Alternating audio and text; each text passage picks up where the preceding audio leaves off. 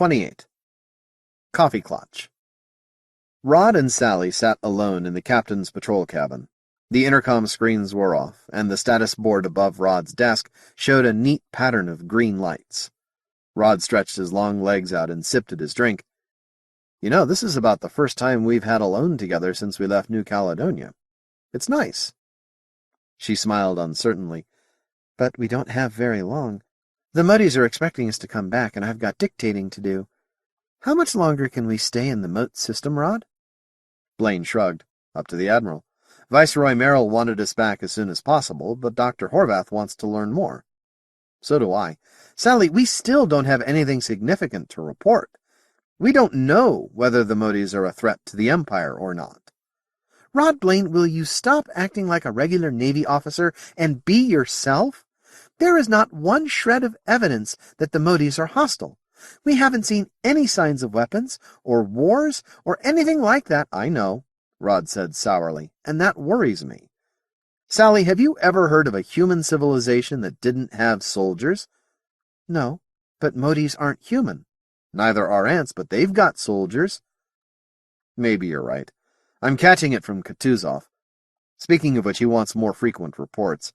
You know that every scrap of data gets transmitted raw to Lenin inside an hour?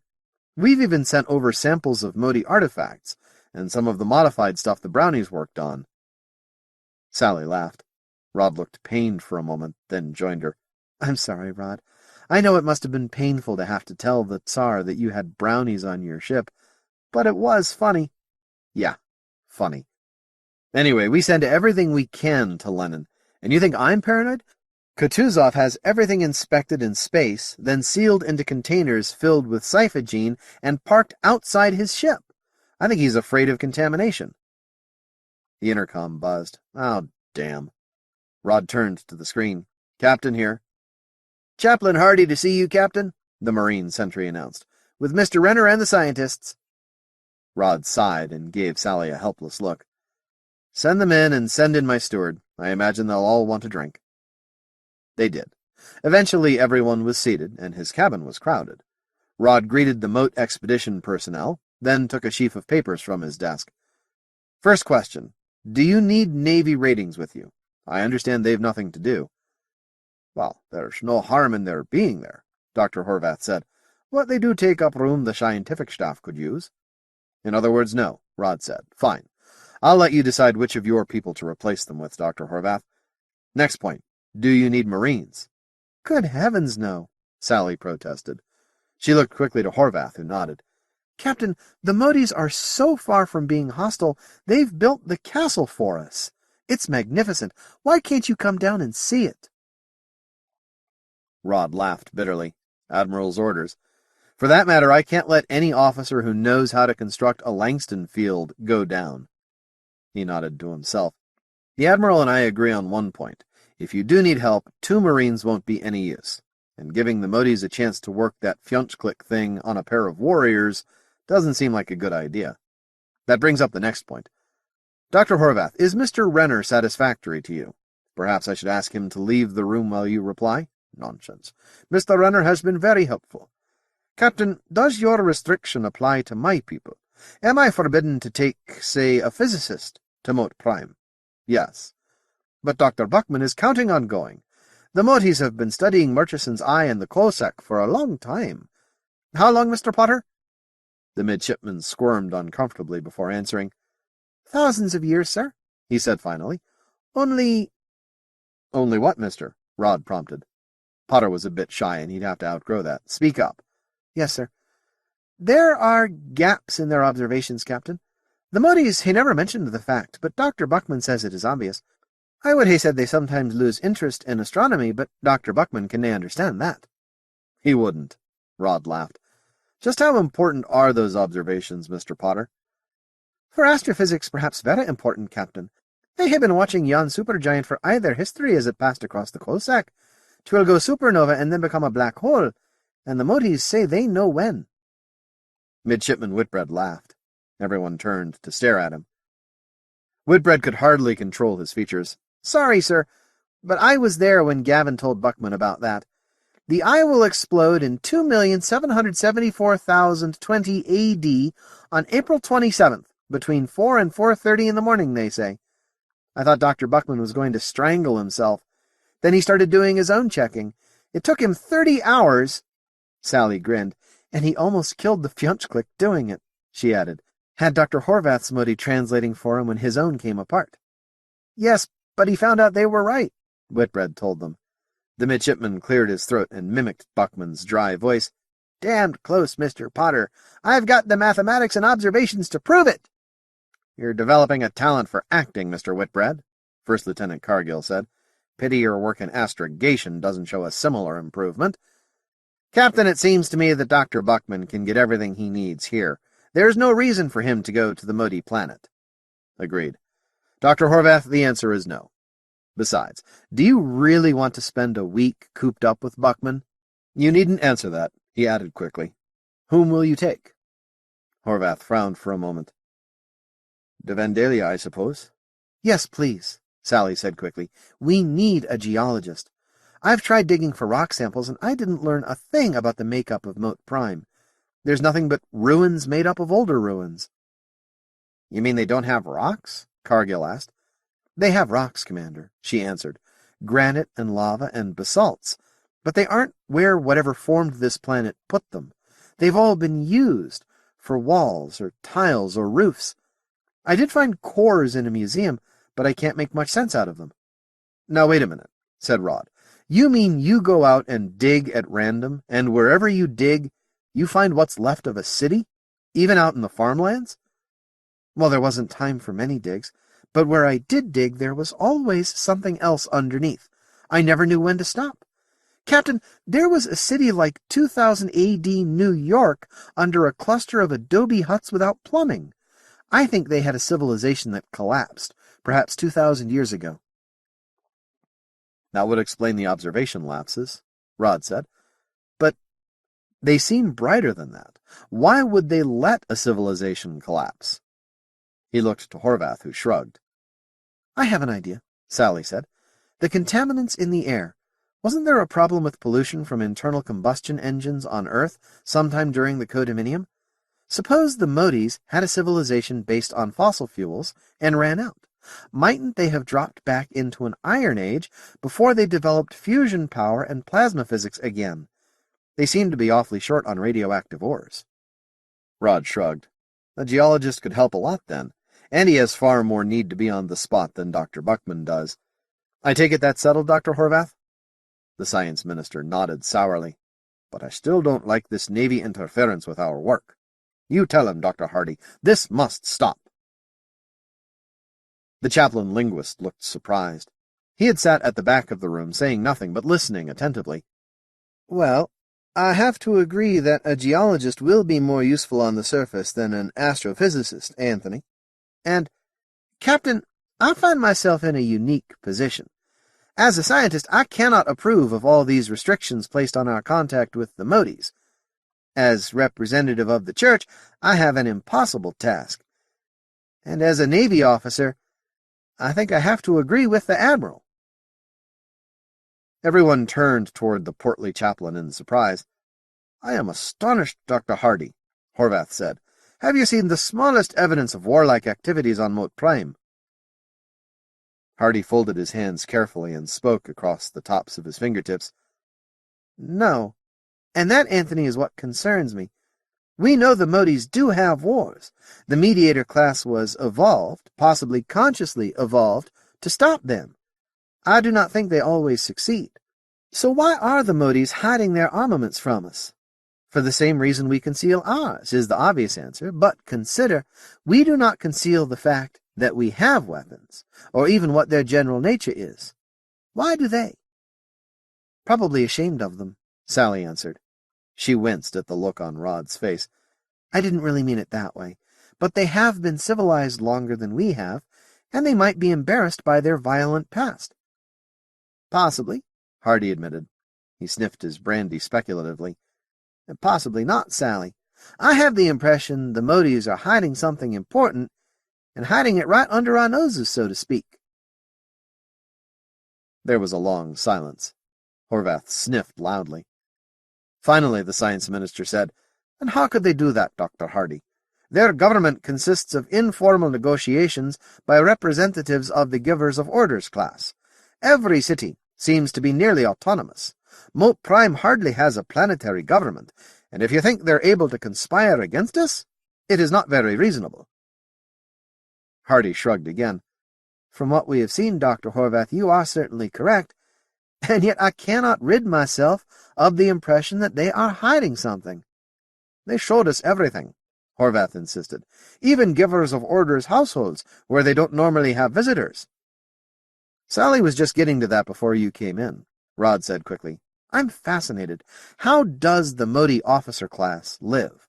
Like the imperial aristocracy?" "That's a better guess than you might think," Horvath boomed. 2 dry martinis had mellowed him considerably.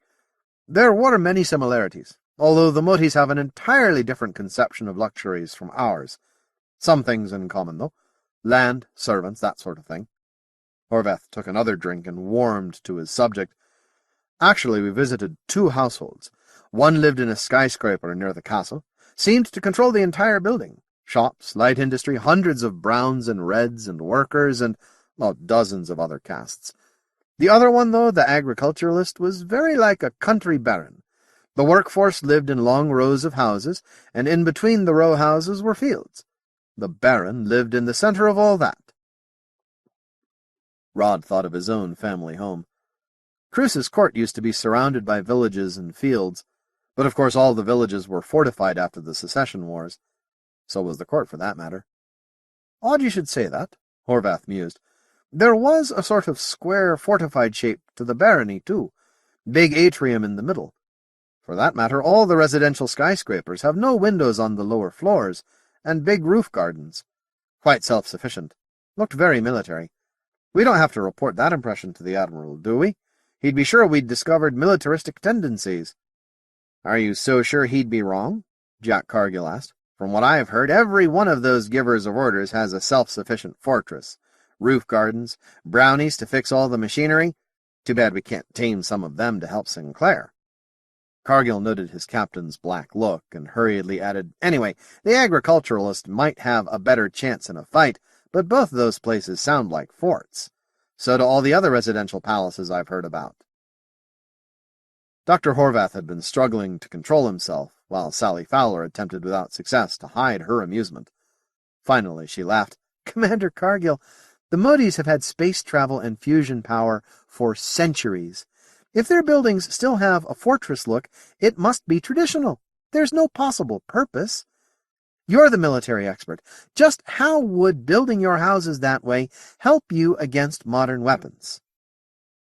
Cargill was silenced, but his expression showed he wasn't convinced. "You say they try to make their houses self-sufficient," Rod asked. "Even in the city? But that is silly. They'd still have to bring in water." "It rained a lot," said Renner. 3 days out of 6. Rod looked at the sailing master. Was he serious?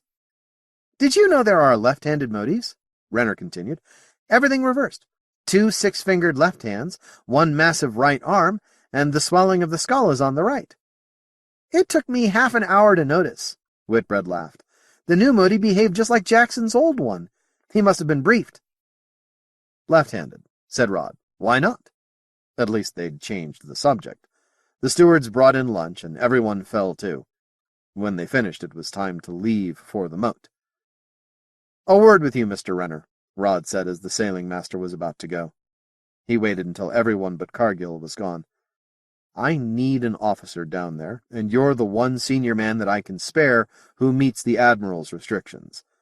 But although you've no weapons but your sidearms and no Marines, that's a military expedition, and if it comes to it, you're in charge." "Yes, sir," Renner said. He sounded puzzled. "If you had to shoot a man or a Mote, could you do it?" "Yes, sir." "You answered that very quickly, Mr. Renner." "I thought it over very slowly some time past when I knew I was joining the Navy. If I had decided I was incapable of shooting anyone, I'd have had to make damned sure the captain knew it." Blaine nodded. "Next question. Can you recognize the need for military action in time to do something, even if what you do is hopeless?" "I think so. Captain, can I bring up something else? I do want to go back and— Speak your piece, Mr. Renner. Captain, your Fjonchklik went mad. I'm aware of that, Captain Blaine said coldly. I think the Tsar's hypothetical Fjonchklik would go mad much faster. What you want is the one officer aboard this ship who is least inclined to the military way of thinking. Get aboard, Mr. Renner, and good luck. Aye, aye, sir. Renner made no attempt to hide his lopsided grin as he left the cabin. Hell do, Captain, Cargill said. I hope so, number one. Jack, do you think it was our military manner that drove my Mote crazy? No, sir. Cargill seemed positive. Then what did? Captain, I don't know. I don't know a lot of things about those bug-eyed monsters. There's only one thing I am sure of, and that is they're learning more about us than we are about them. Oh, come on, number one. They take our people anywhere they ask to go. Sally says they're bending over backwards. Well, for them that isn't so hard to do. But anyway, she says they're very cooperative, not hiding a thing. You've always been scared of the Motes, haven't you? Any idea why? No, Captain. Cargill looked closely at Blaine and decided that his boss wasn't accusing him of funk. I just don't like the feel of this. He glanced at his pocket computer to note the time. I've got to hurry, Skipper. I'm supposed to help Mr. Barry with that coffee business. Barry. Jack, I've been meaning to speak to you about him. His Mote lives on the embassy ship now. Barry's moved to the cutter. What do they talk about? Sir? They're supposed to be negotiating trade deals, sure, but Barry knows a lot about the Empire. Economy, industry, general size of the fleet, how many Audis we've got to deal with. You name it, and he'd probably know it. Cargill grinned. He hasn't let his right hand know how many fingers there are on the left, Captain. What's he going to give the Mote for free? Besides, I've sort of made sure he won't say anything you wouldn't approve of. Now, how did you do that? I told him we'd bugged every inch of the cutter, sir. Cargill's grin broadened. Sure, he knows we can't listen to every one of those bugs every time, but— Rod returned the grin. I expect that'll work. Okay, you'd better move along to the Kaffee Klatsch. You sure you don't mind helping with this? Hell, Skipper, it was my idea. If Barry can show the cooks how to make better coffee during combat alerts, I might even change my opinion of him.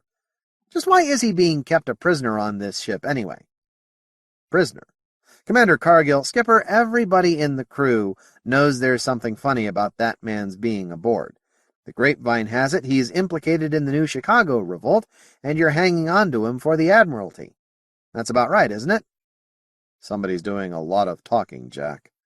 Anyway, I can't say anything about it. Sure, you've got your orders, Skipper, but I notice you aren't trying to deny it. Well, it figures. Your old man is richer than Barry.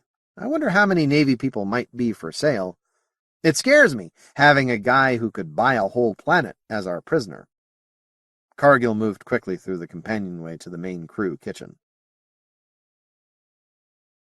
The night before, the dinner party conversation had somehow turned to coffee, and Barry had lost his usual bored detachment when he spoke at length on the subject. He had told them of the historic Mocha-Java blend still grown in places like Macassar, and the happy combination of pure Java and the Grua distilled on Prince Samuel's world. He knew the history of Jamaica Blue Mountain, although he'd said not its taste. As dessert was ending, he suggested a coffee tasting in the manner of a wine-tasting party. It had been an excellent ending to an excellent dinner, with Barry and Nabil moving like conjurers among filter cones and boiling water and hand-lettered labels. All the guests were amused, and it made Barry a different man somehow. It had been hard to think of him as a connoisseur of any kind. But the basic secret is to keep the equipment truly clean, he had said. The bitter oils of yesterday's coffee will accumulate in the works, especially in percolators. It had ended with Barry's offer to inspect MacArthur's coffee-making facilities the next day. Cargill, who thought coffee as vital to a fighting ship as torpedoes, accepted happily. Now he watched as the bearded trader examined the large percolator and gingerly drew a cup. The machine is certainly well kept, he said. Very well kept. Absolutely clean, and the brew is not reheated too often. For standard coffee, this is excellent, Commander. Puzzled, Jack Cargill drew a cup and tasted it. Why, that's better than the stuff the wardroom gets. There were sidelong glances among the cooks. Cargill noticed them. He noticed something else, too. He ran a finger along the side of the percolator and brought it away with a brown, oily stain. Barry repeated the gesture, sniffed at his finger, and touched the tip of his tongue to it. Cargill tasted the oil in his hand. It was like all the bad coffee he had ever swallowed for fear of falling asleep on duty. He looked again at the percolator and stared at the spigot handle. "Miniatures," Cargill growled. "Take that damned thing apart." They emptied the machine and disassembled it, as far as it would go. Parts made to unscrew were now a fused unit. But the secret of the magic percolator seemed to be the selective permeability in the metal shell. It would pass the older oils. "My company would like to purchase that secret from the Navy," said Barry. "We'd like to have it to sell." "Okay, Zifrin, how long has this been going on?" "Sir?" The petty officer cook seemed to be thinking. "I don't know, sir. Maybe 2 months." "Was it this way before we sterilized the ship and killed off the miniatures?" Cargill demanded. Yes, sir," the cook said. But he said it hesitantly, and Cargill left the mess with a frown. 29. Watchmakers. Cargill made his way to Rod's cabin. "I think we've got brownies again, Skipper." He told why. "Have you talked to Sinclair?" Rod asked. "Jesus, number one, the Admiral will go out of his mind. Are you sure?" "No, sir, but I intend to find out." "Skipper, I'm positive we looked everywhere when we cleaned out the ship. Where could they have hidden?" "Worry about that when you know we've got them. Okay, take the chief engineer and go over the ship again, Jack, and make damned sure this time." "Aye, aye, Skipper." Blaine turned to the intercom screens and punched inputs. Everything known about miniatures flashed across the screen. There was not very much. The expedition to Mote Prime had seen thousands of the miniatures throughout Castle City. Renner's Mote called them Watchmakers, and they functioned as assistants to the Brown engineers. The big Motes insisted the Watchmakers were not intelligent, but inherited an ability to tinker with tools and equipment, as well as the typical Mote instinct of obedience to the higher castes. They required training, but the adult Watchmakers took care of most of that. Like other subservient castes, they were a form of wealth, and the ability to support a large household of watchmakers, engineers, and other lower forms was one measure of the importance of a master. This last was a conclusion of Chaplain Hardy, and not definitely confirmed. An hour passed before Cargill called. "We've got him, Skipper," the first lieutenant said grimly. "The B-deck air absorber converter, remember that half-melted thing Sandy repaired?" "Yes." "Well, it doesn't stick out into the corridor anymore. Sandy says it can't possibly work, and he's digging into it now. But it's enough for me. We've got him." "Alert the Marines, number one. I'm going to the bridge." "Aye, aye, sir." Cargill turned back to the airmaker. Sinclair had the cover off and was muttering to himself as he examined the exposed machinery. The guts had changed. The casing had been reshaped. The second filter Sinclair had installed was gone, and the remaining filter had been altered beyond recognition. Goop seeped from one side into a plastic bag that bulged with gas. The goop was highly volatile. "Aye," Sinclair muttered. "And the other typical signs, Commander Cargill. Screw fastenings fused together, missing parts, and the rest." "So it's brownies." "Aye," Sinclair nodded. "We thought we'd killed the lot months ago, and my records show this was inspected last week. 'Twas normal then." "But where did they hide?" Cargill demanded. The chief engineer was silent. "What now, Sandy?" Sinclair shrugged. "I'd say we look to hangar deck, sir. 'Tis the place least used aboard this ship." "Right." Cargill punched the intercom again. "Skipper, we're going to check hangar deck, but I'm afraid there's no question about it. There are live brownies aboard this ship." "Do that, Jack. I've got to report to Lenin." Rod took a deep breath and gripped the arms of his command chair as if he were about to enter combat. "Get me the Admiral." Kutuzov's burly features swam on the screen. Rod reported in a rush of words. "I don't know how many, sir," he finished. "My officers are searching for additional signs of the miniatures." Kutuzov nodded. There was a long silence while the Admiral stared at a point over Blaine's left shoulder. "Kipton," Have you followed my orders concerning communications? He asked finally. Yes, sir. Constant monitoring of all emissions to and from MacArthur. There's been nothing. Nothing so far as we know, the Admiral corrected. We must assume nothing, but it is possible that these creatures have communicated with other Motes. If they have, we no longer have any secrets aboard MacArthur. If they have not... Captain, you will order the expedition to return to MacArthur immediately, and you will prepare to depart for New Caledonia the instant they are aboard. Is this understood? Aye, aye, sir, Blaine snapped. You do not agree. Rod pondered for a moment. He hadn't thought beyond the screams he'd get from Horvath and the others when they were told. And surprisingly, he did agree. Yes, sir. Can't think of a better course of action. But suppose I can exterminate the vermin, sir. Can you know you have done that, Captain? Kutuzov demanded. Nor can I know it. Once away from this system, we can disassemble MacArthur piece by piece with no fear that they will communicate with others. So long as we are here, that is constant threat, and it is risk I am not prepared to take. What do I tell the Motes, sir? Rod asked. You will say there is sudden illness aboard your vessel, Captain, and that we are forced to return to Empire. You may tell them your commander has ordered it, and you have no other explanation. If later explanations are necessary, Foreign Office will have time to prepare them. For now, this will do. Yes, sir. The Admiral's image faded. Rod turned to the watch officer. Mr. Crawford, this vessel will be leaving for home in a few hours. Alert the department heads, and then get me Renner on Mote Prime. A muted alarm sounded in the castle.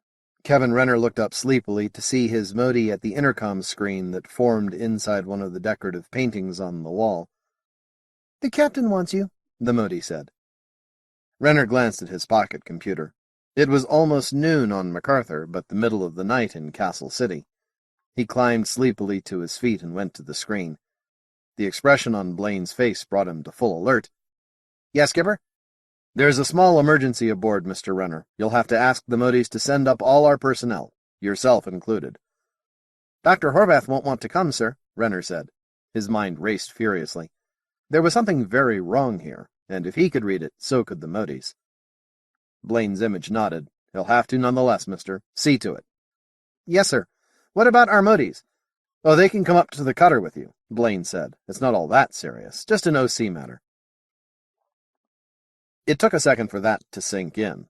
By the time it did, Renner was in control of himself. Or hoped he was. Aye, aye, Captain. We're on the way.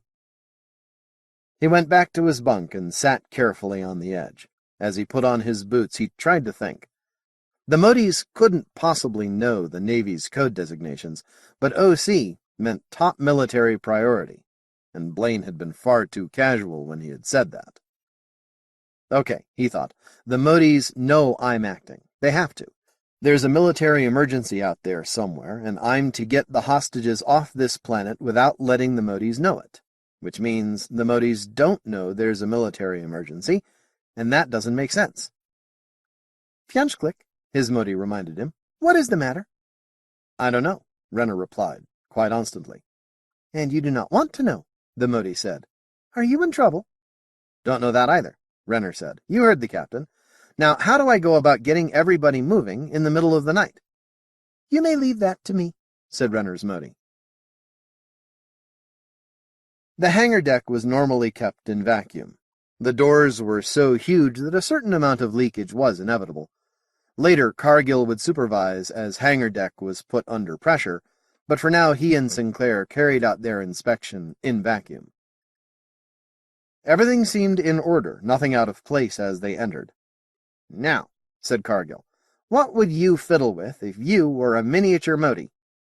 I would put the boats on the hull and use the hangar deck as a fuel tank. There are ships like that. Be a big job for a swarm of brownies, though. Cargill strolled out onto the hangar doors. He wasn't sure what he was looking for, and was never sure why he looked down at his feet. It took him a moment to realize that something was wrong. The crack that separated the two huge rectangular doors wasn't there. Cargill looked about him, bewildered. There was nothing. The doors were part of the hull. The hinge motors, weighing several tons apiece, had vanished. Sandy? Aye? Where are the doors? Why, you're standing on them, you bloody— I don't believe it. They've sealed us in. Why? How? How could they work in vacuum? Sinclair ran back to the airlock. The airlock door controls— The instruments read green, said Sinclair. Everything's fine as far as they know. If the brownies can fool instruments, they could have had the hangar deck under pressure just before we arrived. Try the doors. Cargill swung up onto one of the retractable bracings. The instruments show the doors opening. Still opening. Complete. Sinclair turned around. Nothing. A vast expanse of beige-painted floor as solid as any part of the hull. He heard Cargill curse. He saw Cargill swing down from the huge retractable brace and drop onto what had been a hangar door. He saw Cargill drop through the floor as if it had been the surface of a pond. They had to fish Cargill out of the Langston field. He was chest-deep in formless black quicksand, and sinking, his legs very cold, his heart beating very slowly. The field absorbed all motion. I should have got my head into it, he said when he came around. That's what all the manuals say. Get my brain to sleep before my heart slows down. But God's teeth, how could I think? What happened? Sinclair asked. Cargill's mouth opened, closed, opened again. He managed to sit up. There aren't words. It was like a miracle. It was like I was walking on water when they took away my sainthood. Sandy, it was really the damnedest thing. It looked a mite peculiar, too. I bet. You see what they did, don't you? The little bastards are redesigning MacArthur. The doors are still there, but the ships can go through them now. In an emergency, you don't even have to evacuate hangar deck. I'll tell the captain, Sinclair said. He turned to the intercom. Where the hell did they hide? Cargill demanded. The engineering ratings who had pulled him out stared blankly. So did Sinclair. Where? Where didn't we look? His legs still felt cold. He massaged them. On the screen he could see Rod Blaine's pained expression. Cargill struggled to his feet. As he did, alarms hooted through the ship. Now hear this. Intruder alert. All combat personnel will don battle armor. Marines report to hangar deck with hand weapons and battle armor. The guns! Cargill shouted. I beg your pardon? Sinclair said. Blaine's image focused on the first lieutenant. The guns, Skipper! We did not look in the guns! Damn, I'm a bloody fool! Did anyone think of the guns? It may be, Sinclair agreed. Captain, I request that you send for the ferrets. Too late, Chief, Blaine said. There's a hole in their cage. I already checked. God damn, Cargill said. He said it reverently. God damn them. He turned to the armed Marines swarming on the hangar deck. Follow me. He was through treating the miniatures as escaped pets or as vermin. As of now, they were enemy boarders. They rushed forward to the nearest turret. A startled rating jumped from his post as the first lieutenant, chief engineer, and a squad of Marines in battle armor crammed into his control room. Cargill stared at the instrument board. Everything seemed normal. He hesitated in real fear before he opened the inspection hatch. The lenses and focus rings were gone from number 3 battery. The space inside was alive with brownies. Cargill jumped back in horror, and a thread of laser pulse splashed against his battle armor. He cursed and snatched a tank of cyphogene from the nearest Marine and slammed it into the gap. It wasn't necessary to open the stopcock. The tank grew hot in his hand, and one laser beam winked through and past him. When the hissing died, he was surrounded by yellow fog. The space inside 3 battery was thick with dead miniatures and filthy with bones.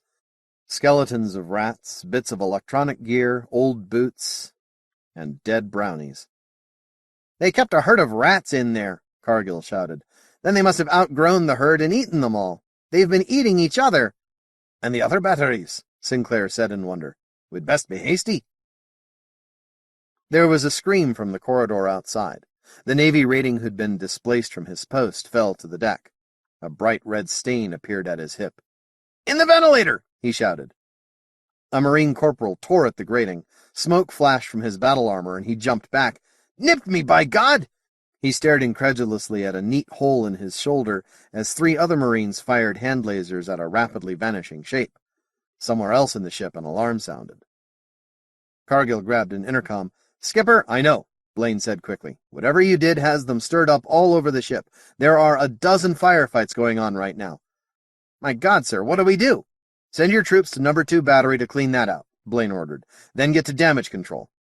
He turned to another screen. "Any other instructions, Admiral?" The bridge was alive with activity. One of the armored helmsmen jumped from his seat and whirled rapidly. "Over there!" he shouted. A Marine sentry pointed his brownie-altered weapon helplessly. "You are not in control of your vessel," Kutuzov said flatly. "No, sir." It was the hardest thing Blaine had ever had to say. "Casualties in Corridor 20, the bridge talker announced. "Scientist country," Rod said. "Get all available Marines into that area and have them assist the civilians into pressure suits. Maybe we can gas the whole ship." "Captain Blaine, our first task is to return to Empire with maximum information." "Yes, sir, which means civilians aboard your vessel are more important than a battlecruiser." Kutuzov was calm, but his lips were tight with distaste. "Of secondary priority are Mote artifacts not yet transferred to Lenin. Captain, you will therefore order all civilians off your vessel. I will have Lenin's boats outside our protective field. You will have 2 reliable officers accompany civilians. You will then secure any Mote artifacts you think important for shipment to Lenin. You may attempt to regain control of your vessel insofar as that is consistent with these orders, but you will also act swiftly, Captain, because at first sign of any transmission from your vessel other than through secure circuit directed to me, I will blast MacArthur out of space." Blaine nodded coldly. "Aye, aye, sir. We understand each other then." The Admiral's expression didn't change at all. "And Godspeed, Captain Blaine." "What about my cutter?" Rod asked. "Sir, I have to talk to the cutter. I will alert the cutter personnel, Captain." "No, there will be no transmission from your ship." "Aye, aye, sir." Rod looked around his bridge. Everyone was staring wildly about. The Marines' weapons were drawn, and one of the quartermasters was fussing over a fallen companion. Jesus, can I trust the intercom? Rod wondered. He shouted orders to a runner and waved 3 Marines to accompany the man. "Signal for Mr. Renner, sir," the bridge talker announced. "Don't acknowledge," Blaine growled. "Aye, aye, sir. Do not acknowledge." The battle for MacArthur raged on. 30. Nightmare. There were a dozen humans and 2 brown and whites aboard the cutter. The other ground party Motes had reported directly to the embassy ship, but Whitbread's and Sally's Fjonchklicks had stayed aboard. "No point," said Whitbread's Mote. "We've been seeing the decision-maker every day." Perhaps there was a point. The cutter was crowded, and the taxi to MacArthur had not arrived. "What's holding them up?" Renner said. "Lafferty, put in a call." Lafferty, the cutter's pilot, was largely unemployed these days. He used the communications beam. "No answer, sir," he said. He sounded puzzled.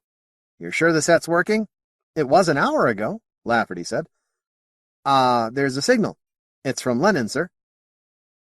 Captain Mikhailov's face appeared on the screen. "You will please request aliens to leave this vessel," he said.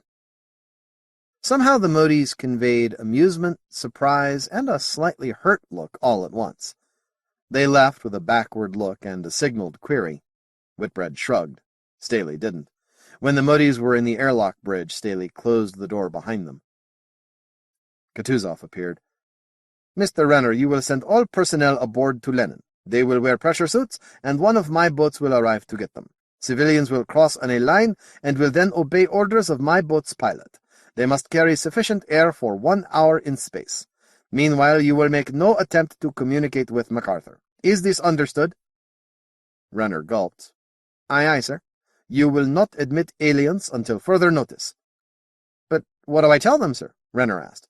"You will tell them Admiral Kutuzov is a paranoid fool, Mr. Renner. Now carry out your orders." "Aye, aye, sir." The screen went blank. Renner looked pale. Now he's reading minds. "Kevin, what's going on here?" Sally demanded. "Get us up in the middle of the night, rush us up here. Now Rod won't answer us, and the Admiral wants us to risk our lives and defend the Motes." She sounded very much like Senator Fowler's niece, an imperial lady who had tried to cooperate with the Navy and now had had enough. Dr. Horvath was even more indignant. "I will not be a party to this, Mr. Renner. I have no intention of putting on a pressure suit." "Lenin's moving alongside MacArthur," Whitbread said casually. He stared out the viewport. The Admiral has her ringed with boats. I think somebody's carrying a line over. Everyone turned to the viewports. Lafferty focused the cutter's telescope and flashed the results on the ship's bridge screens. After a while, figures in spacesuits began moving along lines toward Lenin's boats, which then moved away to let others take their places. "They're abandoning MacArthur," Staley said wonderingly. He looked up, his angular face contorted. "And one of Lenin's boats is headed this way. My lady, you'll have to hurry. I don't think there's much time." "But I told you, I am not going," Dr. Horvath insisted. Staley fingered his pistol. The cabin grew tense. "Doctor, do you remember the orders Viceroy Merrill gave Admiral Kutuzov?" Renner asked carefully. "As I recall, he was to destroy MacArthur rather than let the Motes obtain any important information." Renner's voice was cool, almost bantering. Horvath tried to say something else. He seemed to be having difficulty controlling his features. Finally, he turned to the pressure suit locker without a word. After a moment, Sally followed him. Horace Barry had gone to his cabin after the coffee demonstration. He liked to work late at night and sleep after lunch, and although there wasn't anything to work on at the moment, he'd kept the habit. The ship's alarms woke him. Somebody was ordering the Marines into combat uniform. He waited, but nothing else happened for a long time. Then came the stench. It choked him horribly, and there was nothing like it in any of his memories. Distilled quintessence of machines and body odor, and it was growing stronger. More alarms sounded. "Prepare for hard vacuum. All personnel will don pressure suits. All military personnel will don battle armor. Prepare for hard vacuum." Nabil was crying in panic. "Fool, your suit!" Barry screamed and ran for his own. Only after he was breathing normal ship's air did he listen for the alarms again. The voices didn't sound right. They weren't coming through the intercom. They were shouted through the corridors. "Civilians will abandon ship! All civilian personnel, prepare to abandon ship!" Really? Barry almost smiled. This was a first time. Was it a drill? There were more sounds of confusion. A squad of Marines in battle armor, weapons clutched at the ready, tramped past. The smile slipped, and Barry looked about to guess what possessions he might save. There was more shouting. An officer appeared in the corridor outside and began shouting in an unnecessarily loud voice. Civilians would be leaving MacArthur on a line. They could take one bag each, but would require one hand free. Beard of the Prophet! What could cause this? Had they saved the golden asteroid metal, the superconductor of heat? Certainly they would not save the precious self-cleaning percolator. What should he try to save? The ship's gravity lessened noticeably. Flywheels inside her were rotating to take off her spin. Barry worked quickly to throw together items needed by any traveler without regard to their price. Luxuries he could buy again, but the miniatures. He'd have to get that air tank from D airlock. Suppose he were assigned to a different airlock. He packed in frenzy. 2 suitcases, one for Nabil to carry. Nabil moved fast enough now that he had orders. There was more confused shouting outside, and several times squads of Navy men and Marines floated past the stateroom door. They all carried weapons and wore armor. His suit began to inflate. The ship was losing pressure, and all thought of drill or exercise left him. Some of the scientific equipment couldn't stand hard vacuum, and nobody had once come into the cabin to check his pressure suit. The Navy wouldn't risk civilian lives in drills. An officer moved into the corridor. Barry heard the harsh voice speaking in deadly, calm tones. Nabil stood uncertainly, and Barry motioned to him to turn on his suit communications. "All civilian personnel, go to your nearest airlocks on the port flank," the unemotional voice said. The Navy always spoke that way when there was a real crisis. It convinced Barry utterly. "Civilian evacuation will be through port-side locks only. If you are unsure of your direction, ask any officer or rating. Please proceed slowly. There is time to evacuate all personnel." The officer floated past and turned into another corridor. Portside? Good. Intelligently, Nabil had hidden the dummy tank in the nearest airlock. Praise to the glory of Allah, that had been on the port side. He motioned to his servant and began to pull himself from handhold to handhold along the wall. Nabil moved gracefully. He had had plenty of practice since they had been confined. There was a confused crowd in the corridor. Behind him, Barry saw a squad of Marines turn into the corridor. They faced away and fired in the direction they'd come. There was answering fire, and bright blood spurted to form ever-diminishing globules as it drifted through the steel ship. The lights flickered overhead. A petty officer floated down the corridor and fell in behind them. "Keep moving, boys, keep moving," he muttered. "God bless the Joeys." "What are they shooting at?" Barry asked. "Miniatures," the petty officer growled. "If they take this corridor, move out fast, Mr. Barry. The little bastards have weapons." "Brownies?" Barry asked incredulously. "Brownies?" "Yes, sir. The ship's got a plague of the little sons of bitches. They changed the air plants to suit themselves. Get moving, sir. Please, them Joeys can't hold long." Barry tugged at a handhold and sailed to the end of the corridor, where he was deftly caught by an able spacer and passed around the turn. Brownies? But they'd been cleared out of the ship. There was a crowd bunched at the airlock. More civilians were coming, and now non-combatant Navy people began to add to the press. Barry pushed and clawed his way toward the air bottle locker. It was still there. He seized the dummy and handed it to Nabil, who fastened it to Barry's suit. "That won't be necessary, sir," an officer said.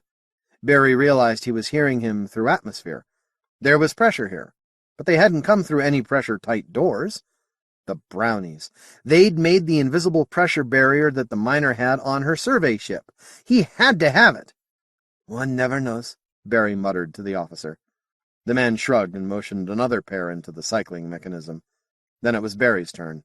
The Marine officer waved them forward. The lock cycled. Barry touched Nabil on the shoulder and pointed. Nabil went, pulling himself along the line into the blackness outside. Blackness ahead. No stars. Nothing.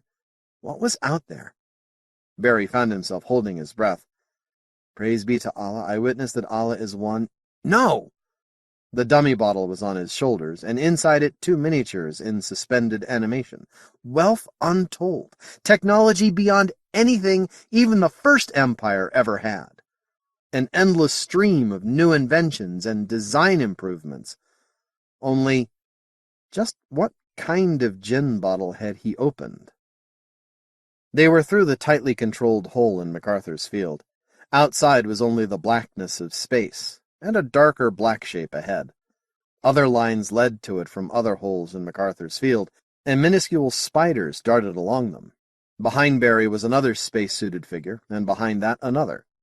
Nabil and the others ahead of him, and... His eyes were adjusting rapidly now. He could see the deep red hues of the coal sack, and the blot ahead must be Lenin's field. Would he have to crawl through that? But no, there were boats outside it, and the space spiders crawled into them. The boat was drawing near. Barry turned for a last look at MacArthur. In his long lifetime he had said goodbye to countless temporary homes. MacArthur had not been the best of them. He thought of the technology that was being destroyed. The Brownie improved machinery, the magical coffee pot.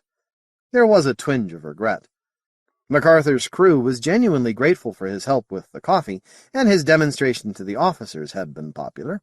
It had gone well. Perhaps on Lenin. The airlock was tiny now. A string of refugees followed him along the line. He could not see the cutter where his Mote would be. Would he ever see him again? He was looking directly at the space-suited figure behind him. It had no baggage, and it was overtaking Barry because it had both hands free. The light from Lenin was shining on its faceplate.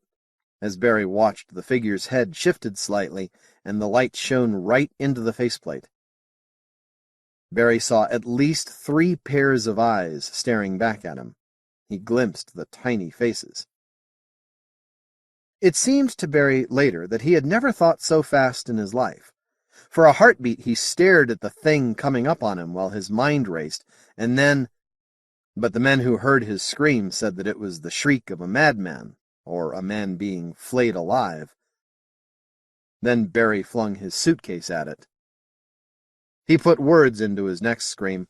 "They're in the suit! They're inside it!"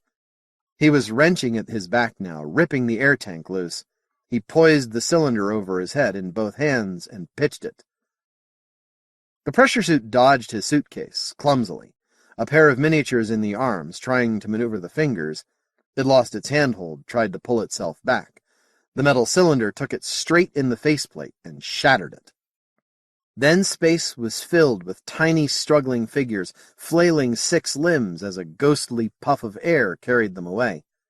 Something else went with them, something football-shaped, something Barry had the knowledge to recognize. That was how they had fooled the officer at the airlocks. A severed human head. Barry discovered he was floating 3 meters from the line. He took a deep, shuddering breath. Good. He'd thrown the right air tank. Allah was merciful. He waited until a man-shaped thing came out of Lenin's boat on backpack jets and took him in tow. The touch made him flinch. Perhaps the man wondered why Barry peered so intently into his faceplate. Perhaps not. 31. Defeat. MacArthur lurched suddenly. Rod clawed at the intercom and shouted, "Chief Sinclair, what are you doing, Chief?" The reply was barely audible. "'Tis nae my doing, Captain. I hae nae control of the attitude jets, and precious little of anything else." "Oh, Lord God," Blaine said. Sinclair's image faded from the screens. Other screens faded. Suddenly the bridge was dead. Rod tried alternate circuits. Nothing. "Computer inactivated," Crawford reported. "I get nothing at all." "Try the direct wire. Get me Cargill," Rod told his talker. "I have him, Captain." "Jack, what's the situation back there?" "Bad, Skipper.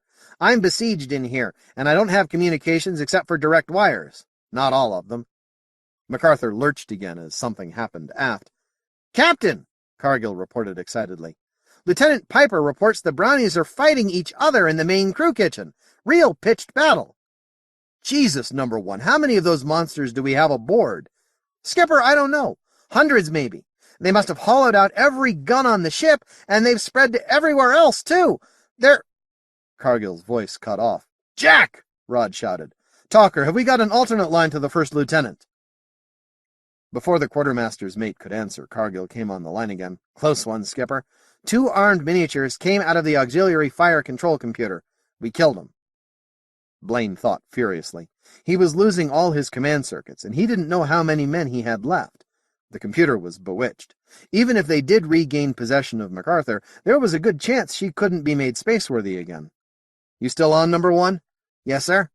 "I'm going down to the airlock to talk to the Admiral. If I don't call you in 15 minutes, abandon ship. 15 minutes, Jack. Mark." "Aye, aye, sir." "And you can start rounding up the crew now. Port side only, Jack. That is, if she stays oriented where she is.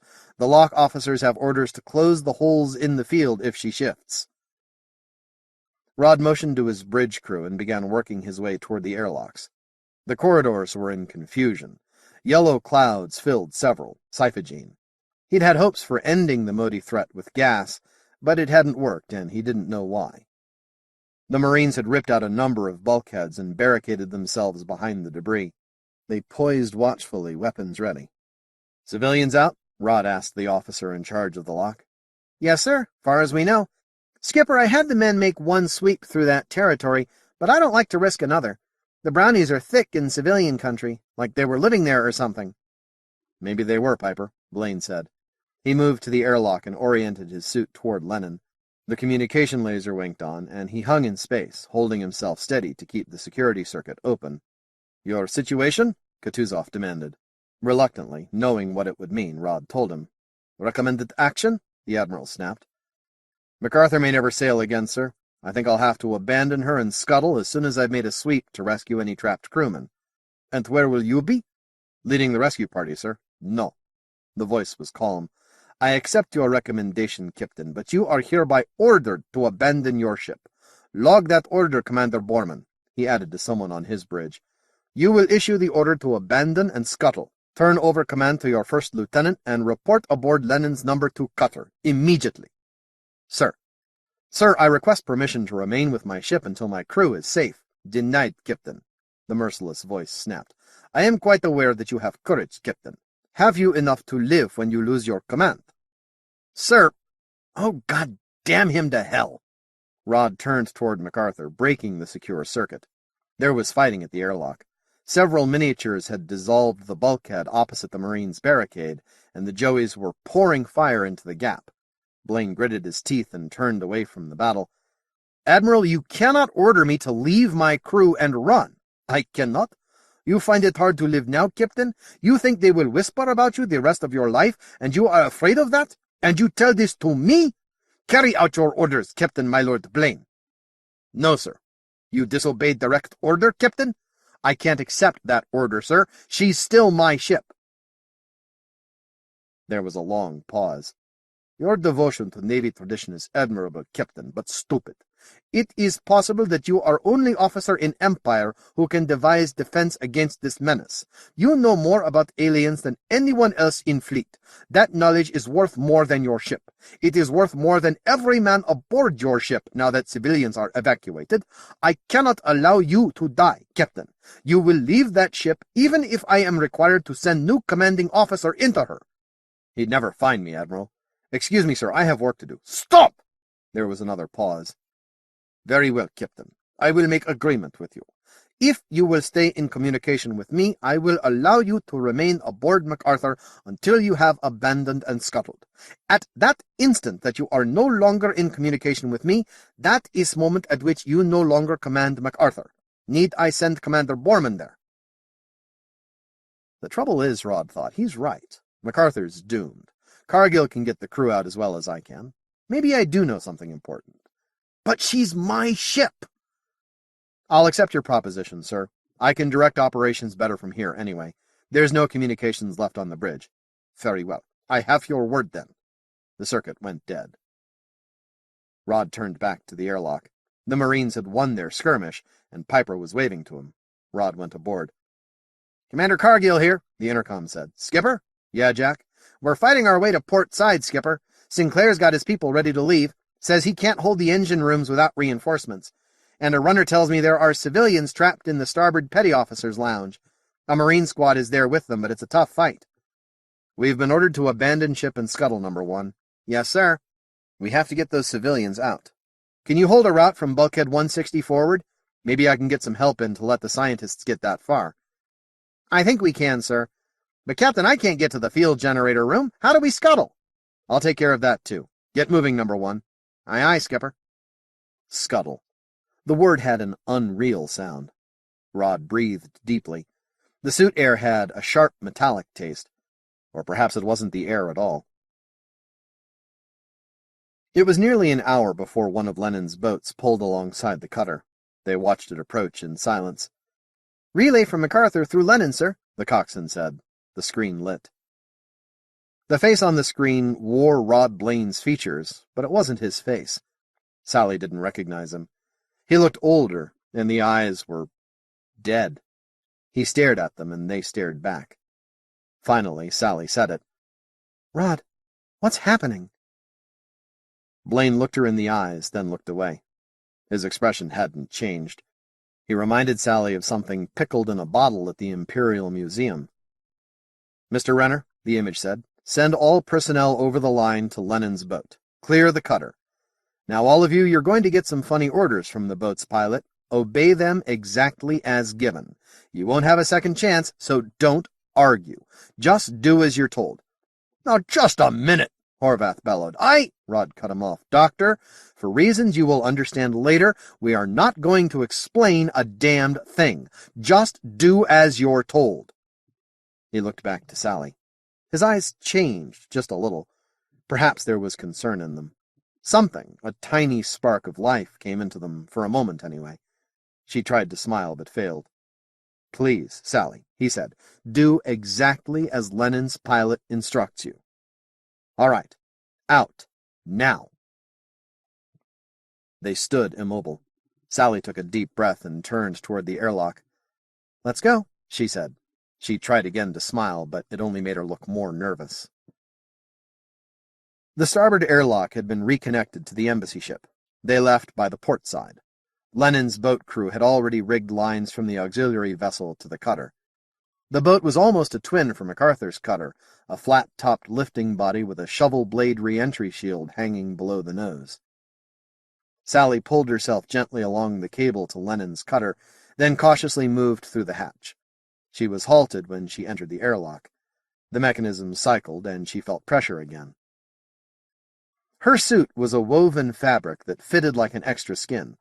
A baggy protective garment covered that. The only space inside her suit that she didn't fill was the helmet that joined the skin-tight body stocking with a neck seal. "It will be necessary to search you, my lady," a guttural-voiced officer said. She looked around. 2 armed Marines stood in the airlock with her. Their weapons weren't aimed at her, not quite, but they stood alertly, and they were afraid. "What is this?" she demanded. "All in good time, my lady," the officer said. He assisted her in detaching the air bottle backpack from her suit. It was thrust into a transparent plastic container. The officer looked into her helmet after he took that off, then put it in with the backpack and her coveralls. "Thank you," he muttered. "You will please now go aft. The others will join you there." Renner and the other military personnel were treated differently. "Strip," the officer said. "Everything, if you please." The Marines did not even do them the courtesy of pointing their weapons slightly away. When they had removed everything, Renner even had to put his signet ring into the plastic container, they were sent forward. Another Marine officer indicated battle armor, and 2 Marines helped them into it. There were no weapons in sight now. "Damnedest striptease act I ever saw," Renner said to the pilot. The coxswain nodded. "Mind telling me what it's about?" "Your captain will explain, sir," the coxswain said. "More brownies," Renner exclaimed. "Is that it, Mr. Renner?" Whitbread asked from behind him. The midshipman was climbing into battle armor as instructed. He hadn't dared ask anyone else, but Renner was easy to talk to. Renner shrugged. There was an air of unreality about the situation. The cutter was packed with Marines and armor. Many were MacArthur's Marines. Gunner Kelly watched impassively from near the airlock, and he held his weapon trained at its door. "That's all of them," a voice announced. "Where is Chaplain Hardy?" Renner asked. "With the civilians, sir," the coxswain said. "A minute, please." He worked at the communications gear. The screen lit with Blaine's face. "Secure circuit, sir," the coxswain announced. "Thank you." "Staley." "Yes, Captain," the senior midshipman answered.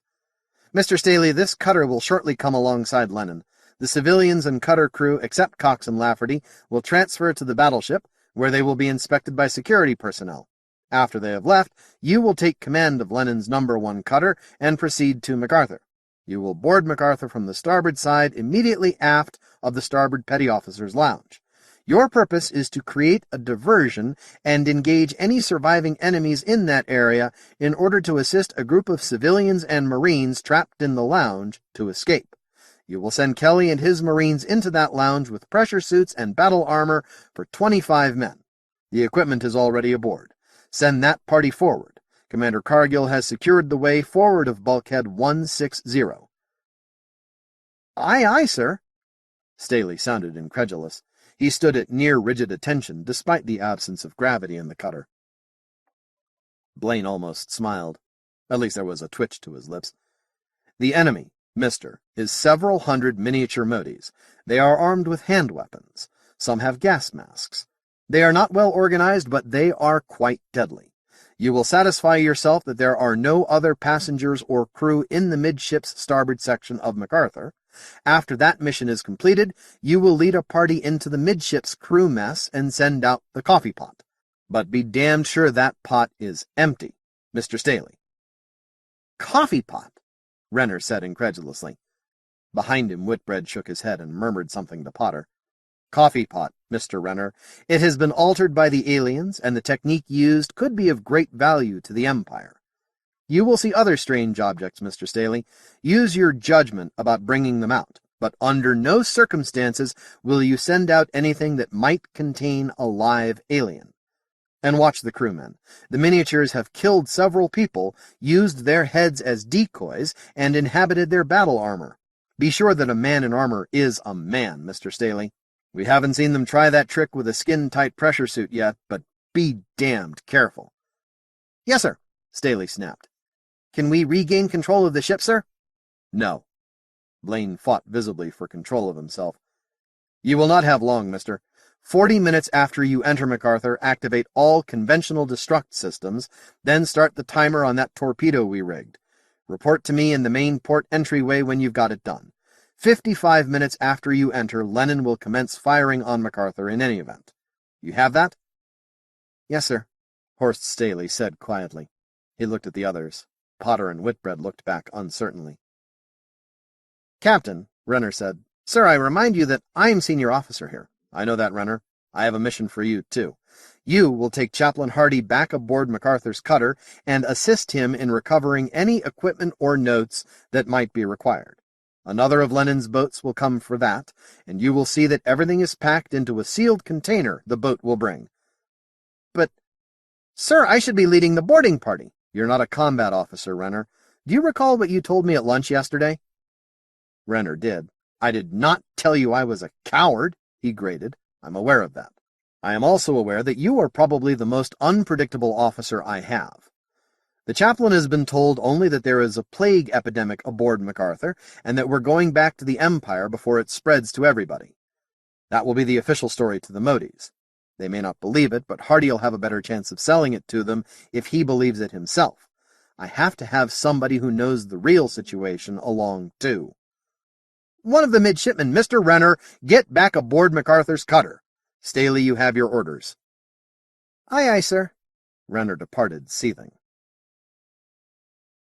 3 midshipmen and a dozen Marines hung from crash webbing in the main cabin of Lenin's cutter. The civilians and regular crew were gone, and the boat moved away from Lenin's black bulk. "All right, Lafferty," Staley said. "Take us to MacArthur's starboard side.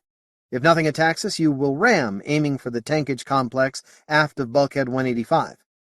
"Aye, aye, sir." Lafferty did not react noticeably. He was a big-boned man, a plainsman from Tabletop. His hair was ash blonde and very short, and his face was all planes and angles. The crash webbing was designed for high impacts. The midshipmen hung like flies in some monstrous spider web. Staley glanced at Whitbread. Whitbread looked at Potter. Both looked away from the Marines behind them. "Okay? Go," Staley ordered. The drive roared. The real defensive hull of any warship is the Langston field. No material object could withstand the searing heat of fusion bombs and high-energy lasers. Since anything that can get past the field and the ship's defensive fire will evaporate anything below, the hull of a warship is a relatively thin skin. It is, however, only relatively thin. A ship must be rigid enough to withstand high acceleration and jolt. Some compartments and tanks, however, are big, and in theory can be crushed by enough impact momentum. In practice, nobody had ever taken a combat party aboard a ship that way, as far as Staley's frantically searching memory could tell him. It was in the book, though. You could get aboard a crippled ship with her field intact by ramming. Staley wondered what damn fool had first tried it. The long black blob that enclosed MacArthur became a solid black wall without visible motion. Then the shovel-blade re-entry shield went up. Horst watched blackness grow on the forward view screen as he peered over Lafferty's shoulder. The cutter surged backward. An instant of cold as they passed through the field, then the screaming of grinding metal. They stopped. Staley unclasped his crash webbing. "Get moving," he ordered. "Kelly, cut our way through those tanks." "Yes, sir." The Marines swept past. 2 aimed a large cutting laser at the buckled metal that had once been the interior wall of a hydrogen tank. Cables stretched from the weapon back into the mangled cutter. The tank wall collapsed, a section blown outward and narrowly missing the Marines. More air whistled out, and dead miniature Motes blew about like autumn leaves. The corridor walls were gone. Where there had been a number of compartments, there was a heap of ruins, cut-off bulkheads, surrealistic machinery, and everywhere dead miniatures. None seemed to have had pressure suits. "Christ almighty," Staley muttered. "Okay, Kelly, get moving with those suits. Let's go." He charged forward across the ruins to the next airtight compartment door. "Shows pressure on the other side," he said. He reached into the communications box on the bulkhead and plugged in his suit mic. "Anybody there?" "Corporal Hasner here, sir," a voice answered promptly. "Be careful back there. That area is full of miniatures." "Not now," Staley answered. "What's your status in there?" 9 civilians without no suits in here, sir. 3 Marines left alive. We don't know how to get them scientist people out without suits." "We've got suits," Staley said grimly. Can you protect the civilians until we can get through this door? We're in vacuum. Lord, yes, sir. Wait a minute. Something whirred.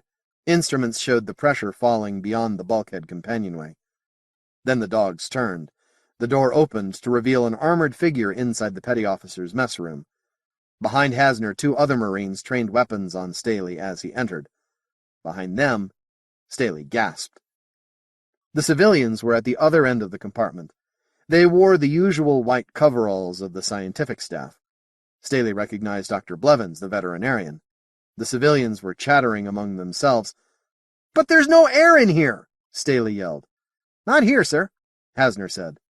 He pointed. "Some kind of box thing there. Makes like a curtain, Mr. Staley.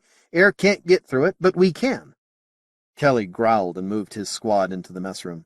The suits were flung to the civilians. Staley shook his head in wonder. "Kelly, take charge here. Get everybody forward, and take that box with you if it'll move." "It moves," Blevins said. He was speaking into the microphone of the helmet Kelly had passed him, but he wasn't wearing the helmet. "It can be turned on and off, too. Corporal Hasner killed some miniatures who were doing things to it." "Fine, we'll take it," Staley snapped. "Get 'em moving, Kelly." "Sir!" The Marine gunner stepped gingerly through the invisible barrier. He had to push. Maybe kind of like the field, Mr. Staley, only not so thick." Staley growled deep in his throat and motioned to the other midshipman. "Coffee pot," he said. He sounded as if he didn't believe it. "Lafferty, Krupman, Janowitz, you'll come with us."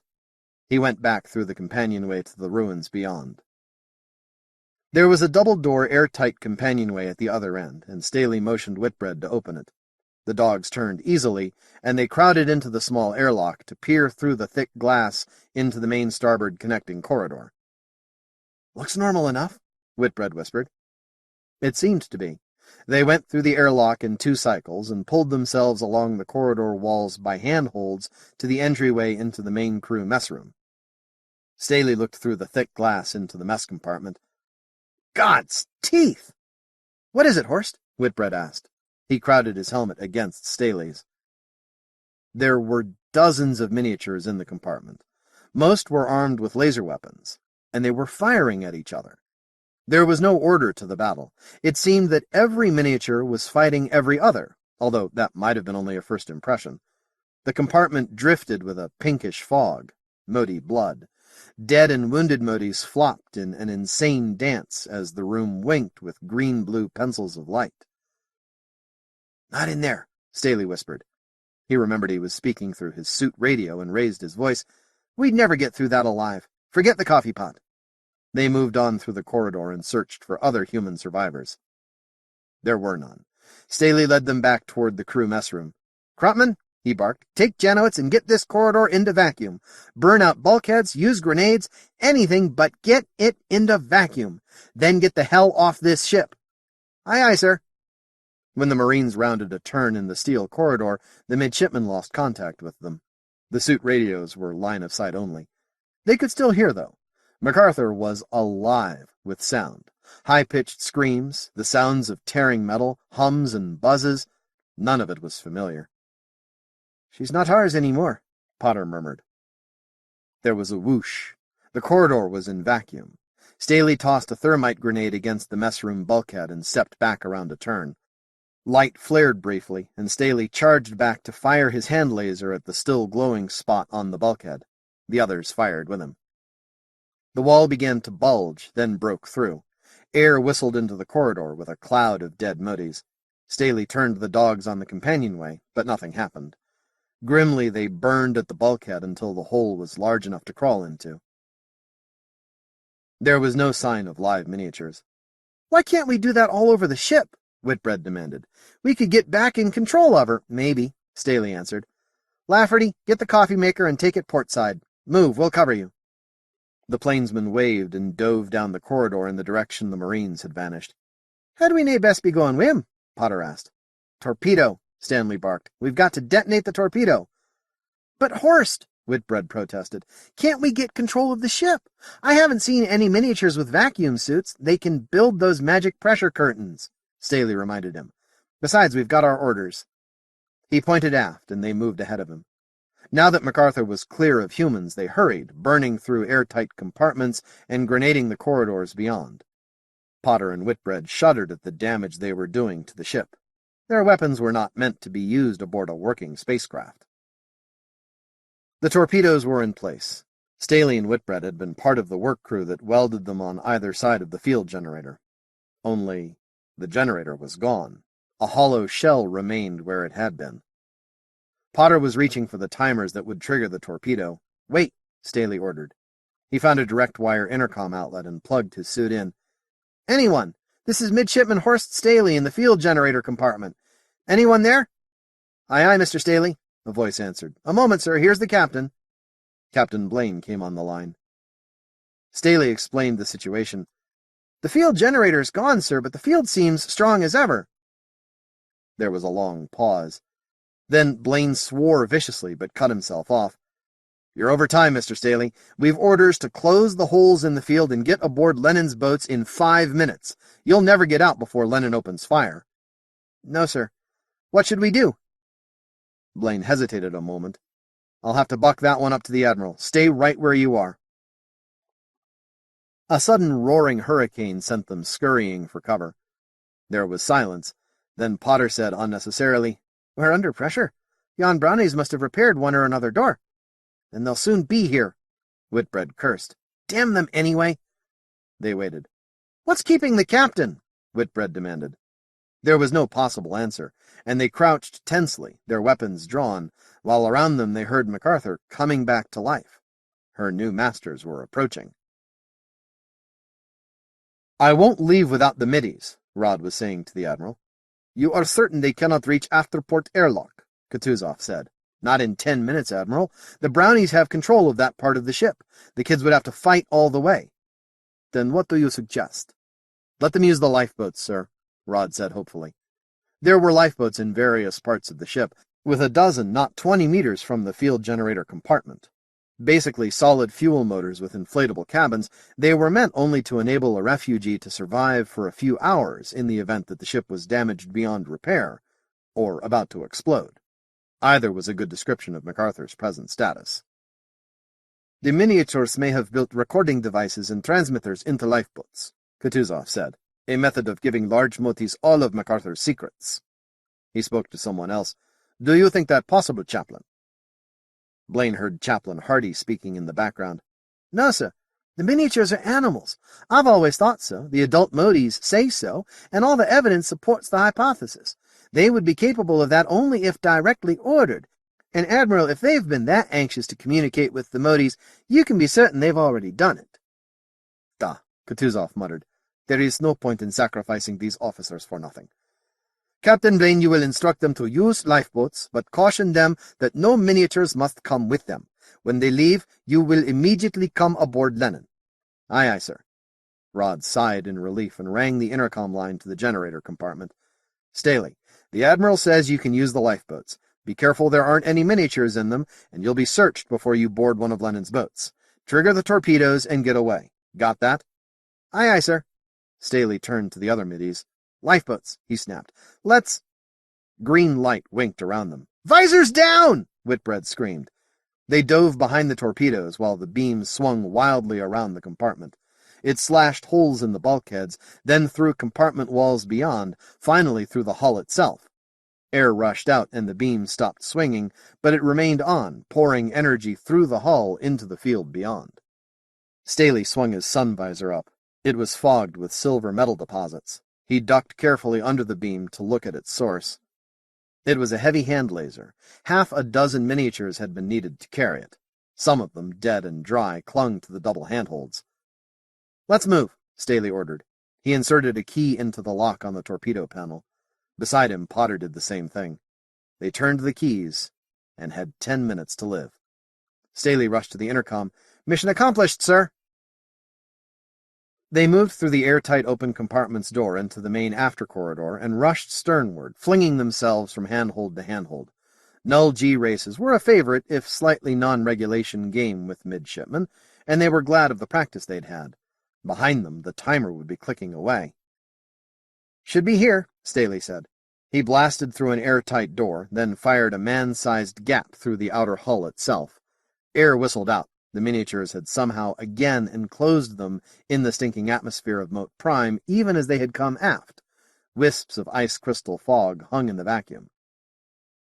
Potter found the lifeboat inflation controls and smashed the glass cover with his pistol butt. They stepped out of the way and waited for the lifeboats to inflate. Instead, the flooring swung up.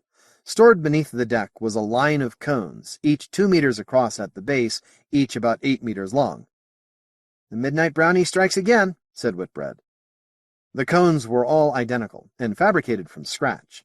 The miniatures must have worked for weeks beneath the deck, tearing up the lifeboats and other equipment to replace them with these things.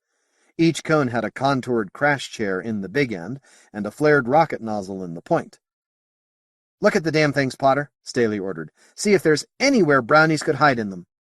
There didn't seem to be. Except for the conical hull, which was solid, everything was open framework. Potter tapped and pried while his friends stood guard. He was looking for an opening in the cone when he caught a flicker of motion in the corner of his eye. He snatched a grenade from his belt and turned. A spacesuit floated out of the corridor wall. It held a heavy laser in both hands. Staley's nerves showed in his voice. "You! Identify yourself!" The figure raised its weapon. Potter threw the grenade. Intense green light lashed out through the explosion, lighting the corridor weirdly and tearing up one of the conical lifeboats. "Was it a man?" Potter cried. "Was it? The arm's bent wrong. Its legs stuck straight out. What was it?" "An enemy," Staley said. "I think we'd better get out of here. Board the boats while we've still got 'em." He climbed into the reclined contour seat of one of the undamaged cones. After a moment, the others each selected a seat. Horst found a control panel on a bar and swung it out in front of him. There were no labels anywhere. Sentient or non-sentient, all Motes seemed to be expected to solve the workings of a machine at a glance. "I'm going to try the big square button," Staley said firmly. His voice sounded oddly hollow through the suit radio. Grimly, he pushed the button. A section of the hull blew away beneath him. The cones swung out as on a sling. Rockets flared briefly. Cold and blackness, and he was outside the field. 2 other cones popped out of the black sea. Frantically, Horst directed his suit radio toward the looming black hulk of Lenin no more than a kilometer away. "Midshipman Staley here. The lifeboats have been altered. There are 3 of us, and we're alone aboard them." A 4th cone popped from the blackness. Staley turned in his seat. It looked like a man. 3 hand weapons fired simultaneously. The 4th cone glowed and melted, but they fired for a long time. "One of the... Staley didn't know what to report. His circuit might not be secure. "We have you on the screens, midshipman," a heavily accented voice said. "Move away from MacArthur and wait for pickup. Did you complete your mission?" "Yes, sir."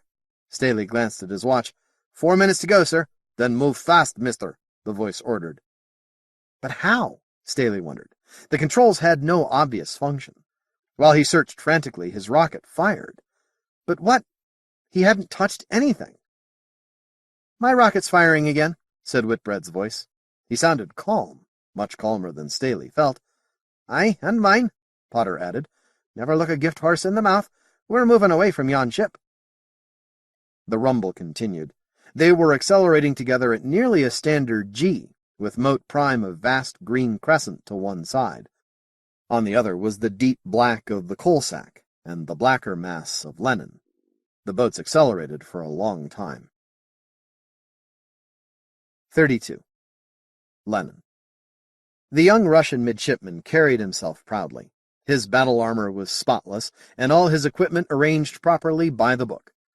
"The Admiral requests that you come to the bridge," he chirped in flawless Anglic. Rod Blaine followed listlessly. They floated through the airlock from Lenin's No. 2 hangar deck to a flurry of salutes from Kutuzov's Marines. The full honors of a visiting captain only stirred his grief. He'd given his last orders, and he'd been the last man to leave his ship. Now he was an observer, and this was probably the last time anyone would render him boarding honors. Everything aboard the battleship seemed too large, yet he knew it was only an illusion. With few exceptions, the compartments and corridors of capital ships were standardized, and he might as well have been aboard MacArthur. Lenin was at battle stations, with all her airtight doors closed and dogged. Marines were posted at the more important passageway controls, but otherwise they saw no one, and Rod was glad of that. He could not have faced any of his former crew, or passengers. Lenin's bridge was enormous. She was fitted out as a flagship, and in addition to the screens and command posts for the ship herself, there were a dozen couches for the Admiral's battle staff. Rod woodenly acknowledged the Admiral's greeting and sank gratefully into the flag captain's chair. He didn't even wonder where Commander Borman, Kutuzov's flag lieutenant and chief of staff, had gone. He was alone with the Admiral at the flag command station. MacArthur was displayed from half a dozen views on the screens above him. The last of Lenin's boats were pulling away from her. Staley must have accomplished his mission, Rod thought. Now she has only a few minutes to live. When she's gone, I'll really be finished. A newly promoted captain who lost his ship on her first mission? Even the Marquis' influence would not overcome that. Blind hatred for the Mote and all its inhabitants welled up inside him. "Damn it, we ought to be able to get her back from a bunch of goddamn animals," he blurted. Kutuzov looked up in surprise. His craggy eyebrows came together in a frown, then relaxed slightly. "Duh, if that is all they are. But suppose they are more than that. In any event, it's too late." "Yes, sir. They triggered the torpedoes." 2 hydrogen bombs.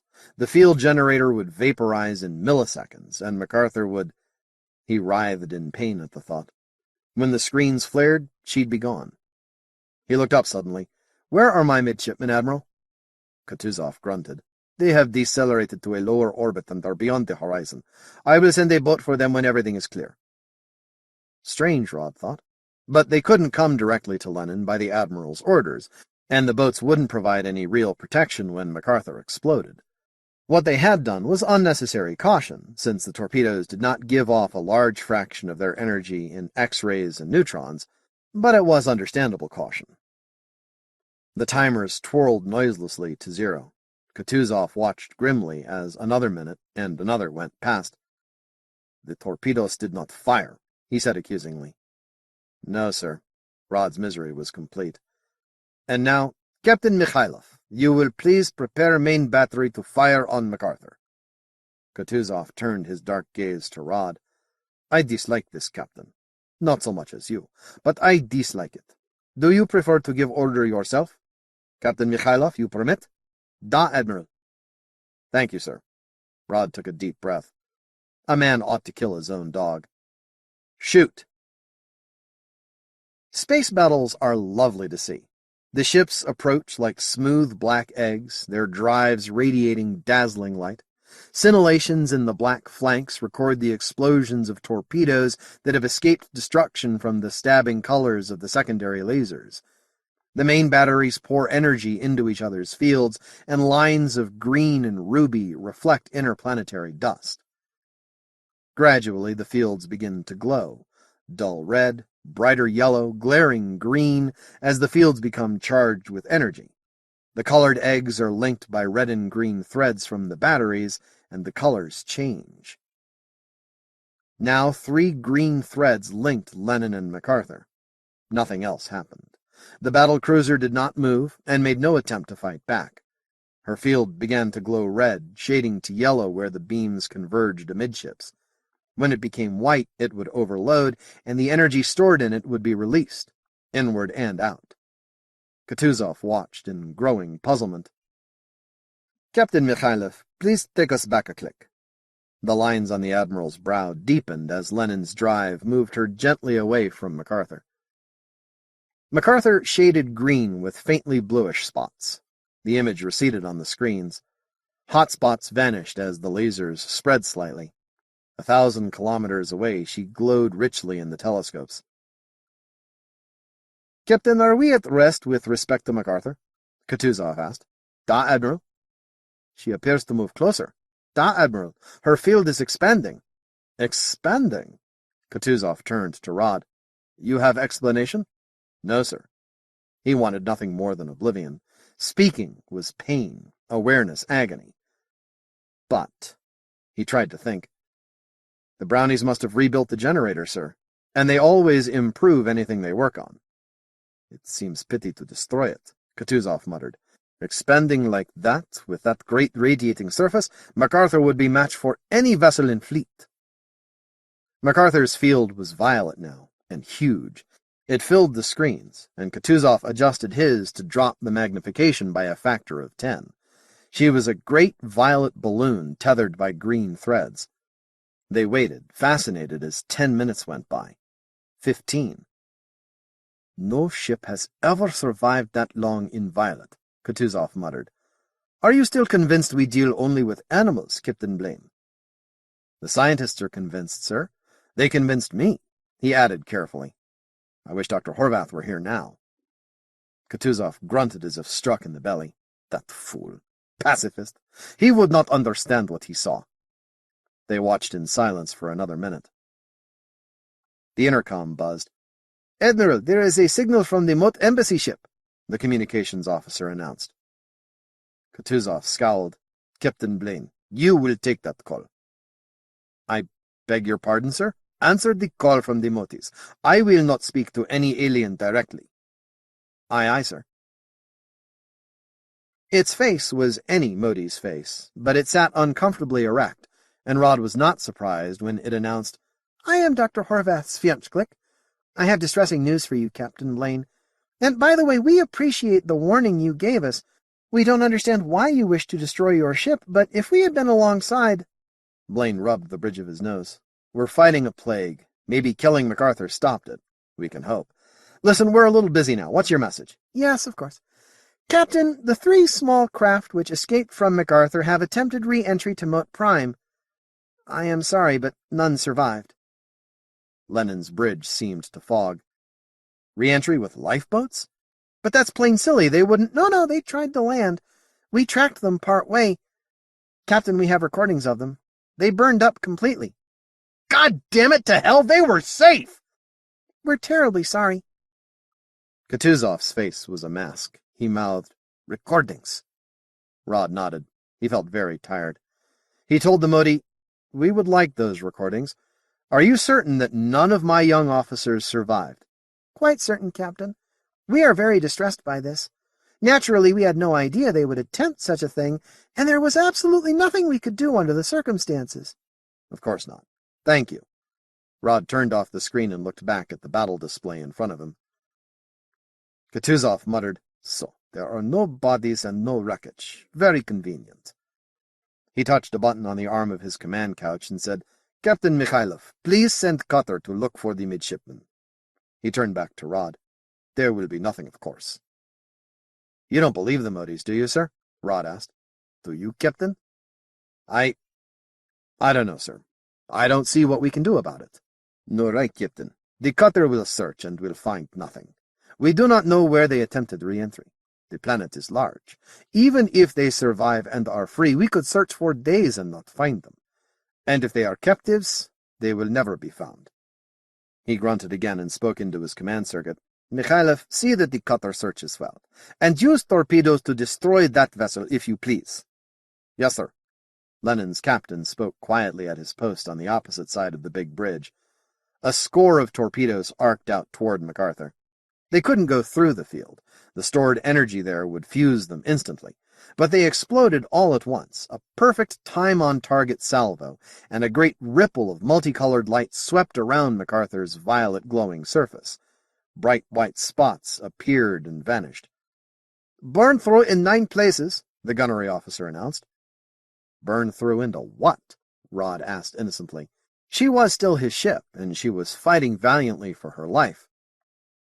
The admiral snarled. The ship was 500 meters inward from that hellish violet surface. The bright flashes might never have reached her, or might have missed entirely. Guns will continue to fire. Launch another torpedo attack, Kutuzov ordered. Another fleet of glowing darts arced out. They exploded all across the violet shimmering surface. More white spots rippled across, and there was an expanding ripple of violet flame. And then MacArthur was as she was, a violet fire balloon a full kilometer in diameter, tethered by threads of green light. A mess steward handed Rod a cup of coffee. Absently he sipped. It tasted terrible. "Shoot!" Kutuzov commanded. He glared at the screens in hatred. "Shoot!" And suddenly it happened. MacArthur's field expanded enormously, turned blue, yellow, and vanished. Automatic scanners whirred, and the magnification of the screens increased. The ship was there. She glowed red, and parts had melted. She should not have been there at all. When a field collapses, everything inside it vaporizes. They must have fried in there, Rod said mechanically. "Da! Shoot!" The green lights stabbed out. MacArthur changed, bubbled, expanded, fuming air into space. The torpedo moved almost slowly to her and exploded. Still, the laser batteries fired. When Kutuzov finally ordered them off, there was nothing left but vapor. Rod and the Admiral watched the empty screen for a long time. Finally, the Admiral turned away. "Call in the boats, Captain Mikhailov. We are going home." 33. Planetfall. 3 smallish cones, falling. A man nested in each like an egg in an egg cup. Horst Staley was in the lead. He could see forward on a small square screen, but his rear view was all around him. Except for his pressure suit, he was naked to space. He turned gingerly to see 2 other flame-tipped cones behind him. Somewhere, far beyond the horizon, were MacArthur and Lenin. There was no chance that his suit radio would carry that far, but he turned to the hailing frequency and called anyway. There was no answer. It had all happened so fast. The cones had fired retro-rockets, and by the time he had called Lenin, it had been too late. Perhaps the signal crew had been busy with something else. Perhaps he had been slow. Horst felt suddenly alone. They continued to fall. The rockets cut off. "Horst!" It was Whitbread's voice. Staley answered. "Horst, these things are going to re-enter." "Yeah, stick with it. What else can we do?" That did not call for an answer. In lonely silence, 3 small cones fell toward the bright green planet below. Then, re-entry. It was not the first time for any of them. They knew the colors of the plasma field that builds before a ship's nose, colors differing according to the chemistry of the ablation shield. But this time they were practically naked to it. Would there be radiation? Heat? Whitbread's voice reached Staley through the static. "I'm trying to think like a brownie, and it isn't easy. They knew about our suits. They'd know how much radiation they'd stop. How much do they think we can take? And heat?" "I've changed my mind," Staley heard Potter say. "I am not going down." Staley tried to ignore their laughter. He was in charge of 3 lives, and he took it seriously. He tried to relax his muscles as he waited for heat, turbulence, unfelt radiation, tumbling of the cone, discomfort, and death. Landscape streamed past him through plasma distortions. Circular seas and arcs of river, vast stretches of city, mountains cased in ice and cityscape, the continuous city engulfing the slopes to the snowy peaks, a long stretch of ocean. Would the damn cones float? More land. The cones slowing, the features getting larger, air whipping around them now, boats on a lake, tiny specks, hordes of them, a stretch of green forest, sharply bounded, laced by roads. The rim of Staley's cone opened, and a ring of parachute streamed back. Staley sagged deep into the contoured seat. For a minute he saw only blue sky. Then came a bone-jarring thump. He cursed in his mind. The cone teetered and toppled on its side. Potter's voice rang in Staley's ears. "I have found the hover controls. Look for a sliding knob near the center, if the beasties had done the same to all. That is the thrust control, and moving the whole bloody control panel on its support tilts the rocket." Too bad he hadn't found it sooner, Staley thought. He said, "Get near the ground and hover there. The fuel may burn out. Did you find a parachute release, Potter?" "No, 'tis hanging under me. Yon rocket flame must have burned it away by now. Where are you?" "I'm down. Let me just get loose." Staley opened the crash webbing and tumbled out on his back. The seat was 30 centimeters lower within the cone. He drew his weapon and burned out a hole to examine the space below. Compressible foam filled the compartment. "When you get down, make sure there are no brownies aboard the lifeboat," he ordered crisply. "Damn, I nearly flipped over," came Whitbread's voice. "These things are tricky. "I see you, Jonathan!" Potter shouted. "Just hover and I'll come to you." "Then look for my parachute," Staley ordered. "I don't see you. We could be 20 kilometers apart. Your signal is none too strong," Whitbread answered. Staley struggled to his feet. "First things first," he muttered. He looked the lifeboat over carefully. There was no place a miniature might have hidden and lived through re-entry, but he looked again to be sure.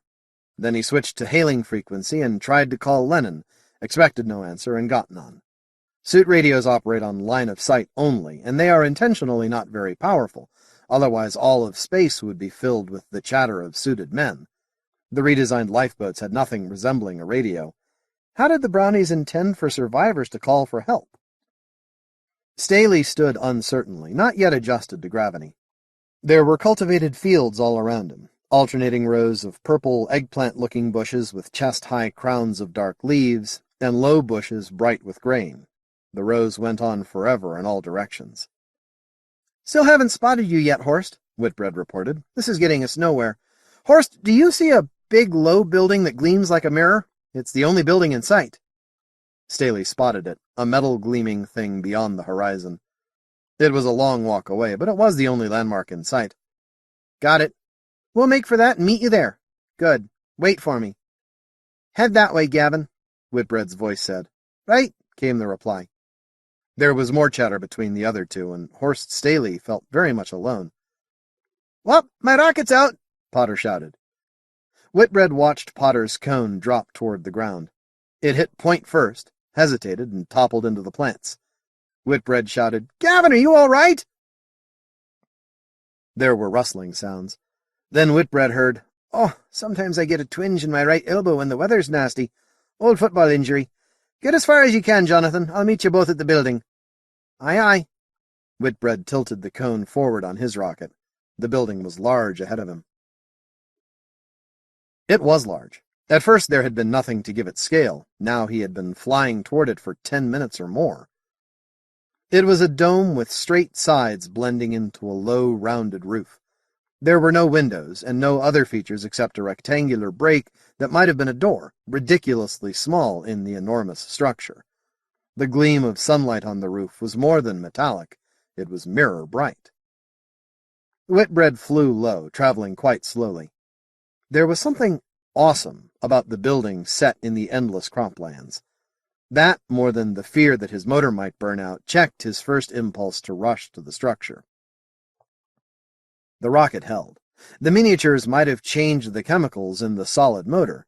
No two things built by Motes were ever quite identical. Whitbread landed just outside the rectangular doorway. This close, the door loomed over him. It had been dwarfed by the building. "I'm here," he almost whispered, then laughed at himself. "There's a doorway. It's big and closed. Funny, there aren't any roads leading here, and the crops grow right up to the edge of the dome." Staley's voice. "Perhaps planes land on the roof." "I don't think so, Horst. The roof is rounded. I don't think there are ever many visitors. Must be some kind of storage. Or maybe there's a machine inside that runs itself." "Best not fool with it. Gavin, are you all right, too?" "Aye, Horst. I'll be at yon building in half an hour. See you there." Staley prepared for a longer hike. There were no emergency rations that he could see in the lifeboat. He thought for a while before removing his combat armor and the pressure suit under it. There weren't any secrets there. He took the helmet and dogged it onto the neck seal, then rigged it as an air filter. Then he took the radio out of the suit and slung it on his belt, first making one last attempt to contact Lenin. There was no answer. What else? Radio, water bag, sidearm. It would have to do. Staley looked carefully around the horizon. There was only the one building, no chance of walking toward the wrong one. He started out toward it, glad of the low gravity, and swung easily into stride. A half hour later he saw the first Mote. He was practically alongside before he noticed it, a creature different from any he'd seen before, and just the height of the plants. It was working between the rows, smoothing soil with its hands, pulling out weeds to lay between the careful furrows. It watched him approach. When he came alongside, it turned back to work. The Mote was not quite a brown. The fur patches were thicker, and more thick fur encased all three arms and the legs. The left hand was about the same as a brown's, but the right hands had 5 fingers each, plus a bud, and the fingers were square and short. The legs were thick, and the feet large and flat. The head was a bronze, with drastically back-sloping forehead. If Sally Fowler was right, that meant that the parietal area was almost nil. "Hello," Horst said anyway. The Mote looked back at him for a second, then pulled out a weed. Afterwards he saw many of them. They watched him just long enough to be sure he wasn't destroying plants, then they lost interest. Horst hiked on in the bright sunshine toward the mirror-bright building. It was much farther than he had thought. Mr. Midshipman Jonathan Whitbread waited. He had done enough of that since joining the Navy, but he was only 17 standard years old, and at that age, waiting is never really easy. He sat near the tip of the re-entry cone, high enough to bring his head above the plants. In the city, the buildings had blocked his view of this world. Here, he saw the entire horizon. The sky was brown all the way around, shading to something that might have had blue tinges directly overhead. Clouds roiled to the east in thick patches, and a few dirty white cumulus scudded overhead. The sun was just overhead, too. He decided he must be near the equator, and remembered that Castle City was far to the north. He could not sense the greater width of the sun's disk because he could not look directly at it, but it was more comfortable to look at near than the small sun of New Scotland. The sense of an alien world was on him, but there was nothing to see. His eyes kept straying to the mirror-surfaced building. Presently he got up to examine the door. It was a good 10 meters high, impressively tall to Whitbread, a gigantic thing for a Mote. But were Motes impressed by size? Whitbread thought not. The door must be functional. What was 10 meters high? Heavy machinery? There was no sound at all when he put his pickup microphone against the smooth metallic surface. At one side of the alcove containing the door was a panel mounted on a stout spring. Behind the panel was what seemed to be a combination lock. And that was that, except that Motes expected each other to solve such puzzles at a glance. A key lock would have been a no trespassing sign. This was not. Probably it was intended to keep out what? Browns, whites, laborers, and the non-sentient classes? Probably all of them. A combination lock could be thought of as a form of communication. Potter arrived panting, his helmet nearly awash with sweat, a water bag hanging from his belt. He turned his helmet mic to activate a small speaker and cut off his radio. "I had to try the Mote Prime Air for myself," he said. "Now I know. Well, what have you found?" Whitbread showed him. He also adjusted his own mic. No point in broadcasting everything they said. I wish Dr. Buckman were here. Those are Mote numbers. I in the Mote solar system with the dial where the Mote ought to be. Let me see." Whitbread watched interestedly as Potter stared at the dial. The new Scot pursed his lips, then said, "Aye. The gas giant is 3.72 times as far from the Mote as Mote Prime. He reached into his shirt pocket and took out the ever-present computer box. 3.88, base 12. Now, which way does the dial go?" "Then again, it might be somebody's birthday," said Whitbread. He was glad to see Gavin Potter. He was glad to see anyone human here. But the new Scot's meddling with the dials was disturbing. Left, right. Gavin Potter turned the dials. "I seem to remember Horst gave us orders concerning this building." Whitbread was uneasy. "Best not fool with it. Hardly orders. We came to learn about Motes, did we not?" "Well, it was an interesting puzzle." "Try left again," Whitbread suggested. "Hold it." Whitbread pushed the symbol representing Mote Prime. It depressed with a click. "Keep going left." "Aye. The Mote astronomical maps show the planets going counterclockwise." On the third digit, the door began to slide upward. "It works!" Whitbread shouted. The door slid up to a height of 1.5 meters. Potter looked at Whitbread and said, "Now what?" "You're kidding." "We hae our orders," Potter said slowly. They sat down between the plants and looked at each other. Then they looked at the dome. There was light inside, and they could easily see under the door. There were buildings in there. Staley had been walking for 3 hours when he saw the plane. It was high up and moving fast, and he waved at it, not expecting to be seen. He was not, and he walked on. Presently he saw the plane again. It was behind him, much lower, and he thought it had spread wings. It settled lower and vanished behind the low rolling hills where he had come down. Staley shrugged. It would find his parachute and lifeboat and see his tracks leading away. The direction should be obvious. There was nowhere else to go. In a few minutes the plane was higher and coming straight toward him.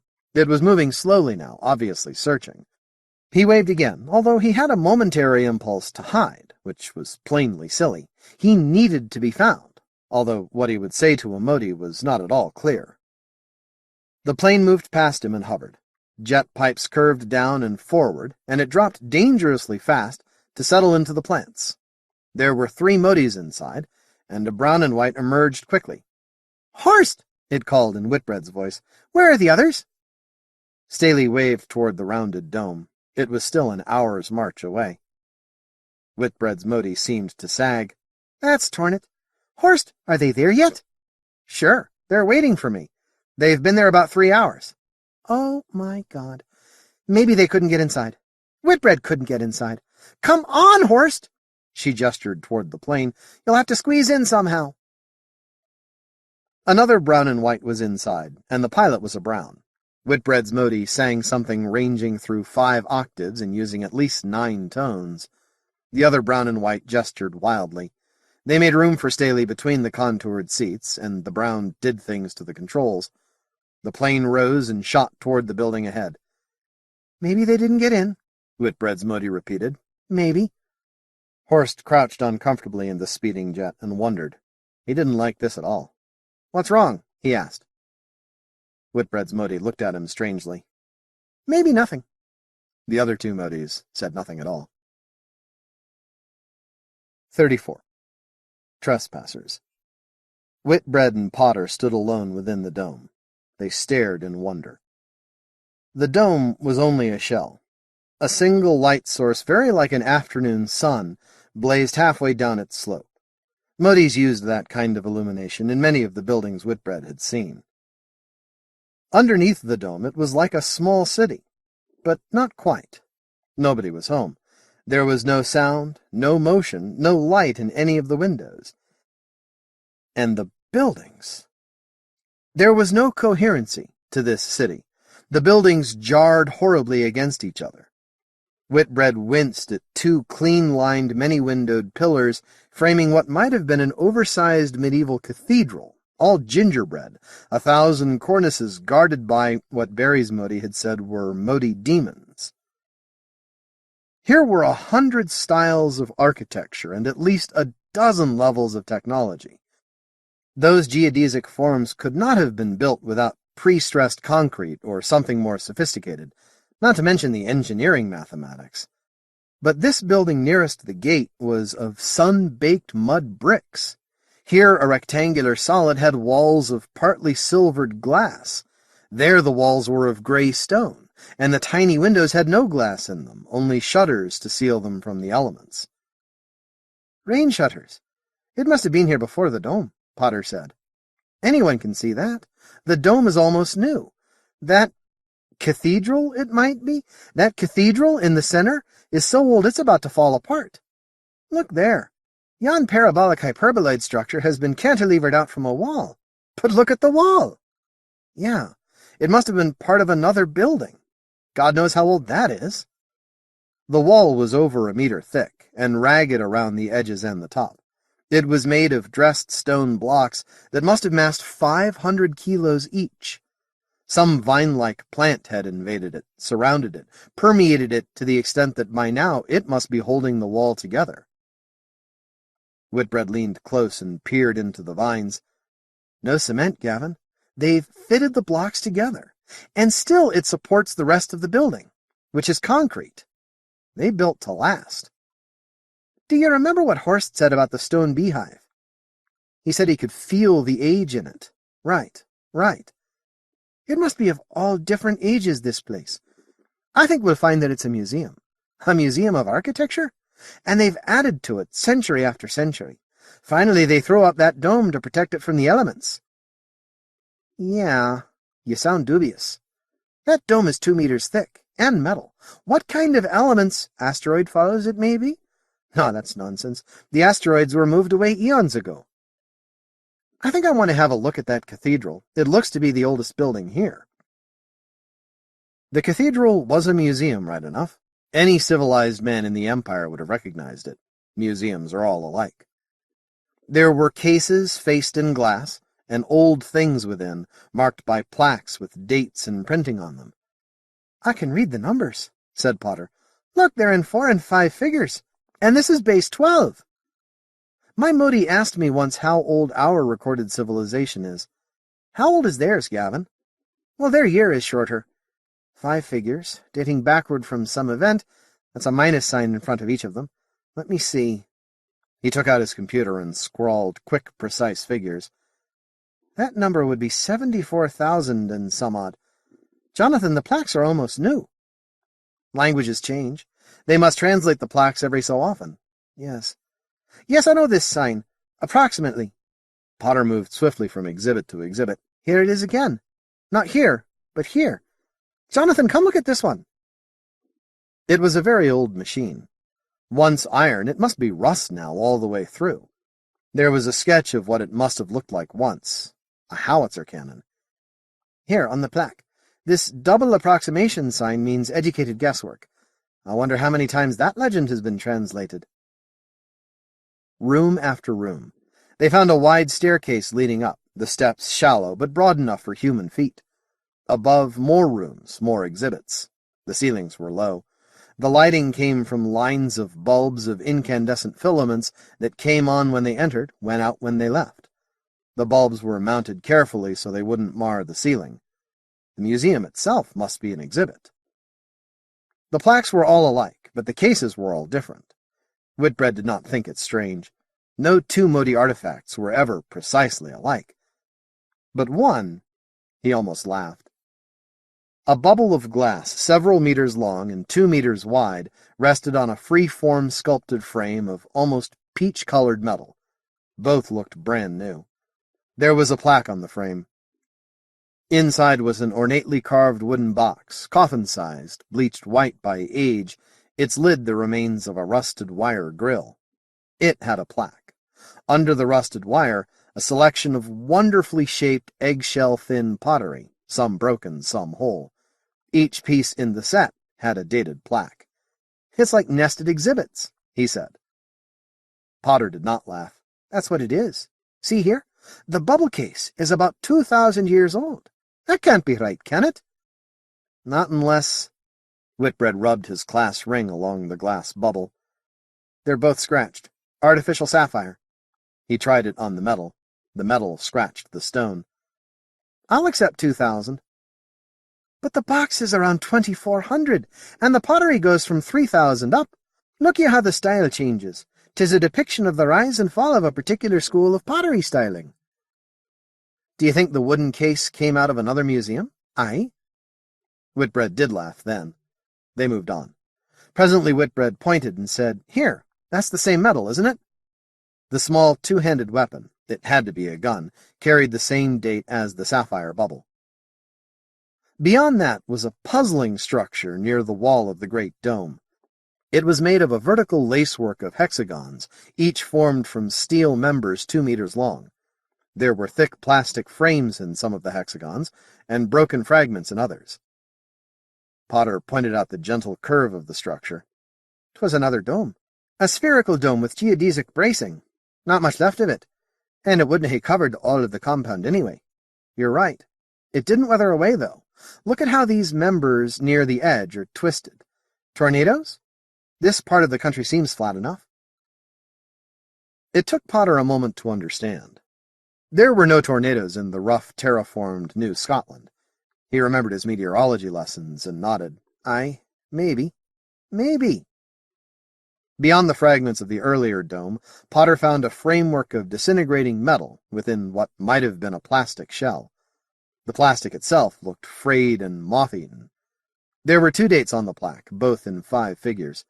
The sketch next to the plaque showed a narrow ground car, primitive-looking, with 3 seats in a row. The motor hood was open. Internal combustion, said Potter.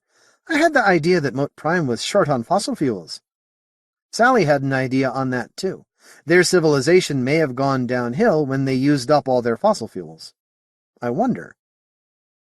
But the prize was behind a great glass picture window in one wall. They found themselves looking into the steeple, past an ancient, ornately carved bronze plaque that had a smaller plaque on it. Within the steeple was a rocket ship.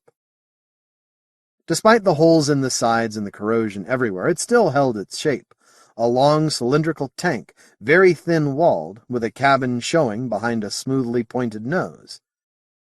They made for the stairs. There must be another window on the first floor, and there was. They knelt to look into the motor. Potter said, "I don't quite nervous style," said Whitbread. His voice was almost a whisper. "Atomic. Very early type. You send some inert fuel through a core of uranium or plutonium or the like. Fission pile, pre-fusion. Are you sure?" Whitbread looked again before he nodded. "I'm sure." Fission had been developed after internal combustion, but there were still places in the Empire that employed internal combustion engines. Fission power was very nearly a myth, and as they stared, the age of the place seemed to fall from the walls like a cloak and wrap them in silence. The plane landed near the orange rags of a parachute and the remains of a cone. The open doorway was an accusing mouth just beyond. Whitbread's Mote jumped from the plane and rushed over to the cone. She twittered, and the pilot bounded from the ship to join her. "They opened it," Whitbread's Mote said. "I never thought Jonathan would solve it. It must have been Potter. Horst, is there any chance at all they didn't go inside?" Staley shook his head. The Mote twittered to the brown again. "Watch for aircraft, Horst," Whitbread's Mote said. She spoke to the other brown and white, who left the airplane and stared at the skies. The brown picked up Whitbread's empty pressure suit and armor. She worked rapidly, shaping something to take the place of the missing helmet and closing the suit top. Then she worked on the air regenerator, picking at the insides with tools from a belt pouch. The suit inflated and was set upright. Presently the brown closed the panel, and the suit was taut, like a man in vacuum. She tied lengths of line to constrict the shoulders and punched a hole at each wrist. The empty man raised his arms to the sound of hissing air blowing out the wrist holes. The pressure dropped, and the arms fell.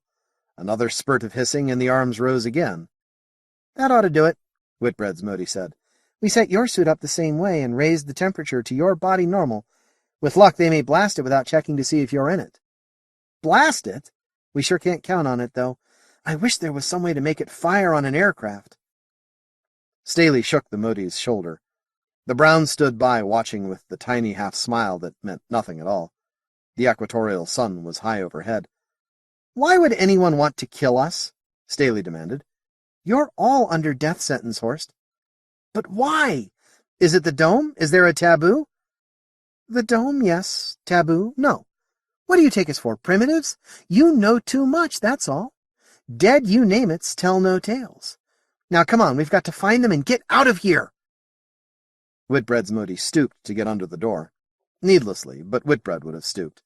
The other brown and white followed silently, leaving the brown standing outside, her face a perpetual gentle smile. 35. Run, Rabbit, Run. They saw the other midshipmen near the cathedral. Horst Staley's boots clumped hollowly as they approached. Whitbread looked up, noticed the Mote's walk, and said, "Fjunchklick? Fjunchklick." "We've been exploring your—" "Jonathan, we don't have time," the Mote said. The other brown and white eyed them with an air of impatience. "We're under a death sentence for trespassing," Staley said flatly. "I don't know why." There was a silence. Whitbread said, "Neither do I. This is nothing but a museum." "Yes," Whitbread's Mote said. "You would have to land here. It's not even bad luck. Your dumb animal miniatures must have programmed the re-entry cones not to hit water or cities or mountain peaks. You were bound to come down in farmlands. Well, that's where we put museums." "Out here? Why?" Potter asked. He sounded as if he already knew. "There are any people here, so they won't get bombed." The silence was part of the age of the place. The Mote said, "Gavin, you aren't showing much surprise." Potter attempted to rub his jaw. His helmet prevented it. I don't suppose there's any chance of persuading you that we have learned nothing. Not really. You've been here 3 hours. Whitbread broke in. More like 2. Horst, this place is fantastic. Museums within museums. It goes back incredibly far. Is that the secret? That civilization is very old here? I don't see why you'd hide that. You've had a lot of wars, Potter said slowly. The Mote bobbed her head and shoulder. Yeah. Big wars. Right. Also little wars. How many? God's sake, Potter, who counts? Thousands of cycles, thousands of collapses back to savagery. Crazy Eddie eternally trying to stop it.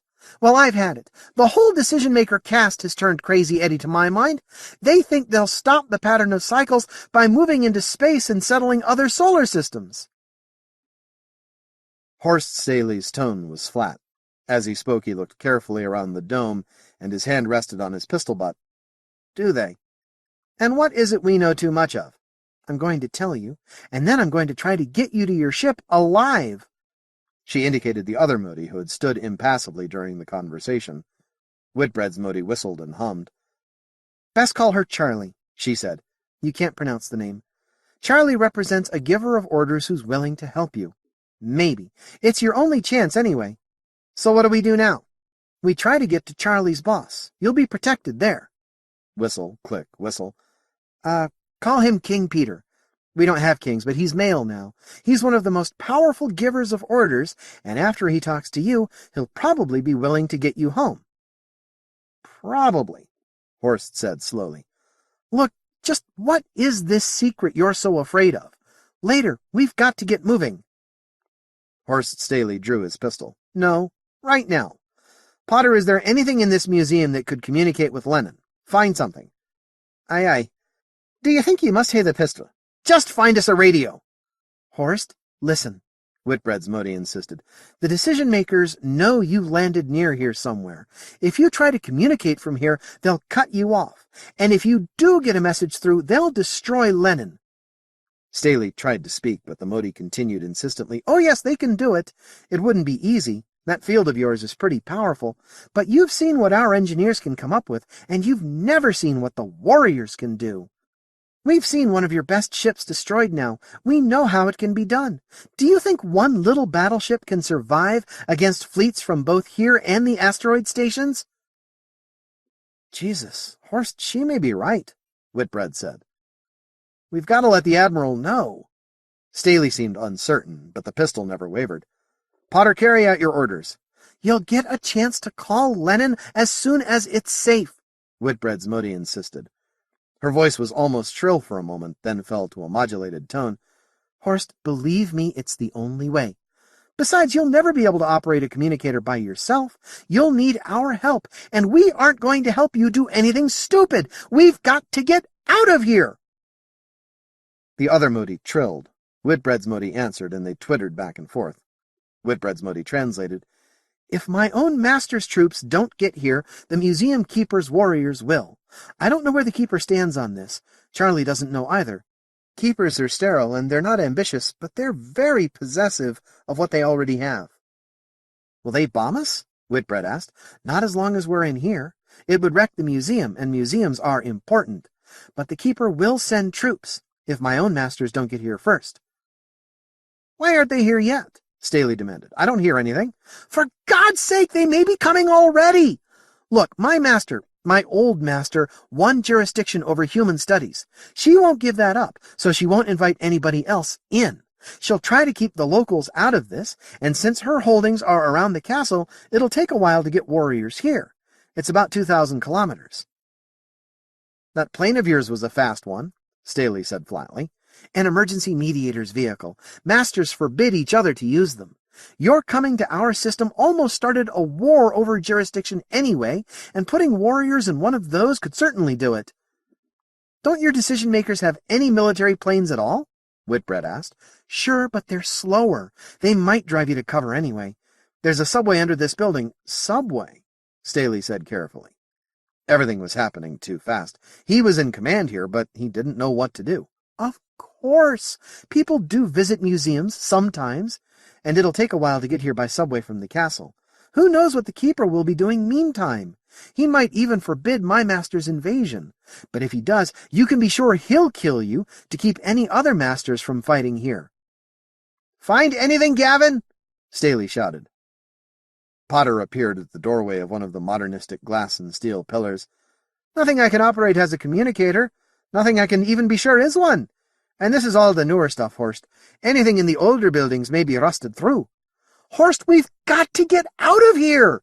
Whitbread's Mote insisted again. "There's no time for talk. Those warriors could come in planes to the next station and then take the subway from there," Whitbread reminded them. "We'd better do something, Horst." Staley nodded slowly. "All right. How do we leave? In your plane?" "It won't hold all of us," Whitbread's Mote said. "But we can send 2 with Charlie, and I could—" "No." Staley's tone was decisive. "We stay together. Can you call a larger plane?" "I can't even be sure that one would escape." "You're probably right. It would be better to stay together. Well, there's nothing left but the subway, which might be full of enemies right now." Staley thought for a moment. The dome was a bomb shelter, and the mirror was a good defense against lasers. They could hole up here, but for how long? He began to feel the necessary paranoia of a soldier in enemy territory. "Where do we have to go to get a message through to Lenin?" he demanded. That was obviously first thing. "King Peter's territory? It's 1,000 kilometers, but that's the only place you could get equipment to send a message that couldn't be detected. Even that might not do it, but there's certainly nowhere else. And we can't go by plane. Okay, where's the subway? We'll have to set up an ambush." "Ambush?" The Mote nodded agreement. "Of course. Horst, I'm not good at tactics. Mediators don't fight. I'm just trying to get you to Charlie's master. You'll have to worry about them trying to kill us on the way. How good are your weapons?" "Just hand weapons, not very powerful. There are others in the museum. It's part of what museums are for. I don't know which ones still work." "It's worth a try. Whitbread, Potter, get to looking for weapons. Now where's that subway?" The Motes looked around. Charlie evidently understood what was said, although she attempted no word of Anglic. They twittered for a moment, and Whitbread's Mote pointed. "In there." She indicated the cathedral-like building. Then she pointed at the statues of demons along the cornices. "Anything you see is harmless except those. They're the warrior class. Soldiers, bodyguards, police. They're killers, and they're good at it. If you see anything like that, run." "Run hell," Staley muttered. He clutched his pistol. "See you below," he called to the others. "Now what about your Brown?" "I'll call her," Whitbread's Mote said. She trilled.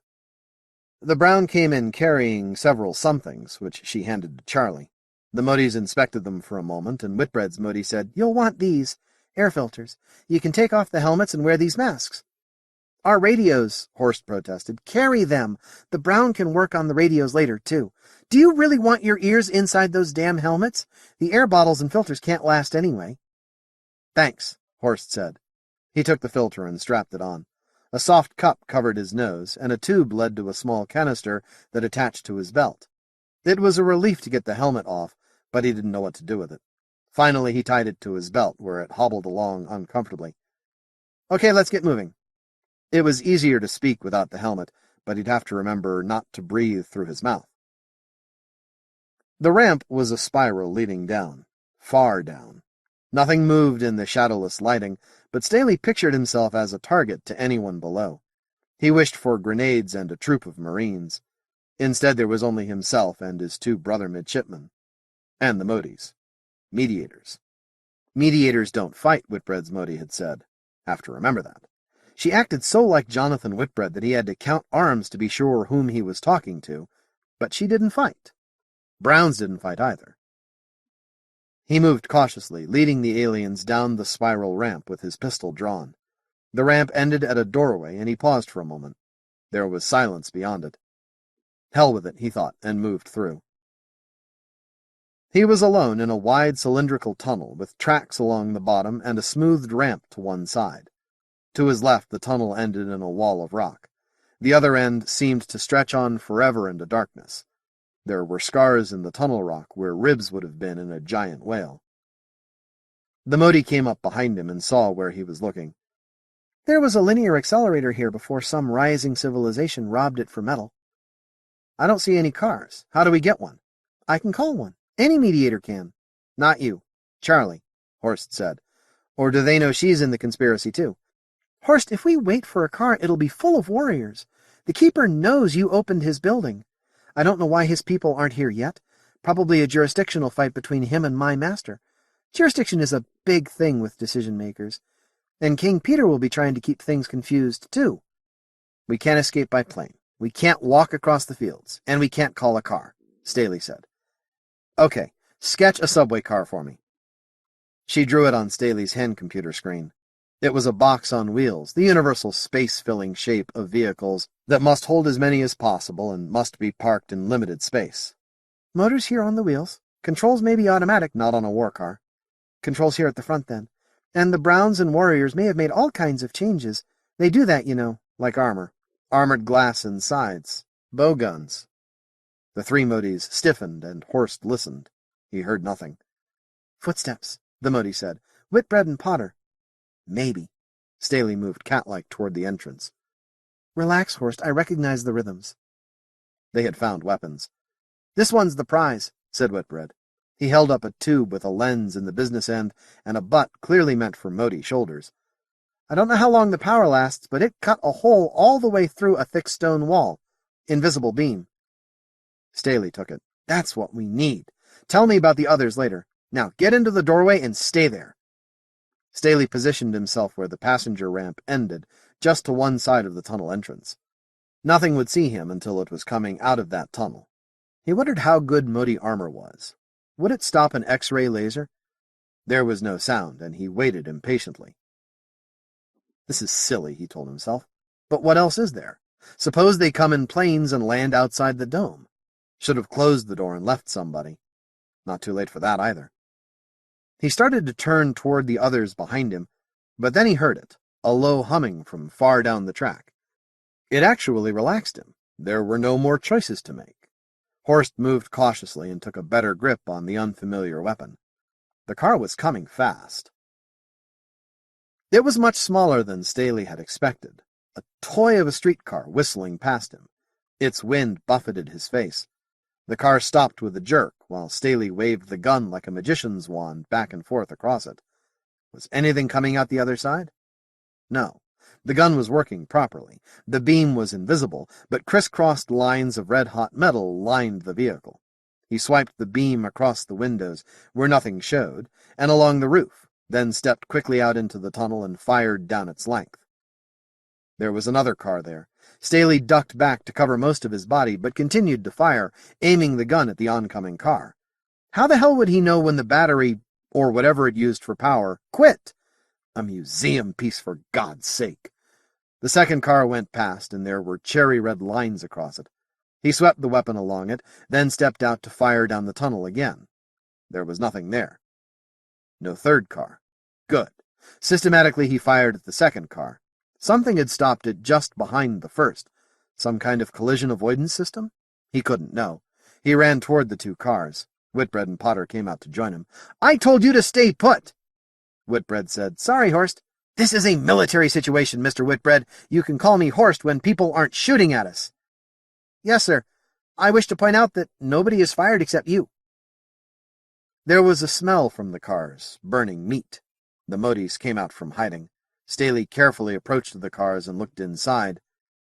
Demons, he said. They examined the bodies with interest. Except for statues, they'd never seen the type before. Compared to the mediators and engineers, they seemed wire-thin and agile, like greyhounds next to pugs. The right arms were long, with short, thick fingers and only one thumb. The other edge of the right hand was smooth with callus. The left arm was longer, with fingers like sausages. There was something under the left arm.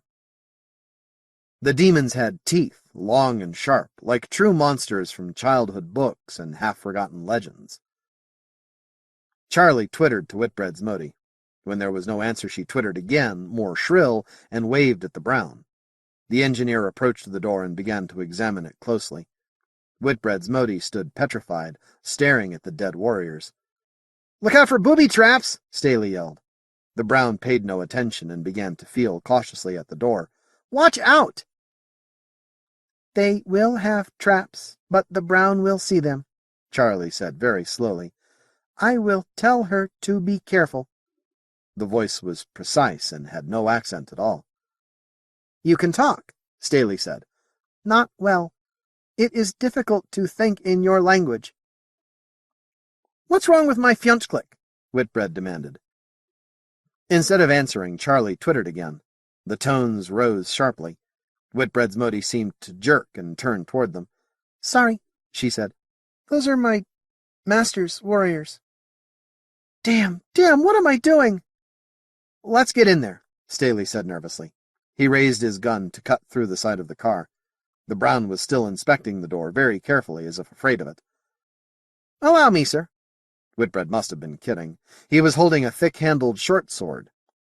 Horst watched him cut a square doorway in the metal side of the subway car with one continuous, smooth, slow sweep of the blade. "It vibrates," he said. "I think." A few smells got through their air filters. It must have been worse for the Motes, but they didn't seem to mind. They crawled inside the second car. "You better look these over," Whitbread's Mote said. She sounded much better now. "Know your enemy." She twittered at the Brown, and it went to the controls of the car and examined them carefully, then sat in the driver's seat. She had to toss a warrior out to do it. "Have a look under the left arm," Whitbread's Mote said. "That's a second left arm, vestigial in most Mote subspecies. Only thing is, it's all one nail, like a—" She thought for a moment. "A hoof. It's a gutting knife, plus enough muscle to swing it." Whitbread and Potter grimaced. At Staley's direction, they began to heave demon bodies out the hole in the side of the car. The warriors were like twins of each other, all identical, except for the cooked areas where the X-ray laser had swept through them. The feet were sheathed in sharp horn at toe and heel. One kick backward or forward, and that would be all. The heads were small. "Are they sentient?" Whitbread asked.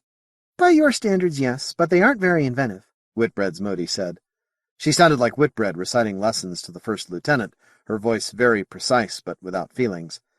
"They can fix any weapon that ever worked, but they don't tend to invent their own. Oh, and there's a doctor form, a hybrid between the real doctor and the warrior. Semi-sentient. You should be able to guess what they look like. You'd better have the Brown look at any weapons you keep." Without warning, the car began to move. "Where are we going?" Staley asked. Whitbread's Mote twittered. It sounded a little like a mockingbird whistle. "That's the next city down the line. They'll have a roadblock. Or an armed party waiting for us," Staley said. "How far is it?" "Oh, 50 kilometers. "Take us halfway and stop," Staley ordered. "Yes, sir." The Mote sounded even more like Whitbread. "They've underestimated you, Horst. That's the only way I can explain this. I've never heard of a warrior killed by anything but another warrior. Or a master, sometimes, not often. We fight the warriors against each other. It's how we keep their population down." "Ugh," Whitbread muttered. "Why not just not breed them?" The Mote laughed. It was a peculiarly bitter laugh, very human and very disturbing. "Didn't any of you ever wonder what killed the engineer aboard your ship?" "Aye, of course, sure," they all answered together. Charlie twittered something. "They may as well know," Whitbread's Mote said. "She died because there was nobody to get her pregnant." There was a long silence. "That's the whole secret. Don't you get it yet? Every variant of my species has to be made pregnant after she's been female for a while. Child, male, female, pregnancy, male, female, pregnancy, round and round. If she doesn't get pregnant in time, she dies. Even us. And we mediators can't get pregnant. We're mules, sterile hybrids." "But," Whitbread sounded like a kid just told the truth about Santa, "how long do you live?" "About 25 of your years, 15 years after maturity. But engineers and farmers and masters, especially masters, have to be pregnant within a couple of our years. That engineer you picked up must have been close to the deadline already." They drove on in silence. "But, good Lord," Potter said carefully. "That's terrible. Terrible. You son of a bitch. Of course it's terrible. Sally and her—" "What's eating you?" Whitbread demanded. "Birth control pills. We asked Sally Fowler what a human does when she doesn't want children just yet. She uses birth control pills. But nice girls don't use them. They just don't have sex," she said savagely. The car was speeding down the tracks. Horst sat at the rear, which was now the front, staring out with his weapon poised. He turned slightly. The Motes were both glaring at the humans, their lips parted slightly to show teeth, enlarging their smile, but the bitterness of the words and tones belied the friendly looks. "They just don't have sex," Whitbread's Mote said again. "Phew, Wuffle," whistle. "Now you know why we have wars. Always wars." "Population explosion," Potter said. "Yeah. Whenever a civilization rises from savagery, Motes stop dying from starvation. You humans don't know what population pressure is. We can keep the numbers down in the lesser breeds, but what can the givers of orders do about their own numbers? The closest thing we've got to a birth control pill is infanticide." "And you can nae do that," Potter said. "Any such instinct would be bred out of the race. So presently everyone is fighting for what food is left." "Of course." Whitbread's Mote was calmer now. "The higher the civilization, the longer the period of savagery. And always there's Crazy Eddie in there pitching, trying to break the pattern of the cycles, fouling things up worse. We're pretty close to a collapse now, gentlemen, in case you didn't notice. When you came, there was a terrible fight over jurisdiction. My master won." Charlie whistled and hummed for a second.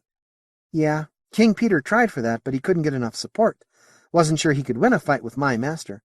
What we're doing now will probably cause that war anyway.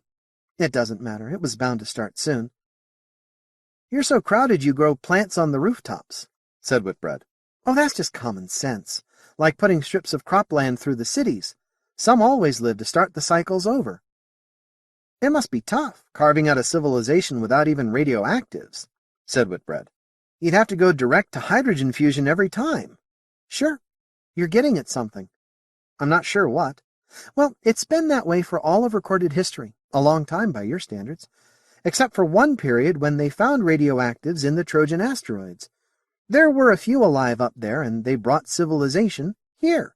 The radioactives had been pretty thoroughly mined by some older civilization, but there were still some there." "God's eyes," said Whitbread. "But stop the car, please," Staley ordered. Whitbread's Mote twittered, and the car came smoothly to a halt. "I'm getting nervous about what we're running into," Staley explained. "They must be waiting for us. Those soldiers we killed haven't reported in. And if those were your master's men, where are the keepers? Anyway, I want to test the warriors' weapons." "Have the Brown look them over," Whitbread's Mote said. "They may be rigged." They looked deadly, those weapons, and no two were identical. The most common type was a slug thrower, but there were also hand lasers and grenades. The butt of each weapon had been individualized.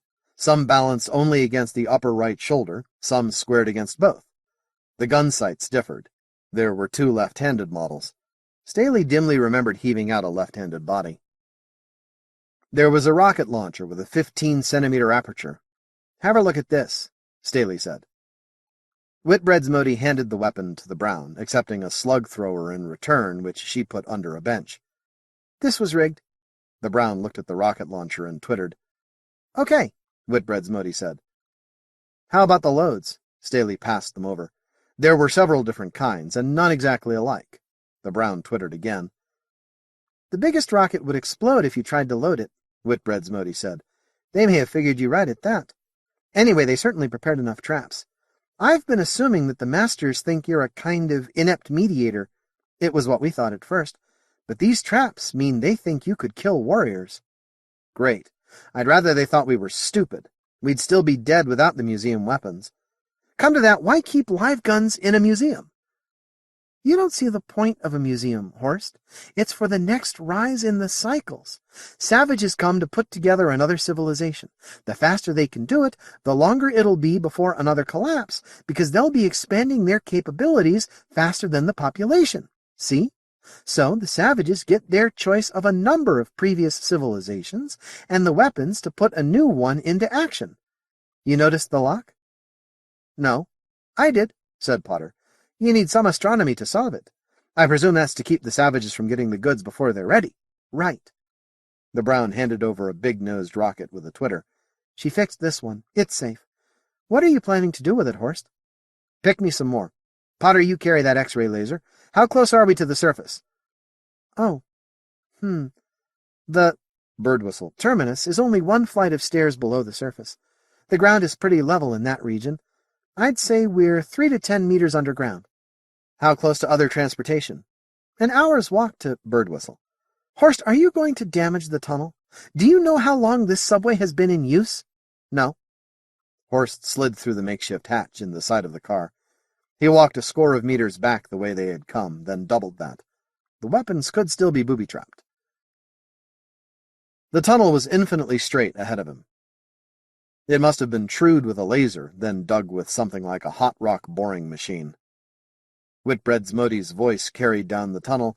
11,000 years! Staley fired. The projectile touched the roof of the tunnel, far down. Horst curled up against the shock wave. When he raised his eyes, there was considerable dirt in the tunnel. He chose another projectile and fired it. This time there was reddish daylight. He walked down to look at the damage. Yes, they could climb that slope. 11,000 years. 36. Judgment. Send the car on without us, Horst said. Whitbread's Mote twittered, and the Brown opened the control panel. She worked at blinding speed. Whitbread remembered a brown asteroid miner who had lived and died eons ago, when MacArthur was home and Motes were a friendly, fascinating unknown. The Brown leaped off. The car hesitated a second, then accelerated smoothly. They turned to the ramp Horst had created and climbed silently. The world was all the shades of red as they emerged. Endless rows of crops were folding their leaves against the night. An irregular ring of plants leaned drunkenly around the hole. Something moved among the plants. 3 guns came up. The twisted thing plodded toward them, and Staley said, "At ease. It's a farmer." Whitbread's Mote moved up beside the midshipman. She brushed dirt off her fur with all her hands. "There'll be more of those here. They may even try to smooth out the hole. Farmers aren't too bright. They don't have to be. What now, Horst?" "We walk until we can ride. If you see planes—" "Infrared detectors," said the Mote. "Do you have tractors in these fields? Could we grab one?" Staley asked. "They'll be in the shed by now. They don't usually work in the dark. Of course, the farmers may bring one to smooth out that hole."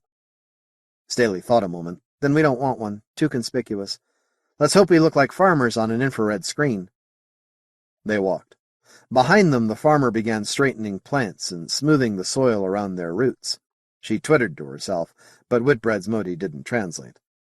Staley idly wondered if farmers ever said anything, or if they merely cursed, but he didn't want to talk just yet. He had to think. The sky darkened. A red point glowed overhead, Murchison's eye. Ahead of them was the yellow city glow of Birdwhistle. They walked on in silence, the midshipmen alert, weapons ready, the Motes following with their torsos swiveling periodically. By and by, Staley said to the Mote, "I've been wondering what's in this for you. Pain, exertion, humiliation, death.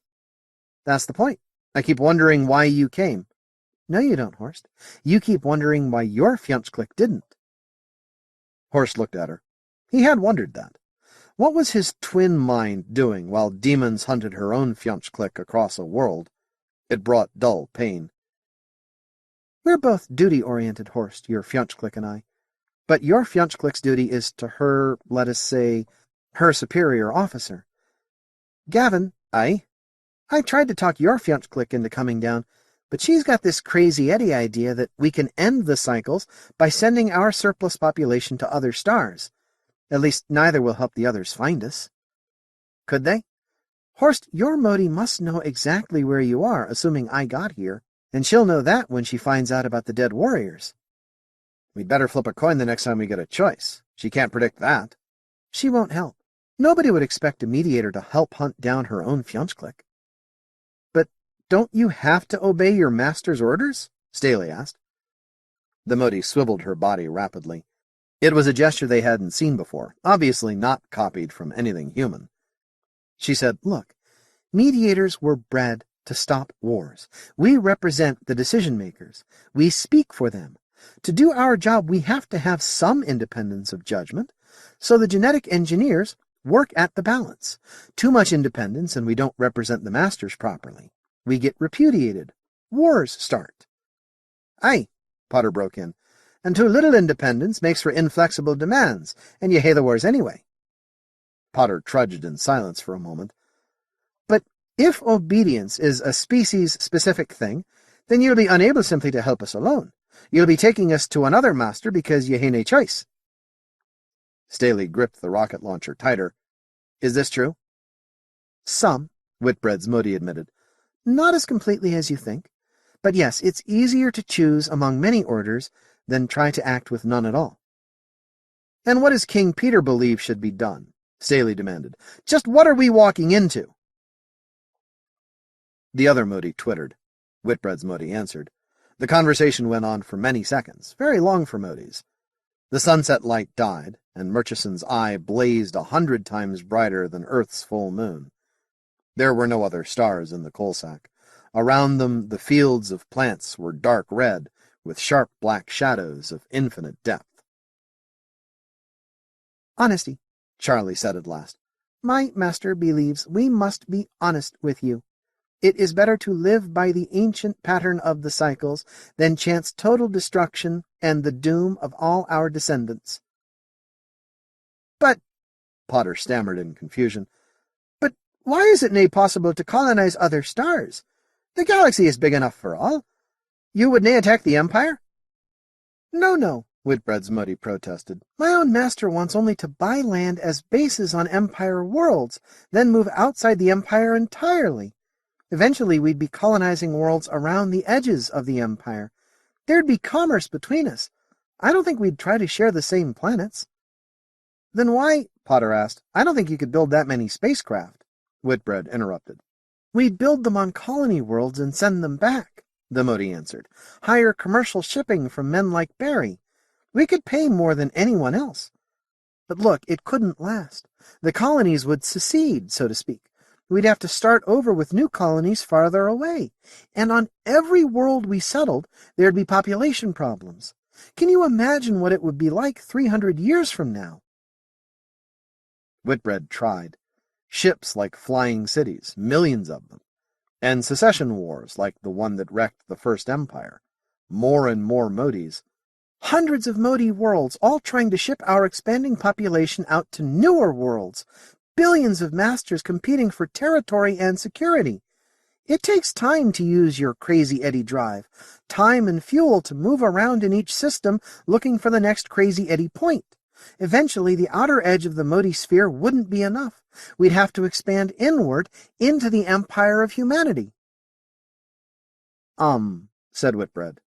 The others only looked at the Mote, then plodded onward toward the city. Staley held the big rocket launcher cradled in his arms, as if the bulk gave him comfort. Sometimes he put his hand to his holster to touch the reassuring butt of his own weapon as well. It'd be an easy decision to reach, Whitbread's Mote said. There'd be jealousy.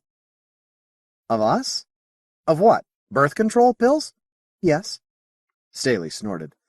Even that wouldn't be the end. Eventually there would be a huge sphere of Mote-occupied systems. The center stars couldn't even reach the edge. They'd fight among themselves. Continual war, continually collapsing civilizations. I suspect a standard technique would be to drop an asteroid into an enemy sun and figure on resettling the planet when the flare dies down. And the sphere would keep expanding, leaving more systems in the center. Staley said, I'm not so sure you could whip the Empire. At the rate our warriors breed? Oh, skip it. Maybe you'd wipe us out. Maybe you'd save some of us for zoos. You sure wouldn't have to worry about us not breeding in captivity. I don't really care.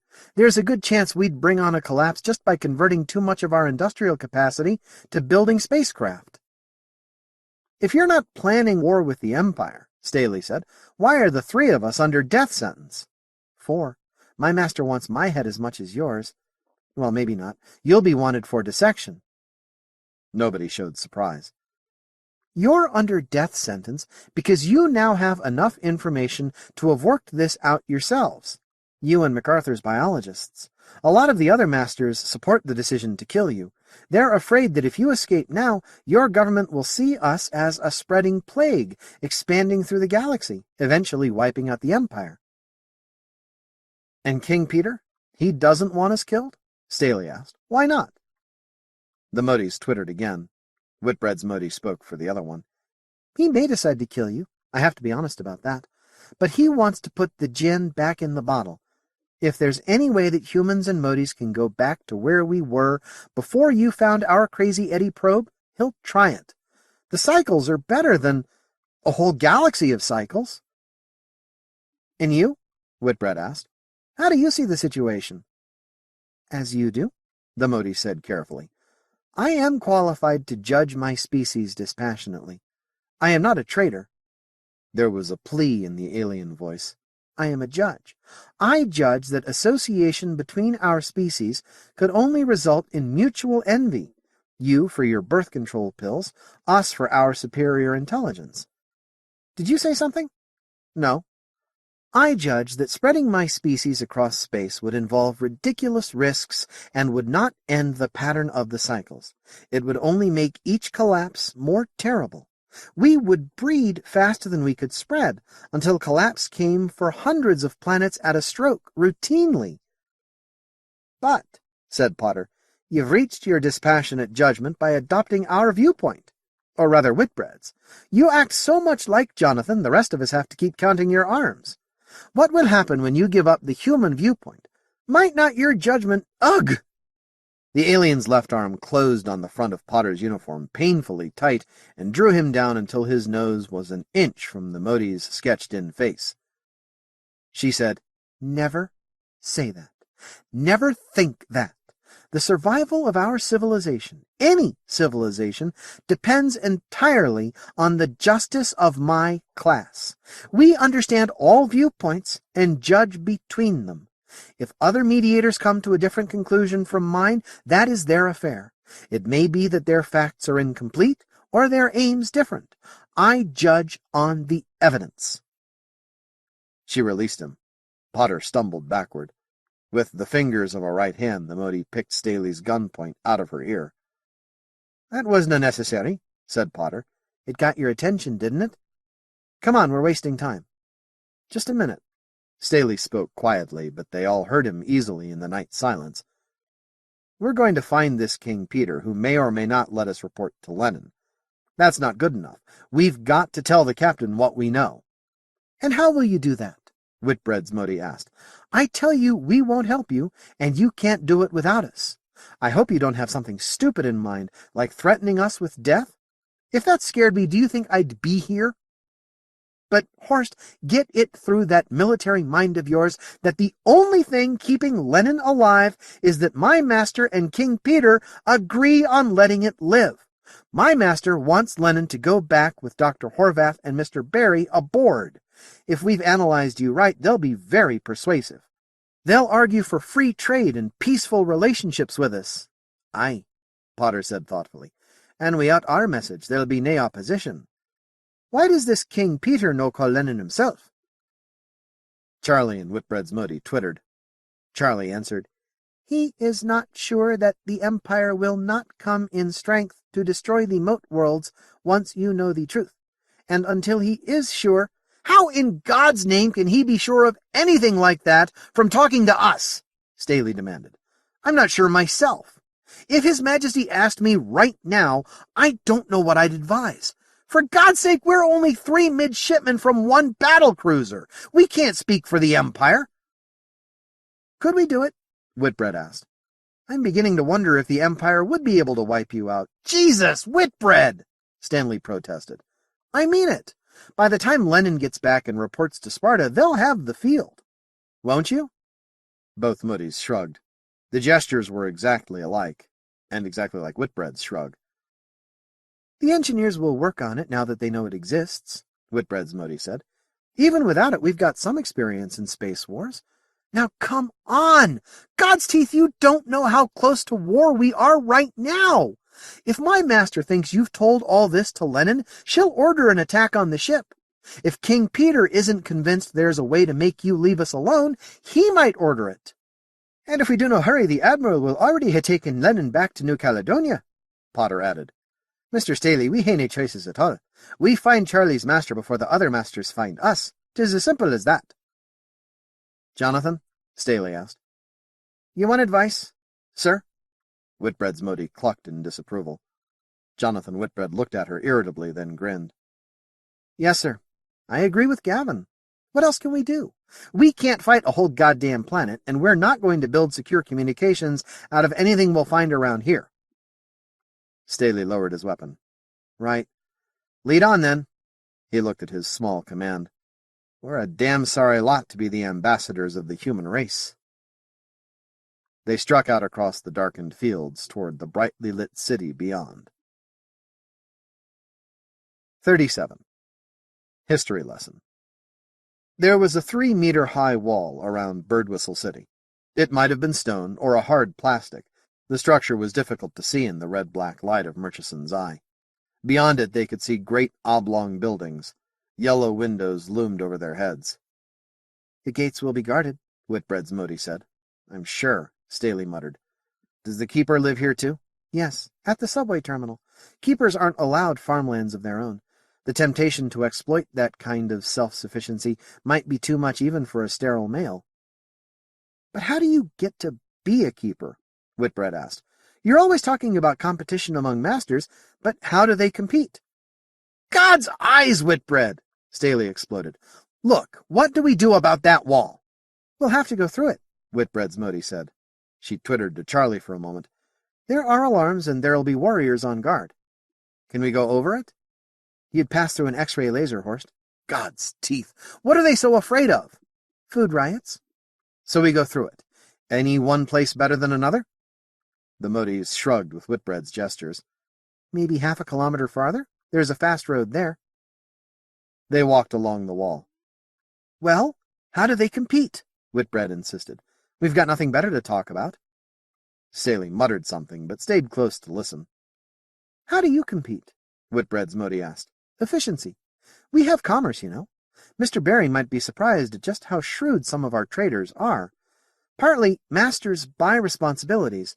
That is, they show they can handle the job. They get other powerful givers of orders to support them. Mediators negotiate it. Contracts, promises of services to be delivered, that kind of thing, are drawn up and published. And some givers of orders work for others, you know. Never directly, but they'll have a job they take care of, and they'll consult a more powerful master about policy. A master gains prestige and authority when other givers of orders start asking her for advice. And of course her daughters help. It sounds complex, Potter said. I think a nae-timer plays similar in human history. It is complex, said Whitbread's Mote. How could it be anything else? How can a decision-maker be anything but independent? That's what drove Captain Blaine's Fionchclick insane, you know. Here was your captain, absolute master on that ship, except that when whoever it was on Lenin croaked frog, Captain Blaine hopped around the bridge. Do you really talk about the captain that way? Staley asked Whitbread. I refuse to answer on the grounds that it might tend to get me dumped into the mass converter, Whitbread said. Besides, we're coming to a bend in the wall. About here, Mr. Staley, Whitbread's Mote said. There's a road on the other side. Stand back. Horst raised the rocket launcher and fired. At the second explosion, light showed through the wall. More lights rippled along its top. Some shone out into the fields, showing crops growing to the edge of the wall. Okay, get through fast, Staley ordered. They went through the gap and onto a highway. Cars and larger vehicles whizzed past, missing them by centimeters as they cowered against the wall. The 3 Motes walked boldly into the road. Whitbread shouted and tried to grab his Fionchclick. She shook him off impatiently and strolled across the street. Cars missed her narrowly, cunningly dodging past the Motes without slowing at all. On the other side, the brown and whites waved their left arms in an unmistakable sign, "Come on!" Light poured through the gap in the wall. Something was out there in the fields where they'd been. Staley waved the others into the street and fired back through the gap. The rocket exploded 100 meters away, and the light went out. Whitbread and Potter walked across the highway. Staley loaded the last round into the rocket launcher, but saved it. Nothing was coming through the gap yet.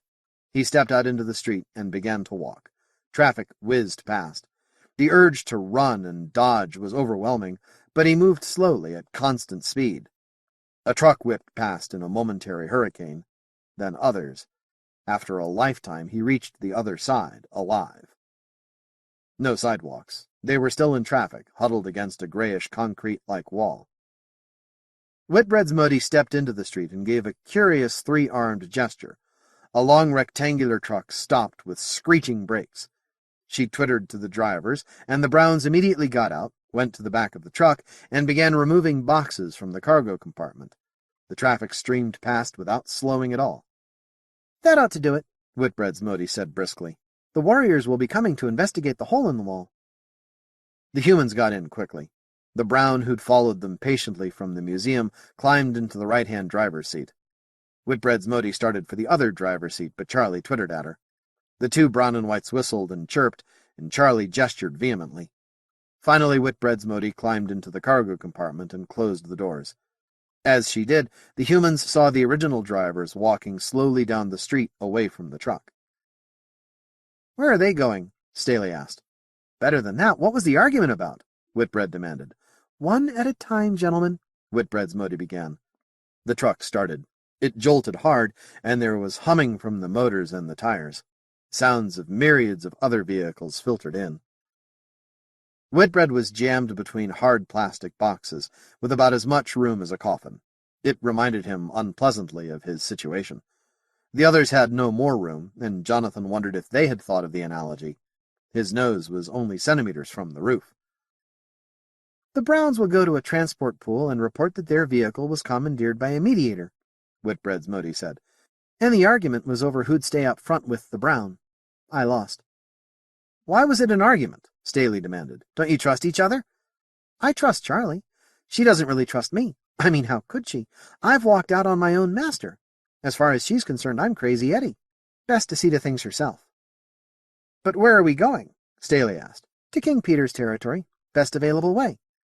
"We can't stay in this vehicle long," Staley said. "Once those Browns report, they'll be looking for it. You must have police. Some way to trace a stolen truck. You do have crime, don't you?" "Not the way you think of it. There aren't really any laws, but there are givers of orders who have jurisdiction over missing property. They'll find the truck, for a price. It'll take time for my master to negotiate with them, though.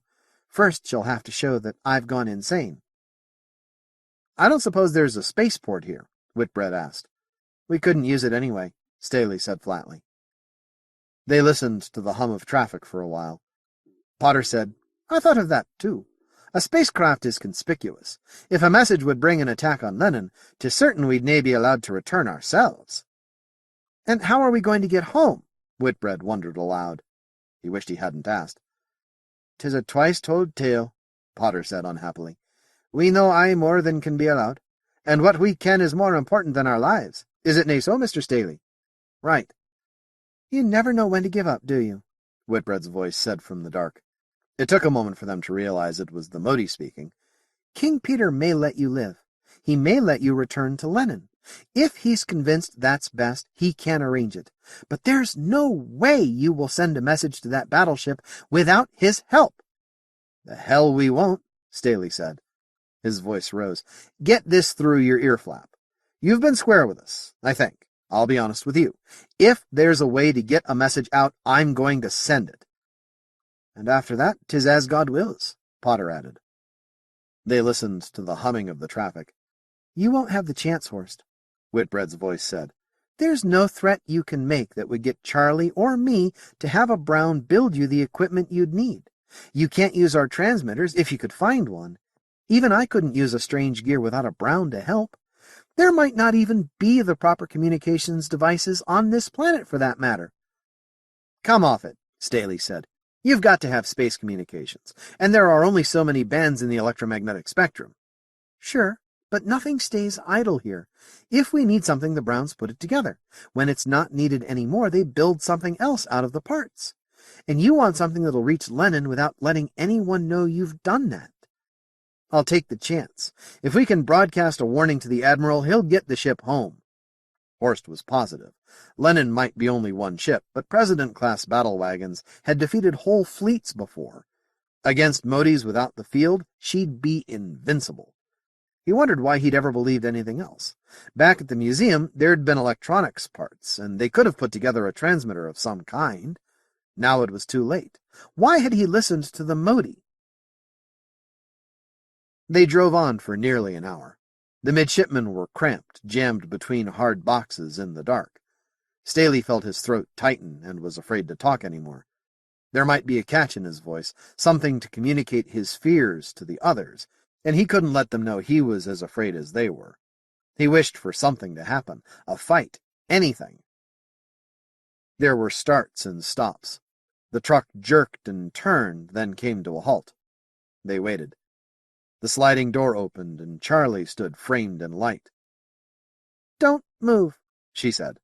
There were warriors behind her, weapons ready. At least 4. Horst Staley growled in hatred. Betrayed! He reached for his pistol, but the cramped position prevented him from drawing it. "No, Horst!" Whitbread's Mote shouted. She twittered. Charlie hummed and clacked in reply. "Don't do anything," Whitbread's Mote said. "Charlie has commandeered an aircraft. The warriors belong to its owner. They won't interfere as long as we go straight from here to the plane." "But who are they?" Staley demanded. He kept his grip on the pistol. The odds looked impossible. The warriors were poised and ready, and they looked deadly and efficient. "I told you," Whitbread's Mote said. "They're a bodyguard. All masters have them. Nearly all, anyway. Now get out, slowly, and keep your hands off your weapons. Don't make them think you might try to attack their master. If they get that idea, we're all dead." Staley estimated his chances. Not good. If he had Kelly and another Marine instead of Whitbread and Potter... "Okay," he said. "Do as she says." He climbed slowly out of the van.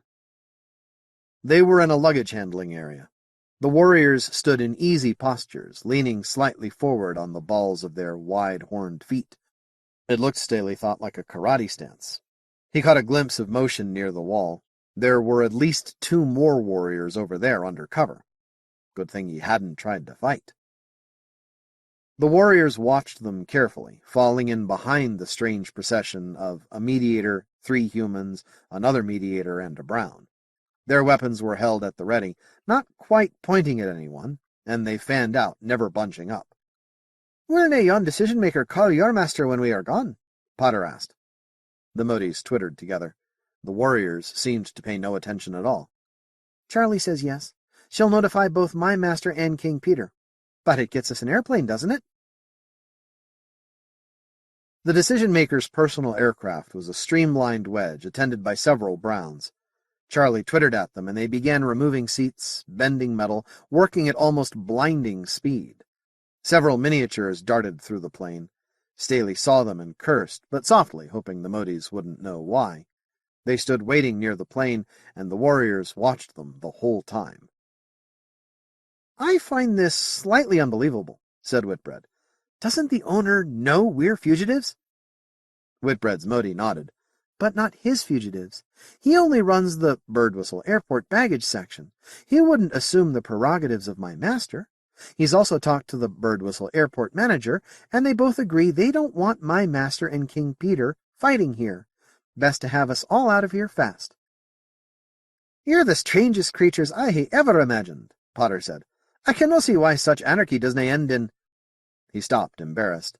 "It does," Whitbread's Mote said. "Given our special characteristics, it has to. But industrial feudalism works better than some things we've tried." The Browns beckoned. When they entered the airplane, there was a single Mote-shaped couch starboard aft. Charlie's Brown went to it.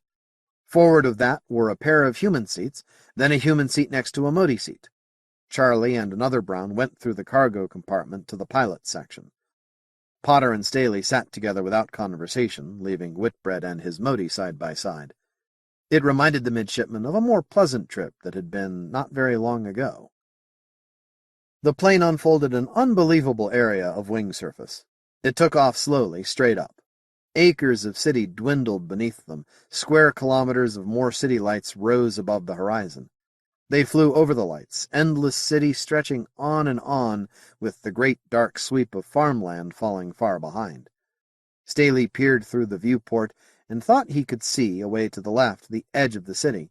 Beyond it was nothing, darkness, but level. More farmlands. "You say every master has warriors," Whitbread said. "Why didn't we ever see any before?" "There aren't any warriors in Castle City," the Mote said with obvious pride. "None? None at all. Everywhere else, any holder of territory or important manager goes about with a bodyguard. Even the immature decision-maker is guarded by his mother's troops. But the warriors are too obviously what they are. My master and the decision-makers concerned with you and this Crazy Eddie idea got the others in Castle City to agree so that you wouldn't know just how warlike we are." Whitbread laughed. "I was thinking of Dr. Horvath." His Mote chuckled. "He had the same idea, didn't he? Hide your paltry few wars from the peaceful Motes. They might be shocked. Did I tell you the Crazy Eddie probe started a war all by itself?" "No. You haven't told us about any of your wars. It was worse than that, actually. You can see the problem. Who gets put in charge of the launching lasers? Any master or coalition of them will eventually use the lasers to take over more territory for his clan. If mediators run the installation, some decision-maker will take it away from them." "You'd just give it up to the first master who ordered you to?" Whitbread asked incredulously. "For God's sake, Jonathan, of course not! She'd have been ordered not to begin with. But mediators aren't good at tactics. We can't handle battalions of warriors." "Yet you govern the planet for the masters. We have to.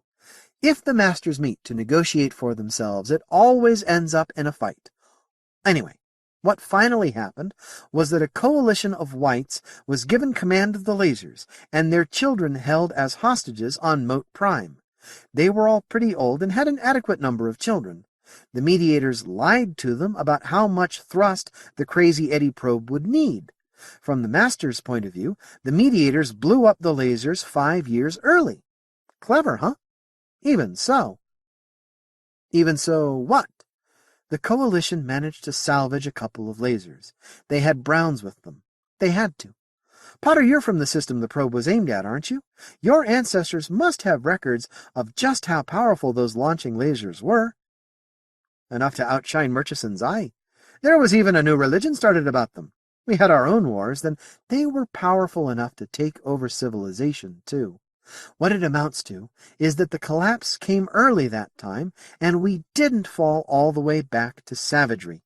The mediators must have planned it that way from the beginning. God's teeth, Whitbread muttered. Do you always work that way? What way, Jonathan? Expecting everything to fall apart at any minute? Using the fact? Intelligent people do. Everyone but the Crazy Eddies. I think the classic case of the Crazy Eddie syndrome was that time machine. You saw it in one of the sculptures. Right. Some historian decided that a great turning point in history had come about 200 years earlier. If he could interfere with that turning point, all of Mote history from that point on would be peaceful and idyllic. Can you believe it? And he could prove it, too. He had dates, old memoranda, secret treaties. What was the event? There was an emperor, a very powerful master. All of her siblings had been killed, and she inherited jurisdiction over an enormous territory.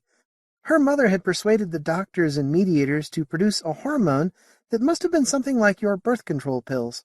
It would stimulate a master's body into thinking she was pregnant.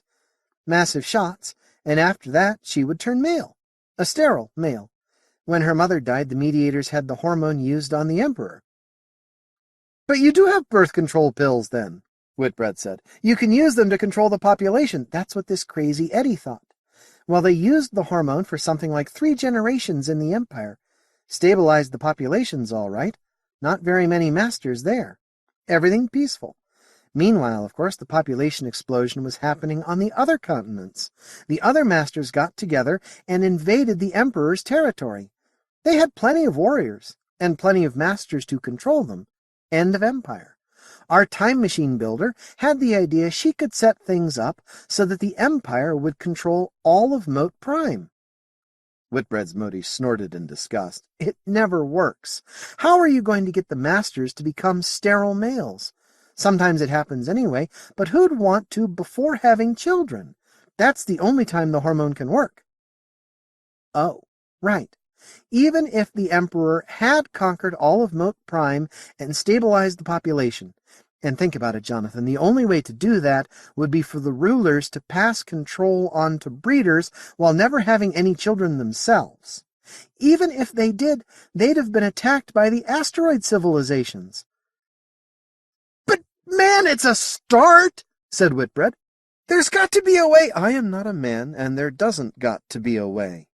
And that's another reason I don't want contact between your species and mine. You're all crazy eddies. You think every problem has a solution. All human problems have at least one final solution, Gavin Potter said softly from the seat behind them. Human, perhaps, the alien said. But do Motes have souls? 'Tis day for me to say, Potter answered. He shifted uncomfortably in his seat. I am not a spokesman for the Lord. It isn't for your chaplain to say either. How can you expect to find out? It would take revealed knowledge, a divine inspiration, wouldn't it? I doubt if you'll get it. Have you any religion at all, then? Potter asked incredulously. We've had thousands, Gavin. The Browns and other semi-sentient classes don't change theirs much, but every civilization of masters produces something else. Mostly they're variants of transmigration of souls, with emphasis on survival through children. You can see why. You didn't mention mediators, Whitbread said. I told you, we don't have children. There are mediators who accept the transmigration idea, reincarnation as masters, that sort of thing. The closest thing to ours I've heard of in human religions is lesser way Buddhism. I talked to Chaplain Hardy about this. He says Buddhists believe they can someday escape from what they call the wheel of life. That sounds an awful lot like the cycles. I don't know, Jonathan. I used to think I accepted reincarnation, but there's no knowing, is there? And you hae nothing like Christianity? Potter demanded. No. We've had prophecies of a savior who'd end the cycles, but we've had everything, Gavin. It's for damn sure there's been no savior yet. The endless city unrolled beneath them. Presently Potter leaned back in his chair and began to snore softly. Whitbread watched in amazement. You should sleep too, said the Mote. You've been up too long. I'm too scared. You tire easier than we do. You ought to sleep. I'm too scared. Brother, now I'm really scared. Did I really call him brother? No, I called her brother. Hell with it.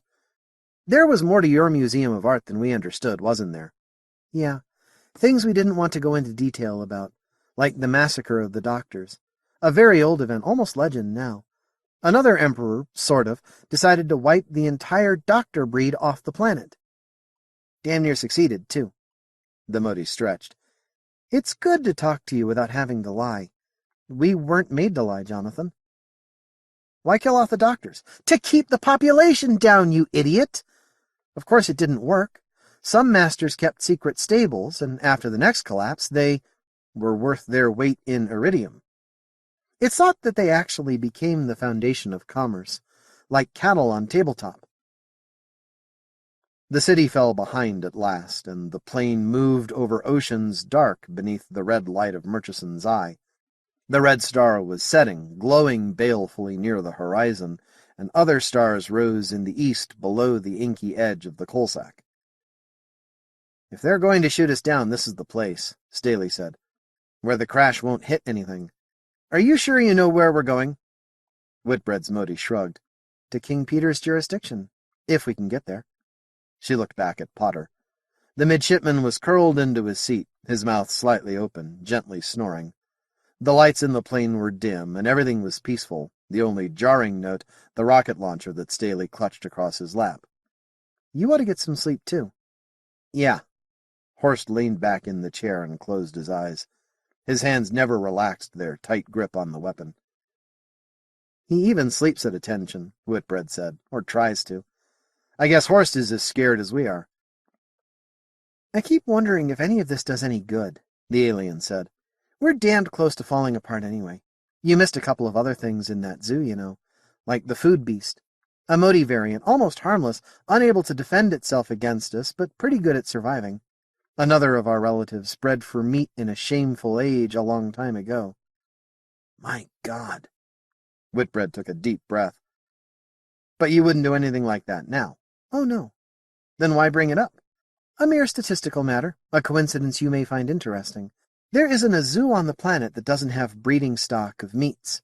And the herds are getting larger. God's teeth! Don't you ever stop thinking about the next collapse. No. Murchison's eye had long since vanished. Now the east was blood-red in a sunrise that still startled Whitbread.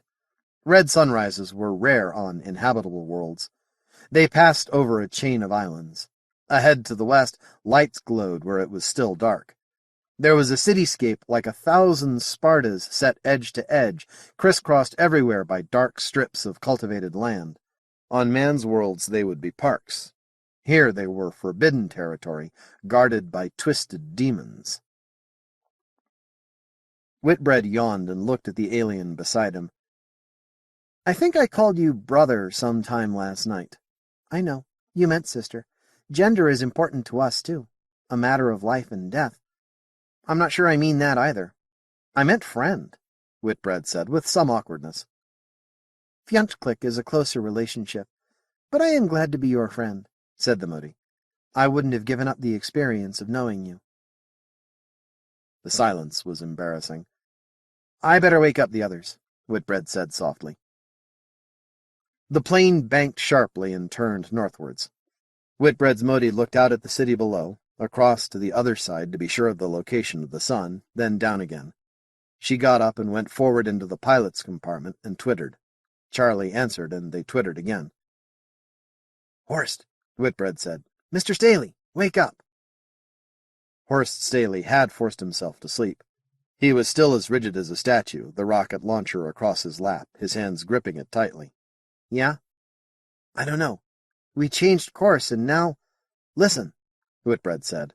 The Motes were still chattering. Their voices grew louder. 38. Final solution. Whitbread's Mote came back to her seat. It started, she said. She didn't sound like Whitbread now. She sounded like an alien. War. Who? Staley demanded. My master and King Peter. The others haven't joined in yet, but they will. War over us? Whitbread asked incredulously. He was ready to cry. The transformation in his Fjuntclick was too much to bear. Over jurisdiction over you, the Mote corrected. She shivered, relaxed, and suddenly Whitbread's voice spoke to them from the half-smiling alien lips. It's not too bad yet. Just warriors and raids. Each one wants to show the other what she could do without destroying anything really valuable. There'll be a lot of pressure from the other decision-makers to keep it that way. They don't want to be in a fallout pattern. God's teeth, said Whitbread. He gulped. But welcome back, brother. Where does that leave us? Staley demanded. Where do we go now? A neutral place. The castle. Castle? Horst shouted. That's your master's territory. His hand was very near his pistol again. No. Think the others would give my master that much control over you? The mediators you met were all part of my clan, but the castle itself belongs to a sterile male decision-maker, a keeper. Staley looked distrustful. What do we do once we're there? The Mote shrugged. Wait and see who wins. If King Peter wins, he's going to send you back to Lenin. Maybe this war will convince the Empire that it's better to leave us alone. Maybe you can even help us. The Mote gestured disgustedly. Help us. He's Crazy Eddie, too. There'll never be an end to the cycles. Wait, Staley muttered. Not me, damn it. Where is this master of yours? No! The Mote shouted. Horst, I can't help you with something like that. Besides, you'd never get past the warriors. They're good, Horst, better than your Marines. And what are you? 3 junior officers with damn little experience and some weapons you got from an old museum. Staley looked below. Castle City was ahead. He saw the spaceport, an open space among many, but gray, not green. Beyond it was the castle, a spire circled by a balcony. Small as it was, it stood out among the industrial ugliness of the endless cityscape. There was communications gear in their baggage. When Renner and the others came up, the sailing master had left everything but their notes and records in the castle. He hadn't said why, but now they knew. He wanted the Motes to think they would return. There might even be enough to build a good transmitter, something that would reach Lenin. "Can we land in the street?" Staley asked. "In the street?" The Mote blinked. "Why not? If Charlie agrees. This is her aircraft." Whitbread's Mote trilled. There were answering hums and clicks from the cockpit. "You're sure the castle is safe?" Staley asked. "Whitbread, do you trust the Motes?" "I trust this one, but I may be a little prejudiced, Mr. Staley. You'll have to make your own judgment." "Charlie says the castle is empty and the ban on warriors in Castle City still holds," Whitbread's Mote said. "She also says King Peter's winning, but she's only hearing reports from her side." "Will she land next to the castle?" Staley asked. "Why not? We have to buzz the street first to warn the Browns to look up." The Mote trilled again. The grumble of motors died to a whisper. Wings spread again, and the plane dipped lower, falling almost straight down to pull level with a swoop. It whizzed past the castle, giving them a view of its balconies. Traffic moved below, and Staley saw a white on the pedestrian walkway across from the castle. The master ducked quickly into a building. "No demons," Staley said. "Anybody see warriors?" "No." "Nay, me neither." The plane banked sharply and fell again. Whitbread stared wide-eyed at the hard concrete sides of skyscrapers whipping past. They watched for whites and warriors, but saw neither. The plane slowed and leveled off 2 meters above the ground. They glided toward the castle like a gull above waters. Staley braced himself at the windows and waited. Cars came at them and swerved around. They were going to hit the castle, he realized. Was the Brown trying to ram their way through like the cutter into MacArthur? The plane dropped joltingly and surged against brakes and thrust reversers. They were just beneath the castle wall. "Here, trade with me, Potter." Staley took the X-ray laser. "Now move out." The door wouldn't work for him, and he waved at the Mote. She threw the door wide. There was a 2-meter space between wingtip and wall, making 25 meters in all. That wing of the aircraft had folded somehow. The Mote leaped into the street. The humans dashed after her, with Whitbread carrying the magic sword in his left hand. The door might be locked, but it would never stand up to that. The door was locked. Whitbread hefted the sword to hew through it, but his Mote waved him back. She examined a pair of dials set in the door, took one in each of the right hands, and as she twirled them, turned the lever with her left arm. The door opened smoothly. "Meant to keep humans out," she said. The entryway was empty. "Any way to barricade that damn door?" Staley asked. His voice sounded hollow, and he saw that the furnishings were gone from the room. When there was no answer, Staley handed Potter the X-ray laser. "Keep guard here. You'll need the Motes to tell if someone coming through is an enemy. Come on, Whitbread." He turned and ran for the stairs. Whitbread followed reluctantly. Horst climbed rapidly, leaving Whitbread out of breath when they reached the floor where their rooms were. "You got something against elevators?" Whitbread demanded. "Sir?" Staley didn't answer. The door to Renner's room stood open, and Horst dashed inside. "God damn!" "What's the matter?" Whitbread panted. He went through the door. The room was empty. Even the bunks were removed. There was no sign of the equipment Renner had left behind. "I was hoping to find something to talk to Lenin with," Stanley growled. "Help me look. Maybe they stored our stuff in here somewhere." They searched, but found nothing. On every floor it was the same. Fixtures, beds, furniture, everything removed. The castle was a hollow shell. They went back downstairs to the entryway. "Are we alone?" Gavin Potter asked. "Yeah," Staley replied, "and we'll starve pretty bloody quick if nothing worse. The place has been stripped." Both Motes shrugged. "I'm a little surprised," Whitbread's Mote said. The two Motes twittered for a moment. "She doesn't know why either. It looks like the place won't be used again." "Well, they damn well know where we are," Staley growled.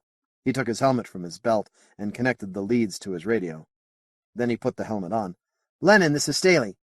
"Lenin, this is Midshipman Staley, over." "Mr. Staley, where in hell are you?" It was Captain Blaine. "Captain! Thank God! Captain, we're holed up in—" "Wait one moment, sir." The Motes were twittering to each other. Whitbread's Mote tried to say something, but Staley didn't hear it. What he heard was a Mote speaking with Whitbread's voice. "Captain Blaine, sir, where do you get your Irish mist, over?" Staley, cut the goddamn comedy and report. Over. Sorry, sir, I really must know. You'll understand why I ask. Where do you get your Irish mist? Over. Staley, I'm tired of the goddamn jokes. Horst took the helmet off. It isn't the captain, he said. It's a Mote with the captain's voice. One of yours? He asked Whitbread's Mote. Probably. It was a stupid trick. Your Fjonchclick would have known better, which means she's not cooperating with my master too well. There's no way to defend this place, Staley said. He looked around the entryway. It was about 10 meters by 30, and there was no furniture at all. The hangings and pictures which adorned the walls were gone. Upstairs, Horst said. We've got a better chance there. He led them back up to the living quarters floor, and they took positions at the end of the hall where they could cover the stairwell and elevator. Now what? Whitbread asked. Now we wait, both Motes said in unison. A long hour passed. The traffic sounds died away. It took them a minute to notice, then it was obvious. Nothing moved outside. I'll have a look, Staley said. He went to a room and peered carefully out the window, standing well inside so that he wouldn't expose himself. Demons moved on the street below. They came forward in a twisting, flickering quick run, then suddenly raised their weapons and fired down the street. Horst turned and saw another group melting for cover. They left a third of their number dead. Battle sounds filtered through the thick windows. What is it, Horst? Whitbread called. It sounds like shots. It is shots. 2 groups of warriors in a battle. Over us? Certainly, Whitbread's Mote answered. You know what this means, don't you? She sounded very resigned. When there was no answer, she said, It means the humans won't be coming back. They're gone. Staley cried, I don't believe it! The Admiral wouldn't leave us. He'd take on the whole damn planet. No, he wouldn't, Horst, Whitbread said. You know his orders. Horst shook his head, but he knew Whitbread was right. He called, Whitbread's Mote, come here and tell me which side is which. No. Horst looked around. What do you mean, no? I need to know who to shoot at. I don't want to get shot. Whitbread's Mote was a coward. I haven't been shot, have I? Just don't expose yourself. Whitbread's voice said, Horst, if you've exposed an eye, any warrior could have shot it out. Nobody wants you dead now. They haven't used artillery, have they? But they'd shoot me. All right. Charlie, come here and I will not. Horst didn't even curse. Not cowards, but brown and whites. Would his own Mote have come? The demons had all found cover. Cars parked or abandoned, doorways, the fluting along the sides of one building. They moved from cover to cover with the flickering speed of houseflies. Yet every time a warrior fired, a warrior died. There had not been all that much gunfire, yet 2/3 of the warriors in sight were dead. Whitbread's Mote had been right about their marksmanship. It was inhumanly accurate. Almost below Horst's window, a dead warrior lay with its right arms blown away. A live one waited for a lull, suddenly broke for closer cover, and the fallen one came to life. Then it happened too fast to follow. The gun flying, the 2 warriors colliding like a pair of buzzsaws, then flying away, broken dolls still kicking and spraying blood. Something crashed below. There were sounds in the stairwell. Hooves clicked on marble steps. The Motes twittered. Charlie whistled loudly, and again. There was an answering call from below. Then a voice spoke in David Hardy's perfect Anglic. You will not be mistreated. Surrender at once. We've lost, Charlie said. My master's troops. What will you do, Horst? For answer, Staley crouched in a corner with the X-ray rifle aimed at the stairwell. He waved frantically at the other midshipmen to take cover. A brown and white Mote turned the corner and stood in the hallway. It had Chaplain Hardy's voice, but none of his mannerisms. Only the perfect Anglic and the resonant tones. The mediator was unarmed. Come now, be reasonable. Your ship has gone. Your officers believe you are dead. There is no reason to harm you. Don't get your friends killed over nothing. Come out and accept our friendship. Go to hell! What can you gain by this? The Mote asked. We only wish you well. There were sounds of firing from below. The shots rebounded through the empty rooms and hallways of the castle. The mediator with Hardy's voice whistled and clicked to the other Motes. What's she saying? Staley demanded. He looked around. Whitbread's Mote was crouched against the wall, frozen.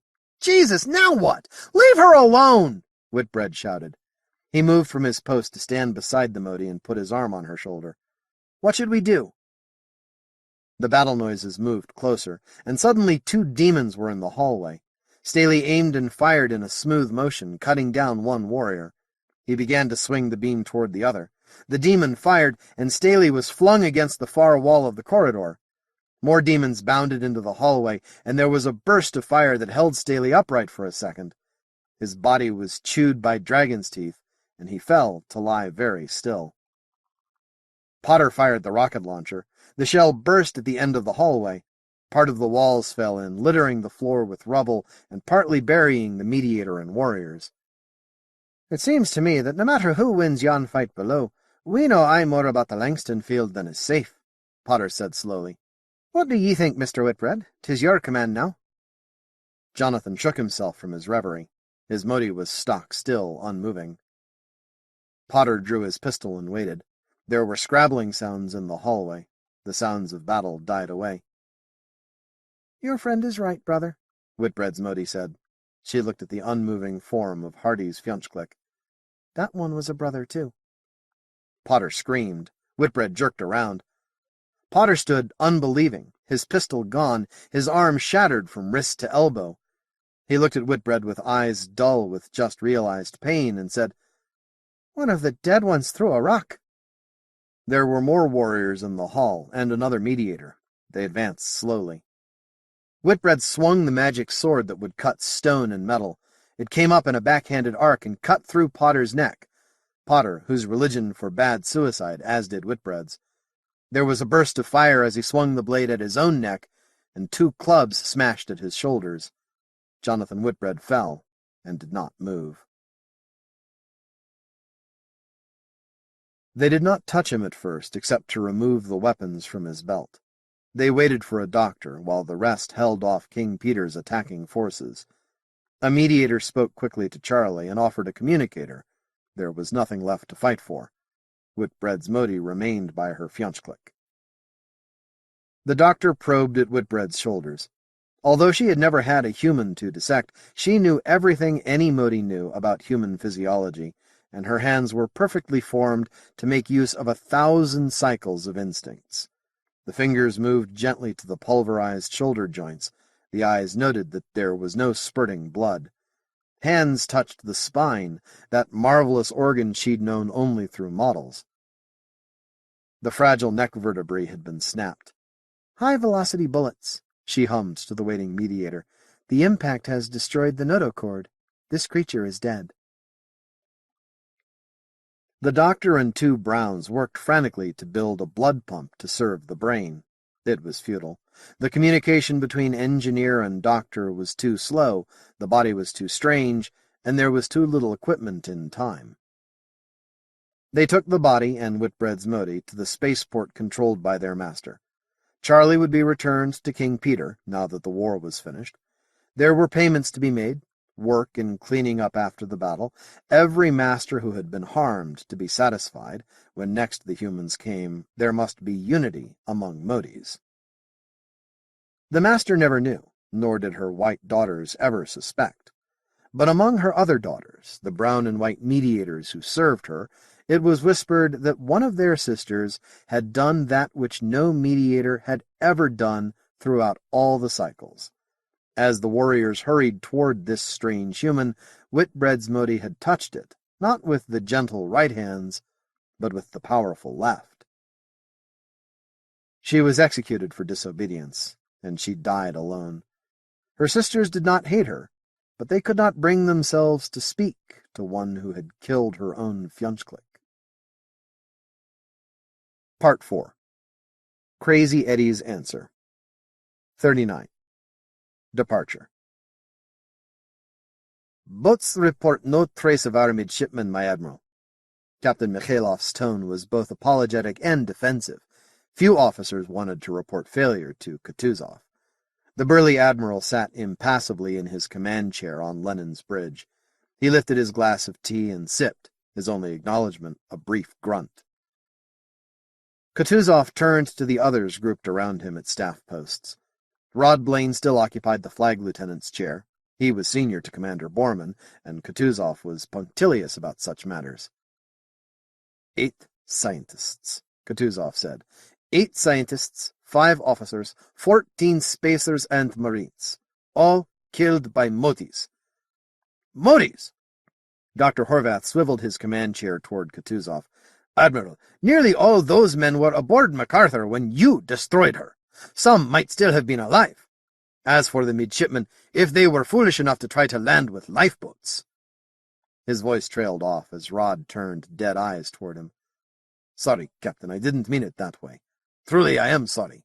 I liked those boys, too. But you can't blame the Motes for what happened. The Motes have tried to help, and they can do so much for us. Admiral, when can we get back to the embassy ship? Kutuzov's explosive sound might have been a laugh. Ha! Doctor, we are going home as soon as boats are secured. I thought I had made that clear. The science minister pressed his lips tightly against his wide teeth.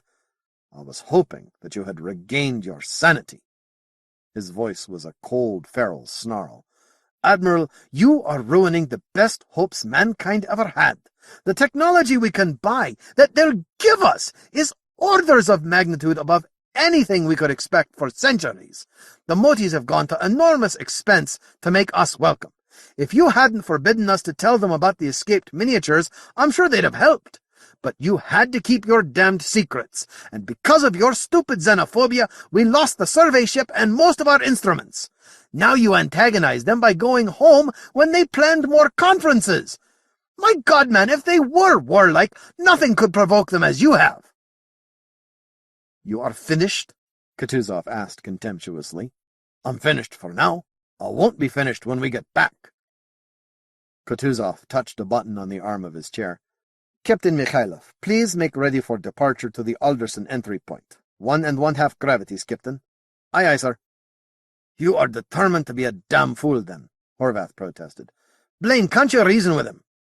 I am determined to carry out my orders, Doctor, Kutuzov said heavily. If Horvath's threats meant anything to him, he didn't show it. The Admiral turned to Rod. Captain, I will welcome your advice, but I will do nothing to compromise safety of this ship, and I cannot allow further personal contact with Motes. Have you suggestions, Captain Lord Blaine? Rod had listened to the conversation without interest, his thoughts a confused blur. What could I have done? He asked himself endlessly. There was nothing else to concern him. The Admiral might ask his advice, but that was courtesy. Rod had no command and no duties. His ship was lost, his career finished. Brooding in self-pity wasn't doing any good, though. I do think, sir, that we should try to keep the Motes' friendship. We shouldn't make the government's decisions. You are saying I do that? Kutuzov demanded. No, sir. But it is likely the Empire will want to trade with the Motes. As Dr. Horvath says, they have done nothing hostile. What of your midshipmen? Rod swallowed hard. I don't know, sir. Possibly Potter or Whitbread weren't able to control their lifeboats, and Staley tried to rescue. It would be like him. Kutuzov scowled. 3 lifeboats, Captain. All 3 re-enter and all 3 burn. He examined the displays around him. A boat was being winched into Lenin's hangar deck, where Marines would flood it with poison gas. No aliens would get loose in his flagship. What would you like to say to Motes, Doctor? I won't tell them what I'd like to say, Admiral, Horvath said pointedly. I will stay with your story of plague. It's almost through, isn't it? A plague of miniatures. But, Admiral, we must leave open the possibility of a returning expedition. They will know you lie to them, Kutuzov said flatly. Blaine, what of that? Is better Motes hear explanations they do not believe? Damn it, doesn't he know I don't want to think about Motes? Or anything else? What good is my advice? Advice from a man who lost his ship. Admiral, I don't see what harm it would do to let Minister Horvath speak to the Motes. Rod emphasized minister. Not only was Horvath a ranking council minister, but he had powerful connections with the Humanity League, and influence in the Imperial Traders Association as well. That combination had nearly as much clout as the Navy. Somebody ought to talk to them. It doesn't matter much who. There's not a man aboard who can lie to his Fjunsklick. Very well. Da. Captain Mikhailov, please have communications call Mote embassy ship. Dr. Horvath will speak to them. The screens lit to show a brown and white half-smiling face. Rod grimaced, then glanced up quickly to confirm that his own image pickup wasn't on. The Modi looked at Horvath. Fjanchlik? Ah, I was hoping to speak to you. We are leaving now. We must. The Modi's expression didn't change. That seemed obvious, but we are very distressed, Anthony. We have much more to discuss. Trade agreements, rental of bases in your empire? Yes, but we haven't the authority to sign treaties or trade agreements, Horvath protested. Really, we did accomplish a lot, and now we have to go. There was a plague on MacArthur, something new to our doctors, and we don't know the focal infection center or the vector. And since this ship is our only way home, our decision-makers think it best we leave while there is a full astrogation crew. We'll be back. Will you come yourself? The Modi asked, if at all possible. I'd love to. He had no trouble sounding sincere about that. You will be welcome. All humans will be welcome. We have great hopes for trade between our races, Anthony. There is much we can learn from each other. We have gifts as well. Can you not take them on your ship? Well, thank you. Horvath looked at Kutuzov. The Admiral was about to explode. He shook his head violently. It would not be wise, Horvath said sadly. Until we know what caused the plague, it is best we add nothing we have not already been exposed to. I'm very sorry. So am I, Anthony. We have noted that your engineers are, how can I put this delicately, are not so advanced as ours in many ways. Under-specialized, perhaps. We have thought partially to remedy this with our gifts. Excuse me a moment, Horvath said. He turned to Kutuzov after switching off the sound pickup. Admiral, you cannot refuse such an opportunity. This may be the most significant event in the history of the Empire.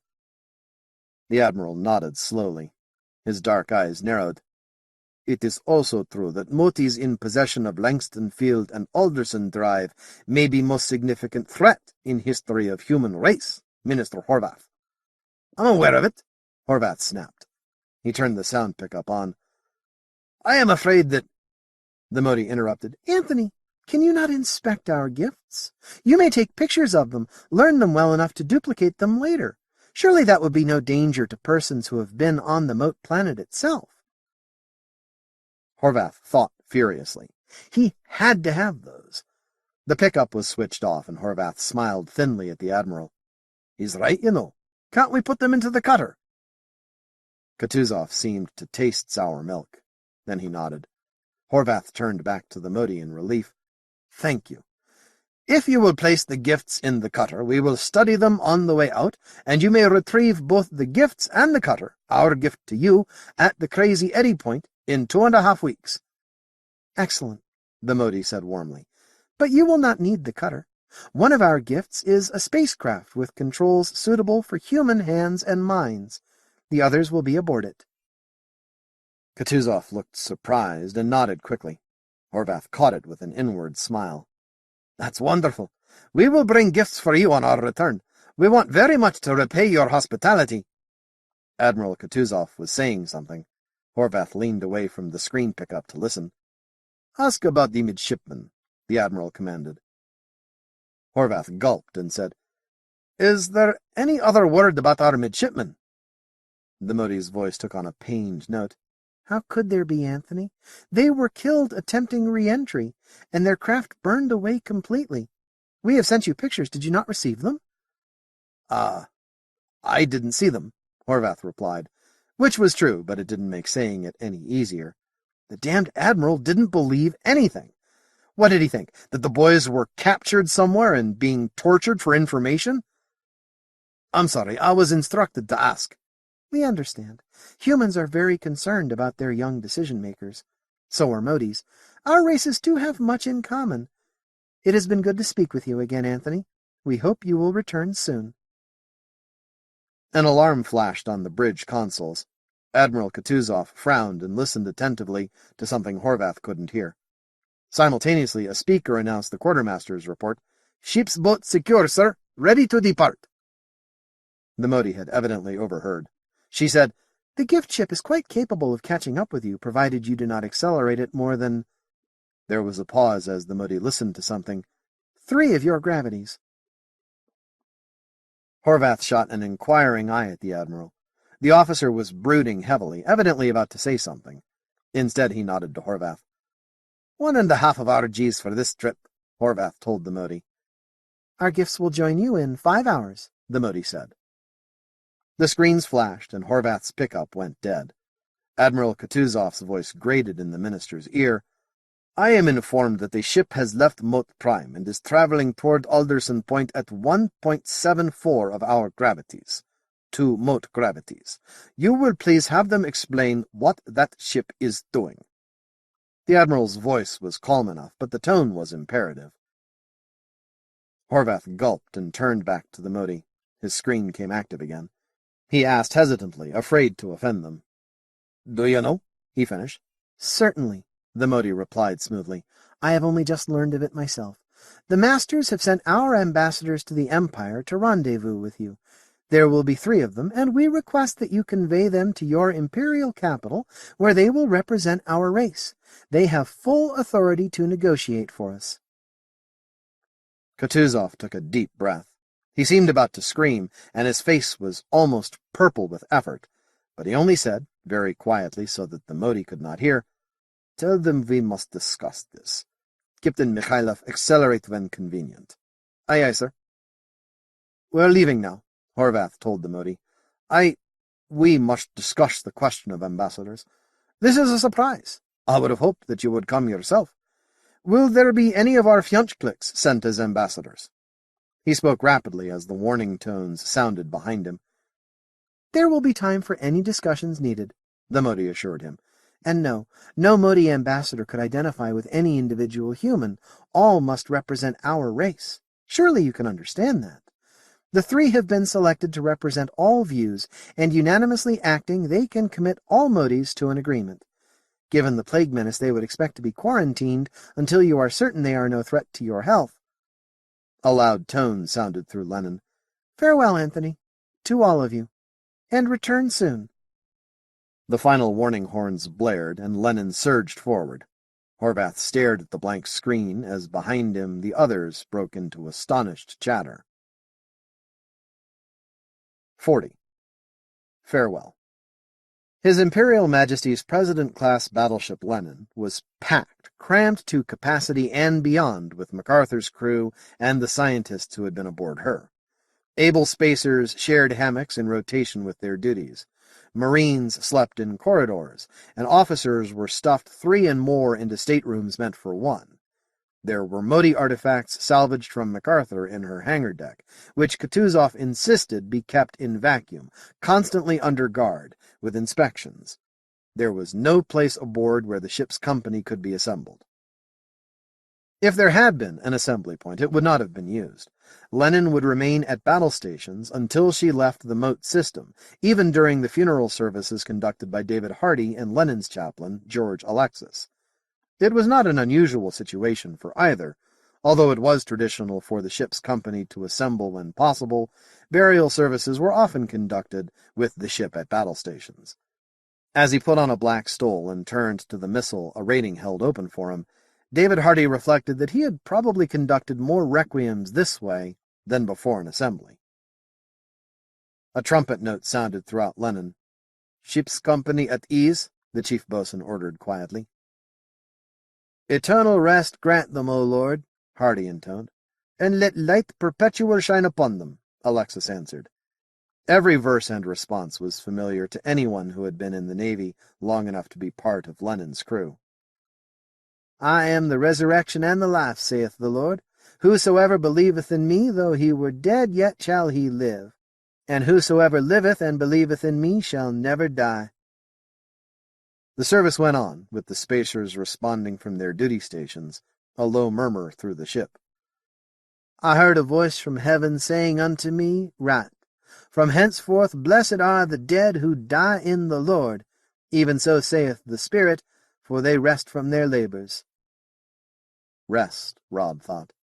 There's that, anyway. Rest for the kids. He shivered. I've seen plenty of ships lost, and plenty of men under my command have bought it 100 parsecs from home. Why is this one getting to me?" He took a deep breath, but the tightness in his chest remained unchanged. Lights dimmed throughout Lenin, and the recorded voices of the Imperial Navy Choir chanted a hymn in which the crewmen joined. "Day of wrath and doom impending, David's words with Sibyl's blending, heavens and worlds in ashes ending." Sibyl, Rod thought. God, that must be ancient. The hymn went on, ending in a burst of male voices. Do I believe any of this? Rod wondered. Hardy does, look at his face. And Kelly, ready to launch his comrades out the torpedo tubes. Why can't I believe as they do? But I do, don't I? I always thought I did. There's got to be some purpose in this universe. Look at Barry. This isn't even his religion, but it's getting to him. Wonder what he's thinking. Horace Barry stared intently at the torpedo tubes. 4 bodies and a head. The head of a Marine the Brownies had used for a Trojan horse. Barry had seen it only once, spinning through space in a cloud of fog and shattered glass, and kicking, thrashing, dying Brownies. He remembered a square jaw, a wide, slack mouth, glittering dead eyes. Allah be merciful to them, and may his legions descend on the Mote. Sally's taking it better than I am, Rod thought, and she's a civilian. We both liked those boys. Why don't I worry about the others? 5 Marines killed getting the civilians out. It wouldn't be so bad if the middies had been killed in action. I expected losses when I sent the rescue party in with the cutter. I wasn't sure the kids would ever get out of Mac at all. But they did. They were safe. Unto Almighty God we commend the souls of our brothers departed, and we commit their bodies to the deeps of space, in sure and certain hope of the resurrection unto eternal life, through our Lord Jesus Christ, at whose coming in glorious majesty to judge the worlds, the seas shall yield their dead, and the deeps give forth their burdens. Kelly pressed the keys, and there was a soft whoosh. Another. 3, 4, 5. Only 4 bodies and a head recovered out of 27 dead and missing. Ship's company, attend, shut! Shoot! And what will the Motes make of that, Rod wondered. 3 broadsides fired off into space at nothing, except the third, which would vaporize the bodies launched a moment ago. The Admiral had insisted, and no one had argued. Contralto trumpet notes died away as Lenin's trumpeter and MacArthur's ended taps in duet. The ship was still for a moment. Ship's company dismissed! The officers moved silently away from the torpedo room. Lights brightened in the corridors, and men hurried back to their action stations or their crowded rest areas. Navy routine continues, Rod thought. Funeral services are part of the book, too. There is a regulation for everything. Birth aboard ship, registration of, burial with or without bodies, and one for captains who lose their ships. The book demands a court-martial for that one. Rod, wait a minute, Rod, please. He stopped at Sally's call. They stood in the corridor while the other officers and crew split around them. Rod wanted to join them, to get back to the solitude of his cabin, where no one would ask him what happened aboard MacArthur. Yet here was Sally, and something way inside wanted to talk to her, or just be close to her. Rod, Dr. Horvath says the Motes have sent ambassadors to meet us at the Crazy Eddy Point, but Admiral Kutuzov won't let them aboard. Is that right? Damn, he thought. Motes again. Motes. It's right. He turned away. Rod, wait! We've got to do something! Rod, where are you going? She stared at his back as he walked rapidly away. Now what did I do, she wondered. Blaine's door was closed, but the telltale showed that it wasn't locked. Kevin Renner hesitated, then knocked. Nothing happened. He waited a moment, then knocked again. Come in. Renner opened the door. It seemed strange to walk directly into Blaine's cabin. No Marine sentry on duty, none of the mysterious aura of command that surrounds a captain. Hi, Captain. Mind if I join you? No. Can I get you anything? Blaine clearly didn't care one way or another. He didn't look at Renner, and Kevin wondered what would happen if he took the polite offer seriously. He could ask for a drink. Not time to push, not just yet. Renner took a seat and looked around. Blaine's cabin was big. It would have been a tower room if Lenin had been designed with a tower. There were only 4 men and 1 woman who rated cabins to themselves, and Blaine wasn't using the precious room. He looked to have been sitting in that chair for hours, probably ever since the funeral services. Certainly he hadn't changed. He'd had to borrow one of Mikhailev's dress uniforms, and it didn't fit at all. They sat silently, with Blaine staring into some internal space-time that excluded his visitor. "I've been going over Buckman's work," Renner said at random. He had to start somewhere, and it probably shouldn't be with Mote's. "Oh? How goes it?" Blaine asked politely. "Way over my head. He says he can prove there's a protostar forming in the coal sack. In 1,000 years it'll be shining by its own light. Well, he can't prove it to me because I don't have the math." How are you making out?" Renner showed no indication of leaving. "Enjoying your vacation from duties?" Blaine finally lifted haunted eyes. "Kevin, why did the kids try to do a re-entry?" "God's eyes, Captain, that's plain silly. They wouldn't have tried anything of the kind." Jesus, he's not even thinking straight. This is going to be tougher than I thought. "Then you tell me what happened." Renner looked puzzled, but obviously Blaine meant it. "Captain, the ship was lousy with brownies. Everywhere nobody was looking. They must have got to the lifeboat storage area pretty early. If you were a Mote, how would you redesign an escape craft?" "Superbly." Blaine actually smiled. Even a dead man couldn't pass up a straight line like that. "You had me wondering." Renner grinned, then turned seriously. "No, what I mean is they'd redesign for every new situation. In deep space, the boat would decelerate and scream for rescue. Near a gas giant, it would orbit. Always automatic, mind, because the passengers could be hurt or unconscious. Near a habitable world, the boat would re-enter." "Eh?" Blaine frowned. There was a spark of life in his eyes. Renner held his breath. "Yeah, but Kevin, what went wrong? If the brownies got to the boats, they'd have designed them right. Besides, there'd be controls. They wouldn't make you re-enter." Renner shrugged. "Can you figure out Mote control panels at a glance? I can't, and I doubt that the middies could. But the brownies would expect them to. Captain, maybe the boats weren't finished, or got damaged in a firefight. Maybe a lot of things. Maybe they were designed for brownies. The kids would have had to crowd in, rip out a dozen 15-centimeter Mote crash couches or something. There wasn't much time, with the torpedoes due to go in 3 minutes. Those goddamn torpedoes! The casings were probably full of brownies and a rat ranch, if anyone had looked." Renner nodded. "But who'd know to look?" "I should have." "Why?" Renner asked it seriously. "Skipper, I'm not a skipper." "Aha," Renner thought. "Yes, sir. There's still not a man in the Navy who'd have looked. Nobody. I didn't think of it. The Tsar was satisfied with your decontamination procedure, wasn't he? Everybody was. What bloody good does it do to blame yourself for a mistake we all made?" Blaine looked up at Renner and wondered. The sailing master's face was slightly red. Now why's he so stirred up? "There's another thing," Rod said. "Suppose the lifeboats were properly designed. Suppose the kids made a perfect re-entry, and the Motes lied." "I thought of that," said Renner. "Do you believe it?" "No, but I wish I could be sure." "You would be if you knew Motes as well as I do. Convince yourself. Study the data. We've got plenty aboard this ship, and you've got the time. You've got to learn about Motes. You're the Navy's heaviest expert on them." "Me?" Rod laughed. "Kevin, I'm not an expert on anything. The first thing I've got to do when we get back is convince a court-martial—" "Oh, rape the court-martial!" Renner said impatiently. "Really, Captain, are you sitting here brooding over that formality? God's teeth!" "And what do you suggest I brood over, Lieutenant Renner?" Kevin grinned.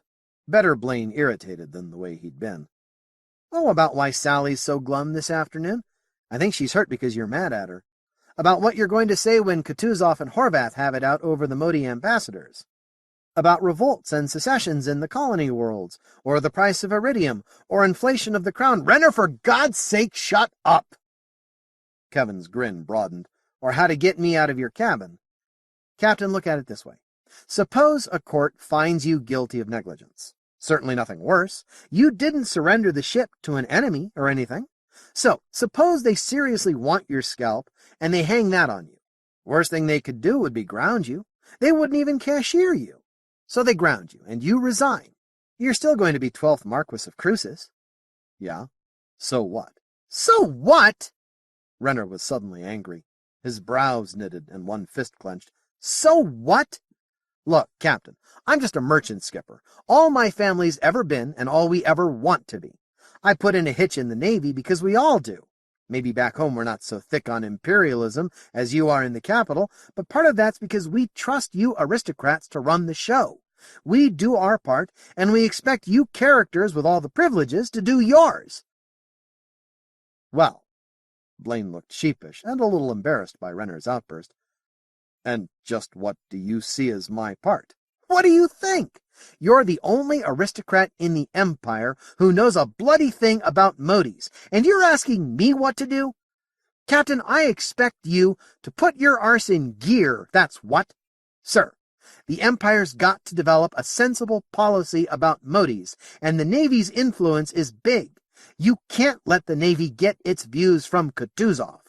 You can start by thinking about those Mote ambassadors the Admiral wants to leave stranded here. I'll be damned. You really are worked up about this, aren't you? Renner grinned. Well, maybe a little. Look, you've got time. Talk to Sally about the Motes. Go over the reports we sent up from Mote Prime. Learn about them, so when the Admiral asks your advice, you'll have some sensible arguments to give him. We've got to take those ambassadors back with us. Rod grimaced. Motes aboard another ship. Good Lord. And stop thinking like that, Renner said. They won't get loose and multiply all over Lenin. They wouldn't have time for that matter. Use your head, sir. The Admiral will listen to you. He's got it in for Horvath. Anything Doc suggests the Tsar's going to turn down, but he'll listen to you. Rod shook his head impatiently. You're acting as if my judgment were worth something. The evidence is against that. Good Lord, you're really down in the dumps, aren't you? Do you know what your officers and men think of you? Have you any idea? Hell, Captain, it's because of guys like you that I can accept the aristocracy. Kevin stopped, embarrassed at having said more than he intended. Look, the Tsar's going to ask your opinion. He doesn't have to take your advice, or Horvath's, but he does have to ask both of you. That's in the expedition orders. How the devil do you know that? Captain, my division had the job of rescuing the logs and order books from MacArthur, remember? They weren't marked secret. The hell they weren't. Well, maybe the light was bad and I didn't see the security stamps. Besides, I had to be sure they had the right books, didn't I? Anyway, Dr. Horvath knows all about that regulation. He's going to insist on a council of war before Kutuzov makes a final decision on the ambassador question. I see. Rod fingered the bridge of his nose. Kevin, just who put you up to coming in here? Horvath? Of course not. I thought of it myself. Renner hesitated. I did have some encouragement, Captain. He waited for Blaine to respond, but got only a blank stare. Renner snorted. I sometimes wonder why the aristocracy isn't extinct.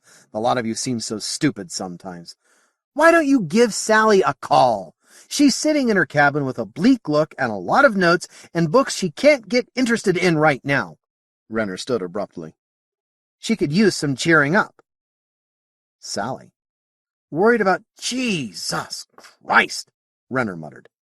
He turned and strode out. 41. Gift Ship. Lenin moved toward the Crazy Eddy Point at 1.5 Gs. So did the gift ship. The gift ship was a streamlined cylinder, swollen at the many-windowed nose, like a minaret riding a fusion flame. Sally Fowler and Chaplain Hardy were highly amused. Nobody else had noticed the clumsy phallicism, or would admit to it. Kutuzov hated the gift ship. The Mote ambassadors could be dealt with simply by following orders, but the gift ship was something else again. It had caught up with Lenin, taken station 3 kilometers away, and broadcast a cheery message, while Lenin's gunners tracked it helplessly. Kutuzov had told himself it couldn't carry a large enough weapon to penetrate Lenin's field. There was a better reason to hate that ship. It was tempting Kutuzov to violate his orders. The MacArthur crewmen volunteers who went over to test it were enthusiastic about everything on it. The controls resembled a Navy cutter, but the drive was a standard Mote fusion drive, long, slender stinger guiding a plasma flow at enormous efficiencies. There were other details, all of them valuable. Admiral Lavrenti Kutuzov wanted to take that ship home, and he was afraid to let it get near his command. After the naval officers tested it, the civilians had to go aboard. All this traffic made nonsense of the thin fiction of plague aboard MacArthur, and Kutuzov knew it, but at least he wouldn't have to explain it to any Mote. He didn't intend to communicate with them. Let Horvath read him the expedition orders and demand his council of war. There would be no aliens aboard Lenin while Kutuzov lived. That ship, though. He looked at it floating in his screens as scientific personnel were ferried to it. They'd come to Lenin for the Requiem services, and now hurried back to resume their studies of their new toy. Every report showed that it was filled with marvels of enormous value to the Empire, yet how did he dare take it aboard? It was no good seeking advice. Captain Blaine might have been of help, but no, he was a broken man, doomed to sink deeper into his own failures, useless just when his advice might be needed. Horvath had blind faith in the good intentions of everything Mote. Then there was Barry, with equally blind hatred, despite all the evidence showing that the Motes were friendly and harmless.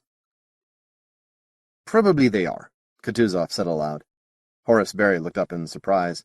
He had been drinking tea with the Admiral on the bridge while they watched the Mote gift ship. The trader shot an inquiring look at the Admiral. "Probably the Motes are friendly. Harmless," Kutuzov repeated. "You can't believe that," Barry protested. Kutuzov shrugged. "As I have told the others, what I believe is of no importance. It is my task to maximize information brought back to government. With only this ship, any chance of loss means loss of all information. But that Mote spacecraft would be very valuable, would it not, Your Excellency? What would you pay to the Navy for license to produce ships with that drive?" "I would pay much more to see the Mote threat ended forever," Barry said earnestly. The Admiral was inclined to agree. There were enough problems in the Trans-Kolsak sector. God only knew how many colonies were revolting, how many of the Audis had made common cause against the Empire. Aliens were a complexity the Navy did not need. But still, the technology, the trade possibilities, I should think you would be interested. "We can't trust them," Barry said. He was very careful to speak calmly. The Admiral was not impressed with men unable to control their emotions. Barry understood him very well. His own father had been the same way. "Admiral, they have killed our midshipmen. Surely you do not believe that fable about re-entry. And they released those monsters on MacArthur and almost succeeded in getting them aboard Lenin." The trader shuddered imperceptibly. Tiny glowing eyes. It had been that close. "Surely you will not allow these aliens into the Empire? You will not let them board your ship?" Mind-reading monsters. Telepathic or not, they read minds. Barry fought to control his desperation. If even Admiral Kutuzov was beginning to believe the alien lies, what chance had the Empire? The new technology would excite the Imperial Traders Association as nothing ever had, and only the Navy had enough influence to overcome the demands for commerce the ITA would make. Beard of the Prophet, something had to be done. "I wonder if you are not being unduly influenced by Dr. Horvath?" Barry asked politely. The Admiral scowled, and Horace Barry smiled behind his face. Horvath. That was the key. Play Horvath against the Admiral. Someone had to. Anthony Horvath was at that moment feeling very pleased and comfortable, despite the 1.5G acceleration. The gift ship was roomy, and it had studied touches of luxury among its endless marvels. There was the shower, with half a dozen adjustable heads set at different angles, and a molecular sieve to reclaim the water. There were stocks of pre-frozen Mote dinners, which needed only the microwave ovens to make a variety of meals. Even the culinary failures were interesting. There was coffee, synthetic but good, and a well-stocked wine locker. To add to his ease, Lenin and Kutuzov were comfortably distant. Aboard the battleship, everyone was stuffed together like cargo pods in a merchantman, crowded into cabins and sleeping in corridors, while here Horvath lolled at his ease. He drew the microphone closer and resumed dictating with another sigh of contentment. All was well with the worlds. Much of what the Motes construct has multiple purposes, he told his computer box. The ship is an intelligence test, per se, whether or not so intended. The Motes will learn much about our abilities by observing how long it takes our crew to control the drive properly. Their own Browns, I suspect, would have had it working perfectly in an hour, but to be fair, a Brown would have no difficulty concentrating on the telltales for days at a stretch. Humans, intelligent enough for such tasks, find them excruciatingly boring, and it is our own custom to have crewmen stand watches while their officers remain on call to deal with any problems. We thus respond more slowly and require more personnel to perform tasks that individual Motes find exceedingly simple. The Motes have also told us a great deal about themselves. For example, we employ humans as a backup to automatic systems, although we will often omit the automation in order to give constant employment to humans needed for emergencies but otherwise superfluous. The Motes appear deficient in computer technology and seldom automate anything. Instead, they employ one or more subspecies as biological computers, and they seem to have an adequate supply of them. This is hardly an option left open for human use. He paused for thought and looked around the cabin. Then there are the statuettes. Horvath lifted one and smiled. He had them arrayed like toy soldiers on the table before him, a dozen Mote figurines of transparent plastic. Internal organs showed through in vivid color and detail. He looked at them again contentedly, then grimaced slyly. These had to be brought back. Actually, he admitted to himself they didn't. There was nothing special about the plastic, and the statuettes were recorded in every detail. Any good plastic former could be programmed to turn out thousands an hour, the same way these probably were made in the first place. But they were alien, and they were gifts, and he wanted them for his desk, or for the New Scotland Museum. Let Sparta have copies for a change. He could identify most of the forms at a glance. Engineer, mediator, master, the huge porter form, an over-muscled engineer with broad, stubby-fingered hands and big splayed feet, probably a farmer. A tiny watchmaker. Damn the brownies. Twice damn the admiral who wouldn't let the Motes help with their extermination. There was a small-headed, long-fingered physician. Next to it was the spindly runner who seemed to be all legs. Horvath spoke to his computer box again. The runner's head is small, but there is a distinctly bulging forehead.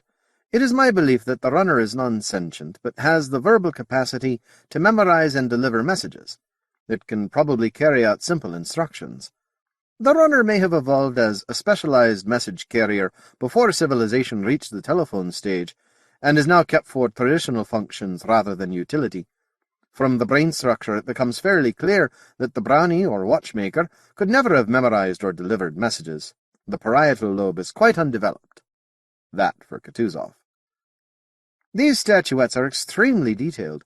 They disassemble like puzzles to reveal internal details.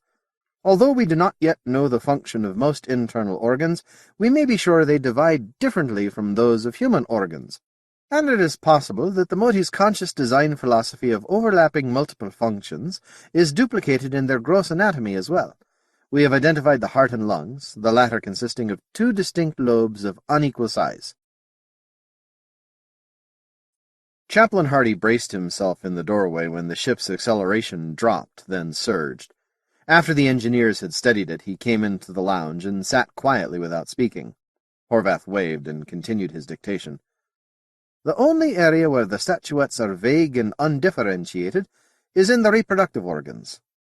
Horvath smiled and winked at the chaplain. He really did feel contented.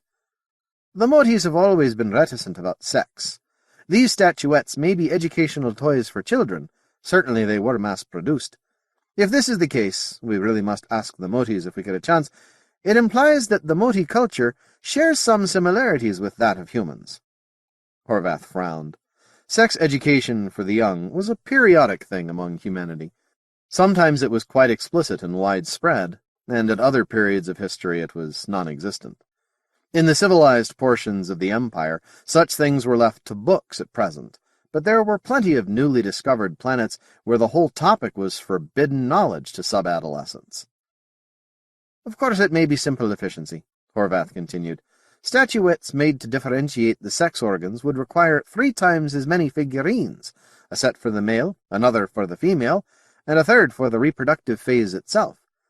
I note that there is a single developed mammary gland on all the forms, and I believe we were told that all motes can suckle young. He stopped dictating and punched in codes on his computer. Words flowed across the screen. Yes, and the single working teat is always on the right side, or at least on the side opposite the single heavy work arm. Thus the pups may be held with the strong arm, while the right arms are available for petting and grooming. This is very logical, given the ultra-sensitivity and dense sensory nerve endings in the right hands. He cleared his throat and reached for the brandy snifter, waving at Hardy to help himself. The single teat on the higher forms argues strongly that multiple birth must be extremely rare among the upper caste motes. However, litters must be common with the Watchmaker caste. At least this must be the case after the creature has produced several offspring. We can be sure that the vestigial teats down the right side of the miniature develop into working organs at some stage of their development, otherwise their numbers could not have increased so rapidly aboard MacArthur. He set the box down. How goes it, David? Fairly well. That Mote toy has me fascinated. It's a game of logic, no question about it, and a very good one at that. One player selects some rule to sort the various objects into categories, and the other players attempt to deduce the rule and prove it. Very interesting. Ah, perhaps Mr. Berry will want to market it. Hardy shrugged. The church might buy a few, to train graduate theologians. I doubt if there'd be much mass popular interest. Too tough. He looked at the statuettes and frowned. There seems to be at least one missing form, did you notice? Horvath nodded. The non-sentient beast we saw in the zoo. The Motes wouldn't talk about it at all while we were there. Or afterward either, Hardy added. I asked my fiancée, but she kept changing the subject.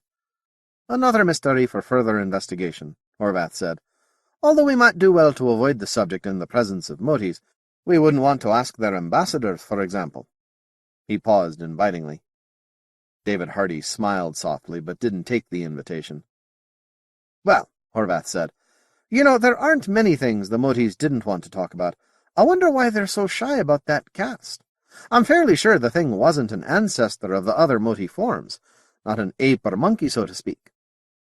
Hardy sipped his brandy. It was very good, and he wondered where the Motes had obtained a supply for a model. This was undoubtedly a synthetic, and Hardy thought he could detect the difference, but he had to strain. Very thoughtful of them to put this aboard. He sipped again. Too bad we'll have to leave all this, Horvath said. We're doing all right with the recording, though. Holograms, X-rays, mass densities, radon emissions, and anything that comes apart we take apart and hollow the contents. Commander Sinclair has been very helpful. The Navy can be very helpful sometimes. I wish it were always so. Hardy shrugged. Have you thought about the problem from the Navy's view? If you guess wrong, you've lost some information. If they guess wrong, they've endangered the race. Bosh! One planet full of Motes? No matter how advanced they are, there just aren't enough Motes to threaten the Empire. You know that, David. I suppose, Anthony. I don't think the Motes are a threat either. On the other hand, I can't believe they're quite as simple and open as you seem to think. Of course, I've had more time to think about them than you have. Eh? Horvath prompted. He liked Chaplain Hardy. The clergyman always had interesting stories and ideas.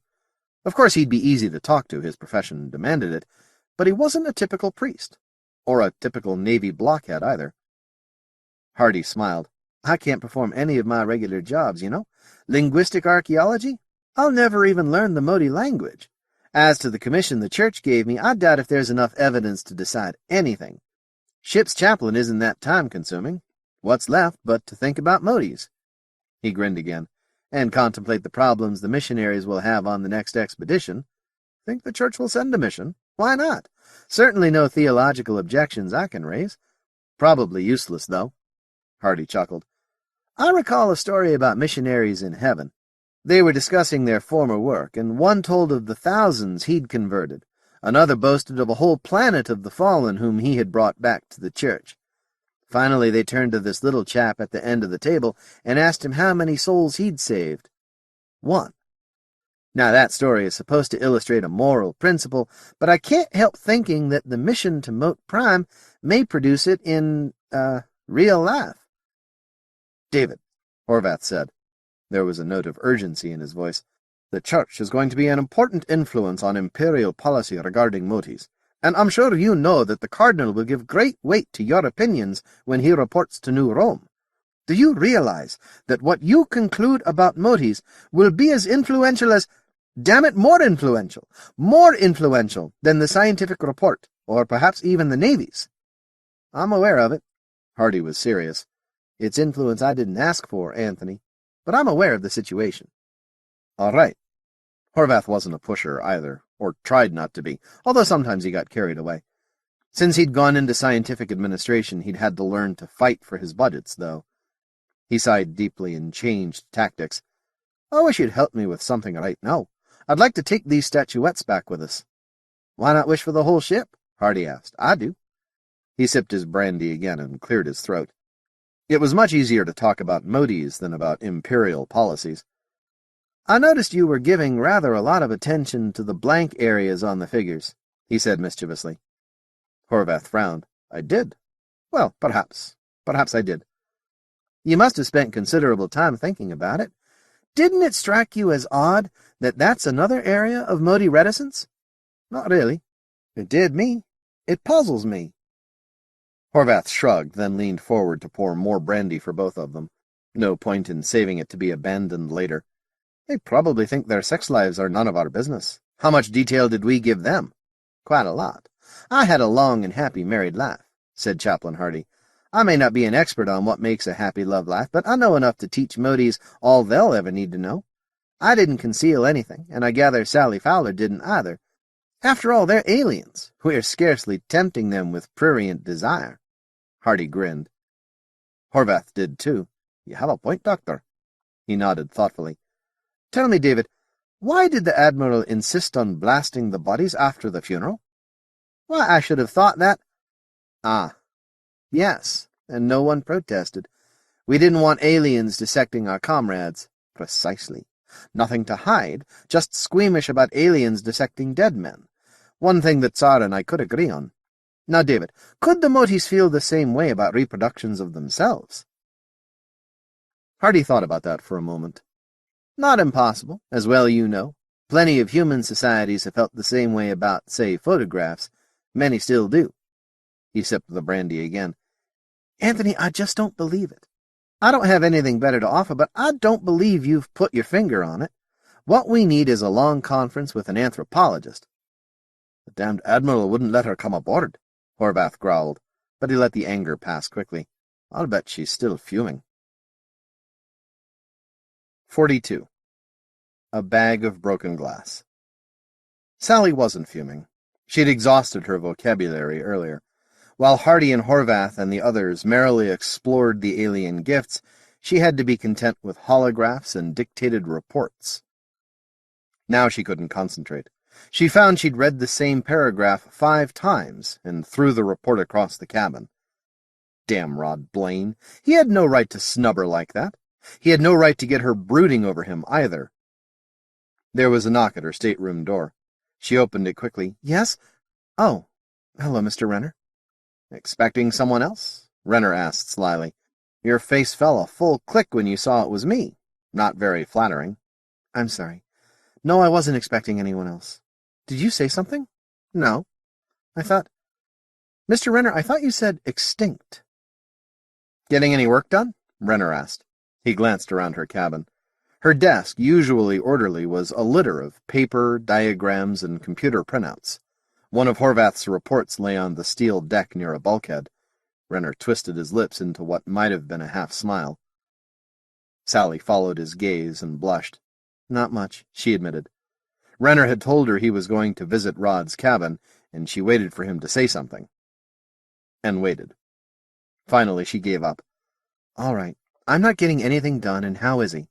He's a bag of broken glass. Oh, she was taken aback. Lost his ship. Of course he's in bad shape. Listen, don't let anyone tell you that losing a ship is like losing your wife. It isn't. It's a lot more like seeing your home planet destroyed. Do you think I can do anything? Renner stared at her. Extinct, I tell you. Of course there's something you can do. You can go hold his hand, for God's sake. Or just sit with him. If he can go on staring at the bulkhead with you in the room, he must have got hit in the firefight. Hit? He wasn't wounded, of course not. I mean, he must have got... Oh, skip it. Look, just go knock on his door, will you?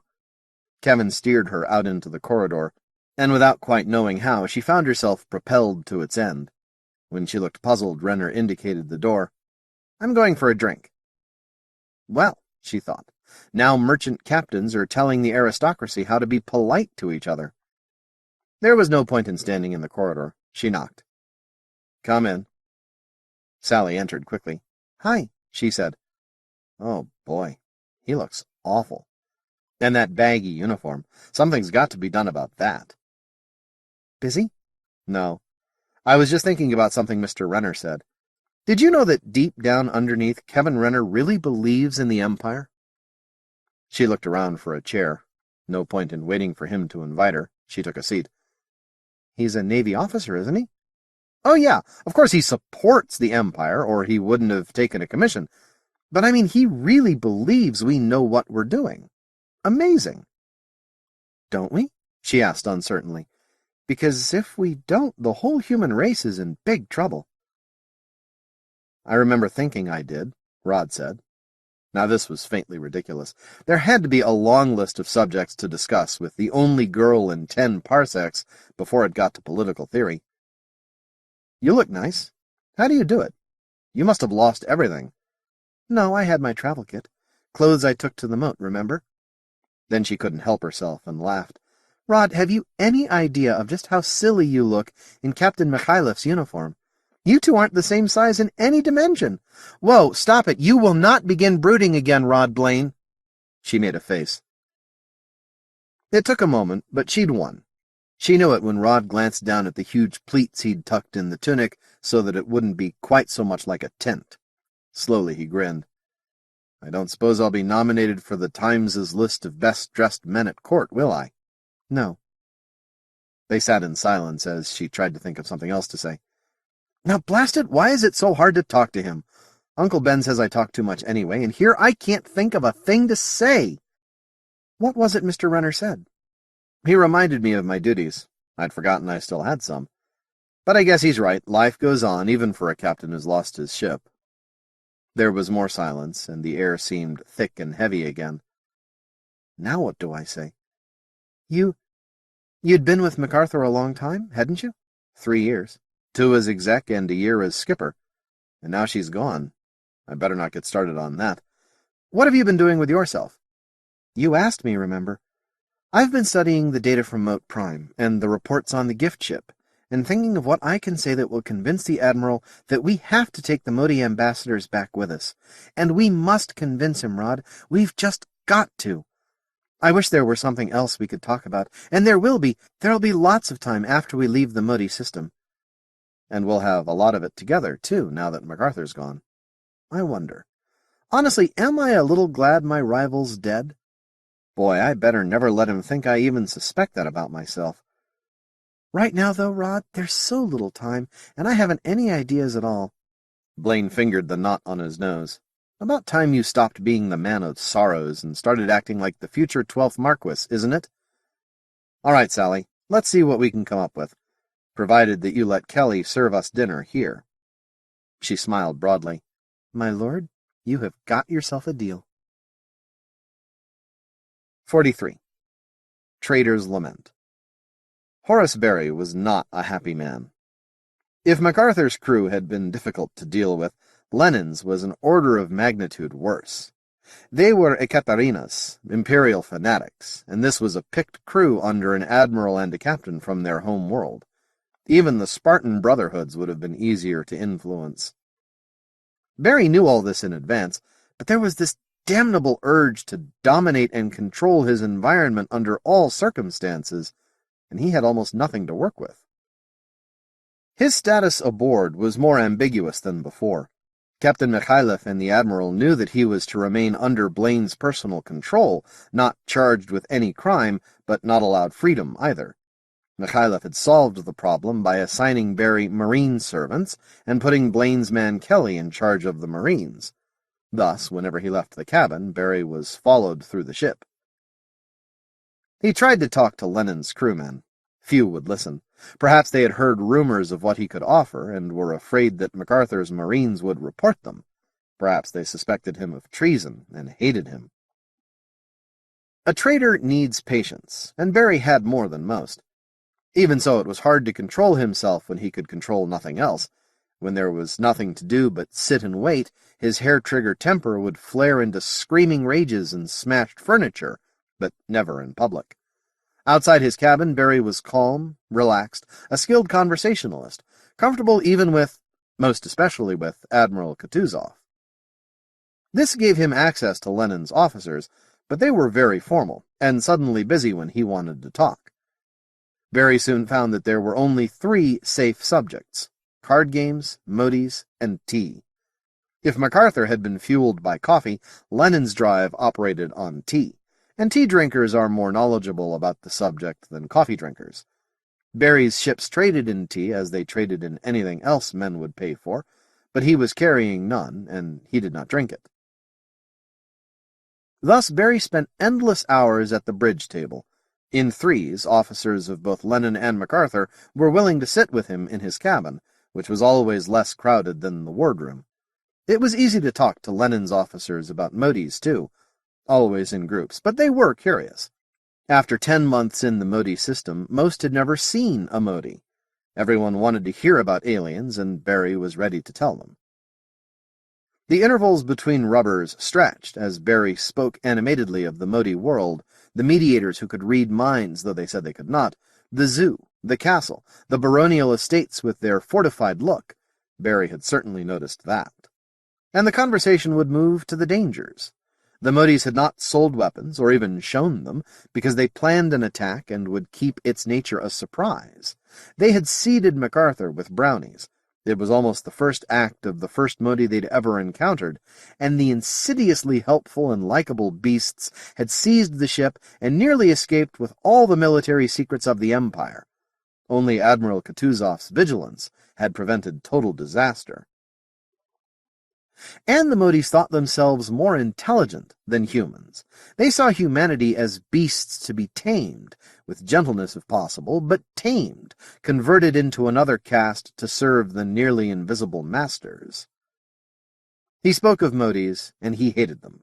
Pictures flashed through his mind, sometimes at the mere thought of a Mote, and always at night when he tried to sleep.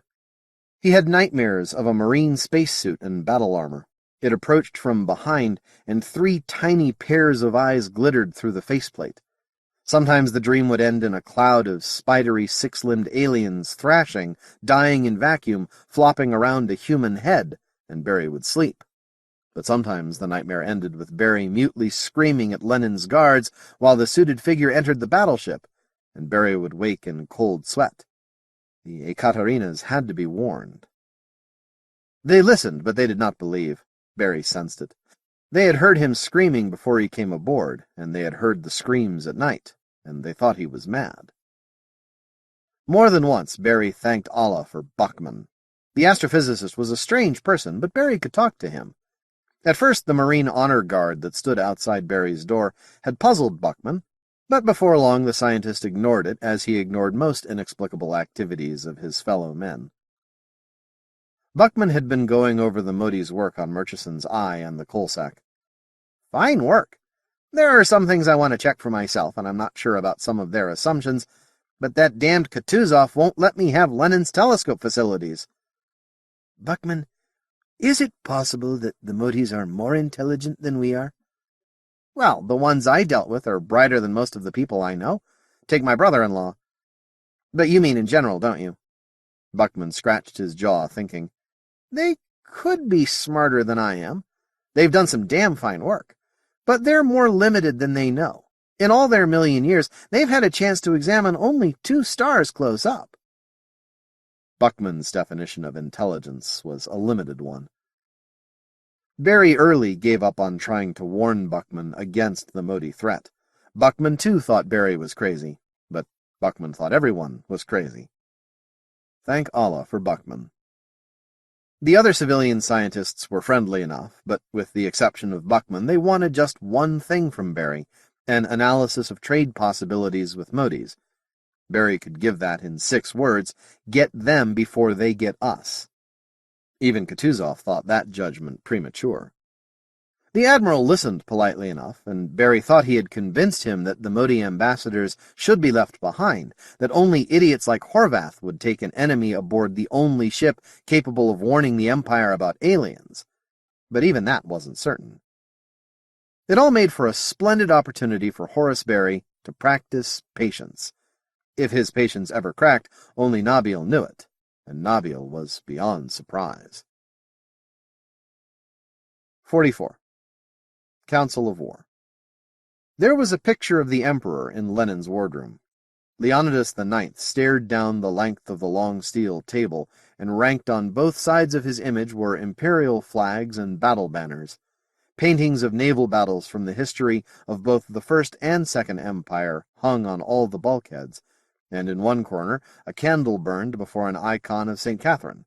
There was even a special ventilation system to keep it burning in 0G. David Hardy could never help smiling at that icon. The thought of such an image aboard a ship with that name was amusing. He supposed that either Kutuzov knew nothing of the history of communism, after all it had been a very long time ago, or his Russian nationalistic sympathies overcame it. Probably the former, since to most imperials Lenin was the name of a hero from the past, a man known by legend but not detail. There were many such: Caesar, Ivan the Terrible, Napoleon, Churchill, Stalin, Washington, Jefferson, Trotsky, all more or less contemporaries, except to careful historians. Pre-atomic history tends to compress when seen from far enough away. The wardroom began to fill up as the scientists and officers entered and took their places. Marines reserved 2 seats, the head of the table and the place immediately to its right, although Horvath had tried to take that seat. The science minister shrugged when the Marine objected with a stream of Russian, and went to the other end, where he displaced a biologist, then chased another scientist from the place to his right, and invited David Hardy there. If the Admiral wanted to play games of prestige, let him, but Anthony Horvath knew something of that business, too. He watched as the others came in. Cargill, Sinclair, and Renner entered together. Then Sally Fowler and Captain Blaine. Odd, Horvath thought, that Blaine could now enter a crowded room with no ceremonial at all. A Marine indicated places to the left of the head of the table, but Rod and Sally sat in the middle. He can afford to, Horvath thought. He was born to his position. Well, my son will be, too. My work on this expedition should be enough to get me on the next honors list. Attention! The officers stood, as did most of the scientists. Horvath thought for a moment and stood as well. He looked at the door, expecting the Admiral, but Captain Mikhailov was the only one there. So we have to go through this twice, Horvath thought. The Admiral fooled him. He came in just as Mikhailov reached his seat, and muttered, "Carry on, gentlemen," so quickly that the Marine gunner had no chance to announce him. If anyone wanted to snub Kutuzov, they'd have to find another opportunity. "Commander Bormann will read from the expedition orders," Kutuzov said coldly. Section 12, Council of War. Paragraph 1. The Vice Admiral commanding shall seek the advice of the scientific staff and senior officers of MacArthur, except when delay would, in the Admiral's judgment, and his alone, endanger the safety of the battleship Lenin. Paragraph 2. If the senior scientist of this expedition shall disagree with the Vice Admiral commanding, he may request a formal council of war to render advice to the Admiral. The senior scientist may— "That will be sufficient, Commander Bormann," Kutuzov said. "Pursuant to these orders, and upon formal request of Science Minister Horvath, this Council of War is convened to render advice on subject of aliens requesting passage to the Empire. Proceedings will be recorded. Minister Horvath, you may begin as you will." Oh, wow, Sally thought. The atmosphere in here is like the chancel of St. Peter's during High Mass in New Rome. The formality ought to intimidate anyone who disagreed with Kutuzov. "Thank you, Admiral," Horvath said politely. "Given that this may be a long discussion, after all, sir, we are discussing what may be the most important decision any of us will ever reach, I think refreshments might be in order. Could your people provide us with coffee, Captain Mikhailov?" Kutuzov frowned, but there was no reason to reject the request. It also lowered the frost level in the compartment. With stewards bustling about, and the smell of coffee and tea in the air, a lot of the frigid formality evaporated, as Horvath had intended. "Thank you," Horvath beamed. "Now, as you know, the Motes have requested that we convey 3 ambassadors to the Empire.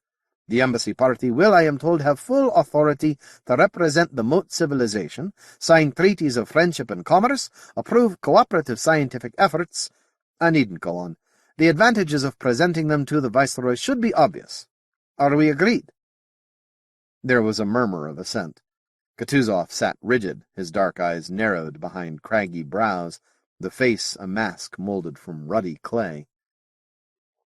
"Yes," Horvath said. "I should think it quite obvious that if there is any way we can do it, we ought to extend every courtesy to the Mote ambassadors. Wouldn't you agree, Admiral Kutuzov?" Caught in his own trap, Sally thought. This is recorded. He'll have to make sense. "We have lost MacArthur," Kutuzov said gruffly. "We have only this one vessel. Dr. Horvath, were you not present at conference when Viceroy Merrill planned this expedition?" "Yes, I was not, but I have been told of it. Was it not made plain, then, that no aliens were to board this vessel? I speak of direct orders of Viceroy himself." "Well, yes, sir, but the context made it very clear what he meant. There would be no aliens allowed aboard Lenin because it was possible they would prove hostile. Thus, no matter what they did, Lenin would be safe. But now we know the Motes are not hostile. In the final expedition orders, His Highness left the decision to you. There's no prohibition like that in the order book." "But he did leave it to me," Kutuzov said triumphantly. "I fail to see how that is different from oral instructions. Captain Blaine, you were present. Am I mistaken in impression that His Highness said under no circumstances would aliens board Lenin?" Rod swallowed hard. "Yes, sir, but I think this matter is finished," the Admiral said. "Oh, no," Horvath said smoothly. "Captain Blaine, you were about to continue. Please do so." The wardroom was still. Will he do it? Sally wondered. What can the Tsar do to him? He can make it tough for him in the Navy, but... "I was only going to say, Admiral, that His Highness was not so much giving orders as laying out guidelines. I think that if he had intended you to be bound by them, he'd not have given you discretion, sir. He'd have put it in the order book." "Good for you," Sally cheered silently. Kutuzov's eye slits narrowed even further. He gestured to a steward for tea. "I think you underestimate the confidence His Highness has in your judgment," Horvath said. It sounded insincere, and he knew it instantly. The point ought to have been made by someone else, Hardy or Blaine, but Horvath had been afraid to prime them for this meeting. Both were far too independent. The Admiral smiled. "Thank you. Perhaps he has more confidence in me than you, Doctor. So, you have demonstrated that I can act against express wishes of Viceroy. Certainly I will not do so lightly, and you have yet to convince me of necessity. Another expedition can bring back ambassadors." "Will they send any after an insult like that?" Sally blurted. Everyone looked at her. "The Motes haven't asked for much, Admiral, and this request is so reasonable." "You think they will be offended if we refuse?" Admiral, I don't know. They could be, yes, very offended." Kutuzov nodded, as if he could understand that. "Perhaps it is less a risk to leave them here, my lady. Commander Cargill, have you made study I requested of you?" "Yes, sir." Jack Cargill spoke enthusiastically. "The Admiral asked me to assume the Motes have the secrets of the drive and field, and estimate their military potential under those circumstances. I've plotted their naval strength." He gestured to a petty officer, and a graph appeared on the wardroom intercom screen. Heads turned, and there was a moment of shocked silence. Someone gasped. "That many! Good God! But that's bigger than the sector fleet!" The curves rose steeply at first, showing conversion of Mote passenger and cargo ships to Navy vessels.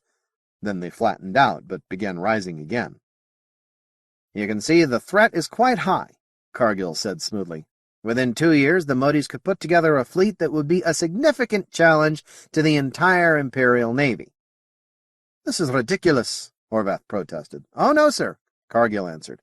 "I was quite conservative in my estimate of their industrial capacities. We have the neutrino readings, and a good estimate of their energy generation, number of fusion plants, thermal output, and I assumed efficiencies no greater than our own, although I suspect they're better than that. God knows they've no shortage of skilled workmen. Where do they get the metals? de Vandalia demanded. The geologist sounded puzzled. They've mined everything on the planet, and if we can believe what they told us, on the asteroids. Conversion of existing stuff, luxury items, superfluous transportation vehicles. Right now, every master has a fleet of cars and trucks that could be consolidated. They'd have to do without some things, but remember, the Motes have all the metals of a whole planetary system already mined out. Cargill was glib, as if he'd expected all this. A fleet uses a lot of metal, but it's not really very much compared to an entire industrial civilization's resources. Oh, all right, Horvath snapped. I'll grant you the capability estimates. But how the devil can you call it a threat estimate? The Motes aren't a threat. Cargill looked annoyed. It's a technical term. Threat, in intelligence work, refers to capabilities and not intentions. You've told me that before. Admiral, all this means is that we'd better be polite to their ambassadors so they won't go all out building warships. That is not my interpretation, Kutuzov said. He seemed less imperious now. His voice was more smoothly modulated, whether because he wanted to convince the others or because he was more confident was not clear. It means to me that we take every precaution to prevent Motes from obtaining secret of Langston Field. There was more silence. Cargill's graphs were frightening in their simplicity. The Mote fleet was potentially larger than those of all the Audis and rebels in the sector combined. Rod, is he right? Sally asked. The figures are right, Blaine muttered grimly, but... Okay, here goes. He raised his voice. Admiral, I'm not certain we can protect the field in any case. Kutuzov turned toward him in silence and looked expectant. First, sir, Rod said carefully, there is the risk that the Motes have already obtained that secret from the Brownies. Pain crossed Rod's face, and he had to make an effort not to finger the bridge of his nose. I don't believe they did, but it's possible. Second, they may have obtained it from the missing midshipmen. Both Whitbread and Staley knew enough to give them a good start. Aye, Mr. Potter knew more, Sinclair seconded. He was a very studious lad, sir. Or Potter, then, Rod said. I don't believe it happened, but it could. Ridiculous. As paranoid as the Tsar. They're dead. Several civilians spoke at once. Sally wondered what Rod was doing, but stayed quiet. Finally, the Motes know the field exists. We've all seen what they can do. Frictionless surfaces, differential permeabilities, realignment of molecular structures. Look at what the Brownies did with Mac's generator. Frankly, Admiral, given that they know the field is possible, it's only a question of time before their engineers build one. Therefore, while protection of our technological secrets is important, it can't be the only consideration. There was more excited chatter around the table, but the Admiral wasn't listening. He seemed to be thinking about what Rod had said. Horvath took a breath to speak, but controlled himself. Blaine had made the first visible impression on the Admiral, and Horvath was realist enough to know that anything he said would be rejected automatically. He nudged Hardy. David, can't you say something? He pleaded. We can take any precautions you like, Sally announced. They accept the plague story, whether they believe it or not. They said their ambassadors would expect to be quarantined. Surely they can't escape your security people, Admiral. And we won't have them long. You can jump as soon as they're aboard. That is true, Hardy said thoughtfully. Of course, we may irritate the Motes even more by taking their ambassadors and never returning them. We wouldn't do that, Horvath protested. We might, Anthony. Be realistic. If His Majesty decides that the Motes are dangerous, and the Navy decides they know too much, they'll never be allowed to return. So there's no risk at all. Sally spoke quickly. No threat to Lenin from Motes confined to quarantine. Admiral, I'm sure the lesser risk is to take them. That way we don't risk offending them until Prince Merrill, or His Majesty, can make decisions about the future. Kutuzov sipped tea. His eyes showed interest. You are persuasive, my lady. As are you, Captain Blaine. He paused. Mr. Berry was not invited to this conference. I think it is time to hear from him. Bosun, you will bring His Excellency to wardroom. Da, Admiral! They waited. The silence was broken by a dozen muttered conversations around the table. Rod, you were brilliant, Sally beamed. She reached under the table and squeezed his hand. "Thanks." Barry entered, followed by the inevitable Marines. Kutuzov waved dismissal, and they retired, leaving the traitor blinking at the end of the room. Cargill stood to give him his place at the table. Barry listened attentively as Commander Bormann summarized the arguments. If Barry was surprised by what he heard, he showed nothing, his expression remaining polite and interested. "I ask for your advice, Excellency," Kutuzov said when Bormann was finished. "I confess I do not want these creatures aboard this ship. Yet. Unless they are threat to safety of Lenin, I do not believe I am justified in refusing Minister Horvath's request." "Ah." Barry stroked his beard as he attempted to marshal his thoughts. "You are aware that, in my opinion, the Motes can read minds." "Ridiculous," snapped Horvath. "Hardly ridiculous, Doctor," Barry said. His voice was calm and unruffled. "Improbable, perhaps, yet there is evidence of a rather unreliable human ability." Horvath started to say something, but Barry continued smoothly. "Not conclusive evidence, of course, but evidence. And by reading minds, I do not necessarily imply telepathy. Consider, the Mote's skill in the study of individual humans is such that they can literally play that person's role, play it so well that his friends cannot detect the difference. Only their appearance betrays them. How often have you seen ratings and Marines automatically obey the orders of a Mote mimicking an officer?" "Make your point," Horvath said. He could hardly argue with that. What Barry said was common knowledge. "Therefore, whether they do so by telepathy or by perfect identification with human beings, they read minds.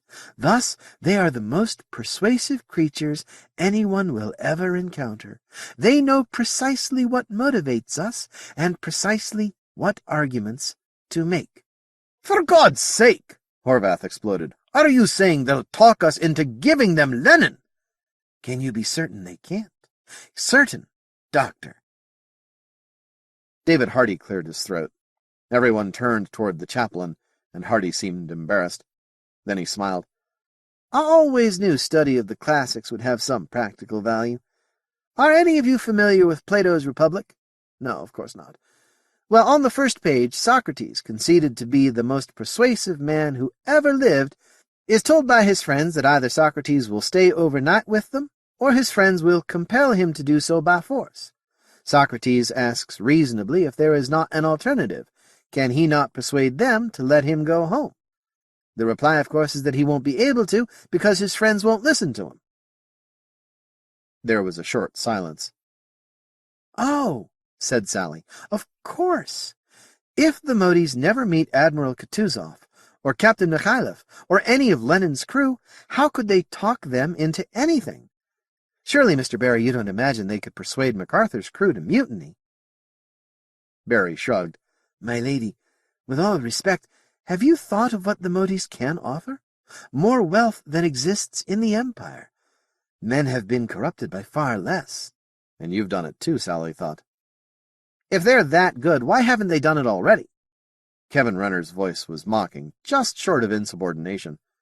With his discharge due as soon as they returned to New Scotland, Renner could afford any action that wouldn't get him formally charged. "Possibly they have not yet needed to do so," Barry said. "More likely they can't do it," Renner retorted. "And if they can read minds, they've already got every secret we have. They associated with Sinclair, who knows how to fix everything in the Navy. They had a Fionchclick assigned to my Lord Blaine, who's got to know every political secret. They were never in direct contact with Captain Blaine," Barry reminded him. "They had Miss Fowler for as long as they needed." Renner chuckled at some interior joke. "She must know more about Empire politics than most of us. Mr. Barry, the Motes are good, but they're not that good, at persuasion or at mind-reading."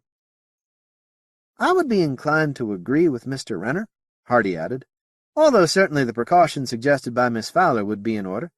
Confine contact with the aliens to a select few. Myself, for example. I doubt that they could corrupt me, but even if they could, I have no command authority. Mr. Barry, if he'll accept. Not, I suggest, Dr. Horvath or any scientist with access to complex equipment, and no ratings or Marines, except under supervision both direct and by intercom. It may be rather hard on the Motes, but I think there could be little danger to Lenin."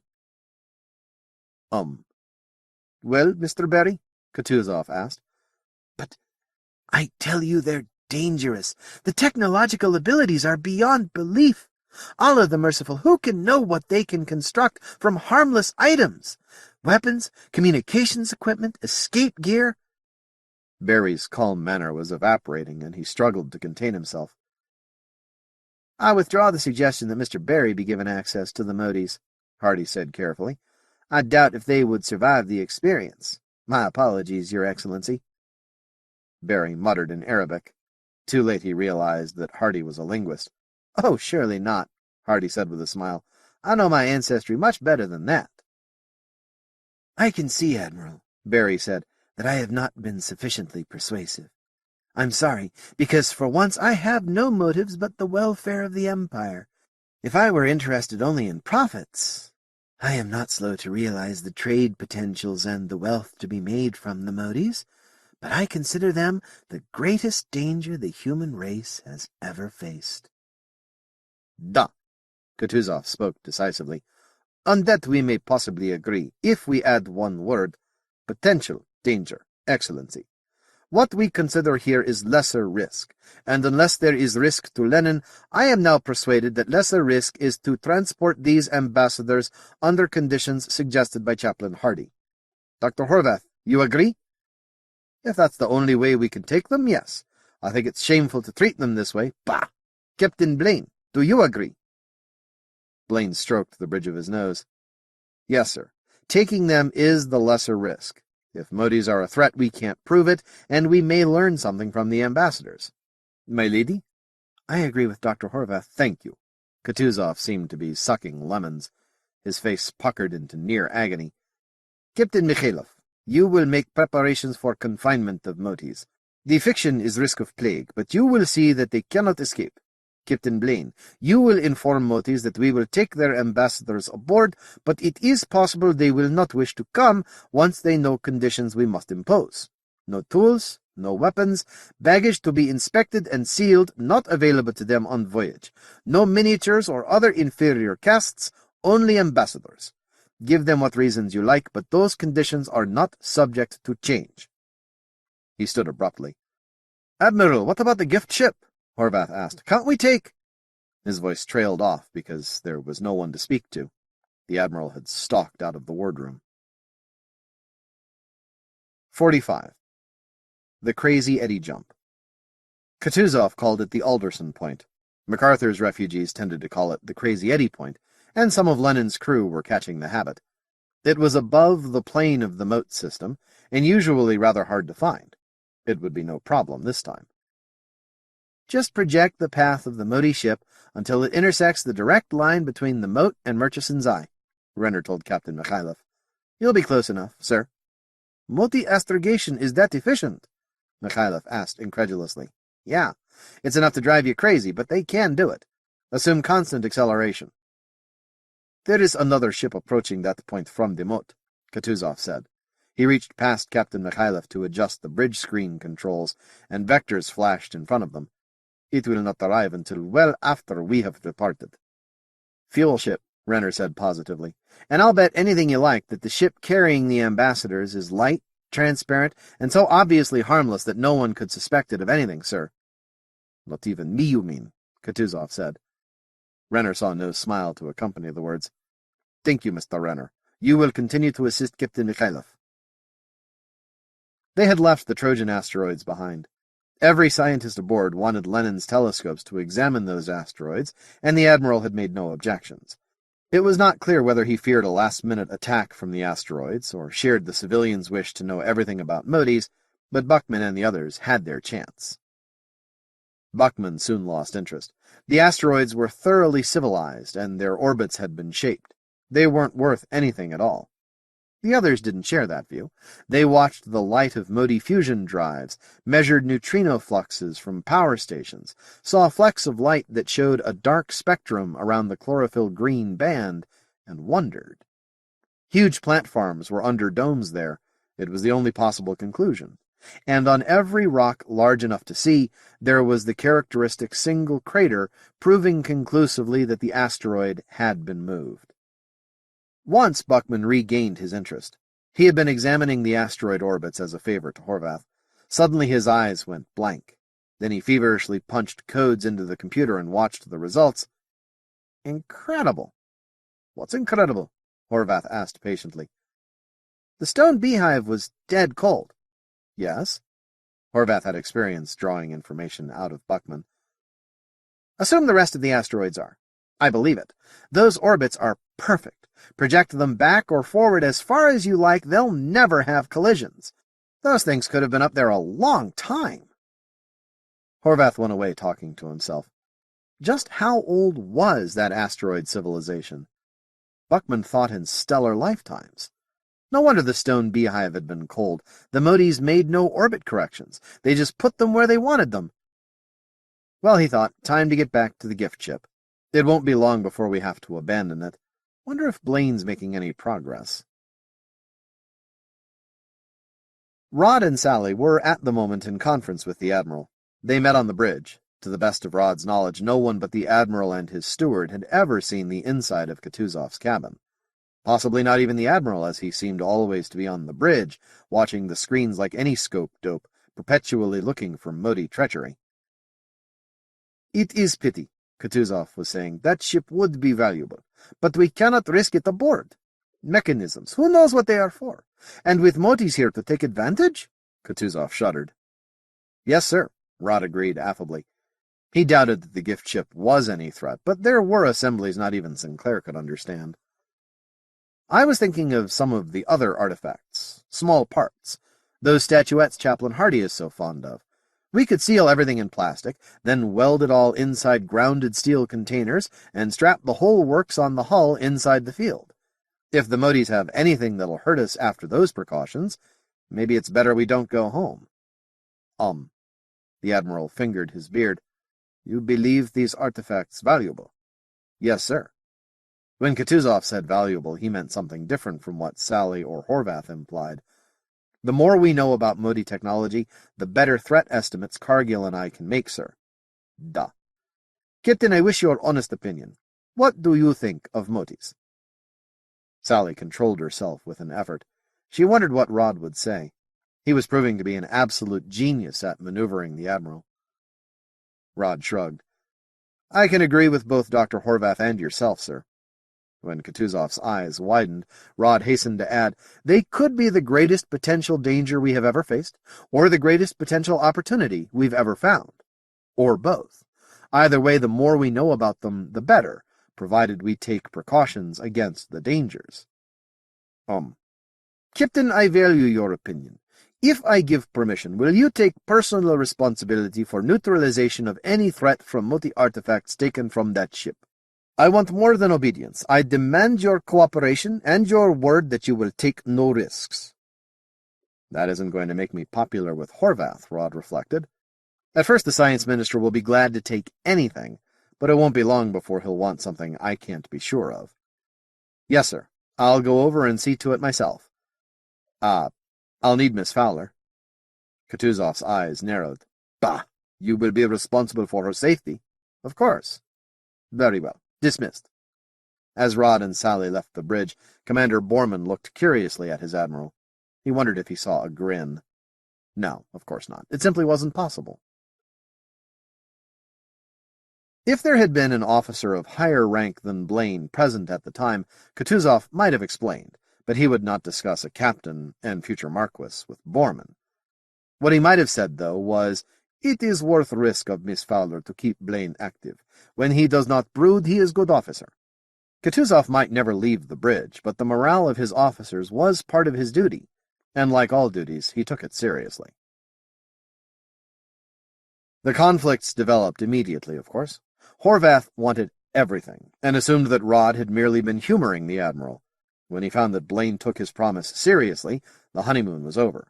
He was midway between rage and tears as Blaine's crewmen began to disassemble the gift ship, ripping apart delicate assemblies, sometimes cutting at random to prevent the possibility that the Motes had predicted what humans would do, and packing them in plastic containers. For Rod, it was a period of useful activity again, and this time he had Sally for company. They could talk for hours when they were not working. They could drink brandy and invite Chaplain Hardy in. Rod began to learn something of anthropology as he listened to Sally and Hardy argue over theoretical niceties of cultural development. As they approached the crazy eddy point, Horvath became almost frantic. "You're as bad as the Admiral, Blaine!" he charged as he watched an artificer use a cutting torch on an assembly that generated the complex field-altering molecular structures in another magic coffee pot. "We've already got one of those aboard Lenin. What harm would another do?" "The one we have wasn't designed by Motes who knew it would go aboard the battleship," Sally answered. "And this one is different." "Everything the Motes make is different," snapped Horvath. "You're the worst of the lot. More cautious than Blaine, by God. I'd have thought you'd know better." She smiled demurely and tossed a coin. "Better cut it there, too," she told the artificer. "Yes, miss." The spacer shifted his torch and began again. "Bah!" Horvath stamped out to find David Hardy. The chaplain had assumed the role of peacemaker, and it was just as well. Without him, communications on the cutter would have ceased within hours. The spacer finished slicing the assembly and packed it into the waiting box. He poured plastic around it and sealed the lid.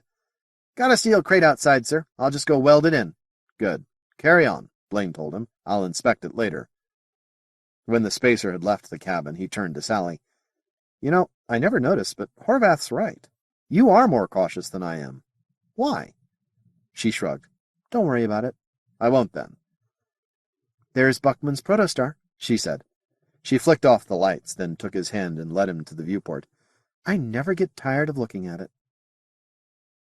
There were a few moments before their eyes adjusted, and the coal sack was more than endless blackness. Then the reds began to show, and there was a small whirlpool of red on black. They stood very close. They did a lot of that lately, and Rod liked it. He ran his fingers up her spine until he was scratching her gently beneath the right ear. "You'll have to tell the Mote ambassadors pretty soon," she said. "Thought of what you'll say to them?" "More or less. Might have been better to give them some warning, but, well, the Admiral's way may be safer." "I doubt if it makes any difference. It will be nice to get back where there are more stars. I wonder, Rod, what do you think the Mote ambassadors will be like?" "No idea at all. I guess we'll know soon enough." "You talk too much." "That's what Uncle Ben tells me." They were quiet for a long time. "Stand by, they're coming aboard. Open hangar deck hatches, line carriers away. Stand by winches." The gig was brought down into Lenin's maw. Another boat stood by with the Mote's baggage. Everything, even the pressure suits the Motes had worn aboard the gig, had been transferred over in a separate boat. The passenger gig landed on the steel decks with a clunk. "Ship's company, attention! Marines, present arms!" The airlock opened, and a full bosun's chorus sounded the pipes. A brown and white face appeared, then another. When the two mediators were entirely outside the gig, the third Mote emerged. It was pure white, with silky tufts at the armpits, and there was gray around the muzzle and dotted through the torso. "An older master," Blaine whispered to Sally. She nodded. Cosmic ray impact on hair follicles had the same effects on Motes as on humans. Horvath strode forward to the end of the line of Marines and sideboys. "Welcome aboard," he said. "I'm very glad to see you. This is a historic moment." "For both races, we hope," the lead mediator replied. "On behalf of the Navy, welcome aboard," Rod said. "I must apologize again for the quarantine precautions, but don't worry about it," one Mote said. "I am called Jock, and this is Charlie." She indicated the other mediator. "The names are just a convenience. You couldn't pronounce ours." She turned to the White Master and twittered, ending with "Captain Roderick Blaine and Minister Anthony Horvath," then turned back to the humans. "My Lord Minister Horvath, I present the ambassador. He requests that you call him Ivan." Rod bowed. He had never been face-to-face with a Mote, and he felt an urgent impulse to reach forward and stroke the fur. A male white. "The honor guard will conduct you to your quarters," Rod said. "I hope they will be large enough. There are 2 adjacent cabins." And 4 cursing officers who were displaced from them, too. The ripples of that had run down through the Navy pecking order until a junior lieutenant found himself in the gun room with Lenin's middies. "1 cabin would be sufficient," Charlie said calmly. "We do not need privacy. It is not one of our species' requirements." There was something familiar about Charlie's voice, and it bothered Rod. The Motes bowed in unison, perfect copies of court behavior. Rod wondered where they'd learned that. He returned the bow, as did Horvath and the others in hangar deck. Then the Marines led them away, another squad falling in at the rear of the procession. Chaplain Hardy would be waiting for them in their cabins. "A male," Sally mused. Interesting. The mediators called it the ambassador, yet the Motes implied that the three had equal powers. We were told they have to act in unison to sign treaties. "Maybe the mediators aren't his mediators," said Sally. "I'll ask. I'm sure I'll get the chance. Rod, are you sure I can't go up there with them? Now?" He grinned. "You'll get your shot. Let Hardy have his for the moment." Hangar deck was clearing rapidly now. There hadn't been a single Lenin crewman there, or in the boats that met the Mote ship. The baggage gig was winched into place and sealed off. "Now hear this. Man your jump stations. Stand by for Alderson Drive. Man your jump stations." "Not wasting any time, is he?" Sally said. "None at all. We'd better hurry." He took her hand and led her toward his cabin as Lenin began slowing her rotation to zero gravity.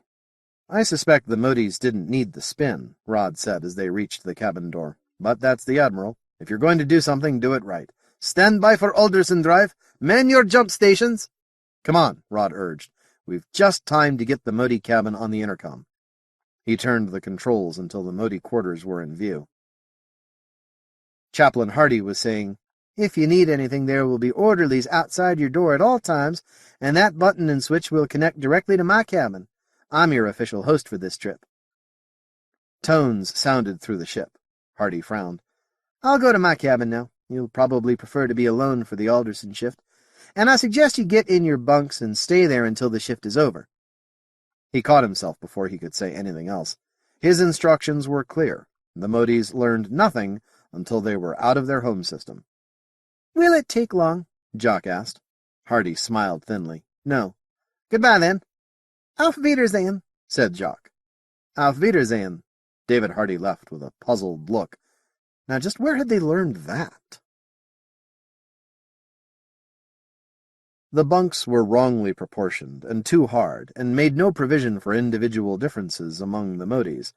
Jock swiveled her torso and waved her lower right arm, so, indicating displeasure with the situation, but surprised that things were not worse.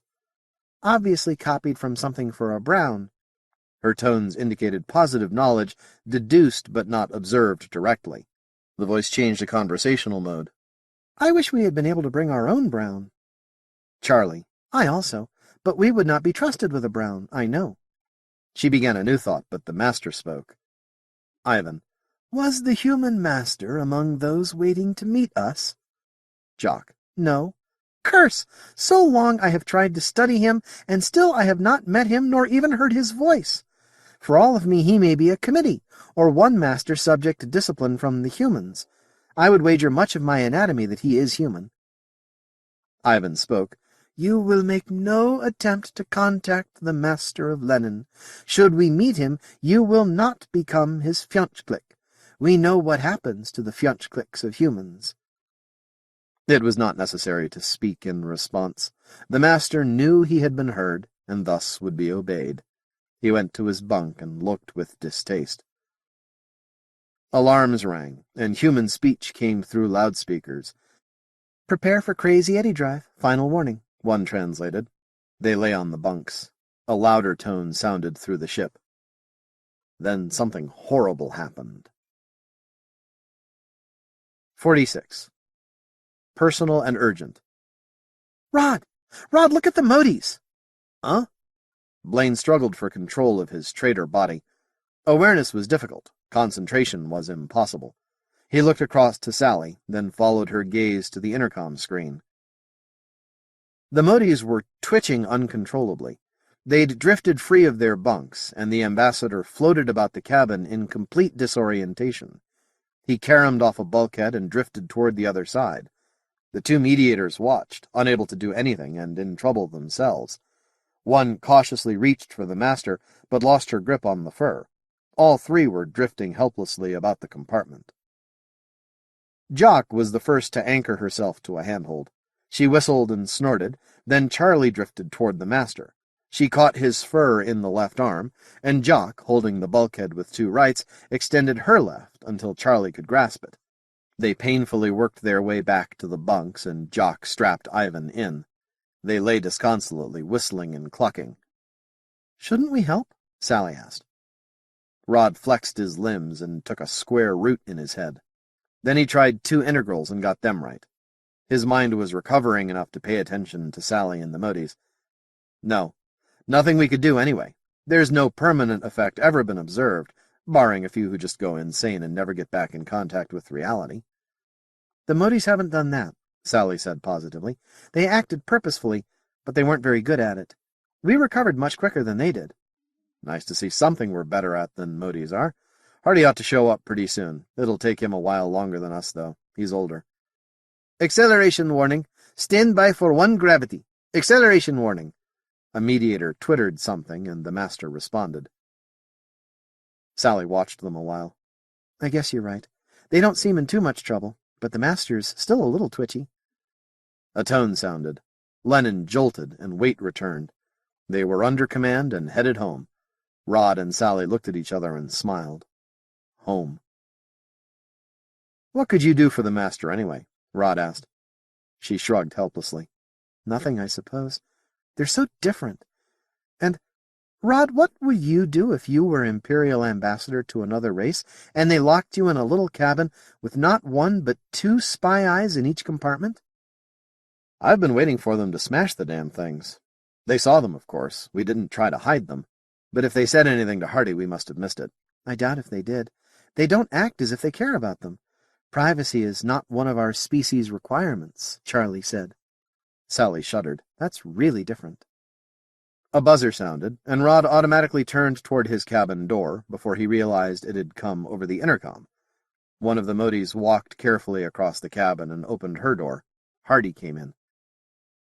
"Everything all right?" he asked warily. "You might have warned us about that," Jock said. There was no accusation in the voice. It was a simple statement of fact. "Does the Crazy Eddie drive affect humans like that?" "Like what?" Hardy asked innocently. "Disorientation, vertigo, inability to concentrate, muscles out of control, nausea, death wish." Hardy looked surprised. Probably he was, Rod thought. The chaplain wouldn't watch the Motes without telling them he was doing it, even though 6 pairs of eyes would be staring at the screens every watch. "There is an effect on humans, yes," came Hardy's voice. "Not so violent as you describe. The drive causes disorientation and a general inability to concentrate, but the effect passes rapidly. We didn't know how it would affect you, but in all our history there had been few cases of irreversible effects, and those were all, psychological." "I see," said Charlie. "Dr. Hardy, if you will excuse us, we do not yet feel up to conversation. Perhaps in a few hours. And next time we will take your advice and be in our bunks, strapped down and asleep when you turn on your Crazy Eddie machine." "I'll leave you then," Hardy said. Is there anything you require? Is the ambassador all right?" "He is well enough. Thank you for your concern." Hardy left, and the Motes went back to their bunks. They twittered and whistled. And that, Rod said, is that. I can think of a lot more interesting things to do than watch Motes lie around chatting in a language I don't understand. And there's plenty of time to study the Motes, Sally thought. For a wonder, we don't either one of us have duties right now. And we do have privacy. "So can I," she said demurely. Despite the cubic kilometers of yellow-hot flame around her, Lenin was a happy ship. Kutuzov relaxed his vigil and let the crew resume normal watches for the first time since the destruction of MacArthur. Although the ship was deep within a sun, she had fuel, and her problems were in the book. Navy routine would deal with them. Even the scientists forgot their disappointment at leaving the alien system with unanswered questions. They were going home. The only woman in 10 parsecs would have been a subject for speculation under any circumstances. Fights might have started over either of 2 questions. What are your chances with her, and is she being wasted? But Sally had clearly chosen her man. It made life easier for those who worry over such problems, and for those whose duty it is to stop fistfights. The first night after the jump, Kutuzov held a dinner party. It was formal, and most of the guests did not enjoy themselves much. The Admiral's table talk was confined to professional matters. However, he left early, and a much wilder party developed. Rod and Sally stayed for 3 hours. Everyone wanted to talk about Motes, and Rod was surprised to find himself discussing them with only a hint of the dull pain that had formerly come over him when he thought of the aliens. Sally's enthusiasm was enough in itself, and besides, she seemed as worried about him as about the aliens. She had even spent hours remaking Mikhailev's extra dress uniform so that it almost fit. When they left the party, neither Motes nor the Mote were mentioned during the hours they were together before going to their separate cabins. The ship moved outward. Eventually, the yellow beyond the field turned to orange, then brick red, and Lenin's probes reported her field hotter than the photosphere around her. Scientists and crew alike eagerly watched the screen, and when stars appeared against a red-black background, everyone had a drink in celebration. Even the Admiral joined them, his features a broad and heavy smile. Shortly afterward, the communications officer established contact with a waiting tanker. There was also a small message sloop, fast, manned by young crewmen in perfect physical condition. Kutuzov dictated his report and sent it with 2 of his midshipmen, and the sloop accelerated at 3 gravities, racing for the Alderson point where it would jump to the New Caledonia system and deliver the report of mankind's first contact with an alien civilization. The tanker carried mail and nearly a year's worth of news. There had been more revolts in the sector. A former colony had allied with an armed Audi system and defied the Empire. New Chicago was occupied by the army, and although the economy was working again, much of the population was resentful of imperial paternalism. The inflation of the crown was under control. Her Imperial Majesty had given birth to a boy, Alexander, and Crown Prince Lysander was no longer the only insurance of the present imperial line. That news was worth another celebration on Lenin, and it got so big that Mikhailov had to borrow MacArthur crewmen to man his ship. The sloop returned with more messages, measured even before the message ship could rendezvous. The sector capital was wild with enthusiasm, and the Viceroy was planning a gala reception for the Mote ambassadors. War Minister Armstrong sent a muted "well done" and 1,000 questions. There was also a message for Rod Blaine.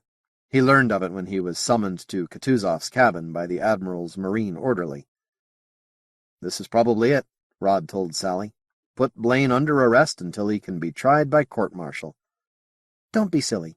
She smiled encouragement. "I'll wait for you here. If they ever let me come back to my cabin." He turned to the Marine. "Lead on, Ivanov." When he was let into the Admiral's cabin, it was a shock. Rod had expected a bare room, functional and cold. Instead, it was a bewildering variety of colors, oriental carpets, tapestries on the walls, the inevitable icon and portrait of the Emperor, but much more. There were even leather-bound books in a shelf above Kutuzov's desk. The Admiral indicated a Spartan rose-teak chair. "Will you have tea?" he asked. "Well, thank you, sir." "2 glasses tea, Keeman." The steward drew them from a silver thermos shaped like an ancient Russian samovar and served the tea in crystal cups. "You may go. Captain Blaine, I have orders concerning you." "Yes, sir," Rod said. He might at least have waited until I'd enjoyed the tea. "You will be leaving this ship. As soon as the sloop makes rendezvous, you are to go aboard for return to New Caledonia at maximum acceleration flight surgeon will approve." "Yes, sir. Are they that eager to haul me in front of a court-martial?" Kutuzov looked puzzled. "Court-martial? I do not think so, Captain. There must be formal court of inquiry, certainly. That is in regulations. But I would be surprised if court of inquiry made charges against you." Kutuzov turned to his elaborately carved desk. There was a message tape on the polished wood surface. "This is for you. It is marked personal and urgent, and doubtless it will explain." Rod took the tape and examined it curiously. "It is in commanding officer code, of course. the Admiral said. "My flag secretary will assist if you like." "Thank you." The Admiral used the intercom to summon a lieutenant who fed decoding tapes into the code machine. It clattered out a thin form. "Will that be all, Admiral?" the lieutenant asked. "Yes. Captain, I leave you to read your message. Good morning." Admiral and lieutenant left the cabin as the code machine continued to chatter. The message flimsy wormed out of the machine's innards. Rod tore it off and read in growing wonder. He read it again on his way back to his cabin. Sally stood when he came in. "Rod, that's the strangest look I've ever seen." "Got a letter," he said. "Oh, news from home?" "Sort of." She smiled, but her voice was puzzled. "How is everyone? Your father all right?" Rod seemed very nervous and excited, but he was too cheerful to have got bad news. So what was upsetting him? It was as if he had some task to carry out, something he wanted to do but was afraid of. "My family's fine. So is yours. You'll know about that soon enough. Senator Fowler is in New Scotland." She looked at him incredulously. "Uncle Ben is out here? But why?" "He says he got worried about you. Nobody to take care of you, so he had to—" She put her tongue out at him and grabbed for the message blank. Rod dodged nimbly, despite the gravity and a half-acceleration. "All right," he told her. He laughed, but it was strained. The Emperor sent him, as his personal representative, to chair an Imperial Commission to negotiate with the Motes. Rod paused. "We're both appointed to the commission." She looked at him blankly. Slow comprehension invaded her eyes. This was professional recognition beyond anything she'd imagined. "Congratulations, Commissioner," Rod laughed. He caught her wrist in both hands and held her at arm's length. "The Lord President of His Majesty's Commission Extraordinary also asks me when we're getting married. I think it's a pretty fair question." "But Rod, we—" She caught her breath. "By God, I've got you at a loss for words. Just once you're not talking." He took advantage of the opportunity to kiss her. Then again. That lasted a long time. "I think I'd better read that letter," she said when they parted, "if you please." "You still haven't answered your uncle's question, and I won't let you read it until you do." "His question?" Her eyes flashed. "Rod Blaine, if I do marry anyone, mind you, he's going to ask me himself." "All right, Lady Sandra Liddell Leonovna Bright Fowler. Will you marry me?" The banter was gone from his voice, and although he tried to keep his grin, he lost that, too. He looked like a 4-year-old about to sit on Father Christmas' lap for the first time. "When we get back to New Scotland—" "Yes, of course I'll marry you. New Scotland? Rod, your father will expect us to be married at court. All our friends are on Sparta. I think maybe you'd better read that message, sweetheart. We may not get to Sparta for a while." He handed her the flimsy and perched on the arm of the chair she sank into. "It's this part," he pointed. "First reaction here. Uncertain whether to make you hero or villain. Stop. Loss of MacArthur not greeted with joy at Admiralty. Stop. Cranston exploded. Stop. Armstrong said, quote, 'How in hell can anyone lose a battlecruiser?' Close quote. Stop. Paragraph. Kutuzov report in your favor. Stop. Kutuzov takes full responsibility for loss. Stop.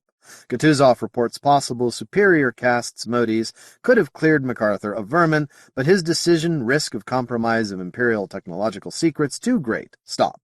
Kutuzov still undecided extent of Mote threat, but suggests Admiralty assemble large battle fleet. Stop. Horvath report states Mote's friendly, no fleet needed, and Mote's, quote, greatest opportunity in history, close quote. Stop. Problem in my lap. Stop. Ours too, Rod said. Read on. Paragraph. By order of Sovereign, I am now Lord President of Imperial Commission Extraordinary for negotiating with aliens. Stop. By personal direction of His Majesty, Roderick Lord Blaine, that is you, but you almost blew it losing your ship. Stop. Do not make habit of that. And Lady Sandra Bright, appointed commissioners. Stop. Commission has full authority to act in name of Sovereign. Stop. Commissioners will remain in New Scotland unless advisable convey alien representatives to Sparta. Stop. Paragraph. If Commission concludes aliens pose threat or potential threat to Empire, Commission will act in concert with Viceroy Trans-Colsack to take such immediate measures as seem advisable. Stop. Any suggestions? Interrogative. Paragraph. Rod, unless those Motes are simple farmers and this probe makes me sure they ain't, you and Sally are going to be out here a long time. Stop. Presume you have retained sanity, so are engaged to Sally. Stop. When is wedding? Interrogative. Your father sends blessings. Stop. So do I. Stop. Marquis expects you two will be married by next time he sees you. Stop. If you think Marquis and I have arranged this, you ain't seen nothing yet. Stop. His Majesty approves immediate wedding. Stop. Your mother and Empress send blessings. Stop. But what if I said no? Sally demanded. That's the most arrogant thing I've ever seen. But you didn't say no. You said yes. He leaned down to kiss her hard. She struggled away, and he saw she was genuinely angry. Damn it. Her voice was very low and clear. Damn. His Majesty approves. God's teeth! If I turned you down now, it'd be high treason. I did ask first, he pointed out, and you answered. First. That was clever. Oh, stop looking like a little boy. Yes, I want to marry you. I don't much like being commanded to do something I wanted to do anyway. He studied her. You were out from under for a long time. I never was. What? The obligations that go with the titles. First, you were en route to study primitive cultures, your own free choice. I went to the academy for my Wanderjahr.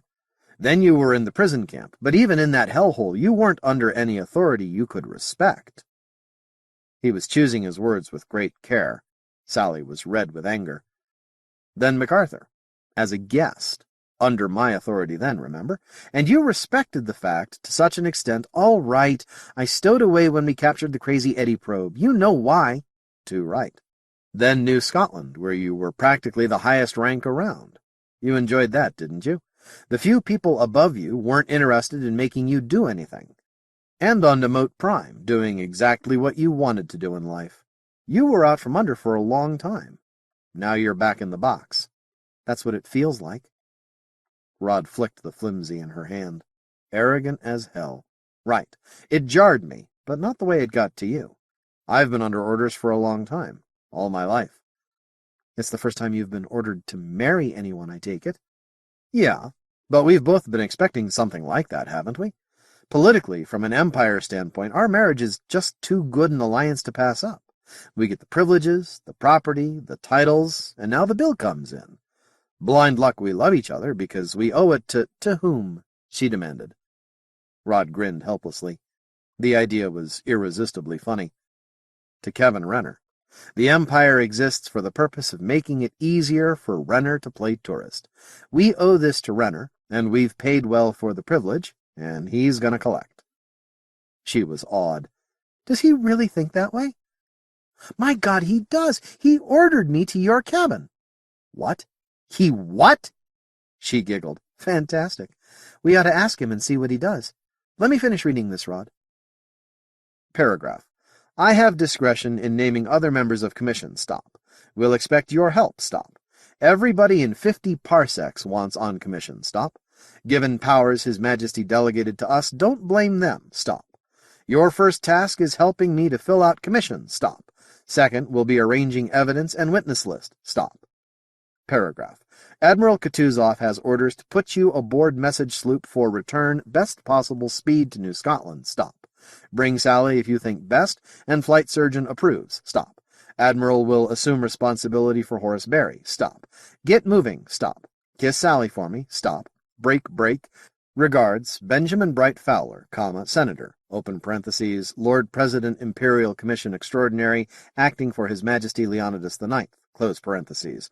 Break. Message ends XX. Am I going in the message sloop? She asked. That's up to you. You're in condition. Want to? Yes. There are a lot of things to arrange before the Motes get there. My God, we've got to settle things about the Motes, and there's the wedding. Rod, do you realize how big a deal the marriage of Crucis Court and the Fowler heir will be in a provincial capital? I'll need 3 secretaries. Uncle Ben's not going to be any use, and we've got to arrange for a reception for the Motes and... Oh, all right. Where were we? 47. Homeward Bound.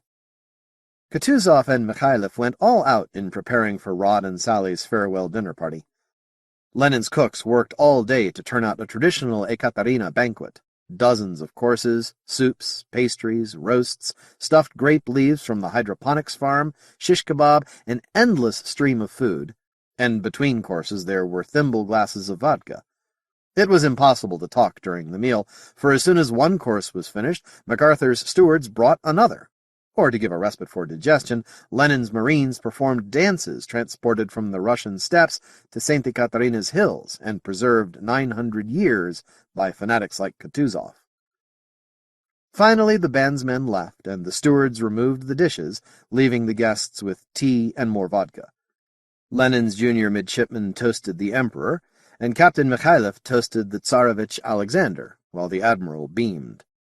"He can put on quite a show when he's not scared silly," Renner whispered to Cargill. "Never thought I'd say that. Here it comes. The Tsar himself's going to give a toast. Who's left?" The Admiral stood and lifted his glass. "I will reserve my toast for one moment," he said thickly. It was possible that the endless glasses of vodka had affected him, but no one could be certain. "Captain Blaine, when next we meet, roles will be reversed. Then you must tell me how to deal with Motes. I do not envy you that task." "What's Horvath scowling about?" Cargill whispered. "He looks like somebody put a frog in his bunk." "Aye? Is it nae possible he wants a place on yon commission?" Sinclair asked. "Bet that's it," Renner put in. "I wouldn't mind being on it myself. You and everybody else," Cargill said. "Now shut up and listen." "There is more we must congratulate Lord Blaine about," Kutuzov was saying, "and that is why I reserve toast. Chaplain Hardy has announcement." David Hardy stood. His smile was broad and merry. "Lady Sandra has given me the honor of formally announcing her engagement to Lord Commissioner Blaine," Hardy said. "I've already extended my private congratulations. Let me be the first to give them publicly." Everyone spoke at once, but the Admiral cut them off. "And now my toast," Kutuzov said, "to the future Marquise of Crucis." Sally blushed as she sat, while the others stood and lifted their glasses. Well, it's official now, she thought. No way to get out of it if I wanted to. Not that I do, but it's so inevitable now. "Also to Lady Commissioner," Kutuzov added. Everyone drank again. "And to Lord Commissioner, long life and many children. May you protect our empire when you negotiate with Motes." "Our thanks," Rod said. "We'll do our best. And of course I'm the luckiest man alive." "Perhaps her ladyship will speak," Kutuzov prompted. She stood, but she could think of nothing to say. "Thank you all," she blurted and sat. "Out of words again?" Rod asked wickedly. "And with all these people around, I've lost a rare opportunity." After that, the formality vanished. Everyone pressed around them. "All the happiness in the world," Cargill said. He pumped Rod's hand vigorously. "I really mean that, sir. And the Empire couldn't have made a better choice for the commission." "You will nae be married before we arrive?" Sinclair asked. "'Twould nae be fair to be married in my city without me present." "We don't quite know when," Sally told him, "but certainly not before Lenin gets in. You're all invited to the wedding, of course." "So are the Motes," she added to herself. "And I wonder what they'll make of it." The party dissolved into a kaleidoscope of small groups, with Rod and Sally at the focus. The wardroom table was lowered into the deck to give them more room, as stewards circulated with coffee and tea. "You will, of course, allow me to offer my congratulations," Barry told them smoothly, "and I hope you will not think I am trying to bribe you when I send a wedding gift." "Why would anyone think that?" Sally asked innocently. "Thank you, Mr. Barry." If her first remark had been ambiguous, her smile was warm enough to cover it. Sally didn't care for Barry's reputation, but he'd been charming enough while she'd known him. If only he'd get over this insane fear of Motes. Eventually, Rod was able to move away from the center of the party. He found Dr. Horvath in a corner of the room. "You've been avoiding me all night, Doctor," Rod said affably. "I'd like to know why." Horvath tried to smile, but realized it was thin. His brows knitted for a moment, then relaxed in decision. "No point in anything but honesty. Blaine, I didn't want you on this expedition. You know why? Okay, your man Renner convinced me you couldn't have done anything else about the probe. We've had our differences, but all in all, I have to approve of the way you've handled the command. With your rank and experience, it was inevitable that you'd be given a place on the commission." "I hadn't expected it," Rod answered. In hindsight, and from Sparta's viewpoint, I suppose you're right. Is that why you're upset with me? No, Horvath said honestly. As I said, it was inevitable, and I don't let laws of nature upset me. But I expected a place on that commission, Blaine. I was senior scientist on this expedition. I had to fight for every scrap of information we got. By God, if they're giving 2 seats to expedition members, I've earned the place. And Sally hasn't, Rod said coldly. She was very useful, Horvath said, and she's charming and bright, and of course you're hardly going to be objective about her. But honestly, Blaine, do you really equate her competence with mine? Rod's frown vanished. He smiled broadly and almost laughed. Horvath's professional jealousy was neither comic nor pathetic, merely inevitable as his belief that the appointment questioned his competence as a scientist. Relax, Doctor, Rod said. Sally isn't on that commission because of scientific ability any more than I am. The Emperor's not concerned with competence, but interest. He almost said loyalty, and that wouldn't have done it all. In a way, your not being named immediately, Rod emphasized that word, is a compliment. Horvath's brows shot up. I beg your pardon? You're a scientist, Doctor. Your whole training, and really your whole philosophy of life, is objectivity, right? More or less, Horvath agreed. Although since I left the laboratory, you've had to fight for budgets. Even then, you've been involved in politics only to help your colleagues do the things you'd do if you were free of administrative duties. Well, yes. Thank you. Not many people seem to realize that. Consequently, your dealings with Motes would be the same. Objective, non-political. But that may not be the best course for the Empire. Not that you'd be wanting in loyalty, Doctor, but His Majesty knows Sally and I put the Empire first. We've been indoctrinated that way from the day we were born. We can't even pretend to scientific objectivity where imperial interests are concerned. And if that doesn't smooth his feathers, the hell with him. It did, though. Horvath still wasn't happy, and he obviously wasn't going to give up trying for a seat on the commission, but he smiled and wished Rod and Sally a happy marriage. Rod excused himself and went back to Sally with a feeling of accomplishment. But can't we even say goodbye to the Motes? She was pleading. Rod, can't you convince him? Rod looked helplessly at the Admiral. My lady, Kutuzov said heavily, I do not wish to disappoint you. When Motes arrive in New Scotland, they will be your concern, not mine, and you will then tell me what to do about them. Until that time, Motes are my responsibility, and I intend no changes in policies agreed before they came aboard. Dr. Hardy can deliver any message to them. What would he do if Rod and I ordered him to let us see them, she thought, as commissioners? But that would make a scene, and Rod seems to think the Admiral's a pretty useful man. They could never work together again if we did that. Besides, Rod might not do it even if I ask him to. Don't push. It's not as if these Motes were special friends, Hardy reminded her. They've had so little contact with people, I hardly know them myself. I'm sure that will change when we get to New Scotland. Hardy smiled and changed the subject. I trust you will keep your promise and wait for Lenin before you're married. But I insist you marry us, Sally said quickly. We'll have to wait for you. Thank you. Hardy was going to say something else, but Kelly came purposefully across the wardroom and saluted. Captain, I've got your gear sent off to Hermes, and Lady Sally's as well, and them orders did say soonest. My conscience, Rod laughed. But he's right. Sally, we'd better get ready. He groaned. It's going to be tough facing 3 Gravs after that dinner. I must leave also, Kutuzov said. I have dispatches to put aboard Hermes. He smiled awkwardly. Farewell, my lady. And you also, Captain. Godspeed. You have been good officer. Why, thank you, sir. Rod looked around the wardroom and spotted Barry across the compartment. Kelly, the Admiral's assuming responsibility for His Excellency. With your permission, I will continue Gunner Kelly in command of Marine Guards, Kutuzov said. Certainly, sir. Kelly, be damn careful when we get to New Scotland. He may or may not try to escape.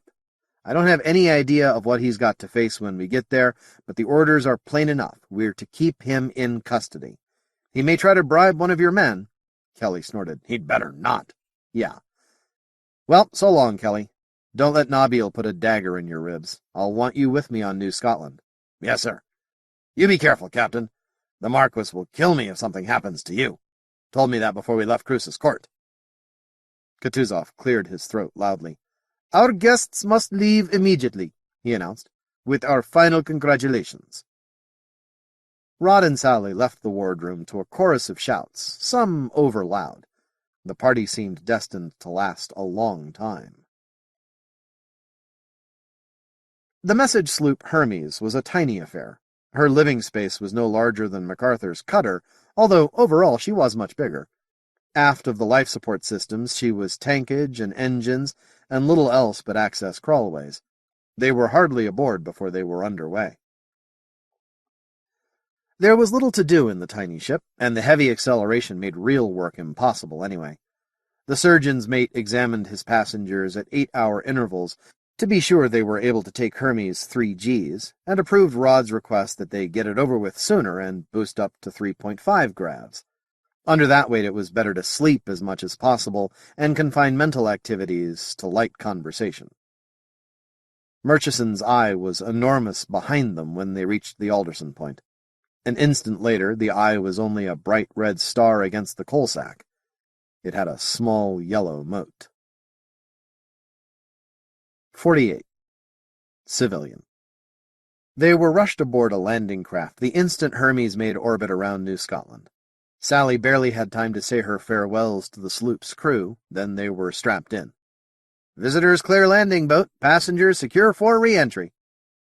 There were clunks as the airlocks were closed. Ready, sir? The pilot called. Yeah. The retros fired. It wasn't a smooth re-entry at all. The pilot was in too much of a hurry. They dropped low over New Scotland's craggy rocks and spouting geysers. When they arrived at the city, they still had too much speed, and the pilot had to circle twice. Then the boat came in slowly, hovered, and settled on the roof landing port of Admiralty House. "There's Uncle Ben!" Sally shouted.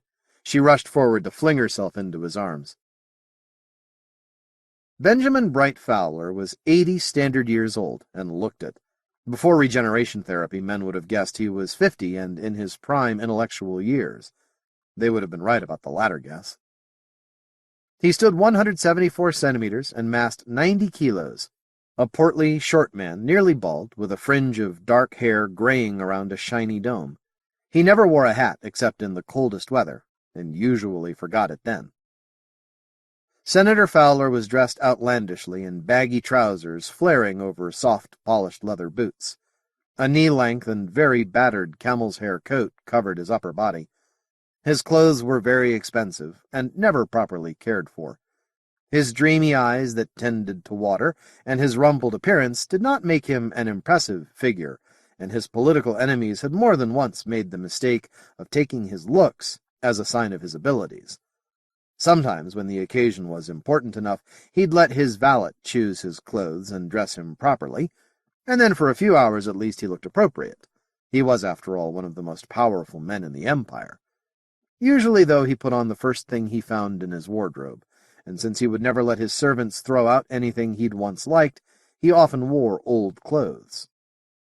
He grasped Sally in a bear hug while she kissed his forehead. Sally was taller than her uncle, and was tempted to plant a kiss on the top of his head, but she knew better. Benjamin Fowler neglected his appearance and became angry if anyone reminded him of that, but actually he was a little sensitive about his baldness. He also absolutely refused to allow cosmetic physicians to do anything for it. "Uncle Ben, I'm glad to see you." Sally pushed herself away before he crushed a rib. Then, with mock anger, "You've been rearranging my life. Did you know that radiogram would make Rod propose to me?" Senator Fowler looked puzzled. "You mean he hadn't already?" He pretended to examine Rod with microscopic care. "He looks normal enough. Must be internal damage.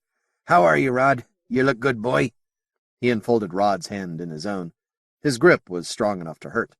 With his left hand, Fowler extracted his pocket computer from beneath the disreputable folds of his thick coat. "Sorry to rush, kids, but we're late. Come on, come on!" He turned and darted for the elevator, leaving them to follow helplessly. They went down 12 floors, and Fowler led them around twists of corridors. Marines stood guard outside a door. Inside, inside," the senator urged. "Can't keep all those admirals and captains waiting. Come on, Rod." The Marine saluted, and Rod absently responded.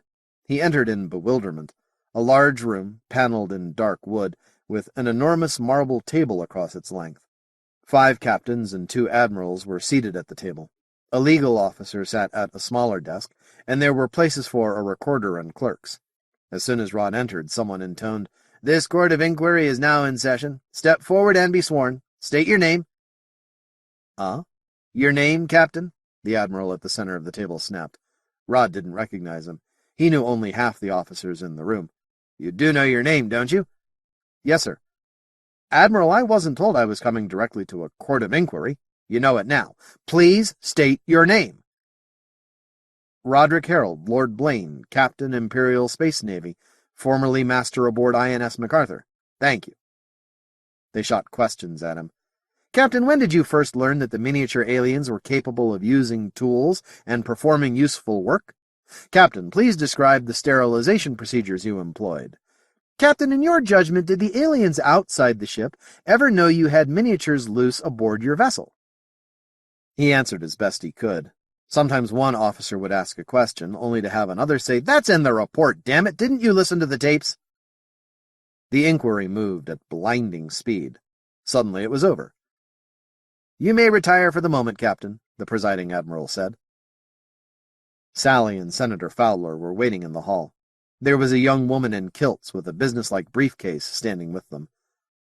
"Miss Macpherson, my new social secretary," Sally introduced her. "Very pleased to meet you, my lord. My lady, I had best be certainly. Thank you." Macpherson left with a click of heels on marble floors. She had a nice walk. "Rod," Sally said. "Rod, do you know how many parties we've got to go to?" "Parties? My God, woman, they're deciding my fate in there, and you—" "Nonsense," Senator Fowler snapped. "That was decided weeks ago, when Merrill, Cranston, Armstrong, and I listened to Kutuzov's report. There I was, your appointment from His Majesty in my pocket, and you'd gone and lost your ship. It's a good thing your admiral's an honest man, boy. Damn good thing." The door opened. "Captain Blaine," a clerk called. He entered to stand in front of the table. The admiral held up a paper and cleared his throat. "Unanimous findings of a special court of inquiry convened to examine the circumstances surrounding the loss of His Imperial Majesty's General-class battlecruiser MacArthur. 1. This court finds that the vessel was lost through accidental infestation by alien life forms and was properly destroyed to prevent contamination of other vessels. 2. This court honorably acquits her master, Captain Roderick Blaine, ISN, of negligence. 3. This court orders the surviving officers of MacArthur to prepare a detailed report of procedures whereby such losses can be prevented in future. 4. This court notes that the search and sterilization of MacArthur was hindered by the presence of a large number of civilian scientists and their equipment property aboard, and that Minister Anthony Horvath, senior scientist, protested the sterilization and advised minimum disruption of the civilian experiments. 5. This court notes that Captain Blaine would have been more diligent in searching his vessel, except for the difficulties noted in point 4, and this court recommends no reprimand for her master. These findings being unanimous, this court is adjourned. Captain, you may go." "Thank you, sir." "Yeah, that was pretty sloppy, Blaine. You know that, don't you?" "Yes, sir." My God, how many times have I thought about it? But I doubt if anyone in the Navy could have done better. The ship must have been a madhouse with all those civilians aboard. "All right, Senator, he's all yours. They're ready in room 675. "Good. Thank you, Admiral." Fowler hustled Blaine out of the hearing room and down the corridor to the elevator. A petty officer had one waiting. "Now where are we going?" Rod demanded. 675, that's retirement." "Of course," the senator said. They entered the elevator. "You didn't think you could stay in the Navy and be on that commission, did you? That's why we had to hurry that inquiry through. Until it was on the record, you couldn't be retired." "But, Senator Ben, call me Ben." "Yes, sir." "Ben, I don't want out. The Navy's my career, no more." The elevator stopped, and Fowler hustled Rod out. "You'd have had to leave eventually. Family's too important. Can't have the peers neglecting government to go chasing around in those ships all their lives. You knew you'd have to retire early." "Yes, sir. After my brothers were killed, there wasn't any question of it." "But not yet. Look, can't they give me a leave of absence?" "Don't be an idiot. The Mote question's going to be with us a long time. Sparta's too far away to handle it. Here we are." Fowler led him through the door. His retirement papers were already made out. Roderick Harold Lord Blaine, to be promoted to Rear Admiral and placed on the inactive list by order of His Imperial Majesty. "Retirement pay to be sent where, sir?" "I beg your pardon? You're entitled to retirement pay. Where do you want us to send it, my lord?" To the yeoman clerk, Rod was already a civilian. "Can I donate it to the Navy Relief Fund?" "Yes, sir. Do that." The clerk wrote rapidly. There were other questions, all trivial. The documents were made out and thrust at him, and the yeoman held out a pen. "Just sign here, my lord."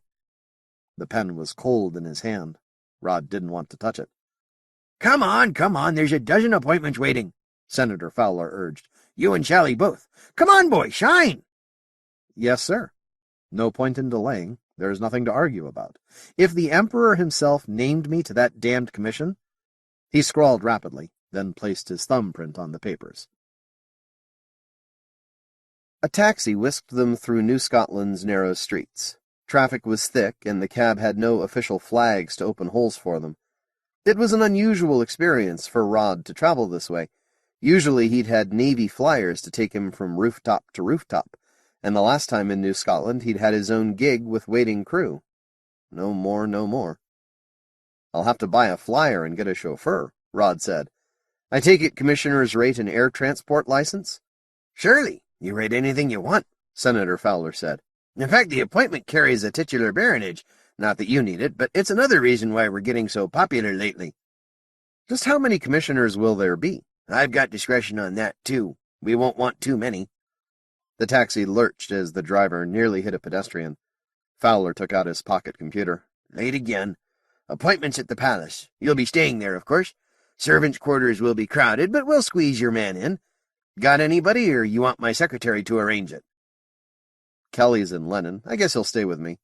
Another good man lost for the Navy." "Kelly! How is the old scoundrel?" "He's fine." "Glad to hear that. Your father wanted me to ask about him now I think of it. You know that Marine's my age? I can remember him in uniform when your father was a lieutenant, and that was a long time ago." "Where's Sally?" When Rod came out of 675, she had been gone. He'd been just as pleased. With his retirement papers bulging in his tunic, he didn't feel much like talking. "Out shopping for clothes, of course. You won't have to do that. One of my people got your sizes from Navy records and brought you a couple of suits. They're at the palace." "Ben, you're moving pretty fast, Ben," Rod said carefully. "Have to. By the time Lenin orbits, we need some answers. Meanwhile, you've got to study the political situation out here. It's all tied together. ITA wants trade soonest. Humanity League wants cultural exchanges, ditto. Armstrong wants his fleet to deal with Audis, but he's scared of Motes. That's got to be settled before Merrill can get on with the reconquest of Transcolsac. Stock markets from here to Sparta are jumpy. Just what will Mote technology do to the economy? What blue-chip companies are going to get ruined? Who gets rich? And every damn bit of that's in our hands, boy. We've got to make the policies." Oof. The full impact was just hitting him. What about Sally? And the rest of the commission? "Don't be stupid. You and I are the commission. Sally will do what's needed." "You mean what you want her to do?" "I wouldn't be too sure of that. She's got a mind of her own." "Think I don't know that? I've lived with her long enough. Hell, you're independent, too. I don't expect I can dictate to you." "You've been doing a good enough job so far," Rod thought. "You can guess about the commission, can't you?" Ben asked pointedly. "Parliament's been concerned about imperial prerogatives. If there's anything that's pure prerogative, it's defense against aliens.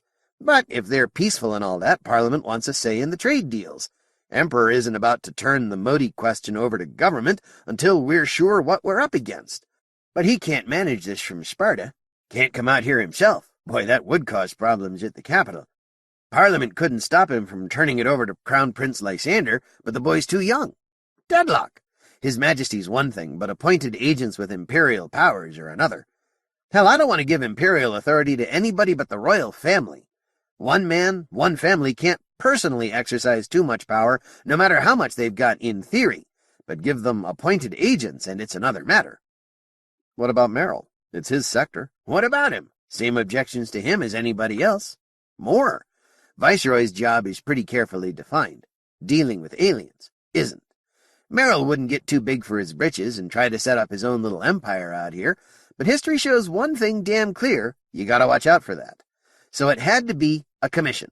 Parliament's not about to approve that much power for any single man, not even me. Made me chairman since I've got the votes. Put my niece on it. My brother was more popular than I am. We needed a woman, and here's Sally just been to the Mote. Fine. But I can't stay out here too long, Rod. Somebody's got to. That's you. I saw that coming. Why me? You're a natural. Needed your old man's support to get the commission approved anyway. Marquis is pretty popular right now. Done some good work consolidating his sector. Good war record. Besides, you're almost royal family. You're in line for the throne. About 28th. My sister's boy has a better claim than I do. Yeah, but it's not spreading the prerogative too far.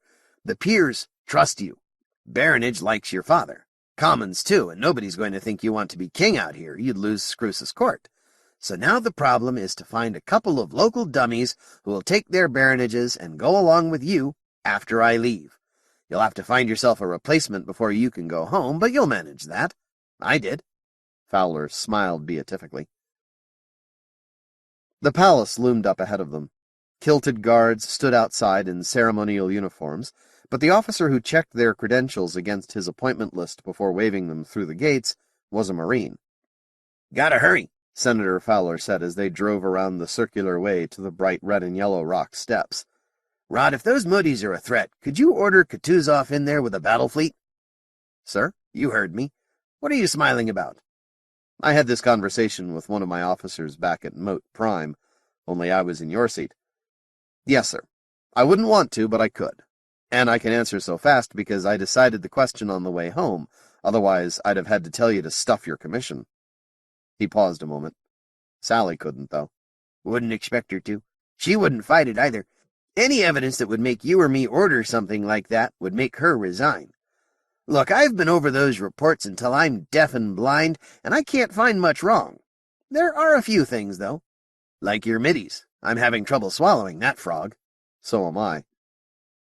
The cab pulled up at the palace steps, and the driver opened the doors for them. Rod fished for bills to pay the fare, and he gave too large a tip because he wasn't used to riding in cabs. Will that be all, my lord? The waiter asked. Rod glanced at his pocket computer. Yes, thank you. We're going to be late, Sally. He made no attempt to stand. Angus, we'll have coffee, with brandy. Yes, my lord. Rod, we really will be late. Sally didn't get up either. They looked at each other and laughed. When was the last time we had lunch together? She asked. A week? 2? I don't remember. Sally, I've never been so busy in my life. Right now, a main fleet action would be a relief. He grimaced. Another party tonight. Lady Reardon. Do we have to go? Uncle Ben says Baron Reardon is very influential on New Ireland, and we may need some support there. Then I suppose we have to. Angus arrived with coffee. Rod tasted it and sighed in satisfaction. Angus, that is the best coffee and brandy I've ever had. Your quality has improved in the last week. Yes, my lord, it is reserved for you. For me? Sally, is this your— No. She was as puzzled as he. Where did you get it, Angus? A merchant captain personally brought it to Government House, my lady. He said it was for Lord Blaine. The chief tried it and said it was fit to serve. And that it is, Rod agreed enthusiastically. Who was the captain? I'll find out, my lord. Some office seeker, Rod said thoughtfully after the waiter left. Although you'd think you'd have let me know. He glanced at his computer again. I suppose we haven't long. We can't keep the Viceroy waiting all afternoon. We might as well. You and Uncle Ben won't agree to my suggestion, and let's leave that until the conference, sweetheart. The Viceroy was demanding an immediate commission decision on what to do about the Motes. He was only one of many. War Minister Armstrong wanted to know how large a battle fleet it would take to disarm the Motes, just in case, he said, so that Admiral Cranston's War Plans Division could go to work. The Imperial Traders Association insisted that everything Barry knew about trade possibilities be made available to all members. The Grand Deacon of the Church of Him wanted proof that the Motes were angels. Another Hymist faction was sure they were devils, and the Empire was suppressing the information. Cardinal Randolph of the Imperial Church wanted tapes of Mote life broadcast on Tri-V to finish the Hymists once and for all. everyone in 200 parsecs wanted a seat on the commission. "At least we'll be in the same meeting," Sally said. "Yeah." Their palace quarters were in the same corridor, but they never saw each other except at parties. During the confused blur of the past weeks, Rod and Sally had seldom been in the same conferences. Angus returned and bowed. "Captain Anderson, Ragnarok, my lord?" "I see. Thank you, Angus. That's an Imperial Autonetics ship, Sally." "Then Mr. Barry sent the coffee and brandy. That was very nice of him." "Yeah," Rod sighed. "We really do have to go." They went upstairs from the executive dining room to Viceroy Merrill's working office. Senator Fowler, War Minister Armstrong, and Fleet Admiral Cranston were waiting impatiently. "Our first lunch together in 2 weeks," Rod explained. "My apologies." They sounded perfunctory. "It won't be so bad when Lenin gets in," Senator Fowler said. "Horvath's scientists can make most of the public appearances. They'll eat it up." "Assuming you give them permission to appear," Prince Merrill drawled. "You haven't let your protégés say much for all the talking they've done." "Your pardon, Highness," Admiral Cranston said. "I'm in a hurry. What do I do about Lenin's arrival? The ship orbits in 60 hours, and I have to send orders to Kutuzov." "We'd have that settled if you'd agree to my suggestion, Uncle Ben," said Sally. "Give them quarters in the palace, assign them servants and guards, and let the Motes decide whom they want to see." "She has a point, Benji," Merrill observed. "After all, they are the representatives of a sovereign power. Hard to justify keeping them penned up, eh? Make a big stink, and for what?" "Admiral Kutuzov is convinced the Motes are a threat," the War Minister said. "He says they are very persuasive. Give them a chance to speak to whom they will, and there is no telling what they might do. They could make political trouble for us, Your Highness, and we do not need that."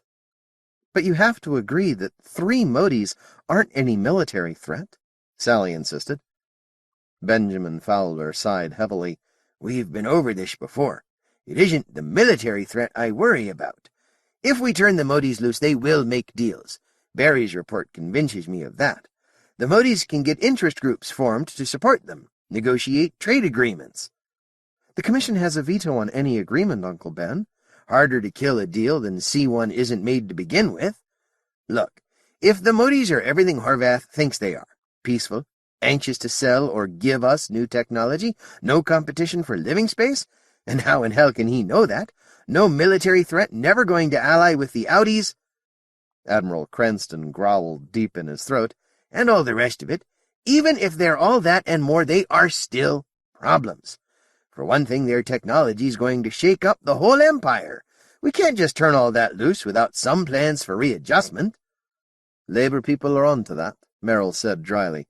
"President of IFL was in here not an hour ago demanding that we bottle up the Motes until his staff can study unemployment problems.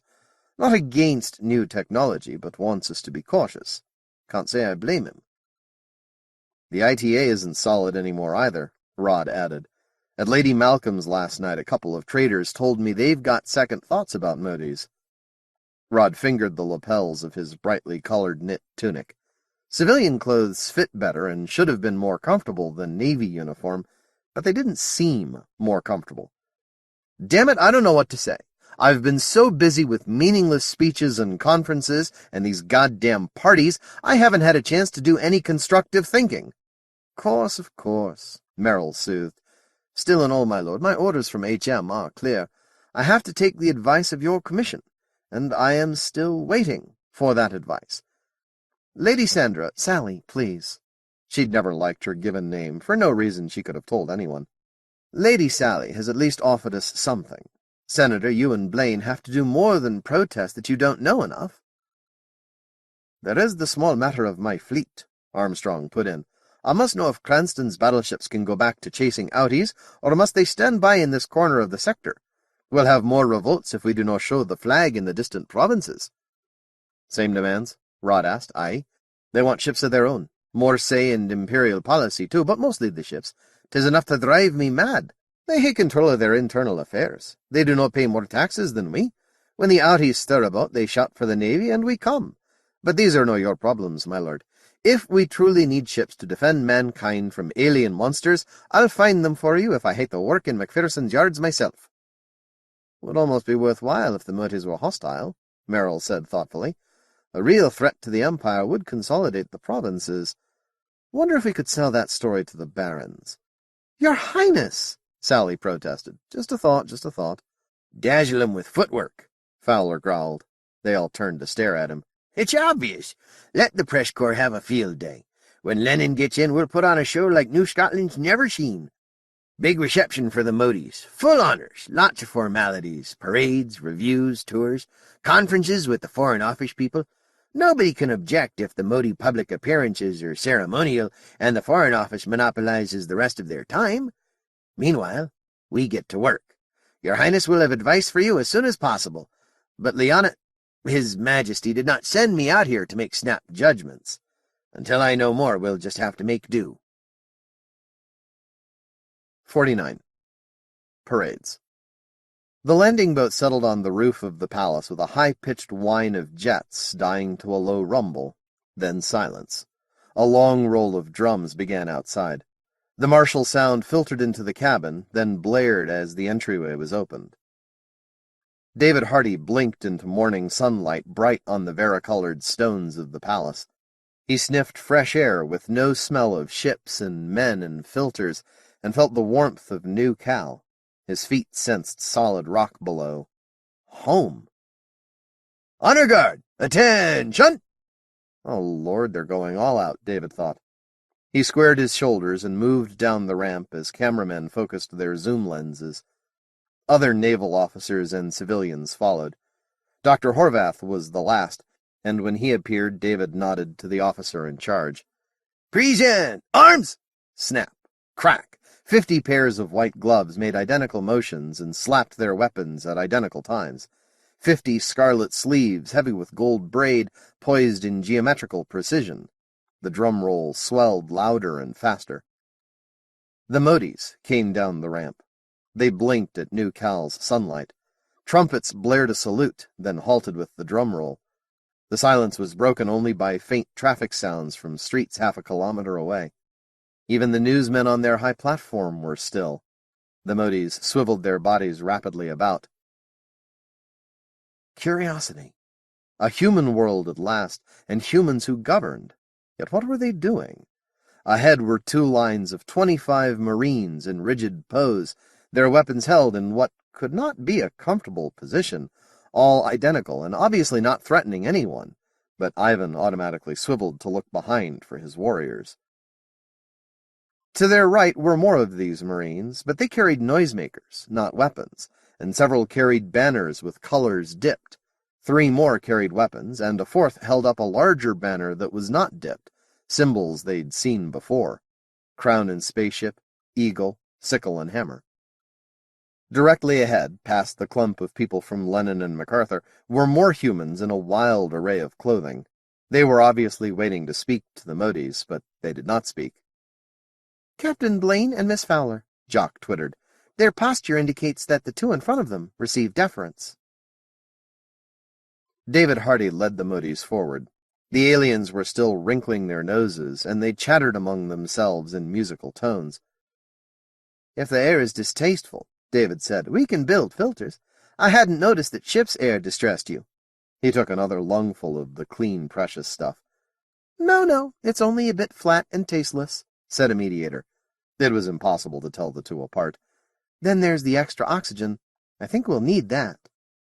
"Gravity?" "Right." The Mote squinted toward the sun. "We'll also need dark glasses." "Certainly." They reached the end of the lines of honor guards. Hardy bowed to Merrill. Both mediators did likewise, in perfect imitation. The White stood erect for a moment, then bowed, but not so deeply as the others. Dr. Horvath was waiting. "Prince Stefan Merrill, Viceroy to His Imperial Majesty for Trans-Kolsak Sector," Horvath announced. "Your Highness, the Ambassador from Mote Prime. He is called Ivan." Merrill bowed formally, then indicated Benjamin Fowler. "Senator Benjamin Bright Fowler, Lord President of the Imperial Commission Extraordinary. Senator Fowler is empowered to speak with you in the name of the Emperor, and he has a message for you from His Majesty." The Motes bowed again. Senator Fowler had allowed his valet to dress him properly. All the billions of humanity would eventually see recordings of this meeting. He wore a dark tunic with no decoration but a small golden sunburst on the left breast. His sash was new, his trousers fit perfectly, and vanished into the tops of glove-soft, gleaming boots. He thrust a black Malacca cane with carved gold head under his left arm as Rod Blaine held out a parchment. Fowler read in his official speeches voice. In debates he was a firebrand, but his formal speeches were stilted. This one was no exception. Leonidas IX, by grace of God, Emperor of humanity, to the representatives of the Mote civilization, greetings and welcome. For 1,000 years mankind has searched for brothers in the universe. We have dreamed of them for all our history. The message was long and formal, and the Motes listened in silence. To their left, a knot of men hustled and whispered together, and there were some pointed instruments the Motes recognized as badly designed Tri-V cameras. There was a forest of cameras and far too many men. Why did the humans need so many to do a simple task? Fowler finished the message. He followed the Mote gaze without turning his head. "The gentlemen of the press," he murmured. "We'll try to keep them from bothering you." Then he held up the parchment to show the imperial seal and presented it to the Motes. They obviously expect a reply. This is one of those formal events Hardy warned us of. I have no idea what to say. Have you? Jock. No, but we must say something. The master spoke. What have they said to us? I could translate, but it would be meaningless. They have welcomed us in the name of their emperor, who appears to be an overmaster. The short round one is mediator to this emperor. Ah, we have at last found one who can communicate. Speak to her. But he has said nothing. Say nothing in return. We are very grateful for your emperor's welcome. We believe this first meeting between intelligent races will be a historic occasion, perhaps the most important event in all our histories. We are eager to begin trade and the musical enrichment of Motes and mankind. You sound like Horvath. Of course, those were his words. He used them often before the humans destroyed their lesser ship. We must know why they did that. You will not ask until we know more of humans. The Motes stood blinking in a silence that stretched embarrassingly. They obviously had no more to say. Doubtless you are tired from your journey, Merrill said. You will want to rest in your quarters before the parade begins. When the Motes did not reply, Merrill waved his hand slightly. The band struck up a march, and the Motes were ushered toward an elevator. "We'll get you away from the goddamn press corps," Fowler muttered. "Can't do anything in a goldfish bowl." He turned to smile for the cameras. So did the others, and they were still smiling as the elevator door closed in the faces of the reporters who had rushed forward when they saw that the Motes were leaving. There were no obvious spy eyes in the rooms, and the doors had inside locks. There were many rooms, all with very high ceilings. There were 3 rooms with what the humans thought were beds for Motes, and each of those rooms was adjoined by a room with waste disposal and washing facilities. In another room were a refrigerator, flame and microwave stoves, large stocks of food, including the stores brought by the Motes, implements for eating, and equipment they did not recognize. Still another room, the largest of all, held a big polished wood table and both Mote and human chairs. They wandered through the vast spaces. "A Tri-V screen," Jock exclaimed. She turned the controls and a picture appeared. It was a tape of themselves listening to the message from the Emperor. Other channels showed the same things, or men talking about the Mote arrival, or a big man in loose clothing was shouting. His tones and gestures indicated rage. "Devils! They must be destroyed! The legions of him will go forth against the legions of hell!" The shouting man was cut off and replaced by another man, also in loose clothing, but this one did not shout. He spoke calmly. "You have heard the man who calls himself the voice of him. It is, of course, not necessary for me to say it, but speaking for the church, I can assure you that the Motes are neither angels nor devils, merely intelligent beings much like us. If they are a threat to humanity is not a spiritual one, and His Majesty's servants will certainly be more than adequate to deal with them. Cardinal Randolph, has the Church determined the, status of the Motes? That is their place in the theology of course not. But I can say they are hardly supernatural beings. Cardinal Randolph laughed, and so did the commentator. There was no sign of the man who had been screaming in rage. "Come," the master said. "You will have time for this later." They went into the large room and sat at the table. Charlie brought grain from their food supply. "You have smelled the air," Jock said. "No industrial development. The planet must be nearly empty, room for 1 billion masters and all their dependents. Too much of this sunlight would make us blind. The gravity would shorten our lives." Charlie inhaled deeply. "But there is room, and food, and metal. The gravity be cursed with the sunlight. We'll take it." "I must have missed hearing the offer." Jock gestured amusement. "I do not believe the 3 of us will take it by force.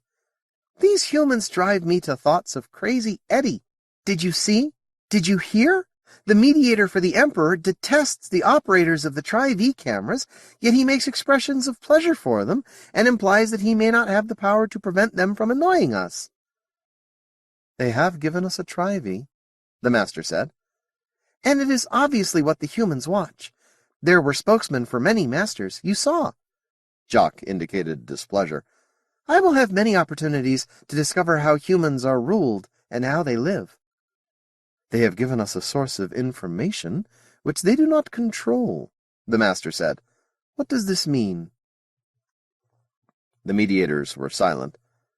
"Yes," said Ivan. "If we are not successful in our mission, we will not be permitted to return." He indicated indifference. "We knew this before we left. Now it is more vital than ever that we establish trade with humans as quickly as possible, or determine that intercourse with humans is undesirable and find a way to prevent it. You must act quickly."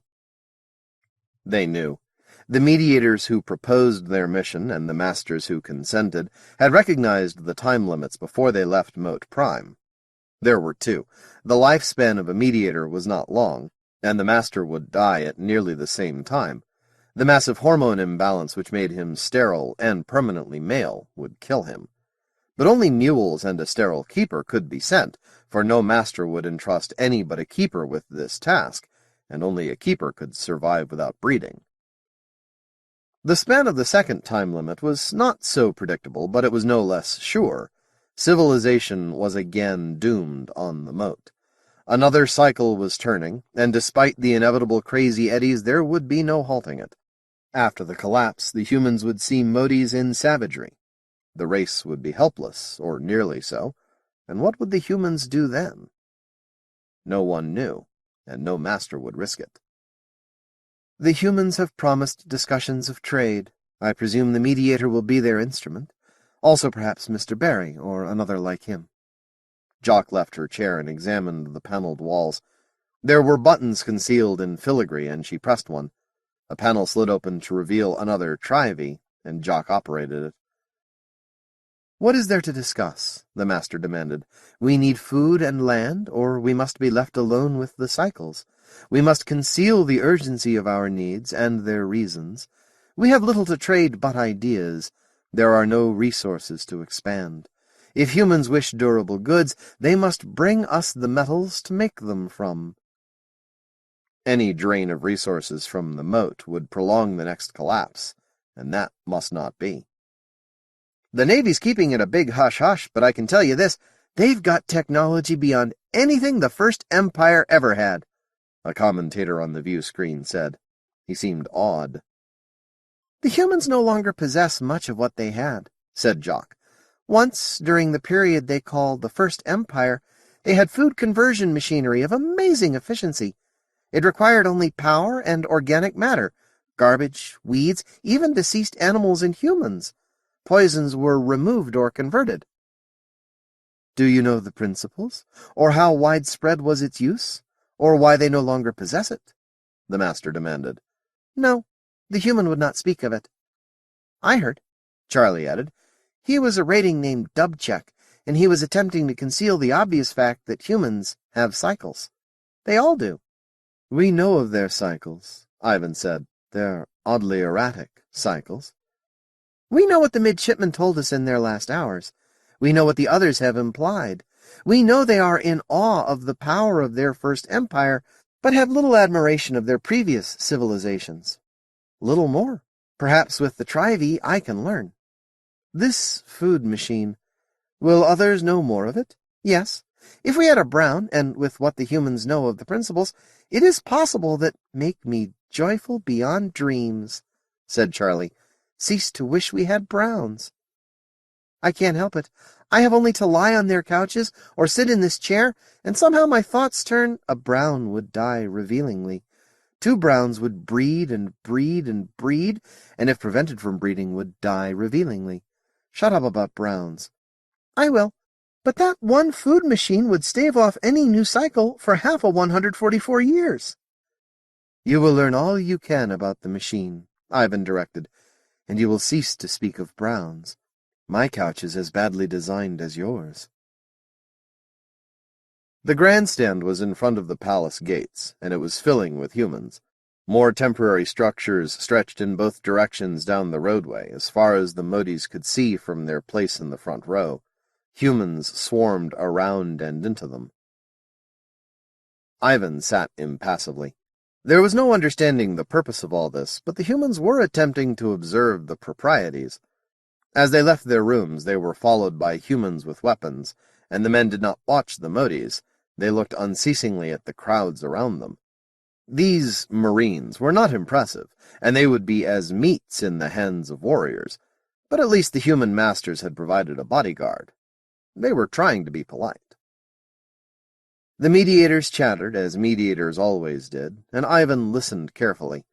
Much could be learned from mediator conversations. Jock. These are the overmasters of this planet, of 20 planets and more, yet they have said that they must do this thing. Why? Charlie. I have theories. Notice the patterns of deference as they approach their seats. Viceroy Merrill assists Sally to climb the stairs. Titles are omitted by some and always used by others, and given redundantly in full over the loudspeakers. The gentlemen of the press would seem to have no status at all, yet they stop whom they please, and although the others will prevent them from going where they will, they are not punished for trying. Jock. What pattern do you see? I find none. Ivan. Have you conclusions? Only interesting questions, Charlie replied. Ivan. Then allow me my own observations. Jock changed to the trailing Trojan's recent tongue. What pattern do you see? Charlie answered in the same language. I see a complex netting of obligations, but within it there is a pyramid of power. No one is truly independent, but as you near the top of the pyramid, power increases enormously. However, it is seldom used to its fullest. There are lines of obligations that reach in all directions, upwards, downwards, sideways, in a totally alien manner. Where no master works directly for any other, these humans all work for each other. Viceroy Merrill answers commands from above and obligations from below. The Browns and farmers and warriors and laborers demand and receive periodic accounting of the doings of their masters. Jock, astonishment. It is too complex. Yet we must know, or we cannot predict what the humans will do. Charlie. The patterns change as we look. And there is this attitude they call formality. Shock! Jock. Yes, I saw. The small female who ran in front of the car. Look, the men in the car are shaken, perhaps injured. The car stopped very suddenly. What prerogatives could that female have? Jock. If that is her parent carrying her away, then she is a proto-engineer. Except that she is a small female, and they have few female engineers. And that master's car stopped to avoid striking her, to the detriment of the master. Now I understand why their Fjunsklicks go mad. The stand was nearly full, and Hardy returned to his place beside them. Charlie asked, Can you explain again what is to happen here? We did not understand, and you had little time. Hardy thought about it. Every kid knew what a parade was, but nobody ever told children. You took them to one instead. Children liked them because there were strange and wonderful things to watch. Adults Well, adults had other reasons. He said, "A lot of men are going to walk past us in regular patterns. Some will play musical instruments. There will be vehicles carrying displays of handiwork and agriculture and art. There will be more men walking, and groups of them will be identically dressed." "And the purpose?"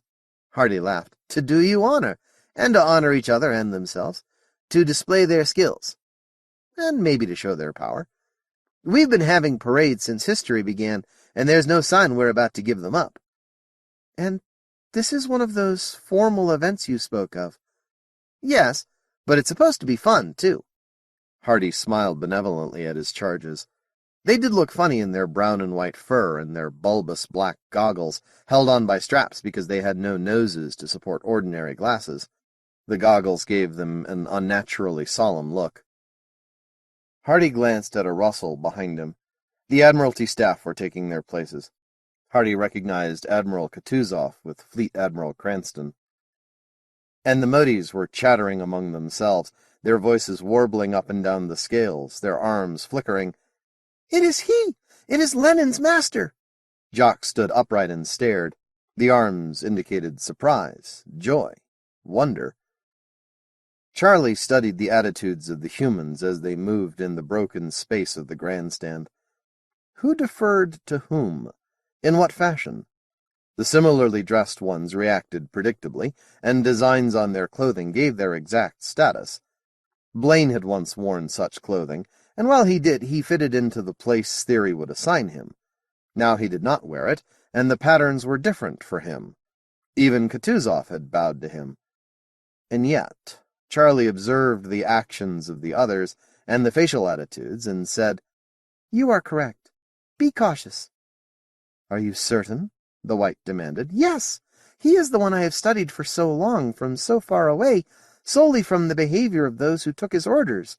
Look, the broad stripe on his sleeve, the ringed planet symbol on his chest, the deference of Lenin's Marine Guards. Certainly it is he.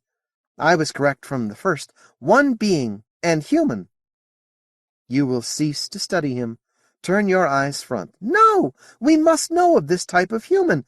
This is the class they choose to command their ships of war." "Turn around."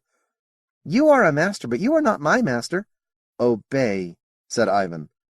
Ivan was not good at argument. Charlie was. As Jock twitched and stammered in internal conflict, Charlie switched to an ancient, half-forgotten language, less for concealment than to remind Jock how much they had to conceal. "If we had many mediators, the risk would be tolerable. But if you should go mad now, policy would be decided by Ivan and me alone. Your master would not be represented." "But the dangers that threaten our world! Consider the record of your sisters. Sally Fowler's mediator now goes about telling masters that the world could be made perfect if they would exercise restraint in their breeding. Horace Berry's mediator, if we could learn, cannot be found. He sends letters to the most powerful masters, asking for offers should he change allegiance, and pointing out the value of information he alone possesses. Jonathan Whitbread's mediator betrayed her master and killed her own fiancé. Charlie's eyes flickered to Ivan. The master was watching, but he would not understand. Charlie changed to the common tongue. "Captain my Lord Roderick Blaine's mediator went Crazy Eddie. You were present. Gavin Potter's mediator is Crazy Eddie. Sinclair's mediator is useful in society, but quite mad." "This is true," said the White. "We have placed her in charge of a project to develop force shielding, such as the humans possess. She works startlingly well with Browns, and uses tools herself. But with her master and her sister mediators, she talks as if her parietal lobe were damaged." Jock sat down suddenly, eyes front. "Consider the record," Charlie continued. "Only Horst Staley's mediator is sane by any rational standard. You must not identify with any human. Certainly this should pose no hardship. There cannot be any evolved instinct in us to identify with humans." Jock changed back to Trailing Trojans recent.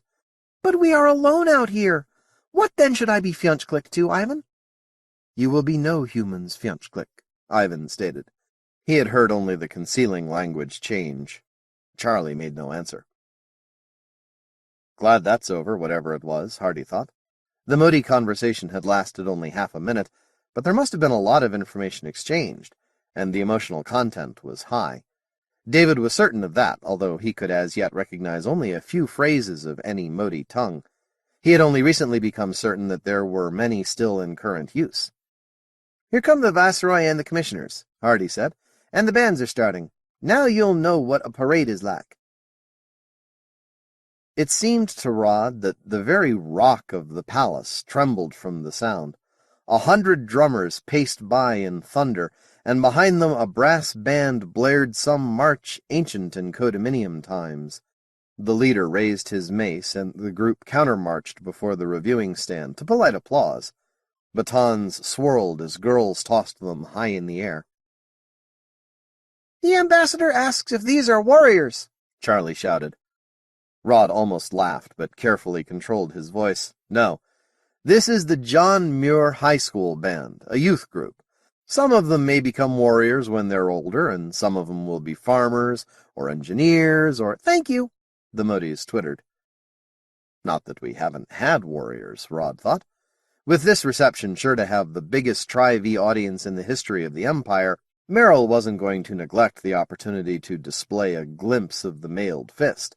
It might make prospective rebels think twice.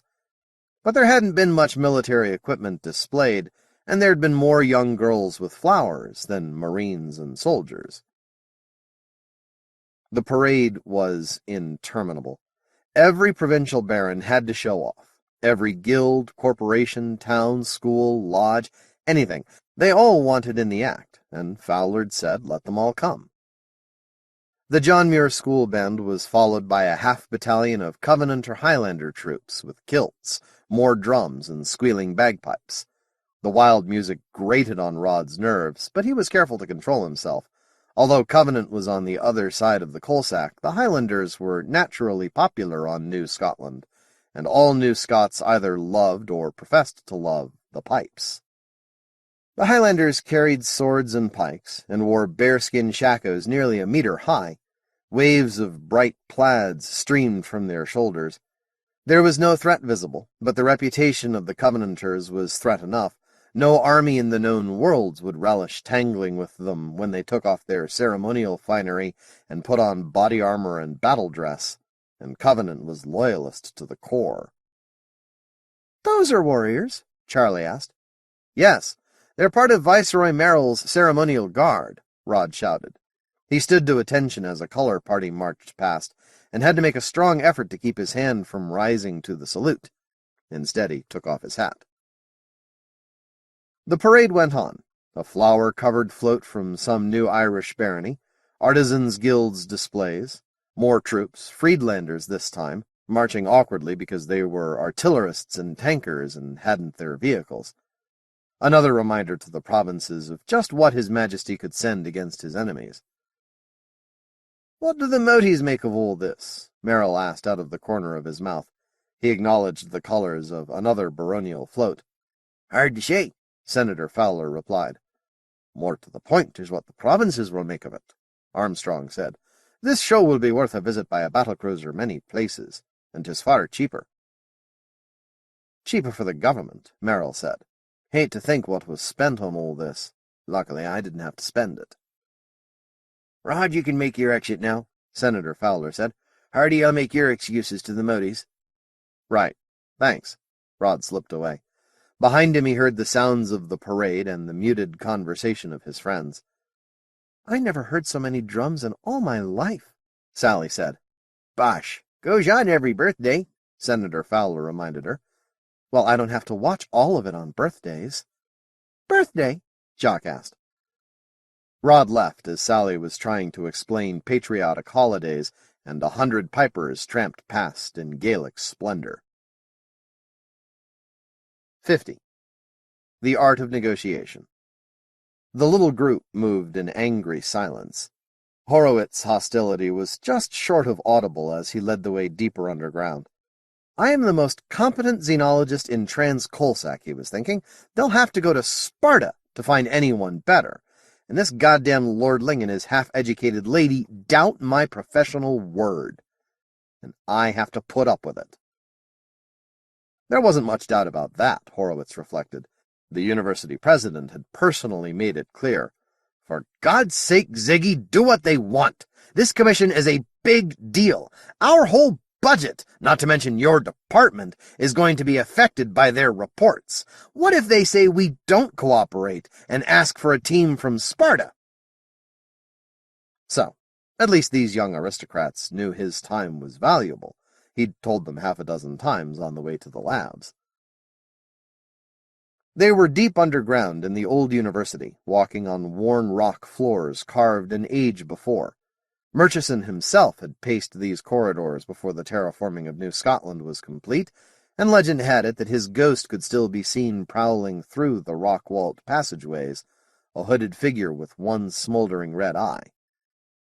And just why is this so damned important anyway? Balaam's ass, why does the girl make such a big deal out of it? The laboratory was another room quarried from living rock.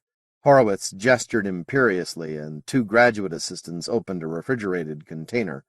A long table slid out. The pilot of the Crazy Eddie probe lay disassembled on the smooth white plastic surface. Its organs were arranged in a semblance to the positions they'd had before dissection, with black lines drawn across the flayed skin to join them to points on the skin and the exploded skeleton. Light red and dark red and grayish-green, improbable shapes. The components of a Mote mediator were all the colors and textures of a man hit by a grenade. Rod felt his belly twist within him and remembered ground actions. He winced as Sally leaned forward impatiently for a better look. Her face was set and grim, but it had been that way back at Horowitz's office. "No!" Horowitz exploded in triumph. His bony finger jabbed at peanut-sized slime-green nodes within the abdomen. "Here, and here. These would have been the testes. The other Mote variants have internal testes, too." "Yes," Sally agreed. "This small?" Horowitz asked contemptuously. "We don't know." Sally's voice was still very serious. "There were no reproductive organs in the statuettes, and the only Motes the expedition dissected were a brown and some miniatures. The brown was female." "I've seen the miniatures," Horowitz said smugly. "Well, yes," Sally agreed. "The testes in male miniatures were big enough to see. Much bigger than this in proportion. But never mind. These could not have produced sperm. I have proved it. That pilot was a mule." Horowitz slapped the back of his hand against his open palm. "A mule!" Sally studied the exploded Mote. She's really upset, Rod thought. "Motes start male, then turn female," Sally mumbled, almost inaudibly. "Couldn't this one have been immature?" "A pilot?" "Yes, of course." She sighed. "You're right, anyway. It was the height of a full-grown mediator. Could it have been a freak?" "Ha! You laughed at me when I suggested it might have been a mutation. Well, it isn't. While you were off on that jaunt, we did a bit of work here. I've identified the chromosomes and gene-coding systems responsible for sexual development. This creature was a sterile hybrid of 2 other forms which are fertile." Triumph. "That fits," Rod said. "The Motes told Renner the mediators were a hybrid." "Look!" Horowitz demanded. He activated a lecture screen and punched in codes. Shapes flowed across the screen. Mote chromosomes were close-packed discs connected by thin rods. There were bands and shapes on the discs, and Sally and Horowitz were speaking a language Rod didn't understand. He listened absently, then found a lab assistant making coffee. The girl sympathetically offered a cup, the other assistant joined them, and Rod was pressed for information about Motes. Again. Half an hour later, they left the university. Whatever Horowitz had said, Sally was convinced. "Why so upset, sweetheart?" he asked. "Horowitz is right. It makes sense for the mediators to be mules." Rod grimaced at the memory. Horowitz had pointedly added that being mules, the mediators wouldn't be influenced by nepotism. "But my fiancée would have told me. I'm sure she would. We did talk about sex and reproduction, and she said, what?" "I don't remember exactly." Sally took out her pocket computer and scrawled the symbols for information recall. The gadget hummed, then changed tone to indicate it was using the car's radio system to communicate with the palace databanks. And I don't remember just when she said it. She scrawled something else. I should have used a better cross-reference system when I filed the tape. You'll find it. Here's the palace. We've got a conference with the Motes after lunch. Why don't you ask them about it? She grinned. You're blushing. Sally giggled. Remember when the little Motes first coupled?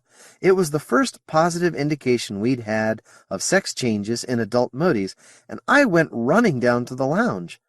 Dr. Horvath still thinks I'm some kind of sex maniac. Want me to ask? If I don't.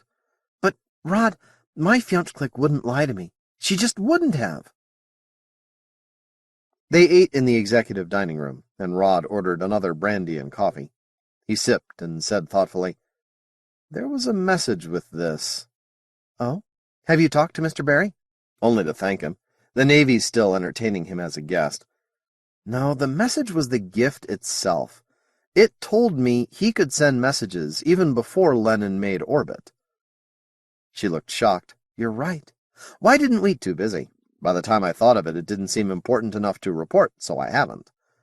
The question is, Sally, what other messages did he send, and why did he want me to know he could do it? She shook her head. I'd rather try to analyze the motivations of aliens than of Mr. Barry. He's a very strange man. Right, but not a stupid one. He stood and helped Sally out of her chair. Time for the conference. They met in the Mote quarters of the palace. This was supposed to be a working conference, and Senator Fowler was running political interference elsewhere so that Rod and Sally could ask questions. I'm glad you co-opted Mr. Renner for the advisory staff, Sally told Rod as they got off the elevator. He's got a different outlook about the Motes. Different. That's the word. Rod had also been assigned others from the expedition. Chaplain Hardy, Sinclair, and several scientists. Until Senator Fowler made up his mind about Dr. Horvath's request for commission membership, they couldn't use him, though. The science minister might refuse to become a subordinate to the commissioners. The Marines outside the Mote quarters snapped to attention as Rod and Sally approached. See? You worry too much, Rod said as he acknowledged the salutes. The Motes haven't complained about the guards. Complained? Jock told me the ambassador likes having guards, Sally said. I guess he's a little afraid of us. Rod shrugged. They watch a lot of Tri-V. God knows what they think of the human race now. They entered to hear an animated conversation in progress. Of course I expected no direct evidence, Chaplain Hardy was insisting. But although I didn't expect it, I would have been pleasantly surprised to find something concrete. Scripture, or a religion similar to ours, something like that. But expect it? No. I still wonder what you think you could have found, Charlie said. Were it my problem to prove that humans had souls, I shouldn't know where to begin looking. Hardy shrugged. Nor do I. But begin with your own beliefs. You think you possess something like an immortal soul. Some do, some don't, Charlie said. Most masters believe it. Like humans, Motes do not care to think their lives are purposeless, or that they can and will be terminated. Hello, Sally. Rod, please be seated. Thanks. Rod nodded greetings to Jock and Ivan. The ambassador looked like a surrealist rendition of an Angora cat as he lay sprawled on the edge of a couch. The master flicked the lower right hand, a gesture which Rod had learned meant something similar to I see you. There were evidently other greetings, but they were reserved for other masters, equals, not creatures with whom mediators discussed business. Rod activated his pocket computer to get the agenda for the day's meeting. The readout was coded to remind him of both the formal items for discussion and the questions Senator Fowler wanted answered without the Motes knowing the questions had been asked. Questions such as why the Motes hadn't ever asked about the fate of the Crazy Eddie probe. That one needed no code at all. Rod was as puzzled as the senator. He was also reluctant to get the Motes asking, since he would have to explain what he'd done to the probe. Before we begin, Rod said, the Foreign Office requests that you attend a reception tonight for the baronage and some representatives of Parliament. The Motes twittered. Ivan twittered back. We will be honored, Jock said formally. There was no expression in the voice. Okay, so now we're back to the same problems we've always had. Are you a threat to the Empire? And just what will your technology do to our economy? Oddly enough, Jock said, the same questions concern us, except in reverse. But we never seem to settle anything, Sally protested. How could we? Hardy asked reasonably. Assuming that the threat question is negligible, until we know what our friends will sell, the economists can't predict what they'll do to us, and the Motes have the same difficulty. They aren't as concerned about them as we are, Renner said impatiently. I'm with Sally. We talk a lot, but we don't get much done. We won't get any of it done if we don't get started. Rod looked at his computer readout. The first item is superconductors. The physics boys are happy enough, but the econ section wants better cost data. I'm supposed to ask... He touched the control to let the questions roll across the tiny screen. Are you mules? Sally blurted. There was silence. Hardy's eyes narrowed slightly, otherwise he didn't react. Renner lifted his left eyebrow. They all stared, first at Sally, then at the Motes. You mean mediators? Jock said carefully. Yes, of course. There was more silence. All of you? Renner asked. Certainly. We are hybrid forms. None of you seem to like that answer. Sally, what is troubling you? Mediators were a late evolutionary development, and evolution is by groups and tribes as often as by individuals. That's true for humans too, isn't it? Hardy nodded. Not only us. Most alien life forms we've found too. Thank you. We assume that tribes with mediators survived better than those without. We have never seen a fertile mediator, but if ever there were one, she must have acted in her children's interests rather than the tribe's. The Mote shrugged. That's all speculation, of course. Our history doesn't go back that far. As for me, I would like to have children, but I have always known I would not. The Mote shrugged again. Still, it is a pity. The sex act is the ultimate in enjoyment. We know this. We empathize all too well with masters. There was more silence. Hardy cleared his throat, but said nothing. Sally, while we are speaking of Mote problems, there is something else you must know about us. You could cut the gloom in here with a knife, Rod thought. Now just why is it so depressing that compared with your species, ours is short-lived? We three were chosen for our experience and intelligence, not our youth. We have considerably fewer than 10 years to live. But no! Sally was visibly shaken. All of you? Yes. I would not raise such a painful topic, but we all think it wise to tell you. Your parades, these formal receptions, all of this baffles us most pleasantly. We anticipate great pleasure in solving the mystery of why you do these things, but we also must establish trade and diplomatic relations with you, and there is a definite time limit. Yes, said Sally. Yes, of course. Not even 10 years. Jock shrugged. Mediators live a total of 25. Win a few, lose a few. You presumably have your own problems. The alien voice took on a note of grim amusement. Such as the wars you suffer through lack of mediators. The Mote looked around the conference room. There was more silence and blank stares. I have distressed you all. I am sorry, but it had to be said. Let us resume tomorrow when you've had time to think about this. She uttered a high, sweet note, and Charlie and Ivan followed her through a paneled doorway into the Mote's private quarters. The door closed gently behind them. As they walked to Ivan's room, Charlie twittered to the master. They entered and closed the door, and although they were certain the room had no spy or listening devices, they spoke in a high grammar, rich with poetic allusions. The humans could never decipher it. The master's posture was a demand for explanation. There was no time to consult, Jock cried. I had to speak at once before they placed too much importance on the question. You told them yes, Ivan said. You might have said no, or maybe, or some are and some not. Charlie said, You might have told them we don't discuss such things. You know humans do not like to speak openly of sexual matters. They can when they want to, Jock protested, and their next request would have been that we submit to examination by their xenologists. We have already submitted to their physicians. How could we refuse now? Ivan, Their xenologists would find nothing. A male would show 0 sperm count, but you are female. Charlie pantomimed ritual sorrow. Circumstances force me to disagree with you, Master. Their original examinations were directionless. Can you say they would be less thorough now? That they would not find that all 3 of us suffer from hormone imbalances? Charlie's arms moved so, to indicate apology for reminding the Master of his sterility, moved again to indicate pressing importance. The same imbalance that they detected in the brown miner.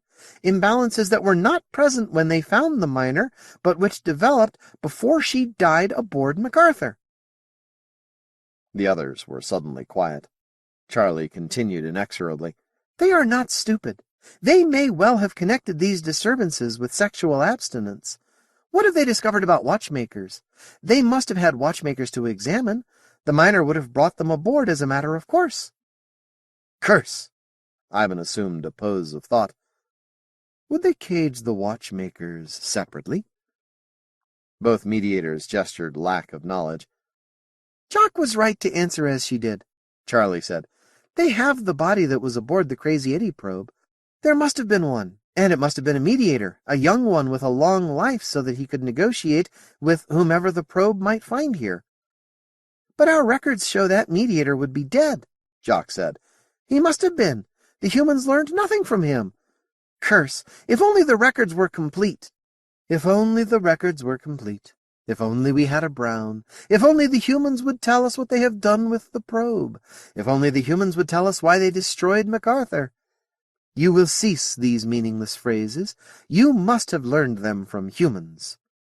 Ivan commanded with finality. Speak of what the humans have learned from the pilot of the probe. Charlie. They would dissect the pilot. Their biological sciences are as advanced as ours. More advanced. They speak of genetic engineering techniques not recorded in any museum, and certainly not discovered in this cycle. Thus, we must assume their xenobiologists could learn that the pilot was sterile. Renner's Fjonchklik told him that mediators were hybrids. Crazy Eddie, even then, Ivan said. Now she argues incessantly with her master. He paused, thinking, his arms waving for silence. You have done well, he told Jock. They would learn you are sterile in any case. It is crucial that they do not learn how important that is. Does this tell humans that Fjonchkliks can and do lie to humans? Silence. Finally, Jock spoke. We do not know. Sally's Fjonchklik spoke to her of sex, but the conversation was aboard the human ship. We have no record, only what was reported to us. Reported by a Crazy Eddie, Ivan said. Jock said, I did my utmost to distract them. But did you succeed? Yes, it was evident in their faces. Ivan could not read a human face, but he understood the concept. There were muscles around human eyes and mouth used for signaling emotions, like Mote gestures. Mediators could read them. Go on. Direct reference to the sex act to slow their minds, then the fact of our lifespans, delivered as one might admit to having a terminal disease. Now, these long-lived creatures will mourn for us. Well, they might, said Charlie. They will pity us for our handicaps. They might even attempt to remedy them. Ivan turned quickly to Jock. Do you believe they can do so? Master, no! Am I Crazy Eddie? Ivan relaxed. You will consider this matter carefully. You will discuss the evidence the humans have, and what they may deduce from it. Were there not 2 engineers, as well as your master, aboard the embassy ship that met MacArthur? Jock. Affirm. Curse. And how many mediator pups when they returned? I had 4 sisters. Curse! Ivan wanted to say more, but to state the obvious would have lost Jock's loyalty forever. It might even have shocked Charlie into abnormalities. Curse! Mediators identified with masters. They held the usual master emotions about children. Though sterile from an early age, Ivan was not immune to those emotions, but he knew. The children should have been spaced. 51. After the ball is over. No point in sitting here, Renner announced. Yeah. Rod led the way to the Commission's office suite in the palace. Sally followed silently. "Kelly, I think you'd better bring a round of drinks," Rod said when they were seated at the conference table. "Make mine a double." "Aye, aye, my lord." Kelly gave Rod a puzzled look. Was Lady Sally giving him problems already, and them not even married yet? 25 years! Sally exploded. There was bitter anger in her voice. She said it again, this time to Chaplain Hardy. 25 years? She waited for him to explain a universe in which there was so much injustice. "Maybe it's the price they pay for better-than-human intelligence," Renner said. "It's heavy." "There are compensations," Hardy said thoughtfully. "Their intelligence, and their love of life. They talk so fast they probably think fast as well. I expect that Motes pack a lot into their few years." There was more silence. Kelly returned with a tray. He set down the glasses and left, his face screwed into puzzled disapproval. Renner glanced at Rod, who was in thinker position, elbow on chair arm, chin on closed fist, face brooding. Kevin lifted his glass. "Here's to the wake." No one responded. Rod left his drink untouched. A man could live a good, useful life in a quarter of a century, he thought. Didn't people live about that long in pre-atomic days? But it couldn't be complete. I'm 25 now, and I haven't raised a family, or lived with a woman I love, or even begun my career in politics. He watched Sally rise and pace the floor. What does she think she's doing? Is she going to solve that problem for them? If they can't, how could we? "This isn't getting us anywhere," Renner said. He lifted his glass again. "Look, if it doesn't upset the mediators that they're short-lived mules, why should we—" He stopped in mid-sentence. "Mules? Then the pup mediators on the embassy ship must have been children of the two browns and the hidden white." They all looked at him. Sally stopped her pacing and took her seat again. "There were 4 pups when we got back to Mote Prime," she said. "Weren't there?" "Indeed," Hardy said. He swirled brandy in his glass. "That is rather a high birth rate." "But they've so little time," Sally protested. "1 would be a high birth rate in that ship. On that mission." Renner sounded positive. "Chaplain, what do you think of that as an ethical situation? You're going to meet a strange, well-armed race. You're in a fragile toy of an unarmed ship. So you have children all over the place." "I see your point," said David Hardy, "but I'll want to think about it. Perhaps—" He was interrupted by fists slamming on the table. 2 fists, Sally's. "God's teeth!" She seized the stylus and scribbled symbols on the face of her computer. It hummed and flashed. "We were waiting for the transfer ship. I know I didn't misunderstand. I couldn't have." Hardy looked puzzlement at Sally. Renner looked a question at Rod. Rod shrugged and watched his girl. Her Mote never told her they were mules, he explained to the others. The computer hummed again. Sally nodded and keyed in instructions. A screen on the back wall lit to show Sally Fowler, 8 months younger, talking to a brown and white alien. Their voices were eerily identical. Mote. "But you marry to raise children. Who raises children born without marriage?" Sally. "There are charities." Mote. "I take it you've never—" Sally. "No, of course not." The living Sally was almost blushing, but her face remained grim. Mote. "How not? I don't mean why not, I mean how." Sally. "Well, you know that men and women have to have sexual relations to make a baby, the same as you. I've examined you pretty thoroughly." "Perhaps not thoroughly enough," Hardy commented. "Apparently not," Sally said. "Shh." Mote. "Pills? How do they work? Hormones?" Sally. "That's right." Mote. "But a proper woman doesn't use them." Sally. "No." Mote. "When will you get married?" Sally. "When I find the right man. I may have found him already." Someone was chuckling. Sally looked around to see Rod looking beatifically unconcerned, Hardy smiling gently, and Renner laughing. She looked curses at the sailing master, but he obstinately refused to vanish in black smoke. Mote. "Then why don't you marry him?" Sally. "I don't want to jump into anything. Marry in haste, repent at leisure. I can get married any time. Well, any time within the next 5 years. I'll be something of a spinster if I'm not married by then. Mote. Spinster? Sally. People would think it odd. What if a Mote doesn't want children? Mote. We don't have sexual relations. There were various clunks, and the screen went blank. The literal truth, she mused. We don't have sexual relations. They don't either, but not by choice. Really? David Hardy sounded puzzled. The statement in context with the question is highly misleading. She didn't want to talk about it anymore, Sally insisted. And no wonder. I just misunderstood, that's all. I never misunderstood my Mote, Renner said. Sometimes she understood me all too well. Look, let's drop it. The day we went down to Mote Prime, you'd known each other for months, Renner mused. Chaplain, what do you think? If I understand you properly, the same as you. Just what are you hinting at, Mr. Renner? I said let's drop it. The Lady Sandra was incensed. Rod steeled himself for what was coming. Ice or explosion, or both.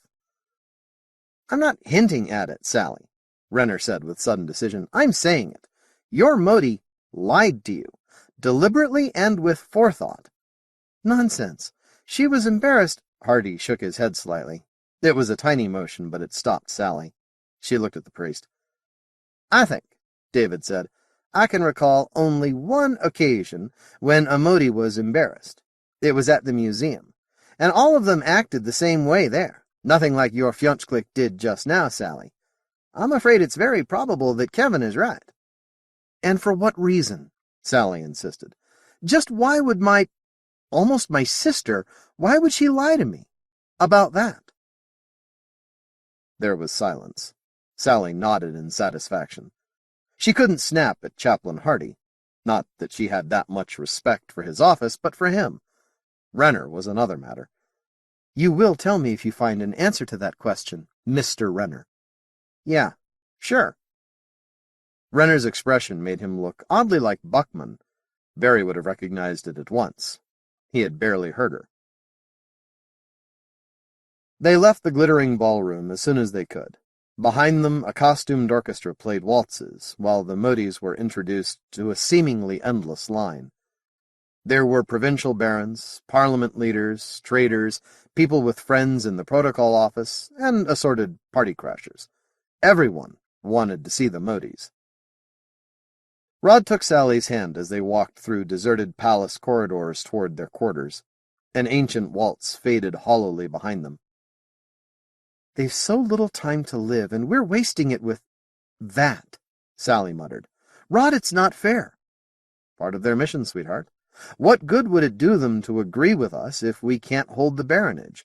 Even with the throne behind us, we're safer playing the political game. And so are they. I suppose. She stopped him and leaned against his shoulder. The hooded man was fully risen, black against the stars, watching them through the stone arches. A fountain splashed in the courtyard below. They stood that way in the deserted corridor for a long time. I do love you, she whispered. How can you put up with me? That's pretty easy. He bent down to kiss her, desisted when there was no response. Rod, I'm so embarrassed. How am I ever going to apologize to Kevin? To Kevin? You're kidding. Have you ever seen Renner apologize to anyone? Just forget it. Talk as if it had never happened next time you see him. But he was right.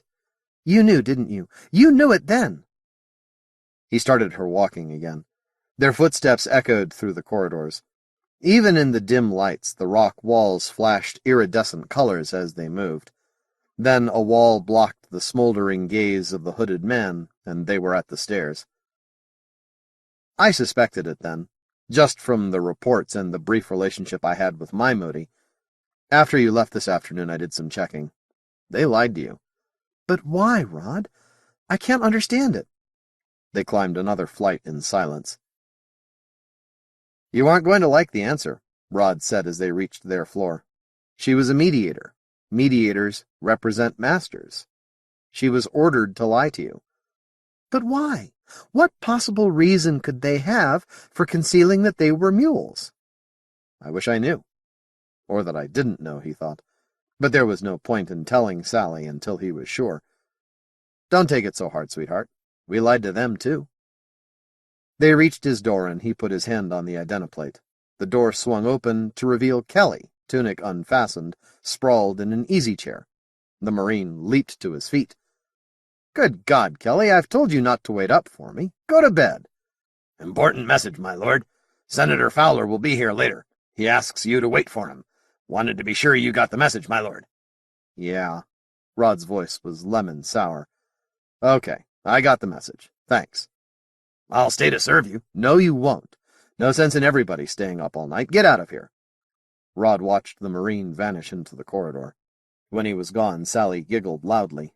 "I don't see what's so damned funny," Rod snapped. "He was protecting my reputation." Sally laughed. "What if you hadn't got the message and Uncle Ben came charging in here and we—" "Yeah. Want a drink? With Uncle Ben coming in a few minutes? Waste of good liquor. I'm going to bed." She smiled sweetly. "Don't stay up too late." "Wench." He took her shoulders and kissed her. Then again. "I could set the door so he can't get in. Good night, Rod." He watched until she was inside her own suite across the hall from his, then went back inside to the bar. It had been a long, dull evening, with only the thought of leaving the party early to look forward to. "Damn!" he said aloud. He tossed off a brimming glass of New Aberdeen Highland cream. "God damn it to hell!" Senator Fowler and a preoccupied Kevin Renner came in after Rod had poured his second drink. "Sorry about the hour, Rod," Fowler said perfunctorily. "Kevin tells me something interesting happened today." "He did, huh? And he suggested this conference, right?" When Benjamin Fowler nodded, Rod turned to his former sailing master. "I'll fix you for this, you. We haven't got time for games," Fowler said. "Got any more of that scotch?" "Yeah." Rod poured for both of them, tossed off his drink, and poured himself another. "Have a seat, Ben. You too, Mr. Renner. I won't apologize for letting the servants go to bed." "Oh, that's all right," Renner said. He lapsed back into whatever reverie was consuming him, sank into a chair, then grinned in astonishment. He'd never been in a massage chair before, and obviously enjoyed it. "Okay," Senator Fowler said. "Tell me what you think happened this afternoon." "I'll show it to you." Rod manipulated his pocket computer, and the wall screen came on. The picture was not good.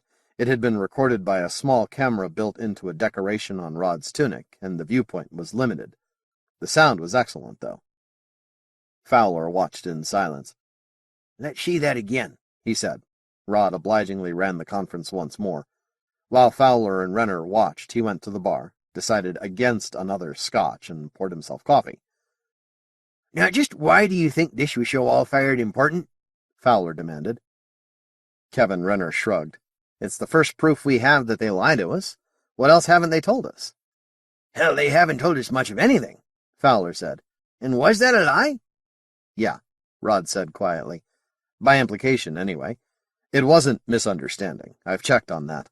We've got too many records of conversations where the Motes implied something false, realized they'd done it from watching our reactions, and corrected themselves. No, that Mote deliberately encouraged Sally to believe something that isn't true." "But what the hell does it do for us to know mediators don't have kids?" Fowler demanded. "It tells us 2 browns and a white had 4 children," Renner said slowly, "on a small ship, in space, under dangerous conditions, not to mention crowded." "Yeah?" Ben Fowler stood and removed his dress tunic. The shirt underneath was old, very soft, and carefully patched in 3 places. "Rod, just what do Motes think of their kids?" Fowler asked. "Maybe they think they're nothing much until they can talk. Expendable." "Wrong," said Renner. "The tactful way," Rod said quietly. "The polite way to disagree with the senator would be to say, that turns out not to be the case." Renner's face lit up. "Hey, I like that. Anyway, the senator's wrong. The Motes think everything of their children. The only religion they ever told me about teaches that their souls divide to enter their children. They practically worship the little darlings." Fowler held out his glass for a refill. He scowled impatiently. "Could it be they like 'em so much they have kids whenever they get the chance?" "Possible," Rod said. "And from that the threat is obvious. But exactly, Fowler said. Then that planet's got to be crowded. Which it was. Which means the Motes have got population pressure problems like we've never had. Presumably they can control them, Rod said carefully. Because if they can't, they've been cooped up in that system a long time. With what results? Fowler demanded. What do we know of Mote history? Not a lot, Renner said. They've been civilized a long time. Really long. They were moving asteroids in bunches at least 10,000 years ago. I'm almost afraid to think how much history they've had. Kevin wriggled in the chair to get the full effects of the massage. So they've had plenty of time to solve their population problems. Just from the time they launched that crazy eddy probe to now, they could have filled up the planet. They didn't, so they can control population. But they don't want to, Ben announced. And what does that mean? If they get out here into the Empire, how long before they outnumber us? Senator Fowler toyed thoughtfully with a worn spot on his shirt. Maybe that's what they're trying to hide. High birth rate and a lack of desire to do anything about it. He stood in sudden decision, no longer pensive. Rod, get your people looking into this. I want everything we've got about Mote history. Yes, sir, Rod said unhappily. And what is this going to do to Sally when we get it? Because you sound like the prosecutor in a murder trial, Renner said. Good Lord, Senator, they've got a long history. Of course they've solved the population pressure problem. Fine. How? Fowler snapped. I don't know. Ask them, said Renner. I intend to. But since we know they can and do lie to us, now just why would that surprise a politician? Ben wondered. Anyway, now that we know that, I want to have my ducks in a row before I go in there and confront the Motes. The opportunities for trade are fabulous, Jock announced. The arms indicated excitement. These humans are indescribably inefficient in the use of their resources. They have no instinct for complex tools. None? Demanded Ivan. None that I have seen. Jock indicated the Tri-V. They must train their young in every trade. Many of the programs on this set are for that purpose. They have time to learn, Charlie reflected. They live very long.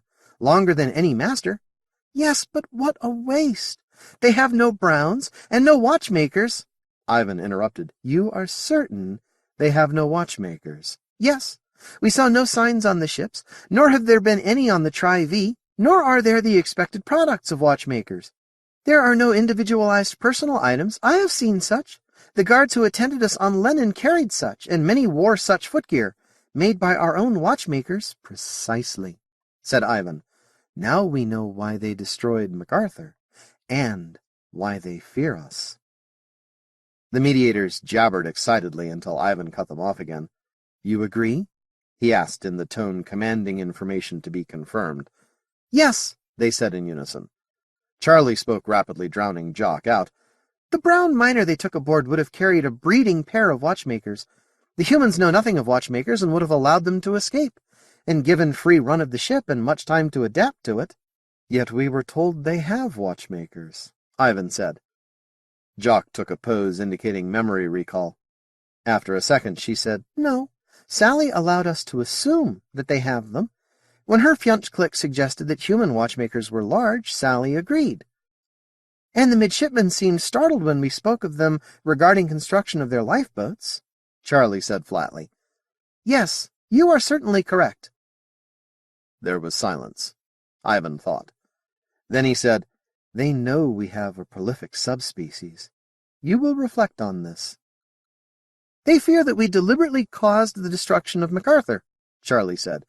Curse! If only they had told us. We could have told them of the dangers, and the humans would have nothing to fear. Curse! Why did the universe arrange that the first Mote they met was a brown? They said MacArthur was infested with plague, Jock mused. And so it was, although we did not believe them. A plague of watchmakers. Yet, if they truly believe we deliberately destroyed their ship, or allowed it to be destroyed, why have they not said so? Why did they not ask?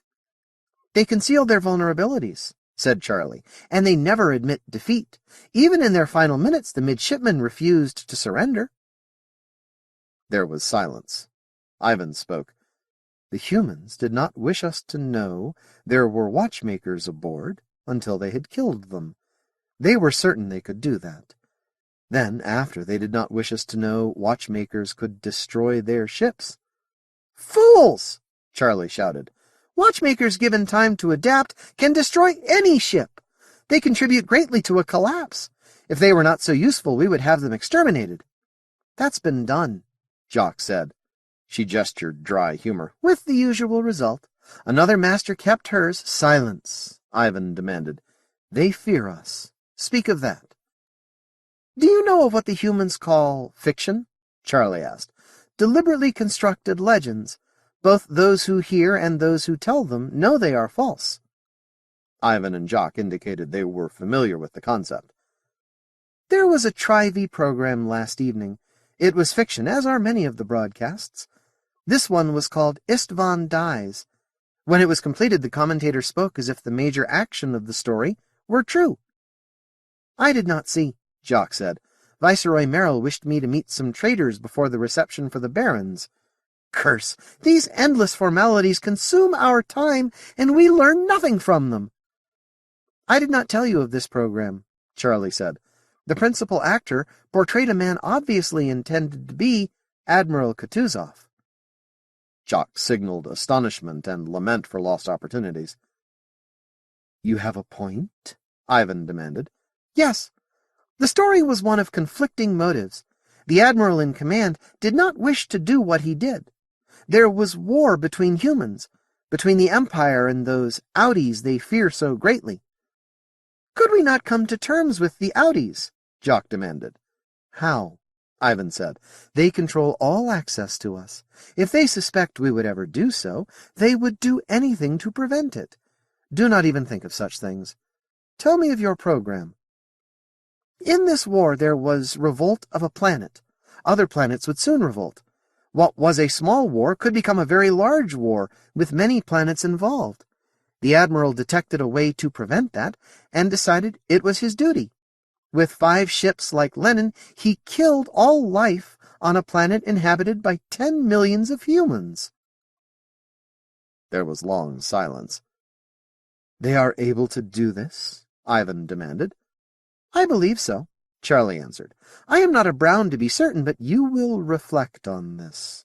Remember that they fear us. Recall that they now know we have a prolific subspecies. Recall also that from study of the probe they placed this man in charge of the expedition to our system. Fear for your masters and your sisters." Ivan went to his chamber. After a long time, the mediators began to speak, rapidly, but very softly. 52. Options. Heavy clouds raced across New Scotland's skies. They parted to let New Cal's bright rays slant warmingly into the paneled conference room. Bright objects flashed momentarily before the windows polarized. Outside there were deep shadows in the palace grounds, but the sunlight was yet bright in the narrow streets where government offices emptied for the day. Kilted crowds jostled and milled as the sector bureaucracy hurried home to their families, a drink and Tri-V. Rod Blaine stared moodily through the windows. Down below, a pretty secretary hurried out of the palace, so frantic to reach a people mover that she nearly bowled over a senior clerk. An important date, Rod thought. And the clerk will have a family.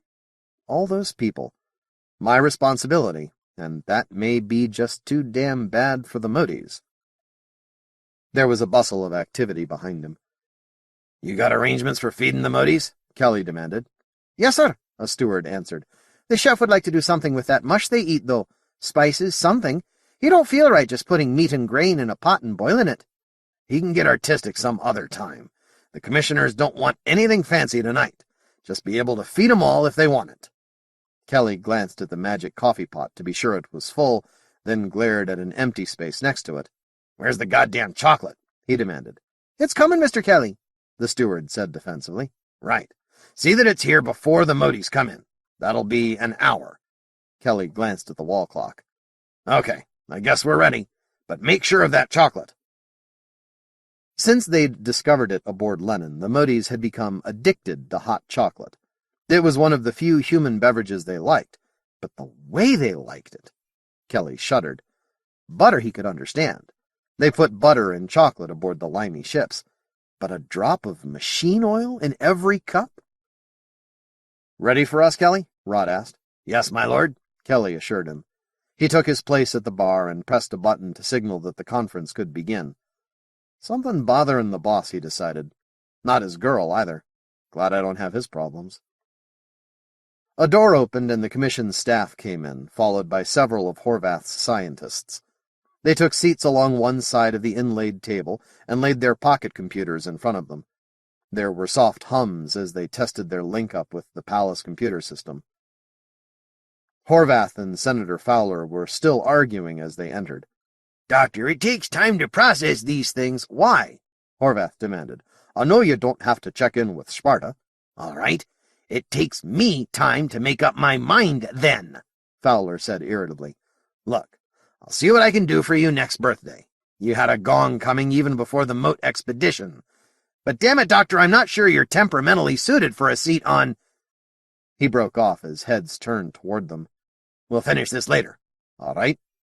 Horvath looked around the room and went to a seat directly across from Ben's. There was a quick reshuffle as the science minister arranged his staff on his side of the table. Others came in. Kevin Renner, Chaplain Hardy, both still in Navy uniform, a secretary. Stewards entered, and there was more confusion as Kelly sent coffee around. Rod frowned as he took his seat, then smiled as Sally entered hastily. "Sorry I'm late," she panted. "We haven't started yet," Rod told her. He indicated a place next to his. "What's all this about?" she asked quietly. There was something in Rod's manner that worried her, and she studied him carefully. "Why is Uncle Ben so interested in Mote history? Just what happened last night?" "You'll see. The senator's about to start. And I hope it'll be all right, sweetheart, but I doubt it. What happens to us after this?" Rod turned grimly to the conference. "I wonder what my Fjonch is doing now. It'd be nice to send a representative to this, and—" "Let's get moving," Senator Fowler said brusquely. "This meeting of the Lords Commissioners Extraordinary representing His Imperial Majesty to the inhabitants of the Mote system is convened. Please write your names and the organizations you represent." There was a second of silence, broken by the soft hums of the computer links. "We've got a lot to cover," the senator continued. "Last night it became obvious that the Motes lie to us about certain critical matters—" "No more than we've done to them," Dr. Horvath interrupted. Blast! I have to control myself better than that. The point must be made, but if the senator gets really irritated— "It's what they lie about that concerns us, Doctor," Fowler said smoothly. He paused a moment, and power seemed to gather around him. The dumpy old man in baggy clothing vanished. The Prime Minister spoke. "Look, all of you, I like things informal. If you've got something to say, spit it out. But let me finish my sentences first." There was a thin smile, wintry cold. "Anybody else you can interrupt if you're big enough. Now, Dr. Horvath, just what are the Motes hiding from us?" Anthony Horvath ran his slim fingers through thinning hair. "I need more time, Senator. Until this morning it hadn't occurred to me that the Motes were hiding anything." He glanced nervously at Chaplain Hardy, but the priest said nothing. "It was a bit of a surprise to all of us," Fowler said. "But we've got evidence that Motes breed at a god-awful rate. The question is, could we make them keep their numbers down if they don't want to? Rod, could the Motes have been hiding weapons from us?" Rod shrugged. "In a whole system? Ben, they could hide damn near anything they wanted to." "But they were utterly unwarlike," Horvath protested. "Senator, I am as concerned for the safety of the Empire as anyone in this room. I take my duties as Sector Minister quite seriously, I assure you." "You're not assuring us, you're talking for the record," Kelly thought. Captain Blaine knows it, too. What's bothering the boss? He looks like he does before an action. "No evidence of warlike activities among the Motes," Horvath finished. "That turns out not to be the case," Renner put in. "Doc, I like Motes as well as you do, but something produced the mediators." "Oh, well, yes," Horvath said easily. "In their prehistory they must have fought like lions. The analogy is quite apt, by the way. The territorial instinct shows up still, in their architecture and in their social organization, for example. But the combats were a long time ago." "Just how long?" Senator Fowler asked. Horvath looked uncomfortable. "Possibly 1,000,000 years." There was silence. Sally shook her head sadly. Cooped up in one tiny system for 1,000,000 years. 1,000,000 civilized years. The patience they must have learned. No wars in all the time since? Fowler asked. Really? Yes, dammit, they've had wars, Horvath answered. At least 2 of the kind that Earth went through at the close of the Codeminium period. But that was a long time ago. He had to raise his voice to carry across Sally's startled gasp. There were mutters around the table. One of those was enough to make Earth damn near uninhabitable, Ben Fowler said slowly. How long ago are you talking about? 1,000,000 years again? Horvath said, hundreds of thousands at least. Thousands, probably, Chaplain Hardy said carefully, or less. Sally, have you revised your estimates of the age of that primitive civilization you dug up? Sally didn't answer either. There was an uncomfortable silence. For the record, Father Hardy, Senator Fowler asked, are you here as commission staff? No, sir. Cardinal Randolph has asked me to represent the church to the commission. Thank you. There was more silence. They had nowhere to go, Anthony Horvath said. He shrugged nervously. Someone giggled, then fell silent when Horvath continued. It's obvious that their first wars were a very long time ago, in the 1,000,000-year range. It shows in their development. Dr. Horowitz has examined the expedition biological findings and, well, you tell them, Sigmund. Horowitz smiled in triumph. When I first examined the probe pilot, I thought it might be a mutation. I was right. They are mutations, only it all happened a long time ago. The original animal life on Mote Prime is bilaterally symmetric, as on Earth and nearly everywhere. The first asymmetric Mote must have been a drastic mutation. Couldn't have been as well developed as the present forms either. Why didn't it die out? Because there were deliberate efforts to obtain the asymmetric form, I think. And because everything else was mutating also. The competition for survival was low. But that means they had civilization when the present forms developed, Sally said. Is that possible? Horowitz smiled again. What about the eye? Sally asked. It must have irradiated the Mote system when it went supergiant. Too long ago, Horvath said. We checked. After all, we've got the equivalent of 500 years' observation of the eye in data from our explorer ships, and it checks with the information the Motes gave Midshipman Potter. The eye's been a supergiant for 6,000,000 years or more, and the Motes haven't had their present form anything like that long. Oh, said Sally. But then what caused the wars? Horowitz announced. General increase in radiation levels planet-wide, coupled with deliberate genetic selection. Sally nodded reluctantly. All right. They had atomic wars. So did we. If the Codeminium hadn't developed the Alderson drive, we'd have exterminated ourselves on Earth. She didn't like the answer, though. It was hard to accept. Couldn't there have been another dominant species that killed itself off, and the Motes developed later? No, Horvath said carefully. Your own work, Lady Sally. You've shown just how well adapted the Mote form is to using tools. The mutation must have been a tool user to begin with, or was controlled by tool users, or both.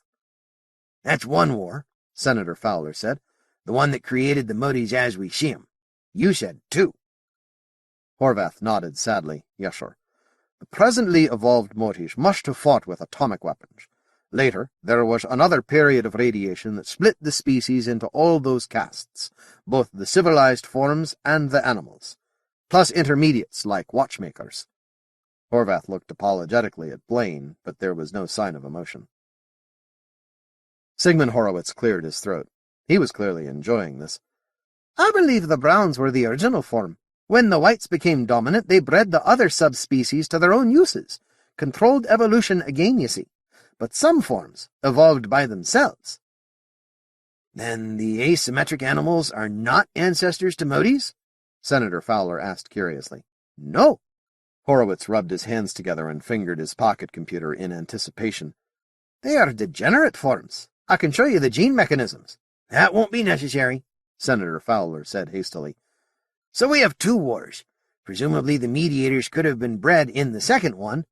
Better make it 3 wars, Renner put in, even if we assume they ran out of radioactives in the second one. Why? Sally demanded. You saw the planet. Then there's the adaptation to space, Renner said. He looked expectantly at Horvath and Horowitz. Horowitz's triumphant grin was even broader now. Your work again, my lady. The Motes are so well adapted to space that you wondered if they'd evolved there. They did. The xenobiologist nodded emphatically. But not until they'd had a long evolutionary period on the planet itself. Want me to review the evidence? Physiological mechanisms that adjust to low pressure and no gravity. Intuitive astrogation. I believe you, Sally said quietly. Mars! Rod Blaine shouted. Everyone looked at him. Mars. Is that what you're thinking, Kevin? Renner nodded. He seemed to be a man in conflict, his mind racing ahead and not liking what it found. Sure, he said. They fought at least one war with asteroids. Just look at the surface of Mote Prime, all torn by overlapping circular craters. It must have damn near wiped out the planet.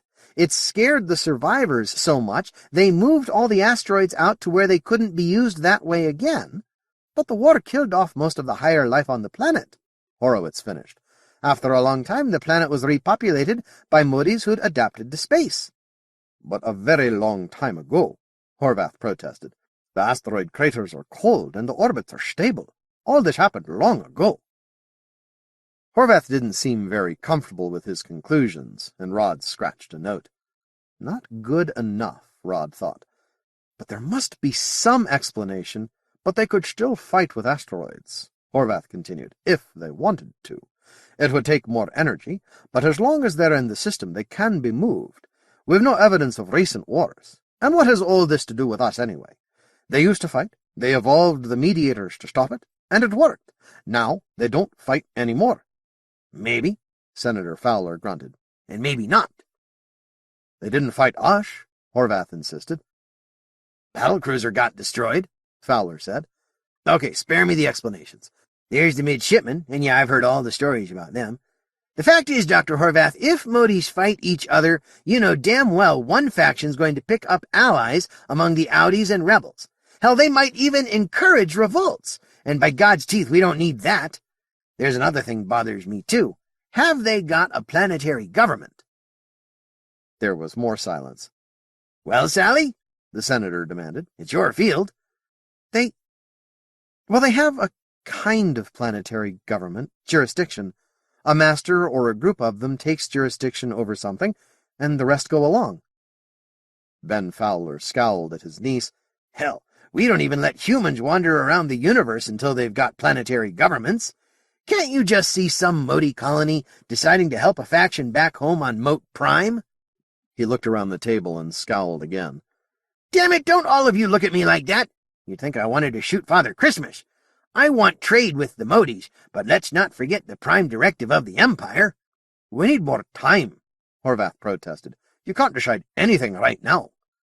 We don't have the time, Rod said quietly. You must be aware of the pressures, Doctor. You helped create them.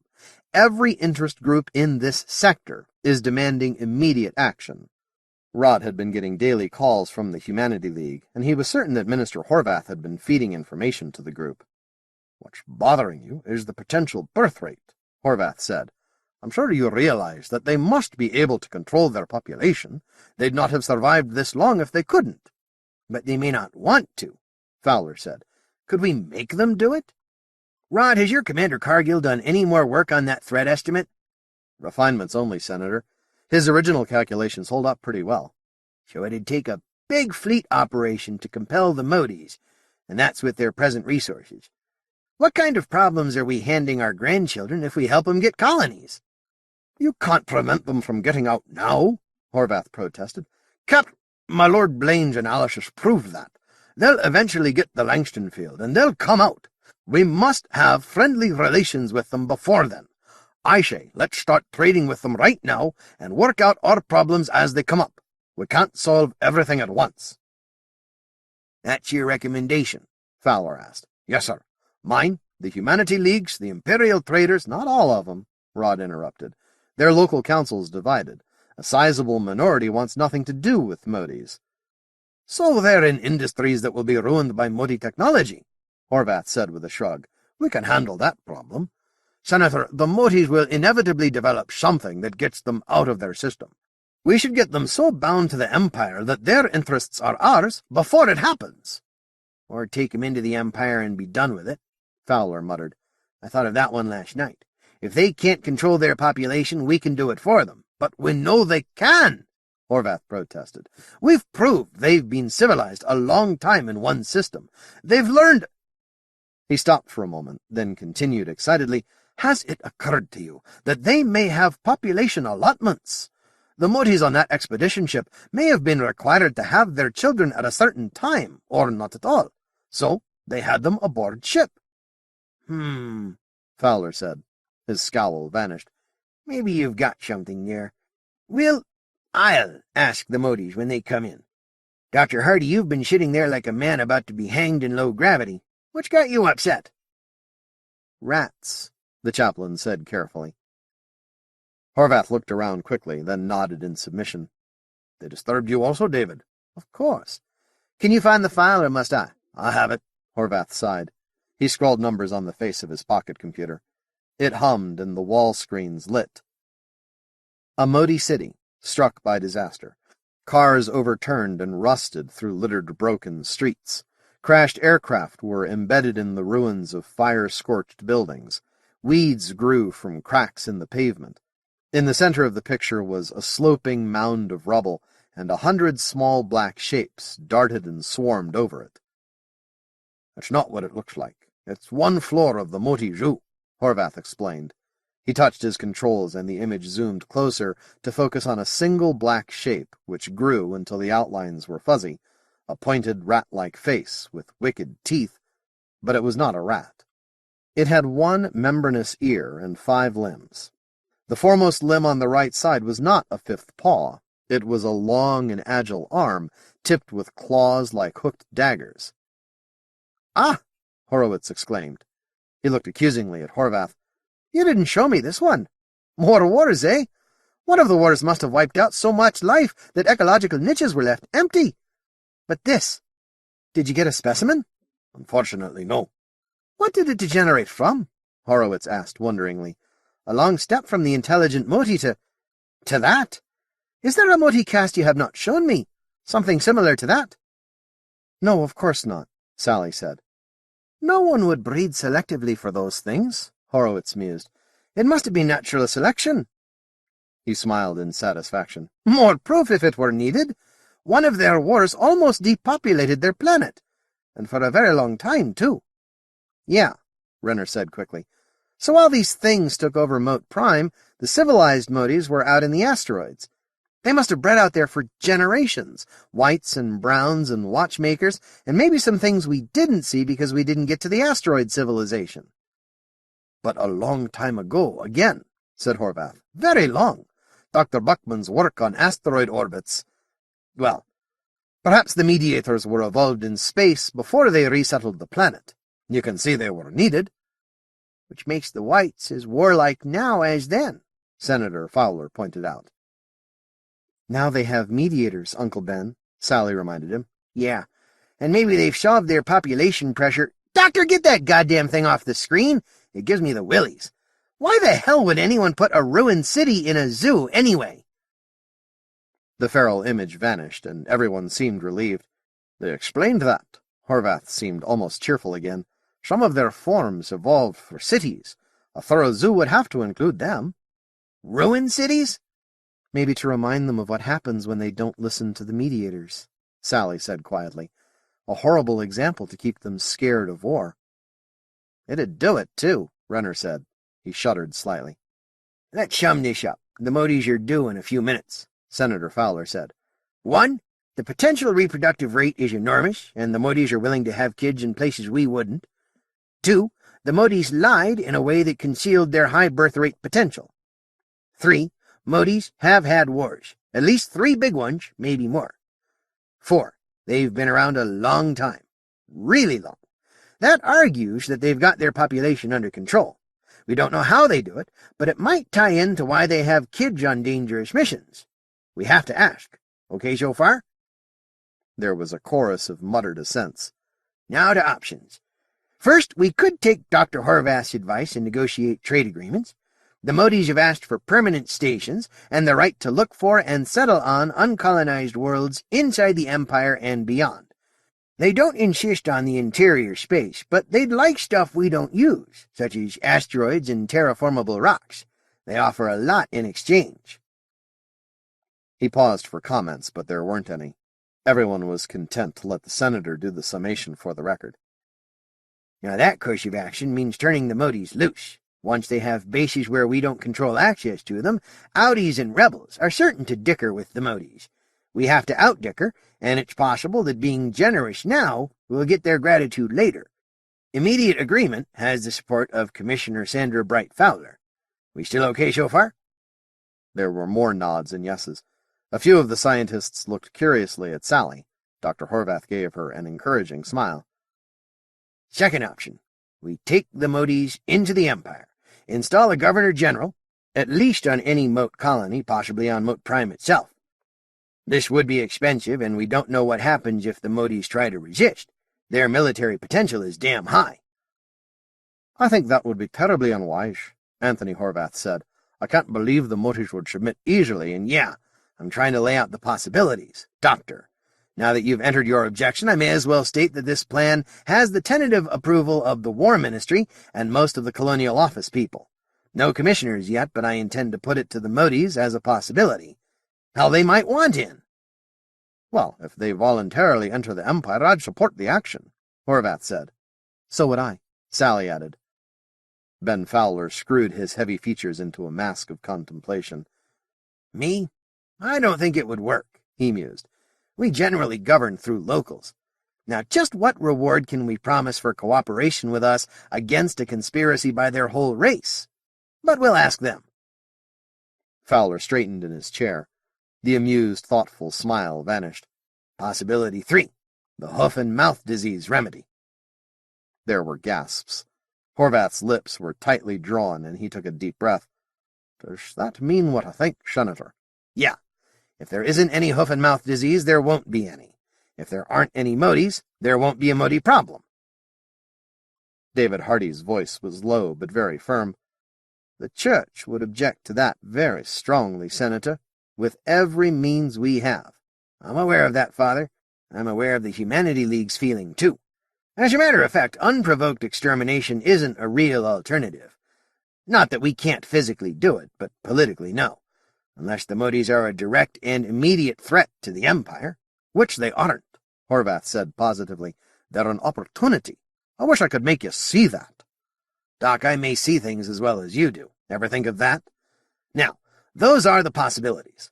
Are we ready for the Motes, or has anybody got something else to bring up? Rod took a deep breath and glanced at Sally. She's not going to like this. Senator, have we forgotten Sally's dig, where she found a primitive civilization not more than 1,000 years old? How were the Motes primitive so recently?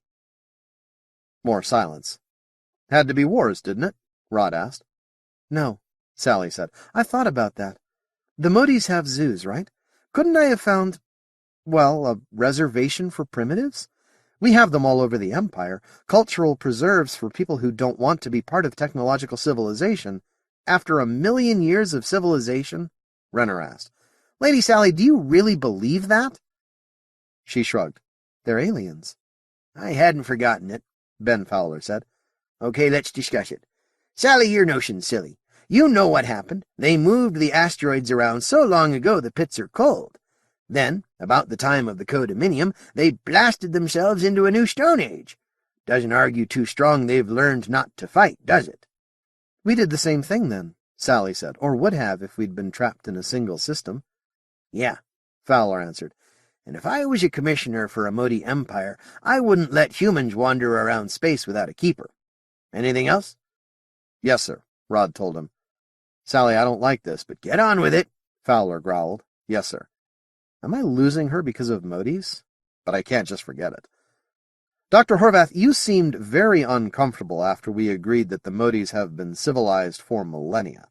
Why? Well, no reason, actually, except, well, I need to do more checking, that's all. As science minister, you're responsible for technological forecasts, aren't you? Rod asked. Yes, Horvath admitted unhappily. Where do we stand with respect to the First Empire? We haven't caught up with them yet. We'll get there in another century. And where would we be if there hadn't been the secession wars, if the old empire had been going along without interruption? Horvath shrugged. You're probably right, my lord. Yes, it bothered me also. Senator, what Commissioner Blaine implies is that the Motes aren't advanced enough to have had civilization for 1,000,000 years, or even 10,000. Probably not for 1,000. Yet we know they moved those asteroids at least 10,000 years ago, Renner exclaimed. His voice showed excitement and wonder. They must have recolonized the Mote about the same time the Alderson Drive was developed on Earth. The Motes aren't really much older than we are. There's another explanation, Father Hardy pointed out. They recolonized much earlier than that, and they have a new set of wars every millennium. Or even more often, Senator Fowler added softly. And if that's the case, we know how they control their population, don't we? Well, Dr. Horvath, what's your advice now? I don't know, the science minister stammered unhappily. He picked at his nails, realized he was doing it, and laid his hands on the table where they wandered like small wounded animals. I think we'll have to be sure. So do I, the senator told him. But it wouldn't hurt to... Rod, tomorrow you'll work with the Admiralty. I remind you, Senator, that the Church will forbid any member to take part in the extermination of the Motes, Hardy said carefully. That's pretty close to treason, Father. Perhaps. It's also true. Anyway, it wasn't what I had in mind. Maybe we have to take the Motes into the Empire, whether they like it or not. Maybe they'll submit without a fight if we go in there with a big enough fleet. And if they don't? Hardy asked. Senator Fowler didn't answer. Rod looked at Sally, then around the table, finally at the paneled walls. It's such an ordinary room, he thought. There's nothing special about the people in it either. And right here, in this stupid little conference room on a barely habitable planet, we've got to decide the fate of a race that may be 1,000,000 years older than we are. The Motes aren't going to surrender. If they're what we think they are, they won't be beaten either. But there's only the one planet and some asteroids. If they're gone... Kelly, you can bring the Motes in now, Senator Fowler said. The last of New Cal's dying rays fell into the room. The palace grounds outside turned purple in shadow. 53. The Djinn. They were following their escorts through the palace corridors. As they walked, Jock spoke to the ambassador. Something has changed. This Marine who summoned us looks at us differently, as might a warrior at another warrior. They entered the conference room, a sea of human faces. Yes, Jock said. Much is different. We must be on guard. What may they know? Ivan demanded. Jock indicated lack of knowledge. Some fear us, others pity us. All try to hide their changed emotional state. The Marine conducted them to badly designed couches at one end of a large conference table. Humans are addicted to these tables, Charlie twittered. Sometimes the shape of them is very important for reasons I have been unable to know. There were the meaningless greetings the humans called formalities, insincere inquiries into the state of health, nebulous benedictions and hopes for past well-being, all compensations for the lack of human mediators. Charlie attended to these as Jock continued to speak to the master. The human at the opposite end of the table is an unimportant clerk. On our two-hand side at the center is the power. The Emperor's mediator has reached some decision. Lord Blaine reluctantly shares it.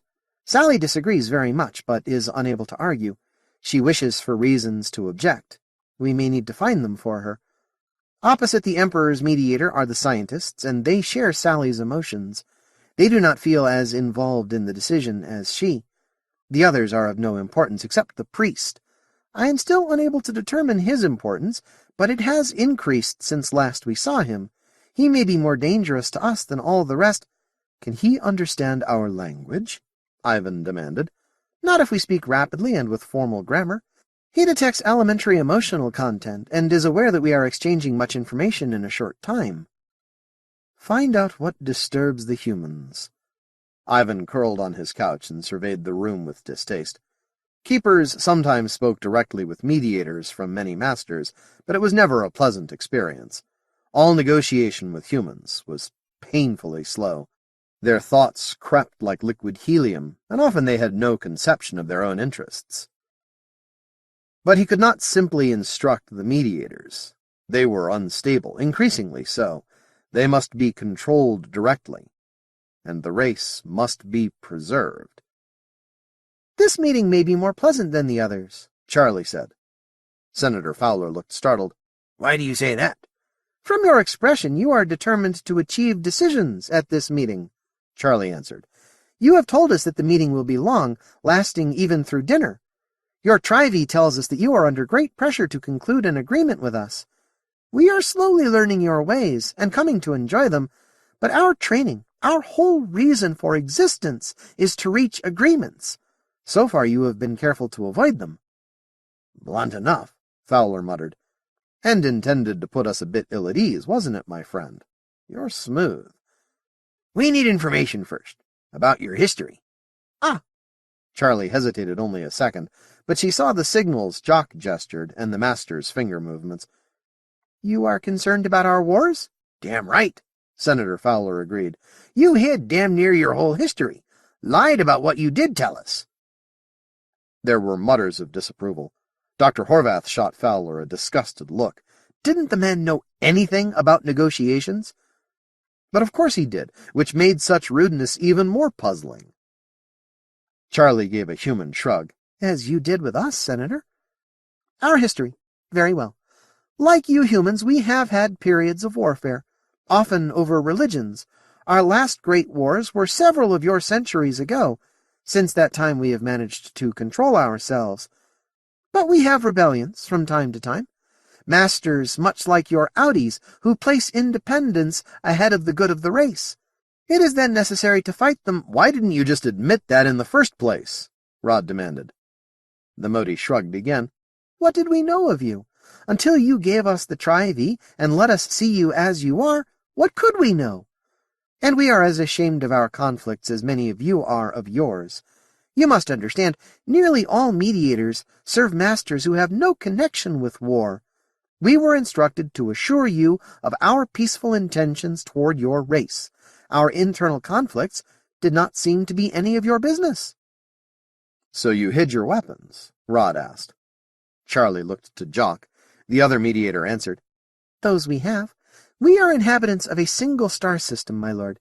We have no racial enemies and few resources to devote to naval vessels. Our military forces, such as they are more similar to your police than to your navy and marines." The Mote's gentle smile said nothing more, but somehow conveyed another thought. They would be fools to let the humans know how much or how little armament they had. Sally smiled happily. "I told you, Uncle Ben." Senator Fowler nodded.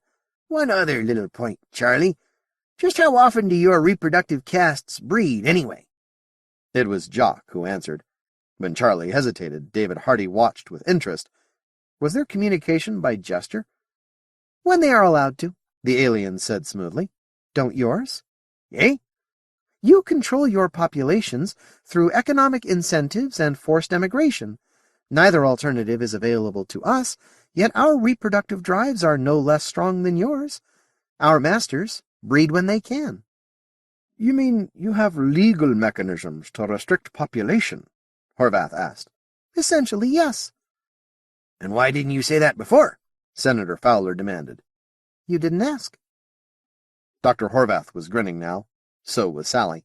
Relief showed around the room. "Except you deliberately misled Lady Sally," Chaplain Hardy said carefully. "Please tell me why." "That mediator served Jock's master," Charlie answered. "She should speak to you of this. And please excuse us, I must tell the ambassador what has been said." Charlie twittered. "Jock, you must take great care.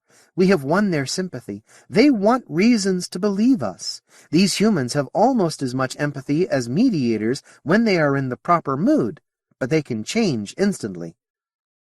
"I have listened," Ivan said. "Do what you can to reassure these humans. If we are ever once away from their control, we will be useful to all of them, and we will be an economic necessity to powerful groups of humans." "She felt the truth would upset you," Jock answered. "I am not sure what was said, It was not discussed with me. We do not often discuss sex and reproduction within our family groups, and almost never beyond them. The subject is— You do not have the emotion. It is similar to embarrassment, but not identical. And you must realize how closely a mediator will identify with her fiancé. Lady Sally does not easily discuss sexual matters, nor does she enjoy doing so. Her mediator would feel the same emotions, and would know that the sterility of mediators would upset Sally if she knew, as it did when you learned of it. I say all this, but I do not know for certain. The matter was never thought important. All that suspicion, Sally said, just to spare me. I'm glad we cleared it up. The Mote shrugged. Despite our abilities, some misunderstandings between alien species are inevitable. Remember the toilet doors? Yes. Sally could see what Ben Fowler was going to ask next. She spoke quickly to cut him off. Now that we've got that straight, just what do your masters do when they don't want children yet? She felt a rush of blood and suspected her cheeks were growing red. Dr. Horvath eyed her curiously. Lecherous old man, she thought. Of course, that isn't really being fair to him. The Motes twittered for a moment. Abstinence is common, Jock said. We also have chemical and hormonal methods like yours. Do you wish the mechanics discussed here? I'm more interested in the incentives, Senator Fowler said heavily. What happens to masters, or browns, or whatever if they start having children every 6 months? Would you not define that as an action placing independence as more important than the interests of the race? Jock asked. Yeah? So do we. And that's how you get wars started, Dr. Horvath concluded. Senator, with all respect, I think we've got the answers to our questions. The Motes control their populations. When individuals fail to go along, there's conflict. Sometimes that leads to wars. Just how is this different from humans? Benjamin Fowler laughed. Doctor, you keep asking me to see your point of view, which is based on ethics. You never see mine, which isn't. I never claimed the human race was superior to Motes, in ethics or intelligence or anything else. I only claim it's my race, and I'm charged with protecting human interests. He turned back to the Motes. Now that you've seen us in operation, Fowler continued, what do you think of our empire? Jock chuckled. Senator, what do you expect me to say? You have us in your power, the 3 of us, and all of our people. Your warships control the crazy eddy point leading to our system. You could presumably exterminate us, and I've heard speeches demanding just that on your Trivy. Not from anyone important, Anthony Horvath protested. From nuts and cranks. Certainly, but it was said.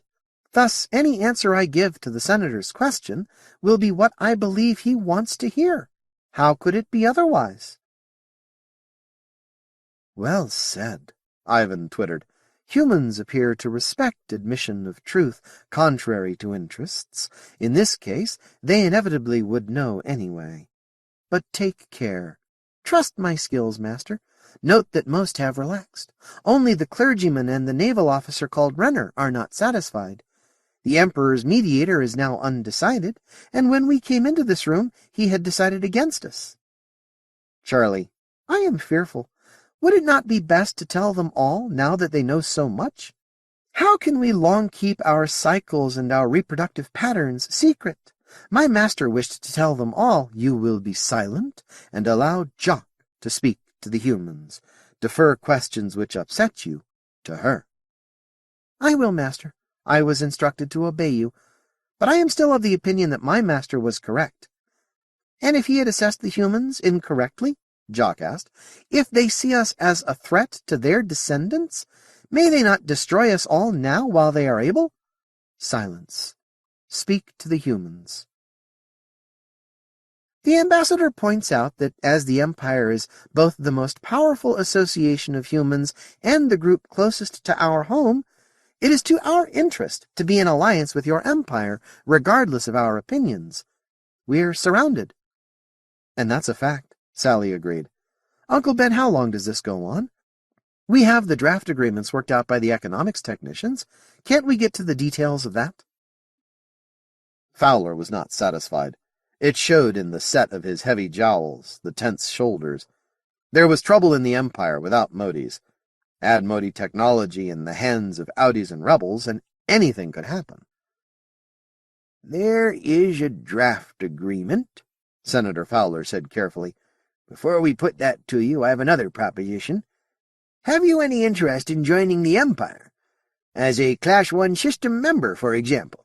You'd have home rule, representation on Sparta, and access to most of the Imperial markets. We have considered it. It would take time to work out details. No, Senator Fowler said positively. That's the one thing it won't take. Your pardon, but we have no intention of letting your engineers invent the field and construct a war fleet. The first condition would be immediate admission of Imperial observers to every point in your system.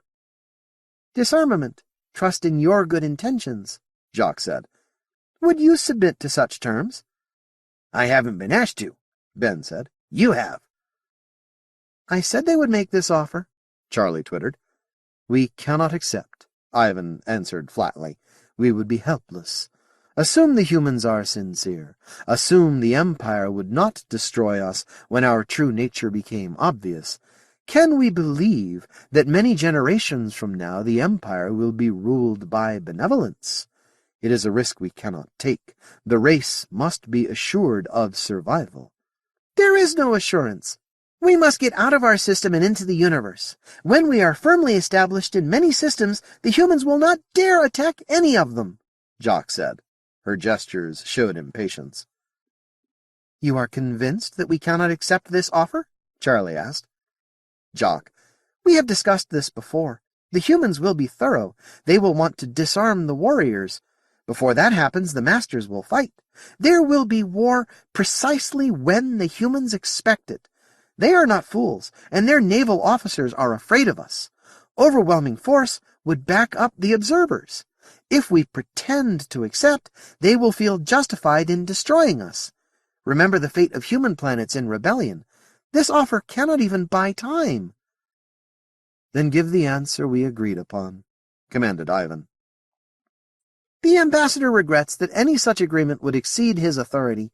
We can speak for all the Motes, but only within certain limits. Placing our entire race at your mercy is beyond them. You can't blame them for that, Dr. Horvath said. Be reasonable, Senator. I'm trying to be reasonable, and I didn't blame them. I made them an offer, that's all. He turned back to the aliens. Planets have been brought into the Empire against their will. They don't get anything like the privileges I offered you. Jacques shrugged.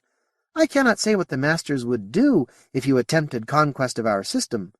I suspect they would fight. You'd lose, Senator Fowler said flatly.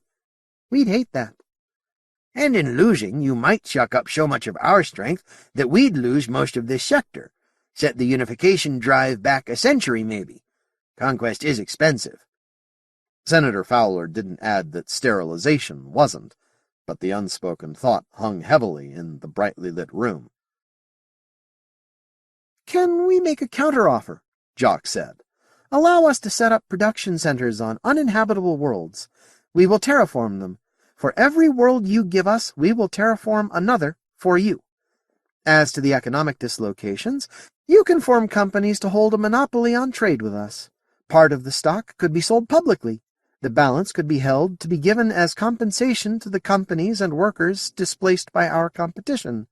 I think you would find that this would minimize the disadvantages of our new technology while giving you all the benefits. Brilliant, Horvath exclaimed. Just what my staff is working on right now. You would agree to this? Trade with no one but authorized companies and the Imperial government? Certainly. We would also pay the Empire for naval protection of our colony worlds. We have no desire to keep fleets in your parts of space. You could inspect the colony shipyards to be certain. And the homeworld? Fowler asked. Contact between Mote Prime and the Empire would be minimal, I presume. Your representatives would be welcome, but we would not wish to see your warships near our homes. I may as well tell you we were very much concerned over that battleship in orbit about our planet. It was obvious that it carried weapons that could make Mote Prime nearly uninhabitable. We submitted, even invited you closer, precisely to show you that we have little to hide. We are no threat to your empire, my lords. You are a threat to us, as you well know. Yet I think we can agree to our mutual advantage and our mutual safety without unduly straining either race's trust in the benevolence of the other." "And you'll terraform one planet for us for every one you take over?" Horvath asked. He thought of the advantages. Incalculable. Few stellar systems had more than one inhabitable world. Interstellar trade was hideously expensive compared with interplanetary travel, but terraforming operations were even more costly. "Is that not enough?" Jock asked. "Surely you appreciate our position. We have now only one planet, some asteroids, and a gas giant which is beyond even our ability to make habitable. It is worth an enormous investment in resources to double what we have available. I say this because it is obvious, although I am told that your trading procedure does not usually include admission of disadvantages. On the other hand—" The Mote looked curiously at her 3 hands. The humans did likewise, and there was laughter. Which was the other hand for a Mote? "Your uninhabitable planets in suitable orbits must not be of much value to you, or you would have terraformed them yourselves. You get, then, something for nothing, where we get a great deal for great effort. Surely a fair bargain." "Damn good for the Navy," Rod said. "Practically a new fleet paid for by the Motes." "Hold it," Senator Fowler said. "We're haggling over the price when we haven't decided what we are yet." Jock shrugged. "I made you an offer, that's all." His imitation of the senator's voice and mannerisms brought laughter. Ben Fowler frowned for a moment, then laughed with the others. "Well," Fowler said, "don't know that everything's settled, but I do know I'm getting hungry. Kelly, bring our guests some of that chocolate and ring down for dinner. We may as well be comfortable while we finish this discussion." 54. Out of the bottle. "It is close," Jock reported. "Almost the senator agrees. Sally already has." "And Blaine?" Ivan demanded. "He will do as the senator wishes, although he would rather agree with Sally. He likes us, and he sees an advantage for the Navy. It is unfortunate that his Fjonsklik went insane. She would be of great use here." "Can it work?" Charlie asked. "Jock, how can it work?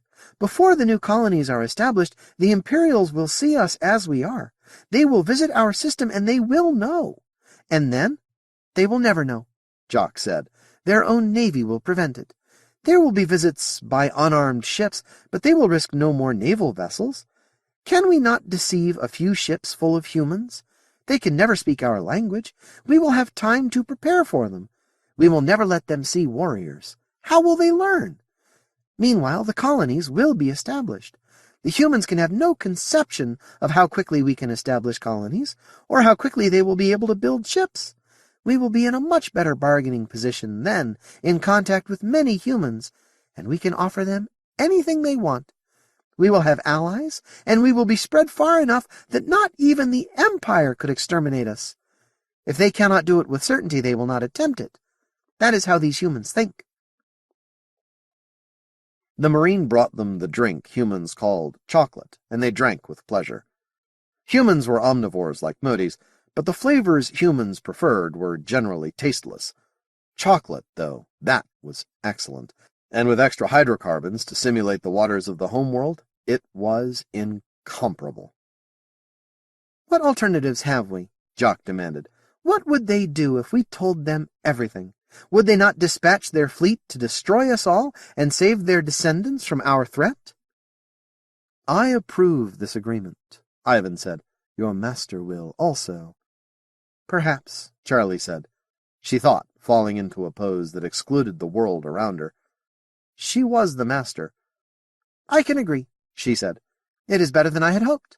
But the danger! There has been danger since the humans first came to the Mote system," Jock said. "It is less now than before." Ivan observed carefully. The mediators were excited. The strain had been great, and despite their outward control, they were close to the edge. It was not part of his nature to wish for what could not be, but he hoped that the efforts to breed a more stable mediator would succeed. It was difficult to work with creatures who might suddenly see an unreal universe and make judgments based on it. The pattern was always the same. First, they wished for the impossible. Then they worked toward it, still knowing it to be impossible. Finally, they acted as if the impossible could be achieved, and let that unreality influence every act. It was more common with mediators than any other class, but it happened to masters also. These mediators were close to the edge, but they would last. The race would be preserved. It must be. 1,000 crowns for your thoughts, Sally said. Her eyes twinkled with happiness and relief. Rod turned from the window to grin at her. The room was large, and the others were gathered near the bar, except for Hardy, who sat near the Motes listening to their chatter as if he might understand a word or two. Rod and Sally were effectively alone. "You're very generous," he said. "I can afford it. I'll pay you just after the wedding, with the income from Cruce's court. I haven't got it yet. Don't be so anxious to kill Dad off. We may be living on his generosity for years." "What were you thinking about? You look so serious." "How I'm going to vote on this if the senator won't agree." She nodded soberly. "I thought so." "I could lose you over this, couldn't I?" "I don't know, Rod. I guess it would depend on why you rejected their offer, and what you agreed to in its place. But you aren't going to reject it, are you? What's wrong with what they propose?" Rod stared at the drink in his hand. It was some kind of non-alcoholic gup Kelly had brought. The meeting was too important for scotch. "Nothing wrong, maybe." "It's the maybe, Sally.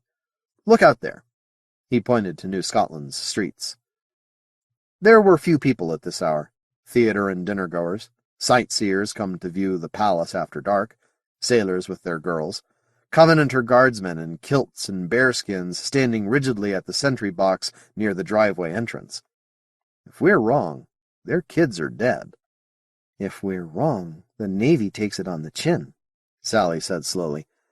"Rod, what if the Motes come out, and in 20 years they've settled a dozen planets, built ships, threatened the Empire? The Navy can still handle them. You won't have to, but it could be done." "Sure about that?" "I'm not. I'm not sure we could defeat them now. Exterminate them, yeah, but whip them? And 20 years from now? What would the butcher's bill be? New Scotland, for sure. It's in their way. What other worlds would go?" "What have we got for choices?" she asked. Rod, I worry about our kids, too. But what can we do? You can't make war on the Motes because they might be a threat someday." "No, of course not. Here's dinner, and I'm sorry I spoiled your happy mood." They were all laughing before the dinner ended. The Motes put on a show, imitations of New Scotland's most famous Tri-V personalities. In minutes they had everyone at the table gasping helplessly. "How do you do it?" David Hardy asked between fits of laughter. "We have been studying your humor," Charlie answered. "We subtly exaggerate certain characteristics. The cumulative effect should be amusing if our theory was correct. Apparently it was." Horvath said, "You can make a fortune as entertainers, no matter what else you have to trade." "That at least will have little effect on your economy. We will require your aid in scheduling release of our technology, however."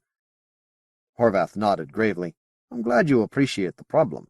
If we just dump everything you have on the market, it would make chaos out of the market." "Believe me, Doctor, we have no desire to make problems for you. If you see us as an opportunity, think of how we see you. To be free of the Mote system after all these centuries, out of the bottle, our gratitude is unbounded." "Just how old are you?" David Hardy asked. The Mote shrugged. "We have fragments of records that indicate times 100,000 years ago, Dr. Hardy. The asteroids were already in place then. Others may be older, but we can't read them. Our real history starts perhaps 10,000 years ago." "And you've had collapses of civilization since then?" Hardy asked. "Certainly. And trapped in that system, how could it be otherwise?" "Do you have records of the asteroid war?" Renner asked. Jock frowned. Her face wasn't suited for it, but the gesture conveyed distaste. "Legends only. They are much like your songs or epic poems, linguistic devices to make memorization easier. I do not think they are translatable, but—" The Mote paused for a moment. It was as if she were frozen into the position she'd happened to be in when she decided to think. Then, "It is cold, and the food is gone. The demons rove the land. Our sisters die, and the waters boil. For the demons make the skies fall." The alien paused grimly. "I'm afraid that's not very good, but it's all I can do." "It's good enough," Hardy said. "We have such poetry, too. Stories of lost civilizations, disasters in our prehistory. We can trace most of them to a volcanic explosion about 4,500 years ago. As a matter of fact, that seems to be when men got the idea that God might intervene in their affairs, directly as opposed to creating cycles and seasons and such." "An interesting theory, but doesn't it upset your religious beliefs?" "No. Why should it? Can't God as easily arrange a natural event to produce a desirable effect as he could upset the laws of nature? In fact, which is the more miraculous, a tidal wave just when it is needed, or a supernatural once-only event? But I don't think you have time to discuss theology with me. Senator Fowler seems to have finished his dinner. So, if you'll excuse me, I'll be away a few minutes, and I think we'll get started again." Ben Fowler took Rod and Sally to a small office behind the conference room. "Well?" he demanded. "I'm on record," Sally said. "Yeah. Rod?" "We've got to do something, Senator. The pressure's getting out of hand." "Yeah," Ben said. "Damn it, I need a drink. Rod?" "Thanks, I pass." "Well, if I can't think straight with a good belt of scotch in me, the Empire's already collapsed." He fumbled through the desk until he found a bottle, sneered at the brand, and poured a stiff drink into a used coffee cup. "One thing puzzles me. Why isn't the ITA making more trouble? I expected them to give us the most pressure, and they're quiet.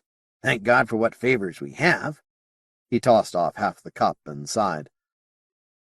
"What harm does it do to agree now?" Sally asked. "We can change our minds if we find out anything new." "Like hell, kitten," Ben said. "Once something specific is in the works, the sharp boys will think how to make a crown out of it, and after they've got money invested. I thought you learned more about elementary politics than that. What do they teach in the university nowadays? Rod, I'm still waiting for something out of you."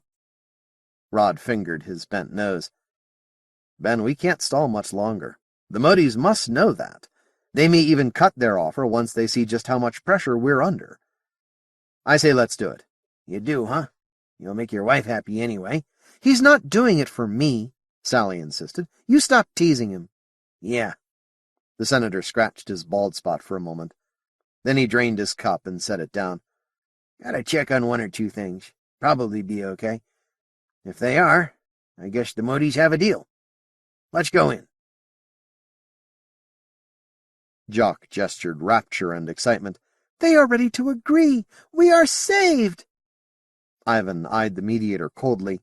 "You will restrain yourself. There is much to do yet." "I know, but we are saved. Charlie, is it not so?" Charlie studied the humans. The faces, the postures. "Yes, but the senator remains unconvinced, and Blaine is afraid, and—" "Jock, study Renner. You are so cold. Can you not rejoice with me? We are saved." "Study Renner. Yes, I know that look.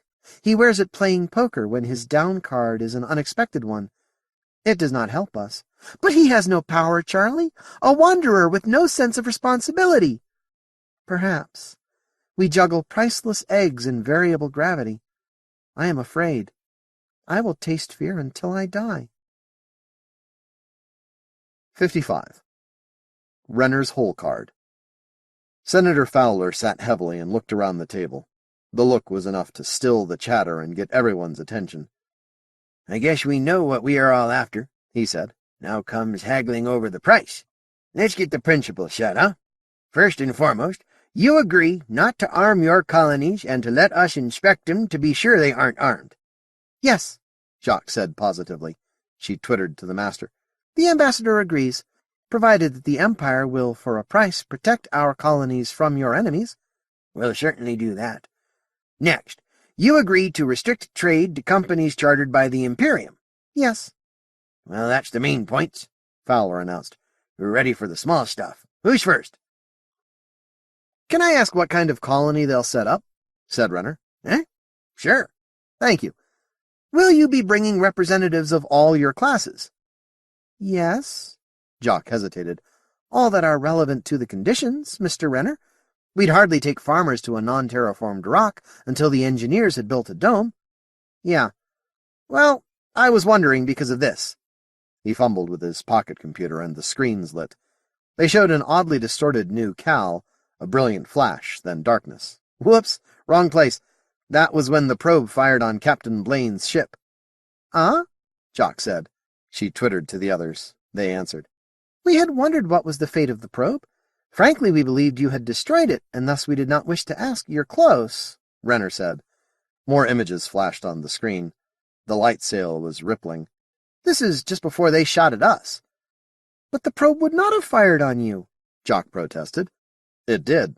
Thought we were a meteor, I guess, Rod answered. Anyway. Black shapes flowed across the screen. The sail rippled, flashed, and they were gone. Renner backed the tape until the silhouettes were stark against the light, then stopped the film. I must warn you, Jock said. We know little about the probe. It is not our specialty, and we had no chance to study the records before we left Mote Prime. Senator Fowler frowned. Just what are you getting at, Mr. Renner? Well, sir, I wondered about the images. Renner took a light pointer from a recess in the table. These are various Mote classes, aren't they? Jock seemed hesitant. They appear to be. Sure they are. That's a Brown, right? And a doctor. Right. The light pointer moved. Runner, Jock said, and a master. There's a watchmaker. Rod almost spat it. He couldn't hide his distaste. The next one looks like a farmer. Hard to tell from a Brown, but... His voice went suddenly uneasy. Renner, I don't recognize that next one. There was silence. The pointer hovered over a misshapen shadow, longer and leaner than a Brown, with what seemed to be thorns at the knees and heels and elbows. We saw them once before, Renner said. His voice was almost automatic now, like a man walking through a graveyard on a bet, or the point man advancing over the hill into enemy territory. Emotionless, determined, rigidly under control. It wasn't like Renner at all. The screen divided, and another image appeared, the time machine sculpture from the museum in Castle City. What looked like a junk art sculpture of electronic parts was surrounded by things bearing weapons. At his first sight of Ivan, Rod had felt an embarrassingly strong urge to stroke the ambassador's silky fur. His impulse now was equally strong. He wanted to be in karate stance. The sculpted things showed in far too much detail. They grew daggers at every point. They looked hard as steel and stood like coiled springs, and any one of them would have left a Marine combat instructor looking as if he'd been dropped into a mowing machine. And what was that under the big left arm, like a broad-bladed knife half concealed? Ah, said Jock, a demon. I suppose they must have been dolls representing our species, like the statuettes, to make it easier for the mediator to talk about us. All of those? Rod's voice was pure wonder. A shipload of full-sized mock-ups. We don't know they were full-sized, do we? Asked Jock. Fine, assume they were mock-ups, Renner said. He went on relentlessly. They were still models of living Mote classes. Except this one. Why would that one be in the group? Why bring a demon with the rest? There was no answer. Thank you, Kevin, Rod said slowly. He didn't dare look at Sally. Jock, is this or is it not a Mote class? There's more, Captain, Renner said. Look real close at the farmer, now that we know what to look for. The image wasn't very clear, little more than a fuzzy-edged silhouette, but the bulge was unmistakable on the full-profile view. She's pregnant, Sally exclaimed. Why didn't I think of that? A pregnant statuette? But... Jock, what does this mean? Yeah, Rod asked coldly. But it was impossible to get Jock's attention. Stop! Say no more! Ivan commanded. What would I say? Jock wailed. The idiots took a warrior! We are finished! Finished when moments ago we had the universe in our hand! The Mote's powerful left hand closed crushingly on air. Silence. Control yourself. Now, Charlie, tell me what you know of the probe. How was it built? Charlie gestured contempt, interrupted by respect. It should be obvious. The probe builders knew an alien species inhabited this star. They knew nothing more. Thus, they must have assumed the species resembled ours, if not in appearance, then in the essentials. Cycles. They must have assumed. Cycles. Ivan mused. We had yet to know that all races are not condemned to the cycles. Precisely, said Charlie. The hypothetical species had survived. It was intelligent. They would have no more control of their breeding than we, since such control is not a survival characteristic. Thus the probe was launched in the belief that this star's people would be in collapse when the probe arrived. So, Ivan thought for a moment, the crazy eddies put pregnant females of every class aboard. Idiots. Give them credit. They did their best, said Charlie. The probe must have been rigged to dump the passengers into the sun the instant it was hailed by a space-traveling civilization. If the hypothetical aliens were that advanced, they would find not an attempt to take over their planet with the light sail as a weapon, but a mediator sent on a peaceful errand. Charlie paused for thought. An accidentally dead mediator. The probe would have been set to kill her, so the aliens would learn as little as possible. You are a master. Is this not what you would do? Am I also crazy Eddie to launch the probe at all? The strategy did not work. Now we must tell these humans something. I say tell them all, Charlie said. What else can we do? We are caught in our own lies. Wait, Ivan commanded. Only seconds had passed, but Jock was normal again. The humans were staring curiously. We must say something momentous. Hardy knows we are excited. True? Yes, Charlie gestured. What discovery could so have excited us? Trust me, Jock said quickly. We may yet be saved. Demon worshippers! We told you we have no racial enemies, and this is true. But there is a religious faction, secret, which makes gods of the time demons. They are vicious and very dangerous. They must have seized the probe before it left the asteroid belt. Secretly, perhaps. Then the passengers and crew were alive? Rod asked. Charlie shrugged. I believe so. They must have committed suicide. Who knows why? Possibly they thought we had developed a faster-than-light drive and were waiting for them. What did you do when you approached them? Sent messages in most human languages, Rod answered. You're sure they were alive? How would we know? Jock asked. Do not be concerned about them. The voice was filled with contempt. They were not proper representatives of our race. Their rituals include sacrifice of sentient classes. Just how many of these demon worshippers are there? Hardy asked. I was never told of them. We are not proud of their existence, Jock answered. Did you tell us of Audis? Of the excesses of Sauron's system? Are you pleased that we know humans are capable of such things? There were embarrassed murmurs. Damn, Rod said quietly. They were alive after all that distance. The thought was bitter. You are distressed, Jock said. We are pleased that you did not speak to them before you met us. Your expedition would have been of quite a different character if you had. She stopped, watching curiously. Dr. Sigmund Horowitz had risen from his seat and was bent against the screen, examining the time machine picture. He fingered the screen controls to enlarge one of the demon statuettes. The silhouette from the probe faded, leaving half of the screen blank. Then another picture came on and grew, a sharp-fanged, rat-faced creature squatting on a pile of rubble. Aha! Horowitz shouted in triumph. I wondered what the ancestry of the rats could be. Degenerate forms of this.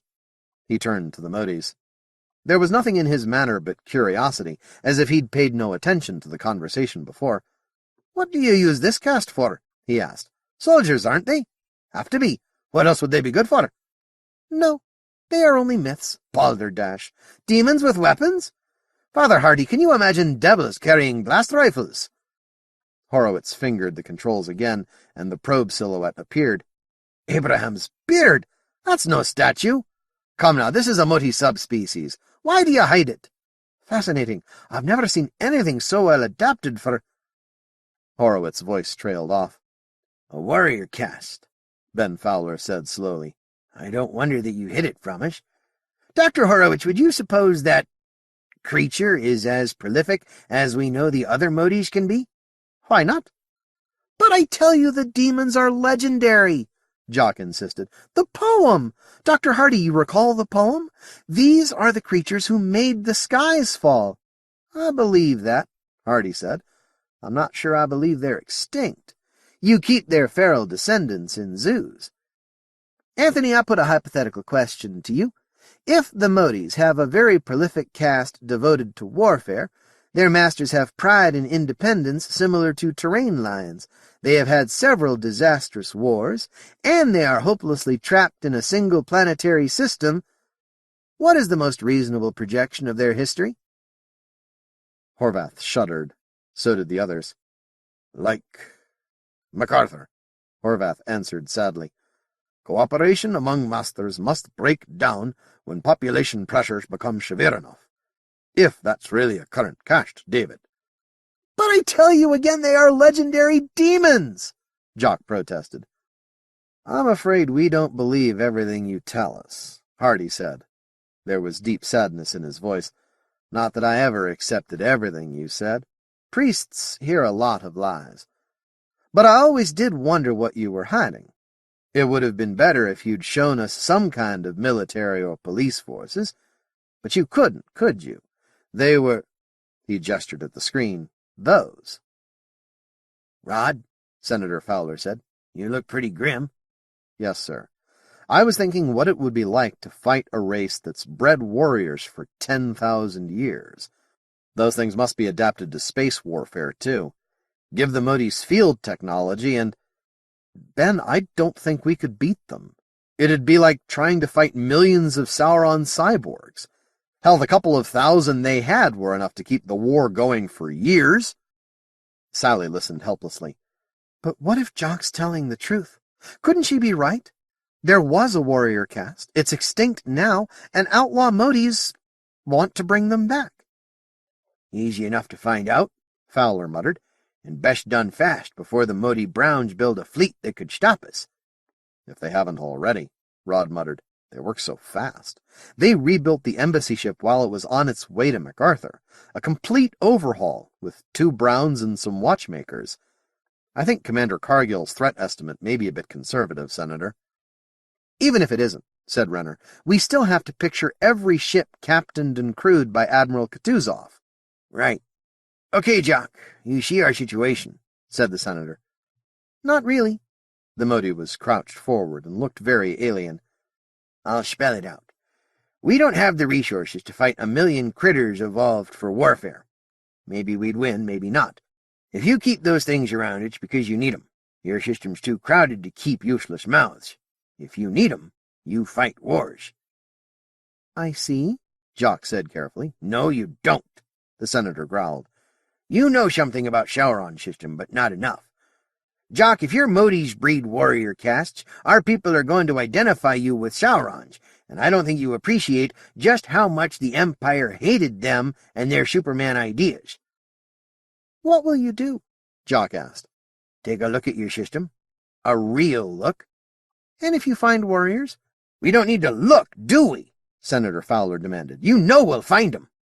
He sighed heavily. His pause for thought was very short, no more than a second. Then he stood and went to the view screen, walking slowly, like a juggernaut. What will we do? Can we not stop him? Jock wailed. Ivan remained calm. It would do no good, and you could not do it. That Marine is no warrior, but he is armed, and his hand is on his weapon. He fears us. But listen. Conference call, Fowler told the palace operator. I want Prince Merrill and War Minister Armstrong. Personally, and I don't give a damn where they are, I want 'em now. Yes, Senator. The girl was young and frightened by the senator's manner. She fumbled with her equipment, and the room was still for a time. Minister Armstrong was in his office. His tunic was missing and his shirt unbuttoned. Papers littered his desk. He looked up in irritation, saw who was calling, and muttered, "Aye?" "A moment," Fowler said brusquely. "I'm getting the Viceroy on a conference circuit." There was another long wait. His Highness came on. The screen showed his face only. He seemed breathless. "Yes, Senator." "Your Highness, you have seen my commission from the Emperor?" "Yes." "You accept my authority in all matters having to do with the aliens?" "Of course." As representative of His Imperial Majesty, I order you to assemble the sector battle fleet as quickly as possible. You will place Admiral Kutuzov in command to await my orders." There was more silence on the screens. An irritating babble filled the conference room. Ben gestured imperiously for silence, and it cut off. "As a matter of form, Senator," Merrill said carefully, "I will require confirmation of that order from another member of the Commission." "Yeah. Rod?" And here it is, Rod thought. He didn't dare look at Sally. A race of warriors? Independent masters? We can't let them get out into human space. We wouldn't last a century. The Motes are frozen stiff. They know what we'll find. Unrestricted breeding and demons. Every nightmare every kid ever had. But I like Motes. No, I like the mediators. I've never known any of the others. And the mediators don't control the Mote civilization. Carefully, he looked down at Sally. She was as unmoving as the Motes. Rod drew in a deep breath. "Your Highness, I approve." 56. Last Hope. Their quarters seemed small now, despite the high ceilings. Nothing had changed. There were all the delicacies the Empire could find to put in their kitchen. A single push on a button would summon 100 servants. The Marines in the corridor outside were polite and respectful. And they were trapped. Somewhere at the edges of New Cal's system, at a base called Dagda, the Empire's warships were summoned, and when they had arrived... "They will not kill them all," Charlie gibbered. "But they will." Jock's voice was a wail, quavering. "The warriors will fight. The Navy will lose ships, and Kutuzov will be in command. Will he risk his ships to spare any of us, or will he reduce our planet to iridescent slag?" "The asteroids as well?" Charlie whimpered. "Yes. There has never been a cycle in which both were gone. Master, we must do something. We cannot allow this. If we had been truthful with them, their fleet would even now be on its way, instead of merely ordered to assemble," Jock said contemptuously. "It was so close. I had them." 3 fingers the size of knockwurst closed empty. "They were ready to agree, and then... She whimpered on the edge of madness, but recoiled from the brink. "There must be something we can do." "Tell them all," Charlie said. "What harm can it do? Now they see us as evil. At least we can explain why we lied to them." "Think of what we can offer them," Ivan ordered. "Consider their interests and think of ways to protect them without destroying the race." "Help them?" Jock asked. "Of course. Help them to be safe from us." "It is the warriors they fear. Would the masters agree to kill all the warriors? We could then join the Empire." "Crazy Eddie!" Charlie screamed. "And how many masters would keep warrior breeding stock?" "It has been attempted before," Ivan said. "Think of something else." "Can we make them believe we cannot build the fields?" Charlie asked. "To what end? They will know soon enough. No, they will not enter our system again until their fleet is ready, and then they will take it all. 12 battleships. If that fleet enters our system, the warriors will fight, and the race will die. They must not send it. They must not." Jock used a half-forgotten tongue not known to masters. "He is nearly insane. As are we." Charlie wriggled in bitter, silent, Mote laughter. "Pity the master. His fears are our own, plus the fear that we will go mad. Without us he would be mute, watching the fleet assemble, unable to say a word in protest." "Think," Ivan ordered. "They are sending Kutuzov. He destroyed a human planet. What mercy will he show to aliens? Think! Think, or the race is doomed." As Sally entered Rod's office, she heard him speaking into the phone. He hadn't seen her. For a moment she hesitated, then stood motionless, listening. "I agree, Lavrenti. The asteroid civilization must be covered in the first sweep.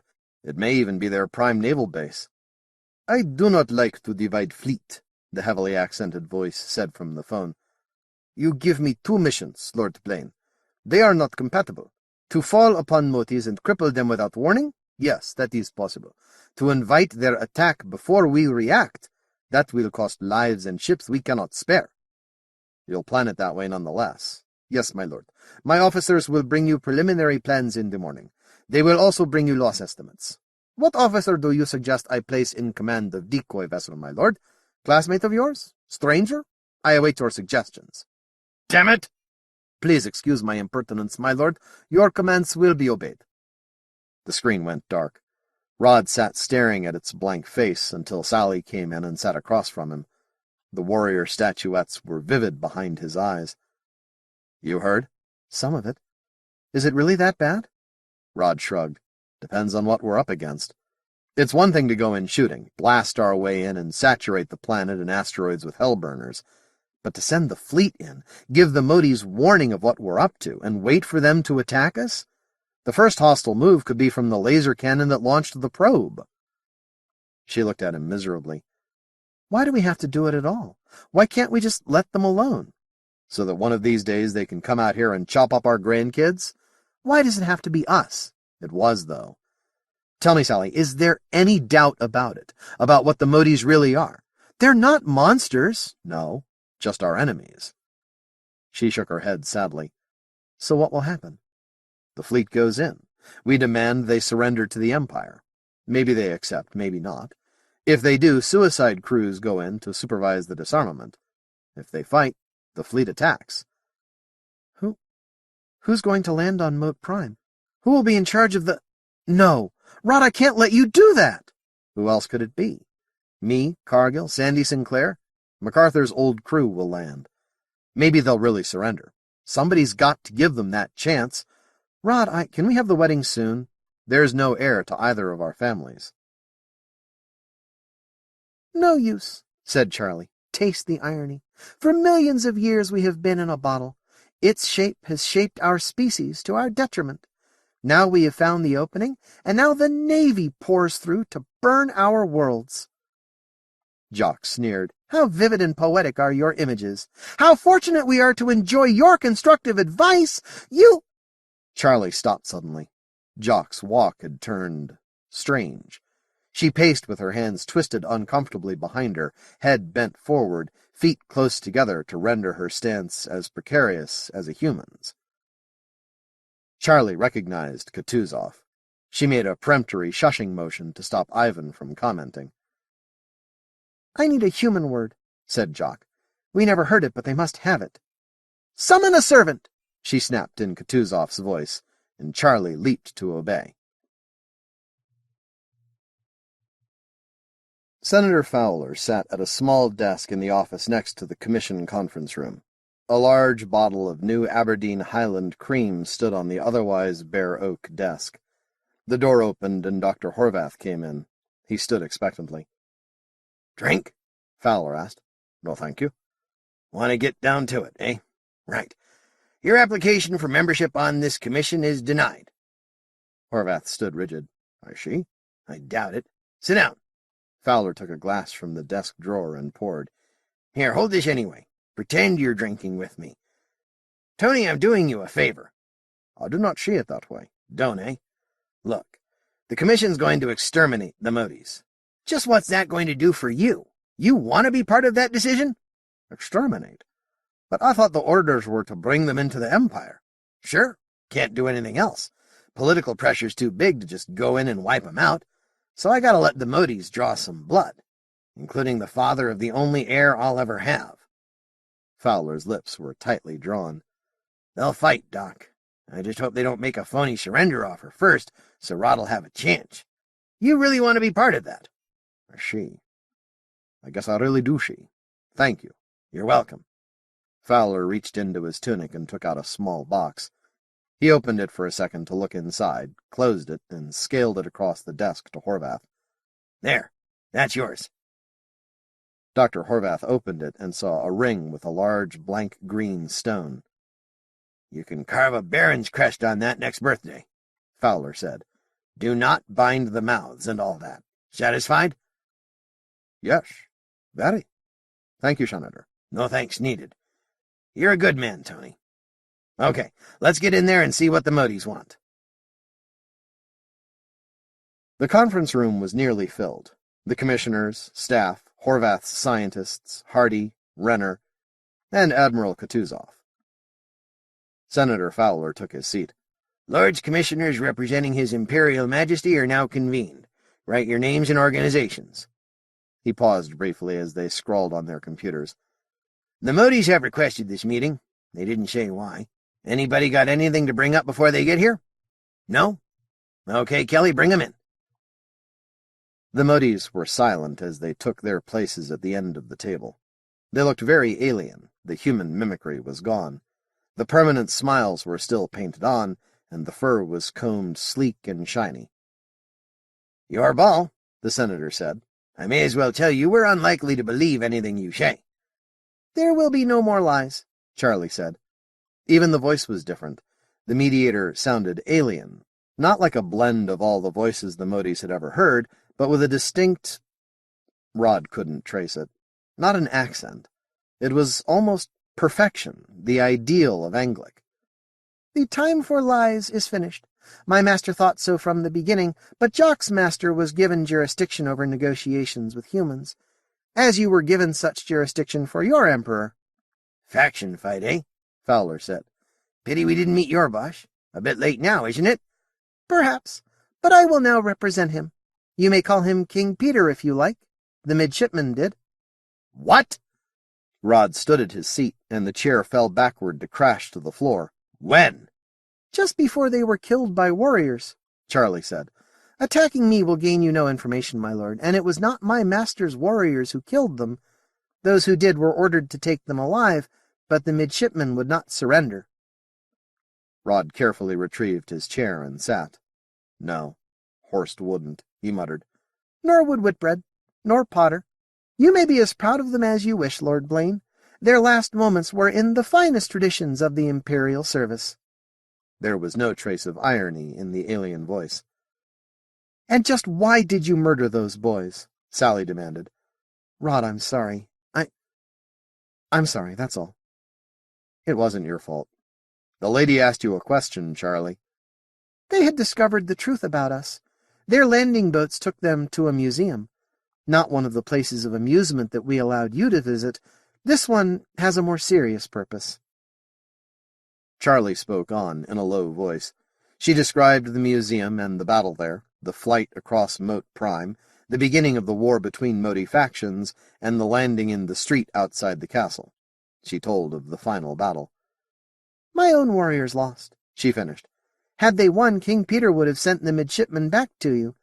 But once they were dead, it seemed better to attempt to deceive you.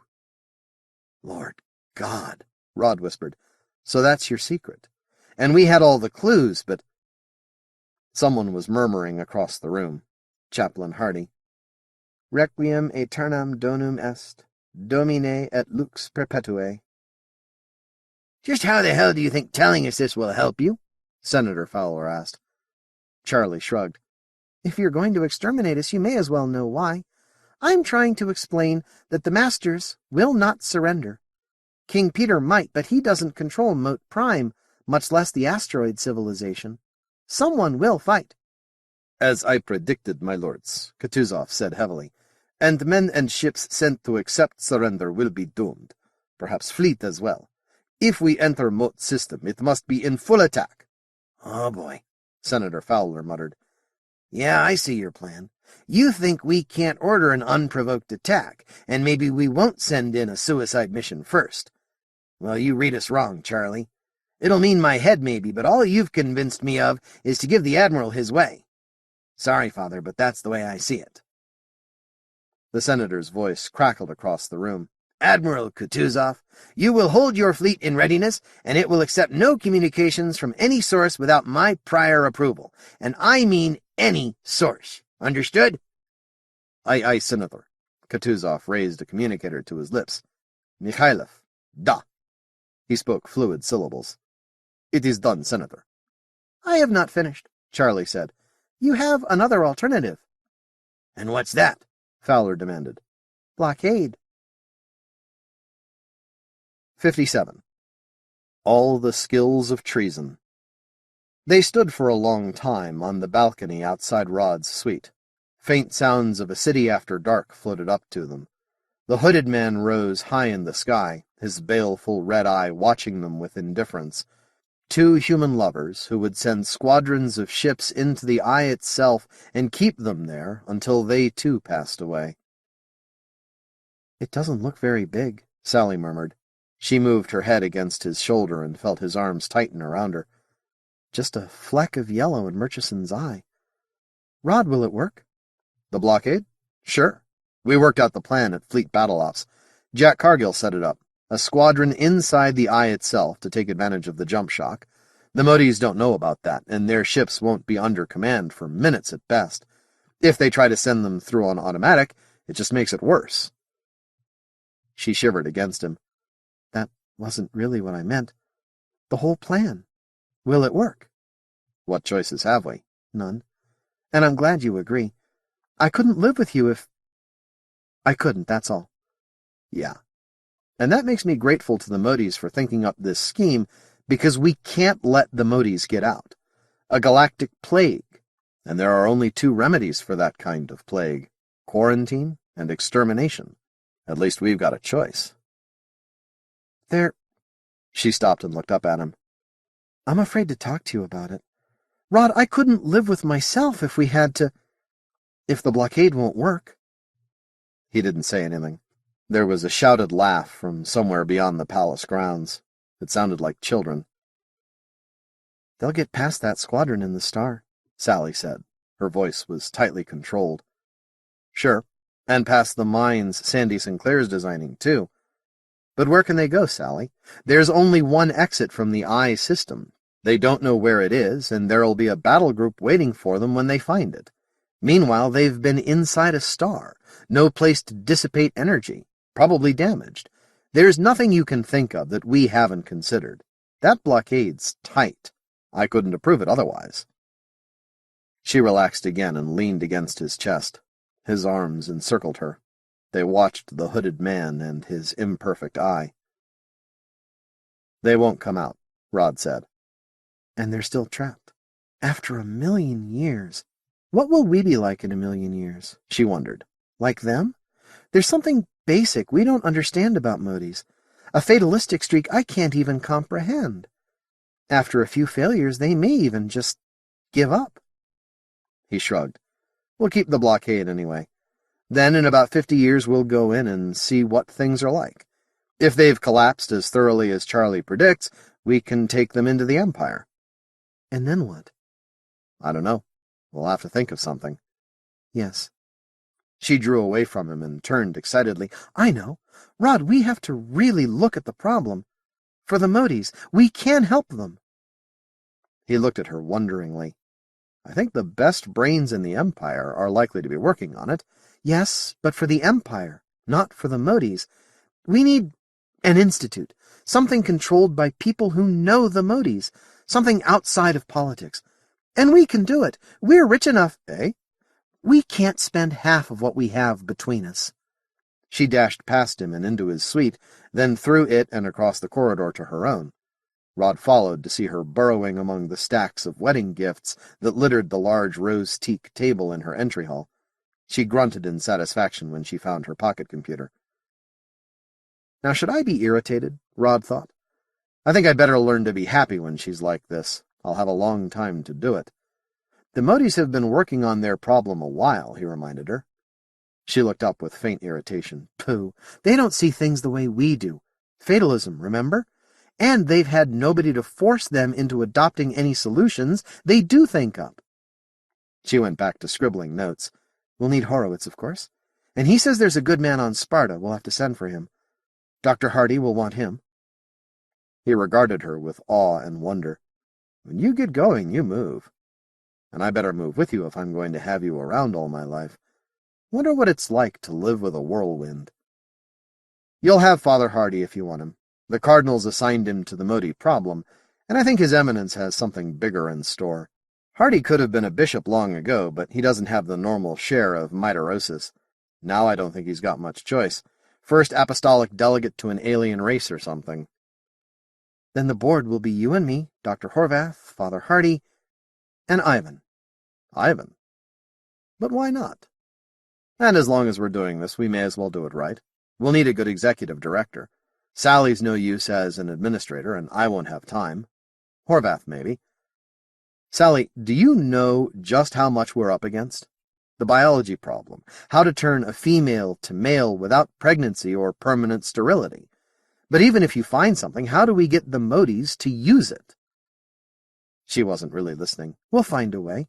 We're pretty good at governing. We can hardly govern a human empire. But we do, don't we? Somehow. She pushed a stack of gaily wrapped packages aside to make more room.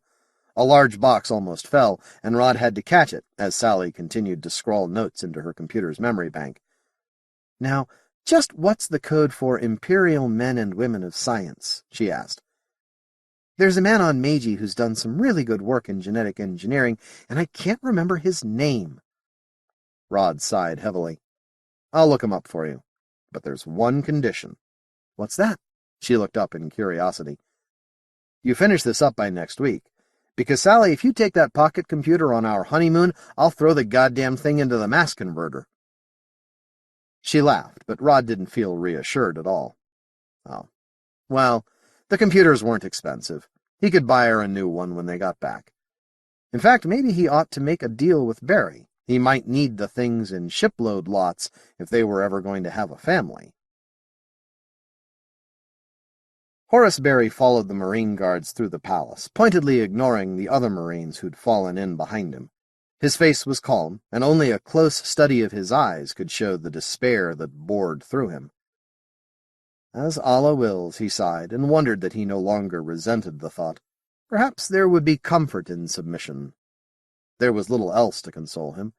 The Marines had brought his servant and all his baggage down on the landing ship, and then separated him from Nabil at the palace roof. Before they did, Nabil had whispered his message. Jonas Stone's confession was even now reaching the palace.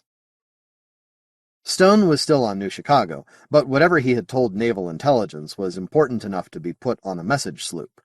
Nabil's informant didn't know what the rebel leader had said, but Barry did, as surely as if he could read the coded tapes.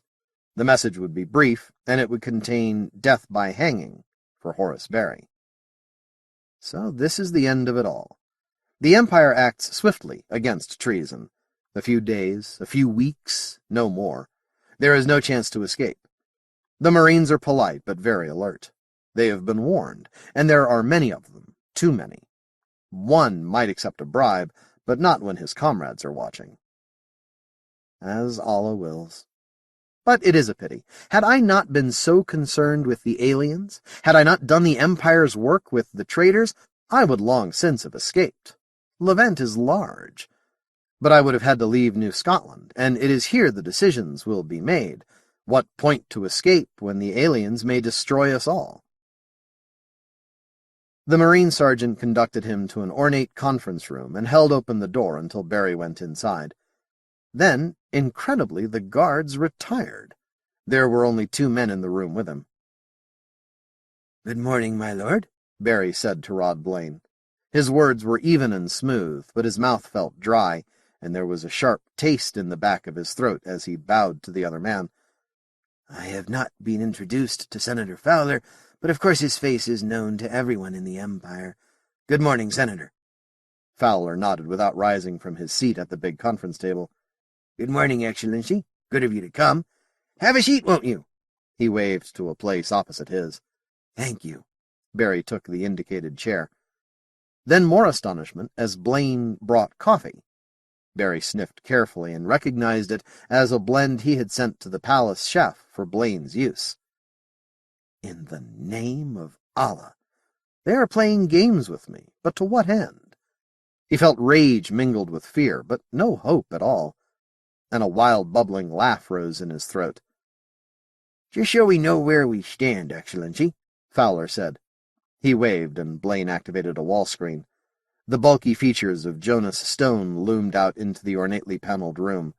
There was sweat on the brow and along the cheekbones, and Stone's voice alternately boomed and pleaded. Barry listened impassively, his lip curled in contempt for Stone's weakness. There was no doubt at all. The Navy had more than enough evidence to send him to a traitor's death. Still, the smile did not fade from Barry's lips. He would give them no satisfaction. He would not plead. Eventually the tape ended. Fowler waved again, and the rebel leader's image vanished. "Nobody's seen that but the three of us, Excellency," Fowler said carefully. But no. What do they want? Is there hope after all? "I don't know that it needs discussing," the senator continued. "Me, I'd rather talk about Motes." "Ah," said Barry. The tiny sound almost stuck in his throat. "And do you wish to deal, or do you taunt me with the final horror?" He swallowed coffee to moisten his tongue before he spoke. "I am sure that the senator is aware of my views. I consider Motes the greatest threat humans have ever faced." He looked at the two men opposite him, but there was nothing to be read in their faces. "We agree," Blaine said. Quickly, while hope rose in Barry's eyes, Fowler added, "There's not much question about it. They're locked into a permanent state of population explosion followed by total war, if they ever get out of their system. Barry, they've got a soldier subspecies that puts the Saurons to shame. Hell, you've seen them." Blaine did things to his pocket computer, and another picture appeared, the time machine sculpture. "Those. But my Mote said they—" Barry stopped himself in realization. Then he laughed, the laugh of a man who has nothing more to lose. "My Mote. Precisely." The senator smiled faintly. "I can't say we have much trust in your Mote. Barry, even if it were only the miniatures that got loose, we could lose whole worlds. They breed like bacteria.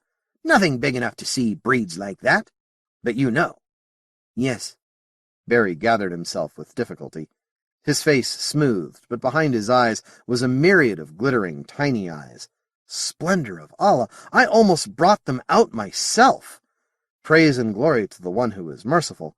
"Damn it, stop shivering," Fowler commanded. "My apologies. You will doubtless have heard of my encounter with miniatures." He glanced at Blaine and envied his external calm. Miniatures could be no less unpleasant to the commander of MacArthur. "I am pleased to hear that the Empire recognizes the dangers. Yeah, we're going to blockade the Motes, bottle them up in their own system."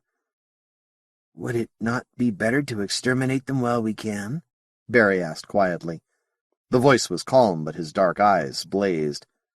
"How?" Barry nodded. "There would be political difficulties, of course, but I could find men to take an expedition to Mote Prime, and given the proper orders—" Fowler gestured dismissal. "I've got my own agent provocateur if I need 'em. Mine would be considerably less valuable." Barry looked pointedly at Blaine. "Yeah."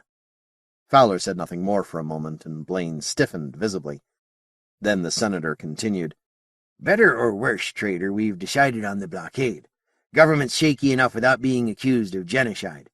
Besides, I don't know as I like the idea of unprovoked attack on intelligent beings.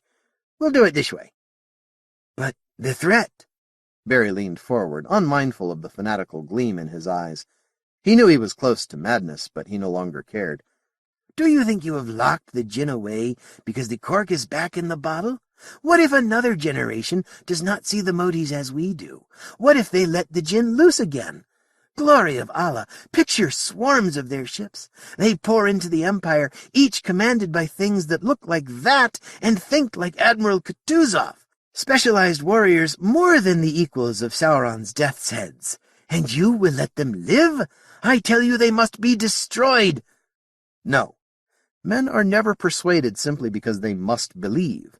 They will not listen when— Visibly he relaxed. "I see that you have decided. How may I be of assistance?" Or do you wish anything of me at all? Is this a game? "I think you already have," Blaine said. He lifted his coffee and sipped. "And I thank you for the gift." "Blockade's about the most expensive kind of naval action there is," Fowler mused. "Never very popular, either." "Ah." Barry felt the tension die within him. They held his life, but they needed him. Perhaps he could keep far more than his life. "You are concerned about the Imperial Traders Association." "Exactly." There was no reading Fowler's expression. Relief. For this I will build a mosque. It would make my father gloriously happy, and who knows, perhaps Allah exists after all." That bubbling laugh was still there in his throat, but he knew that if he began he would never stop. "I have already pointed out to my colleagues the disadvantages of unrestricted trade with Motes. I have had my share of success, although too many traders are like the neighbor who followed Aladdin into the magician's cave. Incalculable wealth glitters more brightly than the dangers." "Yeah, but can you hold 'em? Find out who intends to sabotage us and squash their schemes?" Barry shrugged. "With some assistance. It will be very expensive. I assume I will have the use of secret funds." Fowler grinned evilly. "Rod, what else was it Stoneshed? Something about it will not be necessary to bring up that man's ravings," Barry protested. "I believe I have sufficient wealth." He shuddered. What would he have when this was done? Fowler wouldn't care if he bled Barry to death. "If there is something that requires resources beyond mine, we'll discuss it then," Fowler said. "There will be, too. For instance, this blockade's going to suck up a lot of resources Merrill thought he'd have for the unification of Transcolsac. Now, it seems to me a smart trader might just have a few contacts among the rebels, might even be able to persuade them to our point of view. I don't know how that would work, of course." "I see." Fowler nodded. "Thought you might. Rod, take that tape and see it's put in a good safe place, will you? I doubt if we'll be needing it again." "Yes, sir." Rod did things to his pocket computer. The machine hummed, a tiny whine that signaled a new kind of life for Horace Barry.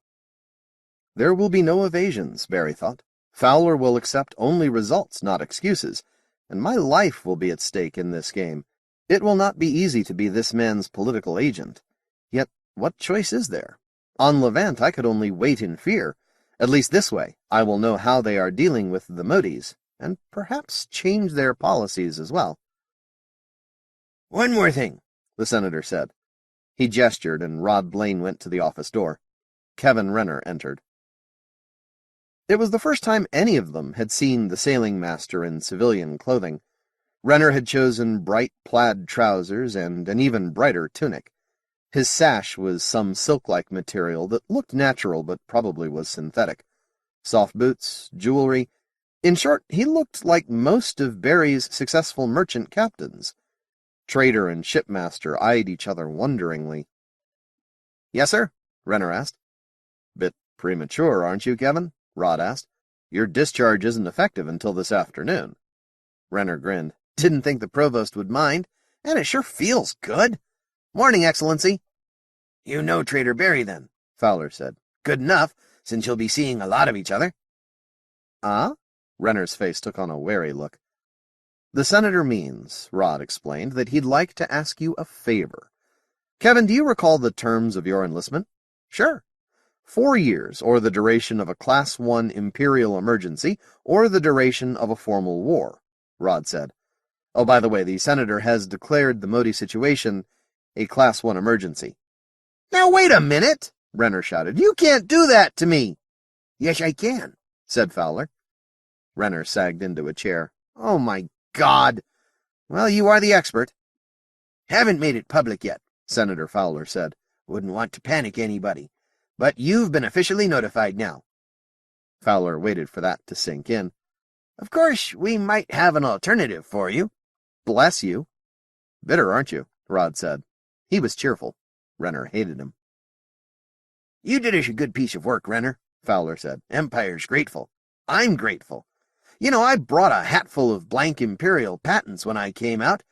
How'd you like to be a baron come next birthday?" "Oh, no. Not me. I've put in my time." "But surely you'd find the privileges enjoyable," Rod said. "Damn. So I should have waited until morning to bring the senator to your room. I knew I should have waited."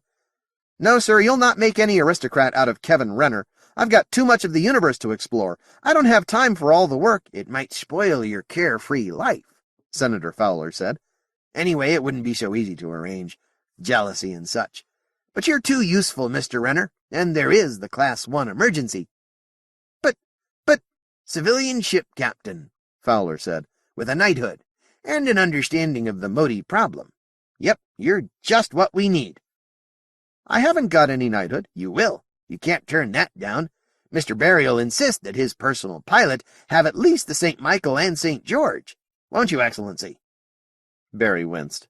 It was inevitable that the Empire would assign men to watch him, and they would want a man who could talk to the merchant captains. But this Harlequin? Beard of the Prophet, the man would be intolerable. Horace sighed to the inevitable. At least he was an intelligent Harlequin. Perhaps he would even be useful. I think Sir Kevin would be an admirable man to command my personal ship, Barry said smoothly. There was only a trace of distaste in the voice. Welcome to Imperial Autonetics, Sir Kevin. But... Renner looked around the room for help, but there wasn't any. Rod Blaine was holding a paper. What was it? Renner's discharge. As Kevin watched, Blaine tore the document to shreds. All right, damn it! Renner could see no mercy from them. But as a civilian... Oh, sure, Fowler agreed. Well, you'll hold a commission in naval intelligence, but it won't show. God's naval. The phrase gave Barry a start. Renner grinned. What's the matter, Excellency?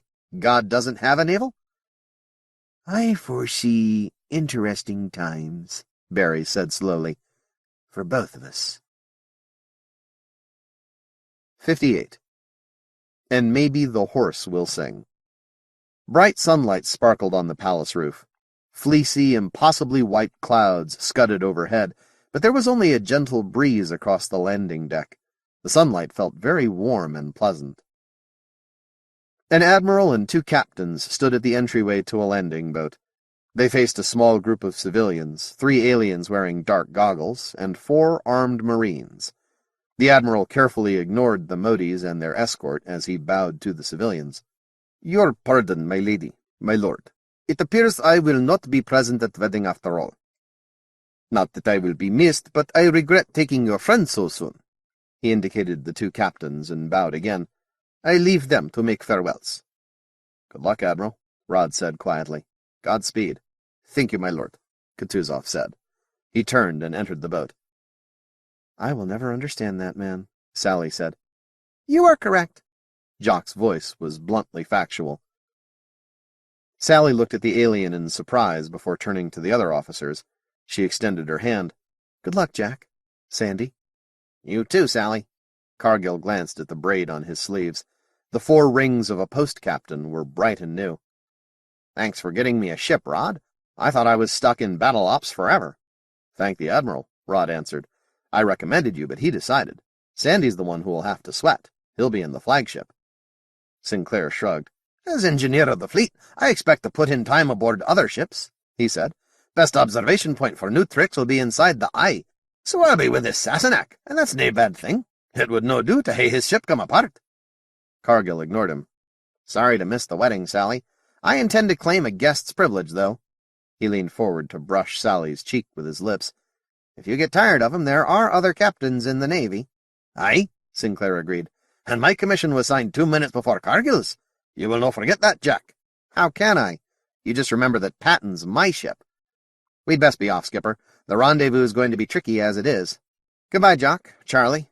Cargill hesitated, then saluted awkwardly. "Farewell," Charlie answered. Ivan twittered, and Jock added, "The ambassador wishes you Godspeed and good luck." "I wish I could be sure you meant that," Cargill said. "Of course we mean it," said Charlie. "We want you to feel safe." Cargill turned away, looking thoughtful. He climbed aboard the boat. Sinclair followed, and the ratings closed the entryway. Engines whined, and humans and Motes retreated into a shelter. They watched in silence as the boat lifted from the roof and vanished into the bright skies. "It will work," Jock said. "You do read minds, don't you?" Rod asked. He stared off into the sky, but there was nothing to see but clouds. "Of course it's going to work," Sally said. Her voice was emphatic. "I think I understand you humans at last," Charlie told him. "Have you ever read your ancient histories?" Rod and Sally looked blankly at the Mote. "No." "Dr. Hardy showed us a key passage," Charlie said. She waited as the elevator arrived. 2 Marines entered, and after the Motes and humans were inside, the others followed. Charlie continued the story as if armed guards were not present. "One of your most ancient writers, a historian named Herodotus, Tells of a thief who was to be executed. As he was taken away, he made a bargain with the king. In 1 year he would teach the king's favorite horse to sing hymns. Yes? Sally prompted. She seemed puzzled and looked anxiously at Charlie. She seemed calm enough, but Dr. Hardy said he was worried about the aliens. The other prisoners watched the thief singing to the horse and laughed. You will not succeed, they told him. No one can. To which the thief replied, I have a year, and who knows what might happen in that time. The king might die, the horse might die, I might die, and perhaps the horse will learn to sing. There was polite laughter. I didn't tell it very well, Charlie said. I wasn't trying to be humorous anyway. That story made me realize at last just how alien you humans are. There was an embarrassed silence. As the elevator stopped, Jock asked, How goes your institute? Fine. We've already sent for some of the department heads. She laughed, embarrassed. I have to work fast. Rod won't let me think about the institute after the wedding. You are coming, aren't you? The mediators shrugged in unison, and one looked at the Marines. We will be delighted if we are allowed to attend, Jock answered. But we have no gifts for you. There is no Brown to make them. We'll get along without, Rod said.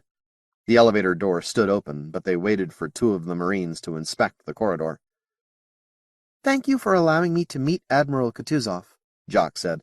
I have waited to speak with him since our embassy ship arrived alongside MacArthur. Rod looked at the aliens in wonder. Jock's conversation with Kutuzov had been brief, and one of the most important questions the Mote had asked was, Do you like lemon in tea? They're so damned civilized and likable, and because of that they're going to spend the few years they've got left under guard while the information office blackguards them and their race. We've even hired a writer to script a play on the last hours of my midshipman. It was little enough to do, Rod said. Yes, you can't let us go home. Charlie's voice changed to that of a New Scot youth. We know more about humans than is safe. She gestured smoothly to the Marines. 2 walked ahead into the hall, and the Motes followed. The other guards closed behind, and the procession marched through the corridor until they reached the Mote quarters. The elevator door closed softly. Epilogue. Defiant lay nearly motionless in space at the outer fringes of the Murchison system. There were other ships grouped around her in battle formation, and off to starboard hung Lenin like a swollen black egg. At least half the main battle fleet was in readiness at all times, and somewhere down in the red hell of the eye, other ships circled and waited. Defiant had just completed a tour with the Crazy Eddie Squadron. That term was very nearly official. The men tended to use a lot of Mote terms. When a man won a big-handed poker, he was likely to shout, "Fjuntsklick!" And yet, Captain Herb Colvin mused, most of us have never seen a Mote. We hardly see their ships, just targets, helpless after transition. A few had made it out of the eye, but every one had been so badly damaged that it was hardly spaceworthy. There was always plenty of time to warn the ships outside the eye that another Mote was on the way, if the eye hadn't killed them first. The last few ships had emerged from the Crazy Eddy Point at initial velocities up to 1,000 kilometers per second. How the hell could the Motes hit a jump point at such speeds? Ships within the eye couldn't catch them. They didn't need to, with the Mote crews and autopilots helpless in jump shock and unable to decelerate. The fleeing black blobs had run up through the rainbow and exploded every time. Where the Motes used their unique expanding fields, they exploded sooner, picking up heat faster from the yellow-hot photosphere. Herb Colvin laid down the latest report on Mote tricks and technology. He'd written a lot of it himself, and it all added up to hopeless odds against the Motes. They couldn't beat ships that didn't have to carry an Alderson drive, ships on station and waiting for Motes who still didn't suspect the jump disorientation. He could almost feel sorry for them. Colvin took a bottle from the cabinet on the bulkhead of his patrol cabin and poured expertly, despite the Coriolis forces. He carried his glass to his chair and sank into it. A packet of mail lay on his desk, the most recent letter from his wife already ripped open so that he could be sure there was nothing wrong at home. Now he could read the letters in order. He raised his glass to Grace's picture on the desk. She hadn't heard much from New Chicago, but things were all right there the last time her sister had written. Mail service to New Scotland was slow. The house she'd found was outside the New Scot defensive system, but she wouldn't worry, because Herb had told her the Motes couldn't get through. She'd taken a lease for the whole 3 years they'd be out here. Herb nodded in agreement. That would save money. 3 years on this blockade, then home, where he'd be Commodore of New Chicago's home fleet. Put the Alderson engines back in Defiant, she'd be flagship when he took her home. A few years on blockade service was a small price to pay for the concessions the Empire offered. It took the Motes to do it, Herb thought. Without them, we'd still be fighting. There were still worlds outside the Empire, and always would be, but in Trans-Colsac, unification was proceeding smoothly, and there was more jawboning than fighting. The Motes did that for us, anyway. A name caught Herb Colvin's eye. Lord Roderick Blaine, chairman of the Imperial Commission Extraordinary. Colvin looked up at the bulkhead to see the familiar spot where Defiant had been patched following her battle with MacArthur.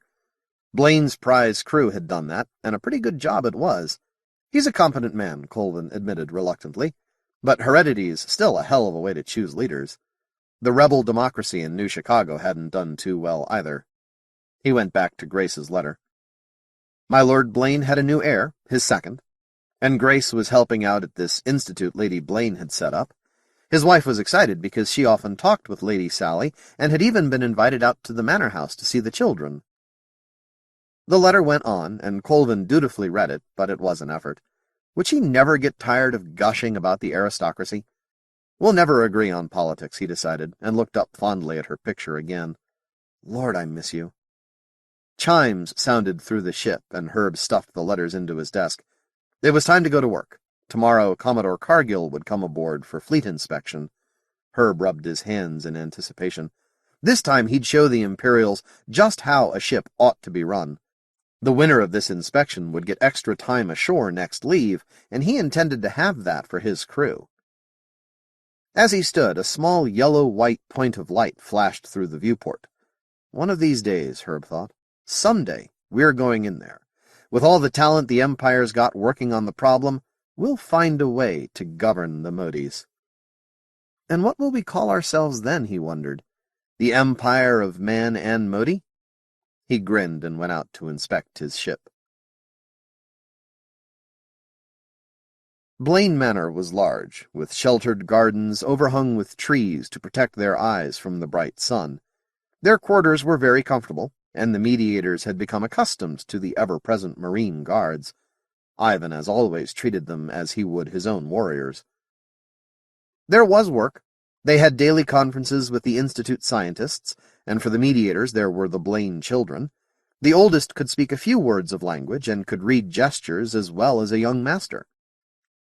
They were comfortable, but still it was a cage, and at nights they saw the brilliant red eye and its tiny mote. The Colsac was high in the night sky.